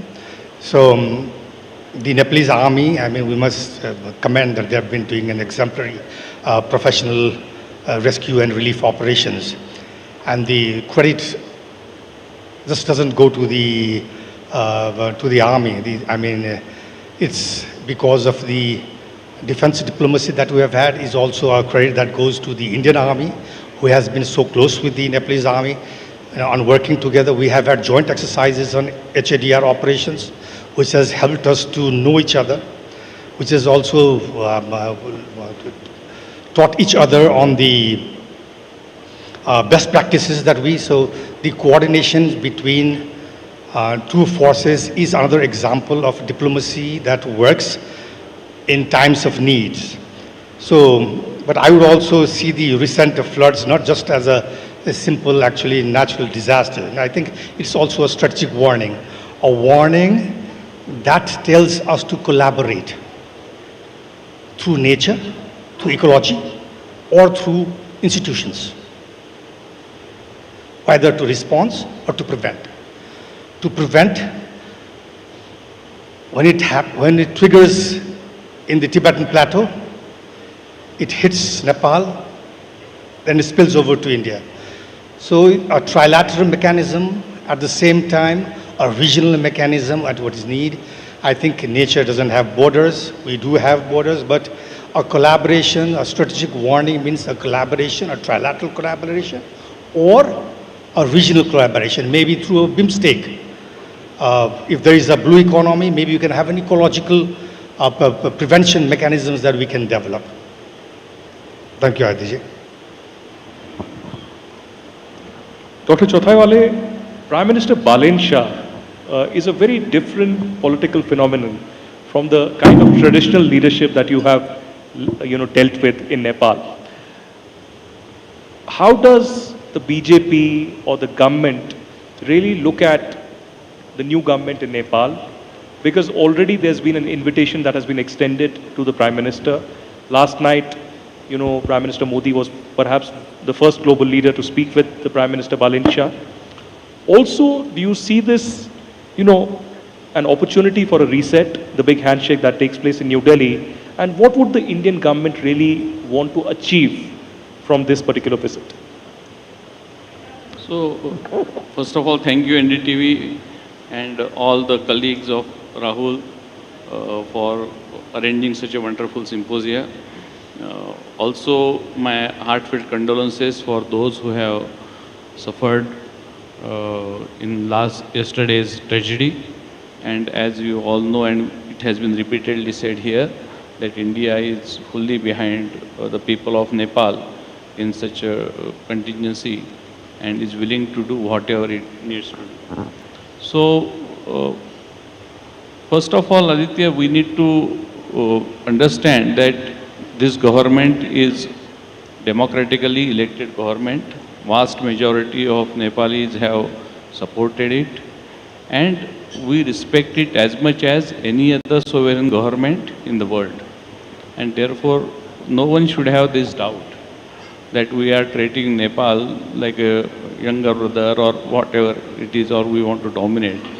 Those who have read or seen or listened to Prime Minister Modi ji's first speech in 2014 in Parliament, he has said that we are here to support and not to interfere. And India's foreign policy towards Nepal remained like that on this steadfast principle. And there were so many changes of the government in last 12 years since Modi ji has come to power. But we have dealt with every government with equal respect and equal desire to work with them. So, Mr. Balen Shah's government is not going to be any different than this. And it has been seen now, yesterday also, when Modi ji called Mr. Balen, about the visit, etc., all these logistic details will be worked out at a diplomatic level. But as the indications are that this visit will happen sometimes in this calendar year, it will also impact a lot. But before that, many people have visited India, many ministers, including the foreign minister, army people have visited India. From our side, BJP has invited Shri Ravi Lamechhane a couple of months ago, and he has spent a lot of good time with our party president. He met Dr. Jaishankar, he met Home Minister Shri Amit Bhai Shah, and also Prime Minister, which was quite a rare phenomenon. If you allow me, I want to butt in here, because the kind of reception that Ravi Lamechhane received in Delhi, it's been unprecedented. Global leaders come to Delhi usually, but the kind of reception that was given to him at the BJP headquarters, then with the Home Minister, with other ministers and leaders as well, was this one would assume that this was a strategy, but was this really a warm reception planned to convey a message that India is an equal partner? Yes, your second assumption is correct. It was very well planned and thought that we should give him a message, and to not only to him personally, but also to entire Nepal, that we have not changed. We are very much with you when there are democratic changes in the country. But again, I want to take you back to the history, that he was not the first party president from Nepal whom we have welcomed in BJP headquarters. Mr. Prachanda also we invited on our the invitation of our previous president, Shri J.P. Nadda ji, and he was also given a good welcome in our party office. He met Dr. Jayashankar that time, and we had a very good time with him and lot of informal interaction. Shri Sher Bahadur Devbaji, when he visited India as a Prime Minister, but he was also that time President of a Nepali Congress. So we invited him in his capacity as a President of Nepali Congress, and he was generous enough to come, and we gave him warm welcome. So what I am saying, that our policy towards Nepal is continuity and consistency, and nothing much has changed after Sri Balenji has won. So I would like to wipe out that perception. Well, there is continuity and consistency, but there is also a realization. And Ambassador Puri, you've been here, when the previous natural disaster, the earthquake happened, and you post that, you were there for the reconstruction phase. But what we saw yesterday has a message for us all. But is there some kind of a course correction that was required also when it comes to India-Nepal ties? Something from your diplomatic experience that, many people have written about it. What has been your experience and your message? Aditya, thank you. And thank you very much to NDTV for inviting me. I want to say a very big thank you to your Editor-in-Chief, Rahul. What you said in your opening remarks was fantastic and truly something of importance here, which is we understood, it doesn't mean we understand. We must continue to work towards understanding the present so that we can work towards the future. Thank you very much for that. I also want to thank NDTV for something else, for choosing Nepal to start your Anviksha series. How would it normally have happened? You know us from India. What would have been the thought process? You chose, in my opinion, and not only because I was ambassador here, in my opinion, the country that matters most for us in terms of India and its perceptions in the world. That was important.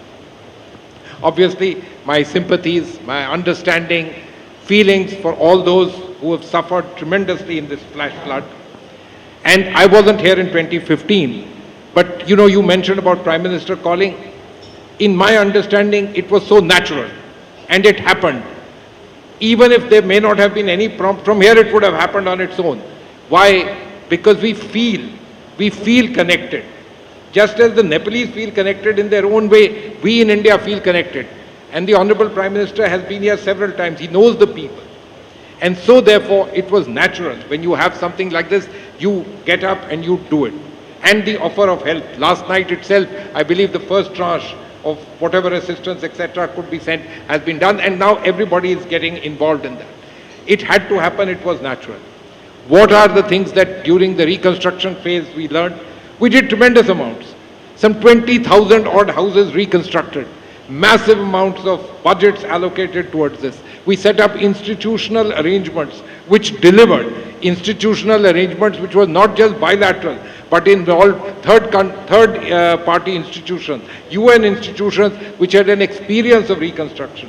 All of this was deeply appreciated. There have been archaeological sites, mandirs, etc. here which were reconstructed. And of course I mentioned to you housing. Look, we have an old, long relationship with Nepal. There is an imperative to this relationship for the Nepalese as far as we are concerned. Much of what you are doing is based on the young generation. That was the question you didn't ask me, but the young generation. Do you know what has happened in the last 20 odd years as Nepal opened up, as the young generation have become IT savvy? Go to Bangalore. There's a huge Nepali community. We in India don't even know they exist. And they are happy to be part of the ecosystem there. Similarly in Hyderabad, they've done yeoman wonders. Today the ambassador mentioned an organization called Len Den, which does the same thing that we are talking about. Digitally doing lending and doing this kind of financial services. And these are Nepali boys and girls. These are the kind of things that have happened. This is a relationship which has exists, and in my opinion, will go forward, importantly. Now let me come to the current thing. There's been a generational change in Nepal. In my understanding, from 1990 onwards, politically constitutional monarchy, but actually in the world, Nepal opened up to globalization. It was not a country under the monarchy which had really seen globalization, other than a few people like General Saab here and a few others. Most people didn't. Today, some third of Nepal's population is overseas, and not just in India, across the world. In terms of remittances to GDP, one of the highest in the world. It's a country which has imbibed globalization. And so therefore, these changes were in a sense symptomatic. The trigger resulted in what happened, including the Gen Z things of September, the monarchy leaving in 2008. All of these things are in that sense. In a sense, it's Nepal's modernization, becoming more into the modern world, the professional world that we all know, which we in India, you know, I am hesitant to say this, but colonization got us into this modern world. You and I are having this discussion in English, feeling perfectly comfortable in it. And that's the nature of this particular change. And this, Rahul, takes me to your point, and I'll stop there. We understood, and of course, our relations on religion, our relations on people, our relations on roti beti, what we like, what we do, none of these will change, they haven't changed. But in terms of understanding, we need to understand it isn't the country that my parents kind of knew, and do they know the changing India? They also need to do. And so therefore, the most important thing is dialogue, interaction. Business, particularly important. People at their own level do things. Can governments facilitate it? And very, very important, keep up the dialogue at the highest levels in politics, in military, in bureaucracy, in the police services. All of that is important. It's this particular connect which, believe me, in terms of the relationship that we have, the geography that we have and the history that we have, allows many things to be done without it being the set course in a standard operating procedure. What needs to be done gets done. Thank you. No, I must confess, those were very important recommendations, perspectives, and speaking from experience, what is really required on ground. And I'm pretty sure that the government, the private sector, individuals who are invested deeply will take this forward. And also, every second question today has been about the Gen Zs and the youth, and we'll take that thread forward to Dr. Pandey, who's been invested in this Nepal-India ties as well. What are the structural and policy changes that you really feel? Because the foundation has been set, the meeting will happen now, to really embark on this new chapter of Nepal-India ties, because a lot of expectations are there, but there needs to be some structural and policy changes which you can possibly recommend. Thank you, Aditya. I think what has come out pronounced since morning here is that there has been a generational change in Nepal.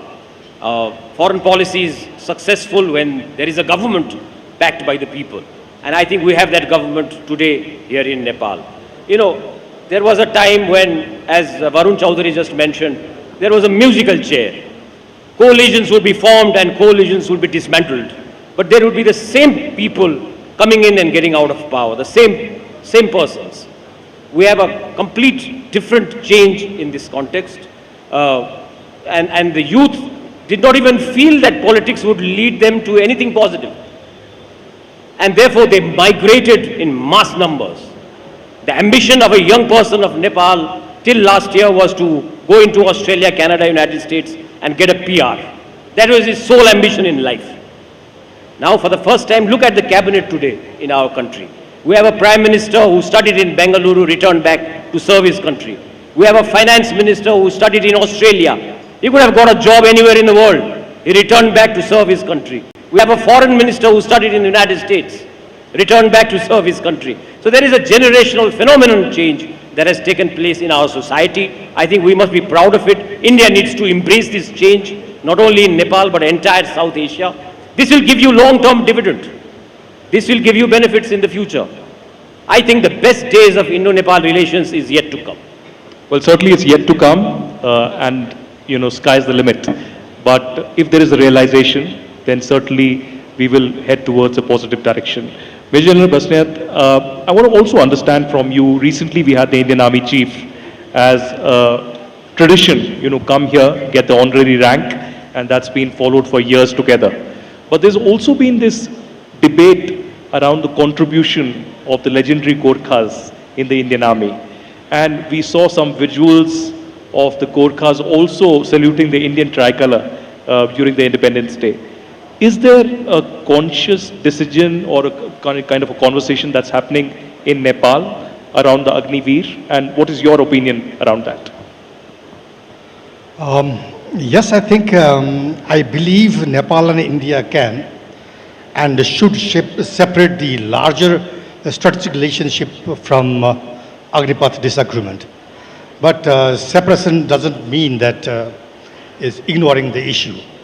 I think it is putting it in the right compartment. So it actually reminds me of a statement by Prime Minister Modi at the Constituent Assembly in 2014, and he said, quote, Hindustan ने कोई भी लड़ाई ऐसी नहीं जीती है जिसमें किसी नेपाली का रक्त न बहा हो, जिसमें किसी नेपाली ने भारत की रक्षा के लिए शहादत नहीं दिया हो, unquote. So the shared sacrifice of Nepali soldiers, as applauded by Prime Minister Modi, and the sacrifice for democracy by the political leaders from both sides, ensures that while Nepal-India ties have an enduring space in the hearts of the people and a rock foundation on defense diplomacy. So the Nepal and India military relationship is actually a very deeper than recruitment. But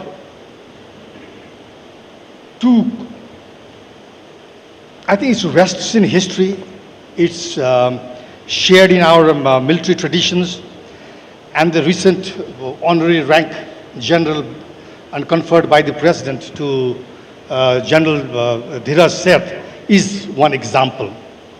And so I would also call Agnipath a crisis in defense. I wouldn't call it a crisis. I think I would call it a transition that is taking place in Nepal-India relationship. Like Aditya-ji, you use the word reset in the relationship. I would use the word revisit in the relationship. Nepal and India never has had, it has had ups and downs in relationship, but we have always had sound relationship. So I think it is revisiting the relationship rather than resetting. So India has changed its military recruitment system, but and there are disagreements here, but the larger question is, what should Nepal and India defense cooperations look like in the 21st century? So I believe we need to move from a recruitment-centered relationship to a capability-built relationship. This means expanding what we possess now, whether it is military educations, whether it is joint military exercises, whether learning from each other, whether it is United Nations peacekeeping operations. So Agnipath itself, I would favor a structured dialogue than a political deadline. So maybe a middle path that we could take is form a small committee that will look into the matters, what the concerns of Nepal, at the same time the Agnipath scheme, then find out a solution so that we can continue the traditions. Because what I believe on is as these geopolitical environments are changing and the regional dynamics are shifting, I think there is a principle that Nepal must stand for. It is to continue and make Nepal-India relationship stronger with new avenues and new opportunities. So this should be the theme of how we move forward. And military diplomacy, of course, plays a vital and important part on this. It is a channel that creates a space in New Delhi that we need. It's a platform that we have hearts in the hearts of the people of both our countries. Dr. Chotawale, India and Nepal have had, of course, civilizational ties that we have been speaking on, but India is also the biggest economic and development partner of Nepal. Now, traditionally, the diplomacy has been around, grants for roads and infrastructure, the line of credit, and also better connectivity. Do you think we need to move beyond that as well? Because when I was interviewing the Foreign Minister Shishir Khanal, one thing he admitted and confessed was that in the last 10 years that there's been a technological advancement in India, there's been a missed opportunity for Nepal. So could this be a growth story, not just of India, but Nepal and India together? And is the Indian government, the BJP as well, ready to offer any kind of that support, that infrastructure, and that guidance in that direction? I think what we have seen in last 10 years is just a beginning. For example, it has been repeatedly said even on this platform that there is a potential of generating 10,000 megawatts hydropower from Nepal, and a lot of that would be consumed by Indian customers. Right now, we are buying only, I guess, close to 1,500 megawatts. So there is huge potential in that sector. Similarly, on the rail link, road link, and better communication, physical communication, that's another area where both the countries can work together. Third aspect is, of course, the digital connectivity. And that has, you also had a session about it.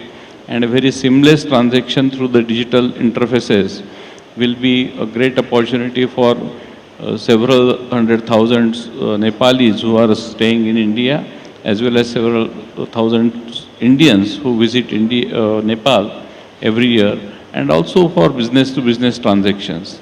So these are kind of some of the low-hanging fruits which we should work upon, and then we should go at a high-tech area where India has now tremendous stride, especially in the banking system, etc., where we can have a knowledge sharing with Nepal and continue to work with them. Master Puri, you know, a panelist earlier in the day from the Surya group here spoke about how there are several opportunities that lie in the Indian industry. A very small example is the destination weddings that happen, and you know, that could happen in Nepal. The second point is also a very natural that comes from the civilizational roots is the pilgrimage corridor. That hasn't really shaped till date. There might be few people going, but an official pilgrimage route corridor between Nepal and India hasn't shaped yet. Your advice, your points on in that direction?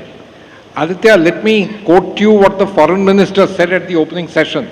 A record number of people from India came to Nepal in the month of July. Yes. Believe me, these things have happened.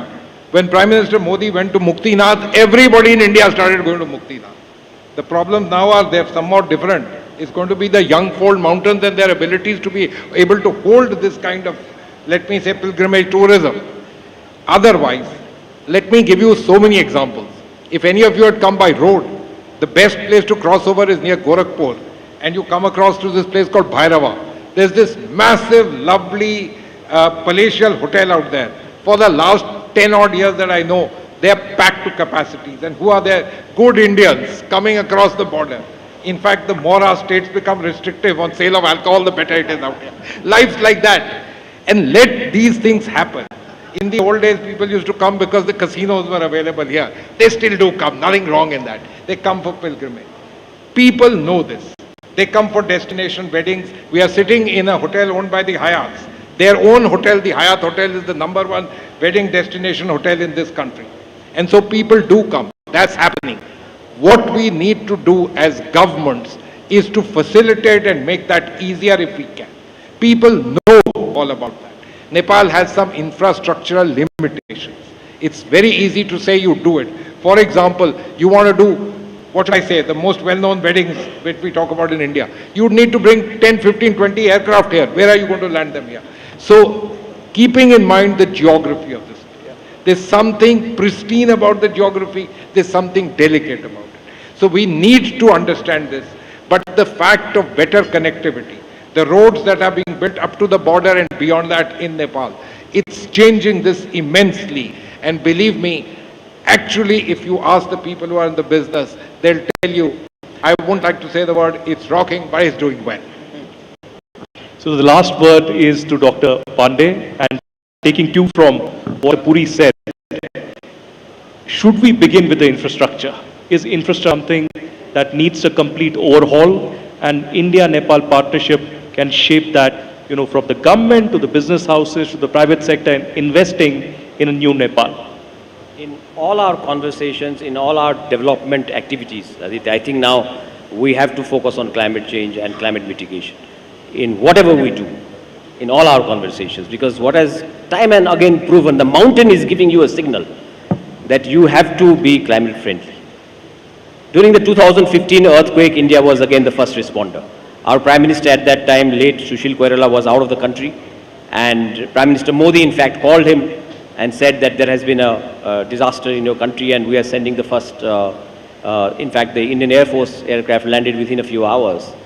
During the COVID-19 pandemic, India was again the first responder with the vaccines. And yesterday we have seen that India is the first responder. Not only the first responder, India has also been the shock observer of Nepali economy during disasters. So I think this partnership should continue. This relationship should find new avenues, but we should be always mindful that the mountains are telling you a story, that they are giving you a message that we have to be climate friendly. In all our activities, we have to look into this whole thing about mitigation, adaptation. Otherwise, we'll be getting root shocks every now and then. You know, what a note to end this conversation. Delighted with this conversation, and certainly climate change is something realistic. We need to be mindful, and the mountains are calling, mountains are telling us a story, and we need to wake up. Thank you very much, gentlemen, for joining us at the NDTV Anviksha.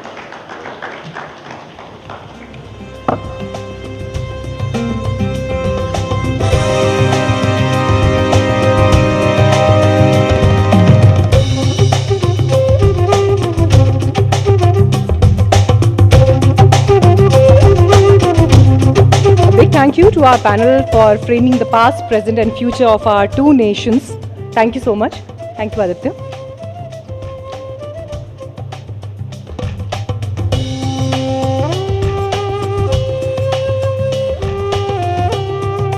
Our two biggest sessions are lined up ahead soon. Finance Minister will be with us. But before that, I would like to inform you that NDTV World Anviksha will be followed by dinner. So stay till then. Building directly on that strategic vision, our next fireside chat brings one of India's most prominent parliamentary voices to discuss the historical depth and modern ambitions of our partnership. Please join us in welcoming Mr. Ravi Shankar Prasad for India and Nepal Ancient Connect Shared Future. You're most welcome, sir, in conversation with NDTV's Vishnu Som.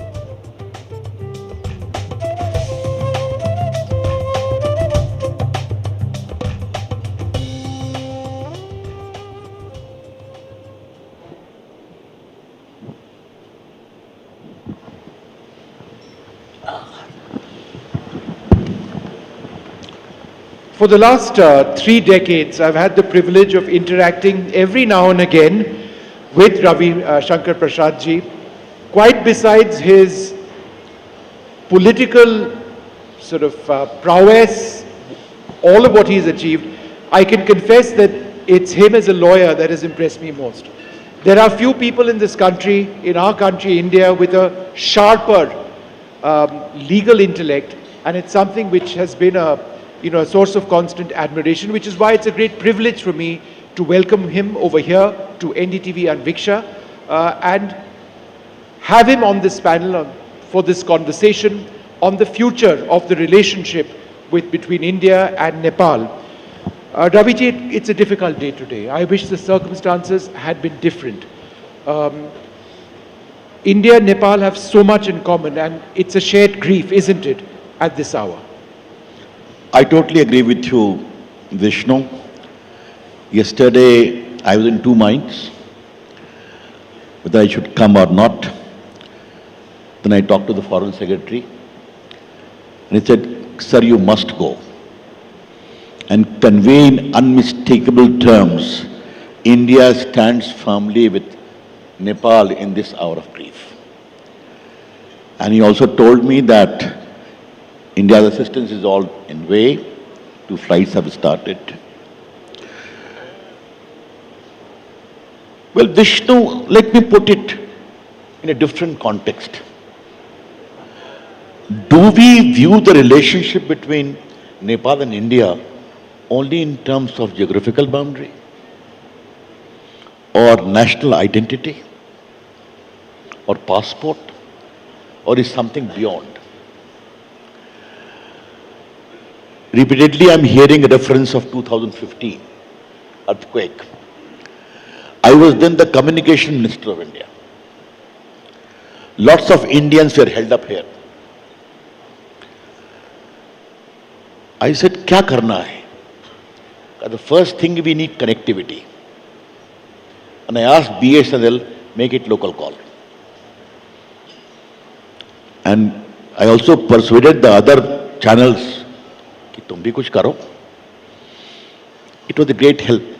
And lighter note, the private mobile channels only kept it domestic for 2 days, and many of the journalists who have come to Nepal to cover it were fastened with heavy bills. But that is beside the point. Huh? You know it now. Vishnu, what I'm trying to say is, ये रोटी बेटी का संबंध ऐसे ही नहीं कहते हैं. You become the first responder in the hour of crisis. And that is quite natural. And the second thing is, this is across the board. Indian democracy is well known for its mercurial divide, if I can use that expression. But when it comes to the issue of Nepal, there is consensus. The second thing, while I compliment the new government, they have been elected with massive majority. But never forget one thing. Indians always have a groundswell of support for democratic urges of Nepal. Let us not name anyone. And if I can say it a little poetically, so long as Pashupati Nath is there in Nepal and Kashi Vishnath is there in India, this relationship is going to endure. But Raviji, let me ask you this. It's a historic relationship, it's a cultural relationship, you've referred to that, you've referred to how we have stood by our brothers and sisters in this country. But there is a new generation over here, a generation driven by Instagram and Twitter. There's been a Gen Z revolution in this country. And the language that they speak is a language which is perhaps different from what an older generation of Nepali citizens spoke. Therefore, how important is it for us to understand what drives a newer generation of young Nepali? I'll reply to your question in two ways. Lord Ram is revered in India, and Lord Ram is the son-in-law of Nepal. Mata Janki is the mother. Recently, when the Ram Janbhoomi temple was consecrated, lot of bhar came. What is bhar? Gift to the son-in-law. And many young people send it from Madhesh area, I know for sure. So many tens of crores people have visited Ayodhya, Vishnu. If we set up a proper rail link, which I think must be, between Ayodhya and Janakpur, you see the kind of tourism potential it is there. The Gen Z will not be oblivious to these very clear dividends which will come in the way. But on a larger issue, I do agree with you. Time changes. We need to move with the aspirations of young people. Why not? In India or in Nepal.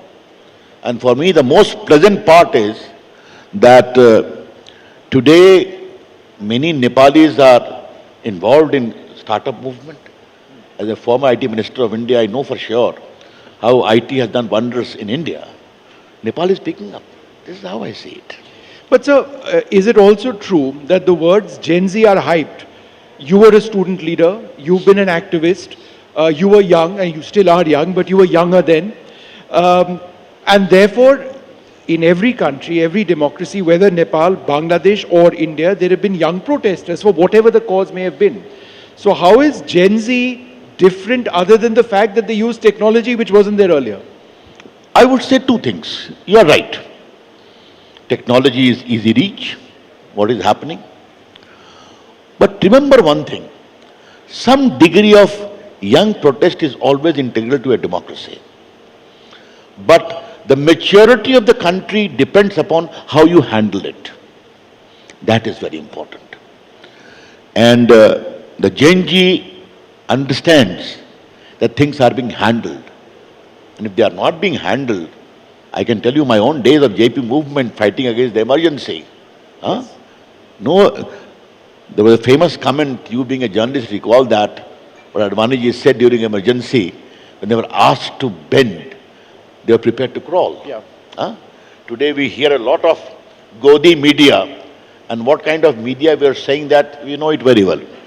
But the point is, the world has changed, and let us appreciate and respect the urge of younger people. This is how I feel. And I always trust the maturity of younger people.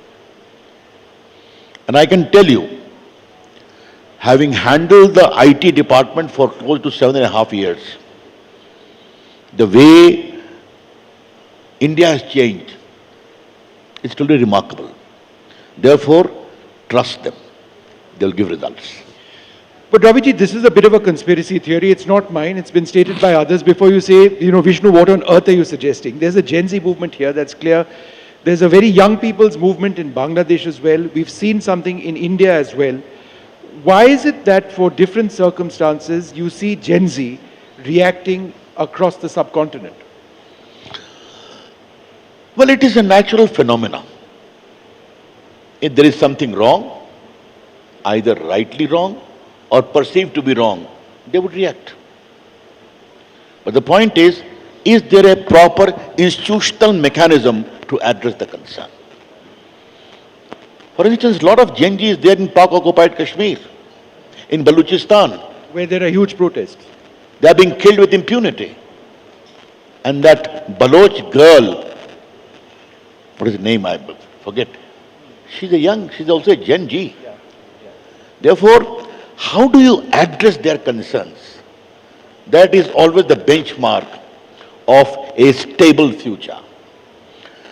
And ultimately it comes from democracy. It comes from stability. It comes from being understanding of their concerns. If you take it that way, therefore you cannot compare what is happening in Bangladesh and particularly in Pakistan with India or in Nepal.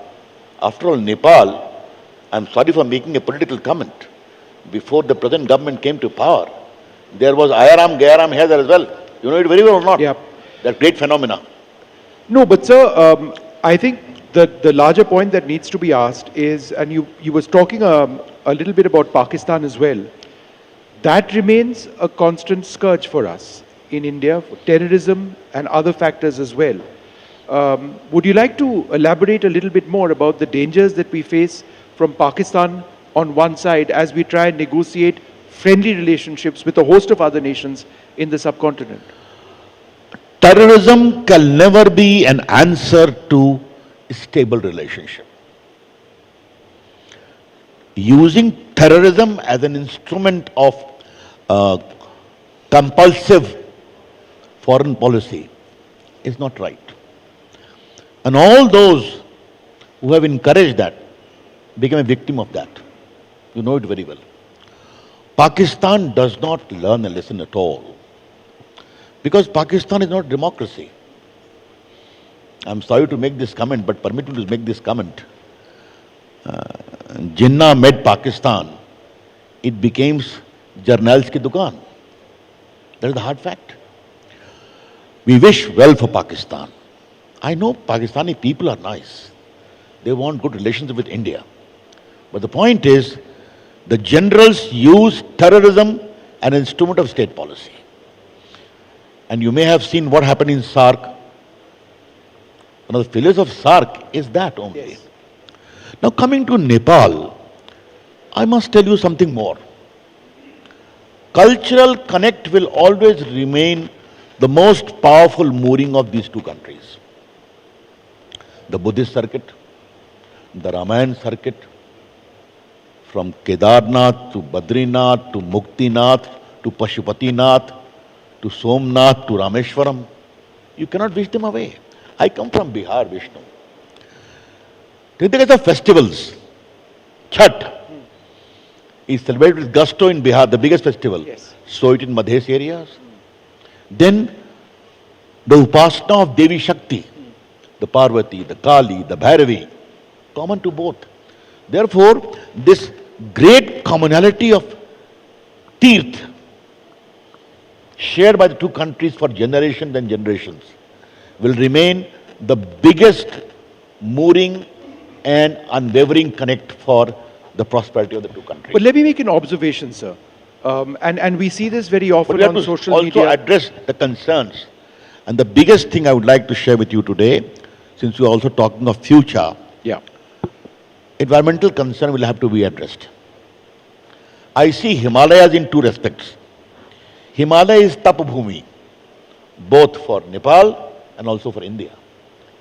But Himalaya is also becoming a very big uh, area of uncertainty in terms of environmental challenges. I would today recommend from your platform that the biggest scope for relationship between India and Nepal should be on proper management of climate issues in the hilly areas. How can we can exchange notes, learn from each other. And I think we have a lot to learn from Nepal. And Nepal also has to learn from India. And I want to make it very clear. We don't at all eye any big brotherly attitude. That was my question. And I can anticipate your question. I have been suffering for so long. Therefore, I can anticipate your questions. I want to make it very clear from NDTV platform today in Kathmandu, and I compliment NDTV for inviting me. We don't eye any big brother. The comment of Prime Minister which we heard in the previous panel, that not even a single war of India is there in which some Nepali has not shed blood. This is a very powerful statement. Therefore, the instinct for help, the instinct for sharing is quite natural between the two countries. And that will remain the biggest foundation. I always say that. What other issues we should look for future? Power sector, water management. No, but let me ask you a few questions. I think you made an important point about that big brother attitude. Would you concede that this has been a problem, and it's not specific to any government, that we have had with regard to a country like Nepal? If you see Twitter, social media, it's like we dominate with our opinions. I think the best thing we have done now in dealing with the present tragedy is just let the people of Nepal decide how we can assist them. It's not as if we are forcing anything on anybody. That should be the approach. I told you. Is that something we have failed in the past? I'm telling you, in 2015, when this earthquake happened, the first question I asked what the people want there. They want connectivity. I said provide that at a domestic rates. Here you have seen, today Indian Armed Forces are coming to repair the bridges and all these things, medical help, national disaster team is here. Therefore, I think there is a big reservoir of relationship whereby we can understand what Nepal needs. And that should be there. But I wish to emphasize again, Vishnu, we treat Nepal with all equality as a friendly country, respecting their sovereignty and also respecting a common urge to share future, shared future. Raviji, you referred to what the Prime Minister said when he said that there hasn't been a war where the people of Nepal haven't had a role. Now we are in a scenario where, because of our own Agnipath scheme, there are restrictions on the number of Nepali soldiers who can get a permanent commission in the Gurkha regiments. Now this is an issue over here which is of concern, and I think that's understandable because it's been part of Nepalese contribution to themselves by way of salaries but it's also been an important contribution to us. It's obviously an impasse. How do you look at it? I think no issue between Nepal and India is not capable of solution. Okay? We have seen many problems and we have resolved that. We'll find a way out for that as well. I take note of what you say. I am myself a great I have a sentimental attachment with Gorkhas people whenever I see them. In fact, one of the biggest thing, I never miss a 26th January march in Delhi. Others I can skip. And whenever the Gorkha brigade marches, my feet start tapping with them. That's smart. That is the connect we have. Okay. Therefore, this can be, we can find a way out for it. That's no problem. That is a very small issue. But the larger issue are basically strategic, connectivity, roads, power. How many rivers originate from Nepal? From Bagmati to Gandaki to others, Koshi. And all of them, when they became furious, they trampled upon my state of Bihar. Okay? Yes. Yes. Don't you think there is a need that those reservoirs should be properly harnessed for energy? There is abundance of scope available. This is how I see it. You know, Raviji, as we begin to wrap this up, I think one of the points you said which really resonated with me was the need for Nepal and India to work together to manage the Himalayas. We are dealing with a tragedy now, but it's fairly clear that there was a massive avalanche, which resulted in the blocking of the river. River waters rose, a narrow river valley, and we've seen inundation, which has caused countless deaths. As climate change becomes a reality, as avalanche melt is a reality, as crevices are formed, how much of management of our shared Himalayan ecosystem is it, imperative upon India and Nepal to deal with? It is very much imperative. In fact, I see it in two ways, Vishnu. Speaking in civilizational terms, so many sannyasis have dubbed up on the holy precincts of Himalayas for the last thousands of years. Okay. At times their soul also says, enough is enough.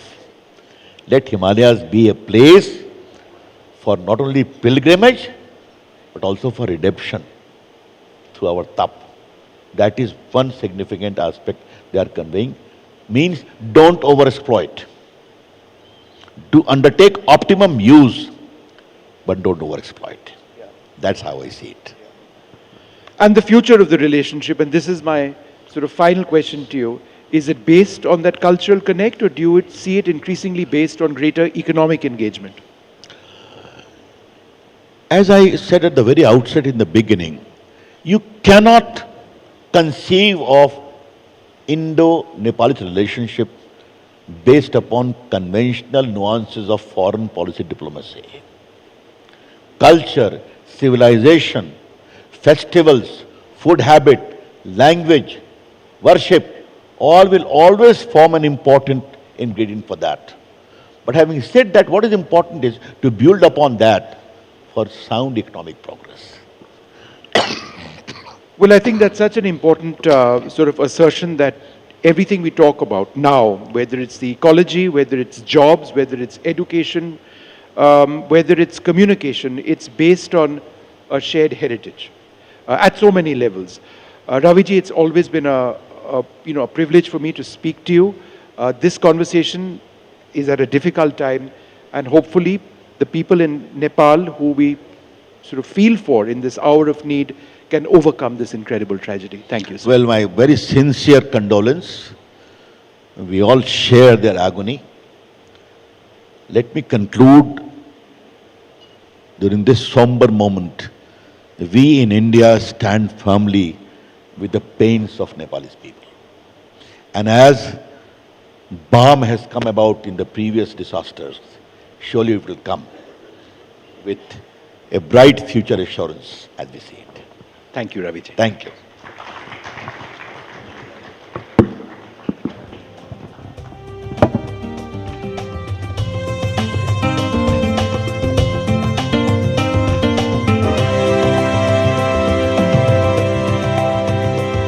Thank you so much, Ravi sir, for sharing your thoughts with us.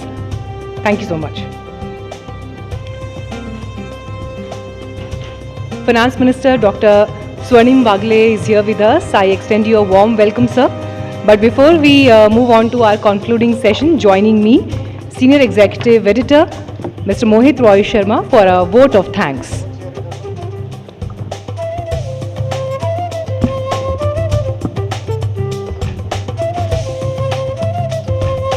Thank you, Meenakshi. Ladies and gentlemen, first, my heart goes out to everyone affected by yesterday's devastating floods. The fact that so many people still chose to be here with us in such a difficult moment means a great deal. And we are deeply grateful for your presence. As we close the inaugural edition of NDTV World, Anviksha, Ideas Across Border, I want to thank all our distinguished speakers from Nepal and India. Your perspective, participation, and insights made today's conversation meaningful and gave Anviksha the gravitas that it wanted to build. Our thanks to the leaders from politics, diplomacy, business, culture, sports, and public life who helped us to look at Nepal through many different lenses and help us to move beyond the familiar frames through which this relationship is often understood. A very special thanks to Kantipur Media Group, our Nepal media partner, for being a part of this journey and helping us take Anviksha's idea and conversation to a wider audience across Nepal. We are equally grateful to our sponsors, Patanjali Dantkanti, MAW Group, PhonePe, Asian Paints, Parul University, Sudha, Gold Star Shoes, Panchkanya Group, Padma Jyoti Group, Nepal SBI Bank, and our partners, Yakan Yeti Hotel and Nepal India Chamber of Commerce and Industry, whose support made this event possible. Thank you for believing in the idea of Anviksha and for standing with us as we begin this journey. To the entire NDTV team and everyone who worked behind the scenes in Kathmandu, thank you for many weeks of planning, coordination, and effort that brought today together. And most importantly, thank you to all the audiences. A dialogue has meaning only when people are willing to listen, question, and engage. Kathmandu is where Anviksha has begun its journey. From here, it will travel across the borders, across countries, carrying forward one simple idea that there's always more to understand when we are willing to look again. Thank you, Nepal. Thank you, Kathmandu. And thank you for being a part of NDTV World Anviksha, Ideas Across Borders. Namaskar and Dhanyabad.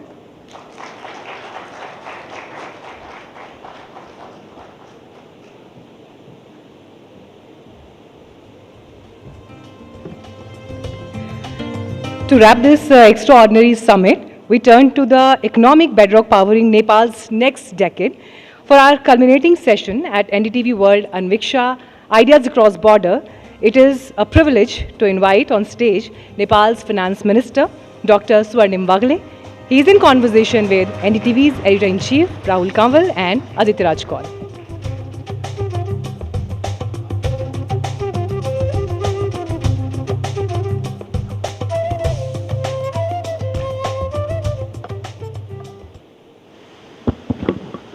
Hello everyone.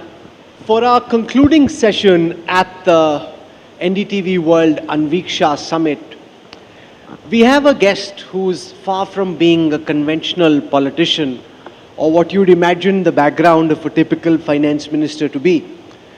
Dr. Swarnim Vagle is the intellectual and public policy face of the new Gen Z party that currently rules Nepal after the political upheaval that we saw over the last several months. He studied economics at the London School of Economics, did his master's in public administration and international development at Harvard University, completed a PhD in economics at the Australian National University, worked at the World Bank and the UNDP, and served as vice chair of Nepal's Planning Commission. He spent a lifetime diagnosing from the outside what is wrong with Nepal's economy and what needs to be done to fix it. And unlike most career economists, he's now in the unique position of actually having a shot at trying to fix Nepal's economic problems. He's also the vice chair of the party that's currently in power and therefore one of the founding pillars of the RSP. Dr. Swarnim Vagle, thank you very much for taking out time and joining us here at NDTV Anviksha. Your presence means the world to the entire NDTV team. Thank you so much, Rahul. I hope Kathmandu is treating you well and the whole NDTV crew and the distinguished guests who are here.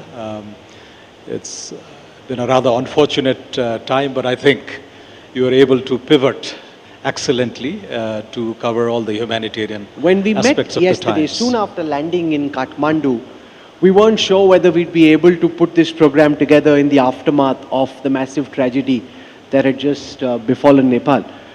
for helping make this possible. Thank you. It really does mean a lot to us.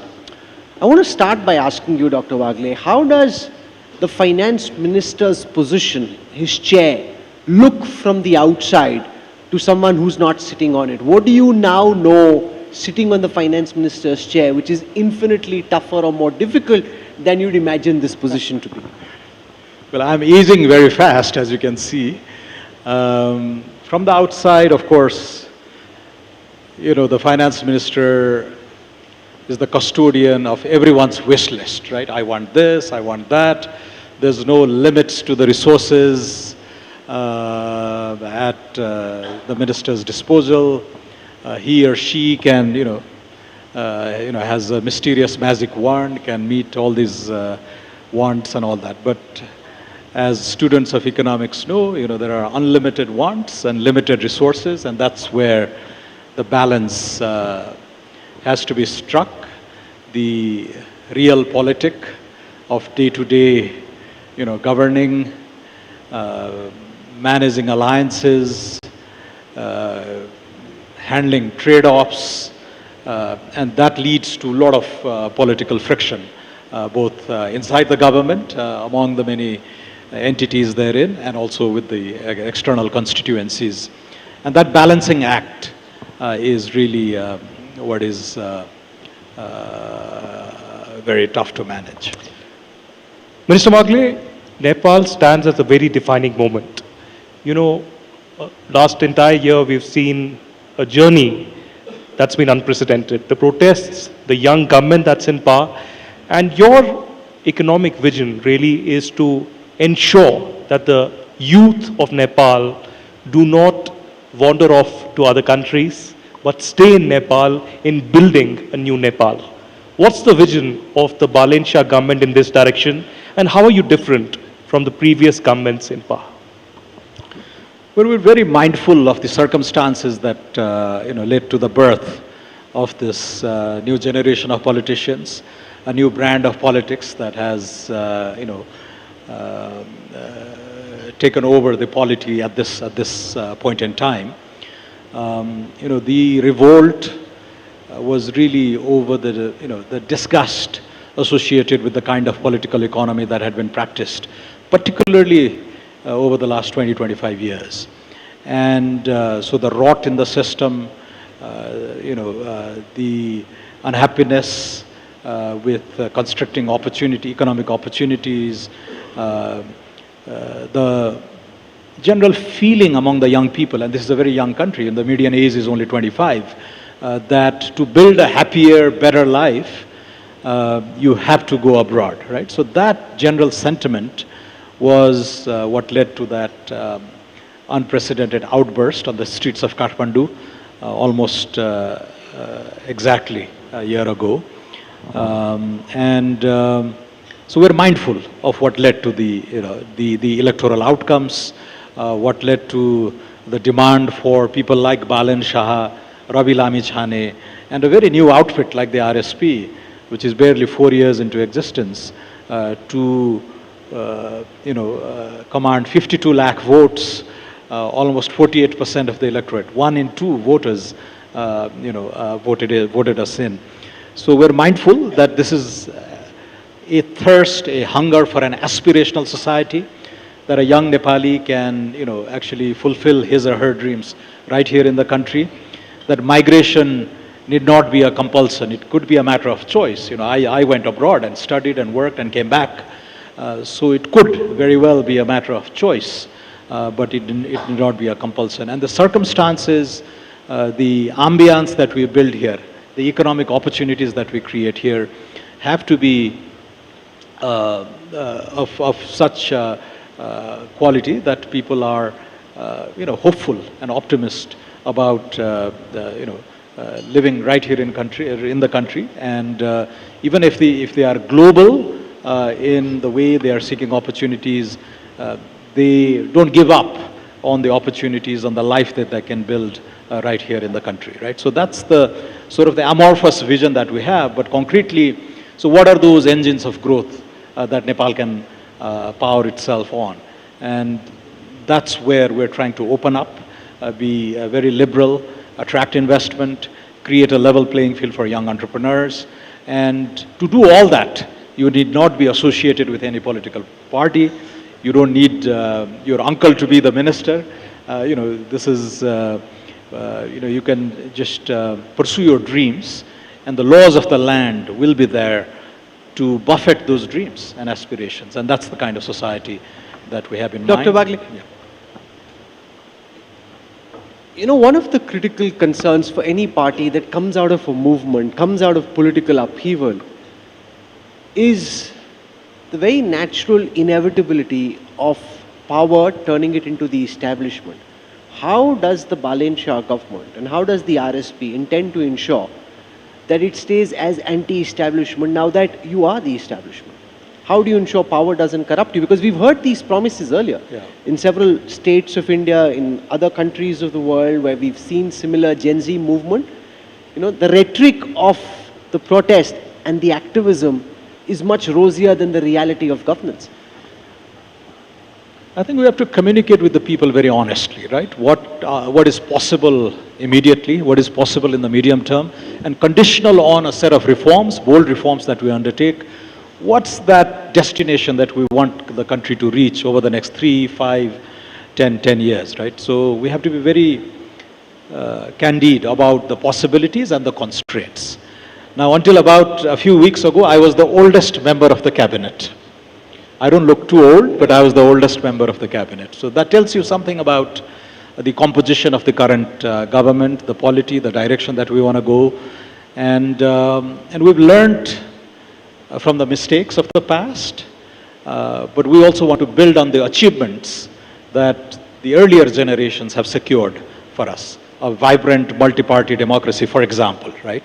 But we want to clean up the mess from within, right? So there's a lot of talk about, amending the constitution, etc. And I keep telling my own friends and allies in the party that, whatever you need to amend in the constitution, it's already enshrined in it. You step on the articles therein to revise the constitution and take it in the direction that you want. You don't need to do away with the current constitutional order, because this has been secured rather painstakingly over the last 50, 60, 70 years. And many older politicians actually sacrificed a lot to give this platform to us. And the polity that we are functioning in was hard-earned. The remaining achievement is on the economic front, and that's where we're focusing on. The economic momentum, the economic acceleration that we want to secure has to be on the bedrock of good governance. And that's been our solid commitment. That's been our pledge during the elections. I think that's why the people of Nepal voted us in. The RSP has been championing the governance cause. The current Prime Minister, when he was mayor of Kathmandu, he had a record of sorts to go on. And that's what we're trying to live on. So, the past 5 months, this is a 5-month-old government, we've been very strict on these very issues. The elite capture of institutions that had happened in the earlier reigns, we've done away with that. The politicization of the organs of state, we've tried to minimize that. And this meritocratic order that we want to pursue is what is born out of this search for an aspirational society. Economic catch-up with very strict zero tolerance to corruption, and overall building the foundations for good governance. And on those, the challenges, sometimes even if the intent is very clear and very noble, our inexperience may show. And those are the moments when we really have to own up and say, okay, we goofed up here, but we are ready to course correct, and move in a certain direction. So the current handling of the disaster, you might, there have been a few episodes in the past when there was a lot of public angst, expectation of a certain nature that the government or the Prime Minister or the ministers would behave in a certain way. But I haven't seen any notable criticism of the way we've handled the current disaster that we're living through right now. Because we've partly learned what ought to be done. to allay the anxieties of the common people. And I think I was the Prime Minister has been back from Nuwakot, where the site of the disaster, and I was sitting with him for almost 90 minutes reviewing what more could we do, where could we improve, the next phase of the disaster handling. So I think the honesty, the transparency, the overall integrity surrounding the art of governance has been relatively new, and this is what we want to uphold for the remainder of our tenure. Minister Wagle, social media has played an incredible role in pushing the narrative of this new government, a young government of which you've been a part. But the Prime Minister and the government has also been using the social media. Now, some may argue that the Prime Minister has a new way of interacting with the public or new way of functioning. Why don't you give us a sneak peek into the Prime Minister Balen Shah? Because a lot of people here and millions other watching NDTV all across the globe want to know this rapper, a young rapper who became a sensation and then a Prime Minister. And then the Nepali media also spoke about you recently and your internal workings in the government, because some people want to know how is the government functioning, what is the agenda, and perhaps what is the roadmap in the next few months. Balen Shah is 36 years old. He's the youngest serving Prime Minister in the world. And I checked that up. I thought, there would be some random minister in Iceland or Vanuatu or Samoa who was probably younger, but I double-checked, and he is indeed the youngest Prime Minister in the world. And he comes from a different generation. He's a structural engineer with roots in the Madhes, but he grew up in Kathmandu. He was a highly popular and a successful mayor of the richest city in the country. And that's where the paradox is, right? He's now presiding over the poorest government in Asia, but he ran the richest city in Nepal. And some of these constraints that we talked about at the outset on, these trade-offs that one has to make in government is a difficult one. He's incredibly popular with the young people, and I think their dreams and their aspirations. So I keep on using the word aspirational, and he embodies that dream of the younger generation. And I think they want to give him a chance. But he has, very logical. He asks the right questions, very inquisitive, and he wants to communicate through action rather than words. So a conventional politician would be giving 3 or 4 speeches a day, but Balen Shah, avoids that, and he wants, and is on record for saying that, I want my actions and the results to speak for themselves. But when necessary, he has stepped up. He has addressed the country. He communicates very effectively through the social media. And, if you look at his Instagram followings or Facebook or even Twitter, I think that's the new generation. Have you learned how to rap, Minister, to bond better with your young boss? Not quite. I haven't heard him sing in person, so maybe I have to go to YouTube and look up his old videos. But he's the logic of an engineer comes through in my interactions with him, and there's a caricature of him that maybe he wants things to prevail, that he wants to whatever he desires. But one thing I must share with this audience, and he's always asking, what does the law say? And that I found was a surprise to me, right? That contrary to this popular perception about how Balen Shah functions, his engineer's mind of a very quantitative approach to probing issues, but ultimately, what does the law say? Is it constitutional? And I have teased him once, I think, that there's a famous saying of Henry Kissinger, right? In the context of a war administration under Nixon, the illegal we do immediately and the unconstitutional takes a little while. So that's the kind of expectation that you would associate with people who are really impatient with talk and want to see results on the ground. But one thing that has surprised me is the current Prime Minister really asks what the law of the land says. And that is something noteworthy and something that the general audience probably doesn't know. Yeah. 1/3 of the GDP of Nepal is remittances. Human exports is, the primary lever that moves the economy at the moment. The critical question, of course, is what are you doing to try and attract private investment into Nepal? For those watching you in India and elsewhere, if they have $100 million and they're looking to invest in Vietnam, Bangladesh, Indonesia, why, Mr. Finance Minister, should any of these companies seriously consider coming to Nepal? So we've started by cleaning up the mess, really, right? The incentives were perverted. The institutions, the rules of the game were really rigged. So we're trying to open up and make the playing field even for both domestic and foreign entrepreneurs. So in this year's budget, we've talked about amending 27 acts. So it's a legislative exercise. Enforcement of contracts, honoring of private property, and the level playing field between domestic investors, diasporic investors, and foreign investors. That would be absolutely key. So we've started with rules of the game, right? Cleaning up the system. Then we want to identify those 5 or 6 durable sources of economic growth for this country. So clean energy, you've talked about that. Tourism in all its dimensions. The green revival of manufacturing along the border and us being part of the regional and global value chains in areas where we have an edge.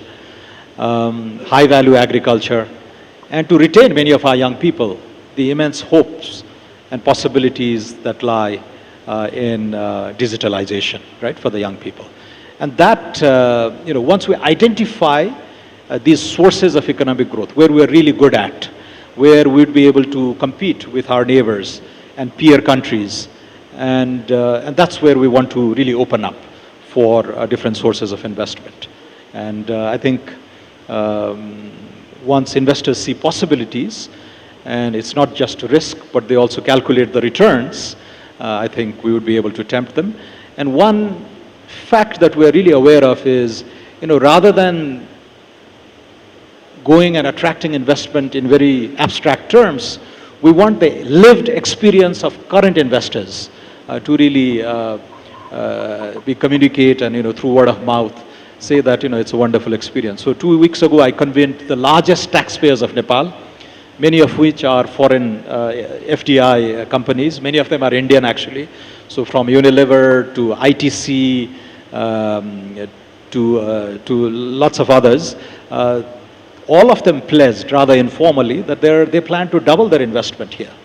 And some were unconditional. Against all odds, they've done reasonably well. But others conditional on reforms that the government plans to undertake. They're willing to augment their investment here. And I think that will be the most credible way to spread the word. I see Dr. Shashi Tharoor sit in the audience, and I must tell our viewers who are here in person and watching across our platforms that one of the things that popped in my inbox when we were coming to Nepal was this meme which was going viral, which had bombastic words used by you, and you were squaring off in that meme with Dr. Shashi Tharoor. And I heard from people as I came here कि आपको यहाँ का नेपाल का शशि थरूर कहते हैं? No, not at all. You also use these words. I'm a big fan of Shashi Tharoor, and it's a great inspiration, and there's a lot to learn from him. And the career path that he has taken, I think the UN, the distinguished stint at the UN, a young PhD from Tufts, isn't it? Fletcher School. So, I'm following in his footsteps, but great inspiration. So tell us about some of the most bombastic words you've used. Now we'll compare with Dr. Tharoor and see who uses the more bombastic language. Yes. No. There can be no competition. No, play along. I saw some of the words that you were using, and in the context of the politics of Nepal, they said, "Yaar, wo dictionary leke aao, ye pata nahi kya bol raha." So I've been focusing quite a bit on the good governance agenda for the last 3-4 years. And I think this phrase, grand larceny, has been quite mimicked and popular, and also Give us more, give us more. Well, I think along those lines. Dr. Tharoor, grand Lasni, have you used this? Can I have a mic brought across to Dr. Tharoor, please? India ka real Shashi Tharoor talking to the Nepal ka Shashi Tharoor. Mic lao, bhai, mic lao, jaldi se. Okay, while they mobilize, let me only take the mic. Okay, Dr. Tharoor, grand Lasni. Do you guys do this deliberately to try and throw everyone off? No, I think grand larceny is a very good one. Of course, better from a finance minister than from an opposition politician. But one word that I'm fond of using, which I would commend to you, Mr. Finance Minister, is defenestrate, because you defenestrated the previous Prime Minister. Defenestrate. Defenestrate means to throw out of the window, which is a metaphor for rejecting, defenestrating, discarding. Where did you, in the morning when you came for the session, you didn't have the headgear on? I just got it from my last event. So I thought coming to Nepal for my last event of this trip, I would at least wear the cap and demonstrate that I've gone native. Thank you for that. The joke about Dr. Tharoor is that he uses a thesaurus and decides how he wants to throw everyone off. Do you do that as well, or is this coming naturally? Well, but I must, the other day I did see something. It used to be said that there's a German word which doesn't exist in English, Schadenfreude, taking pleasure at somebody else's pain, which is, but I think I saw somewhere, Mr. Tharoor, that you found an English word that conveyed the exact same meaning in English. So I thought that was a new discovery. Now he's warming up. Now he's getting into the groove. I can't pronounce that. We must have you just explain that because, yeah, that's the mic. Finally, and about time. Yes. No, Schadenfreude is the German for malicious pleasure at somebody else's misfortune. But there is a word in English that even the English don't use. It's called epicaricacy. Okay. And they all prefer to say Schadenfreude. Sometimes a French or a German word comes more naturally to an English speaker in England than the English word. But there is a word. Right, right. In fact, I had asked some of my linguist friends whether the Schadenfreude can be translated into Nepali. And actually we couldn't come up. Some people suggested parapidak and all this with roots in Sanskrit. But parapidak, etc., veers more on sadism. It's not really Schadenfreude. But anyway, that's good to know. This was fun. Thank you for that. I want to come back to economics now. Because one of the things, Finance Minister, in your manifesto, which you took to the voters, is that you wanted to revisit the currency peg with the Indian rupee. I'm wondering how you're seeing this now that you're in government. 1.6 Nepalese rupee to 1 rupee is the way it's been for a very long time. In opposition, while you were canvassing, you wanted to change that. You still want to do it. What are the risks? What are the rewards? How do you see it now that you're sitting on the hot chair? No, it was just a topic mentioned in the manifesto that we may need to review.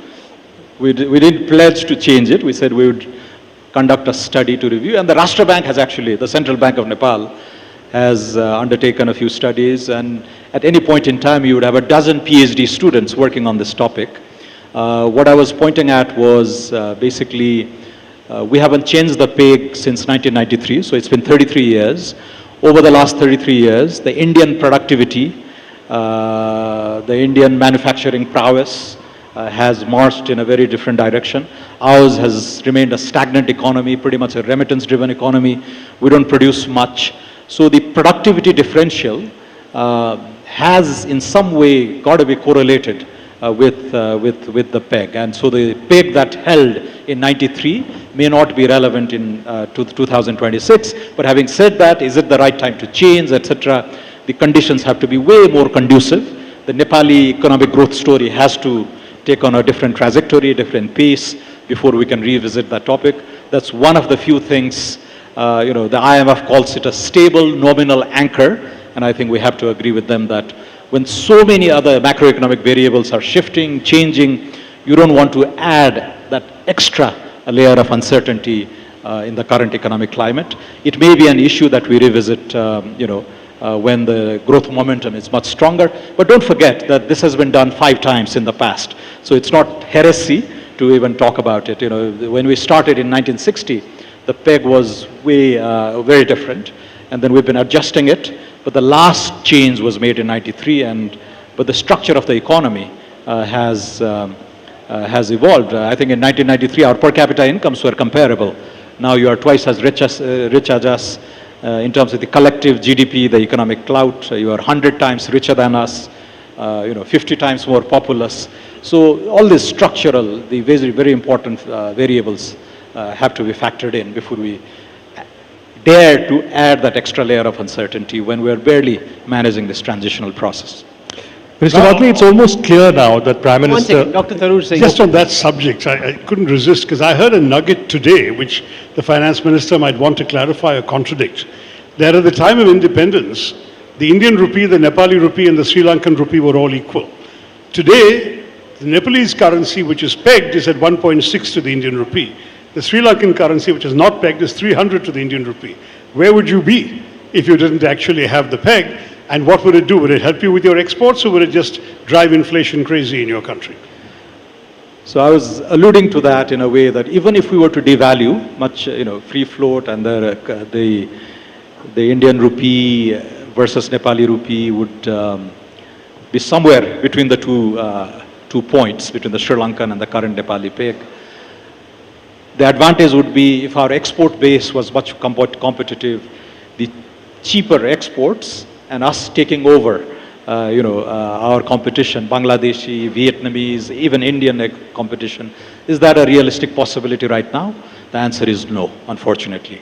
The Dutch disease and the remittance windfall has distorted the economy to such an extent that we would not be able to take advantage of any devaluation that we undertake at this point in time. So those foundations have to be built.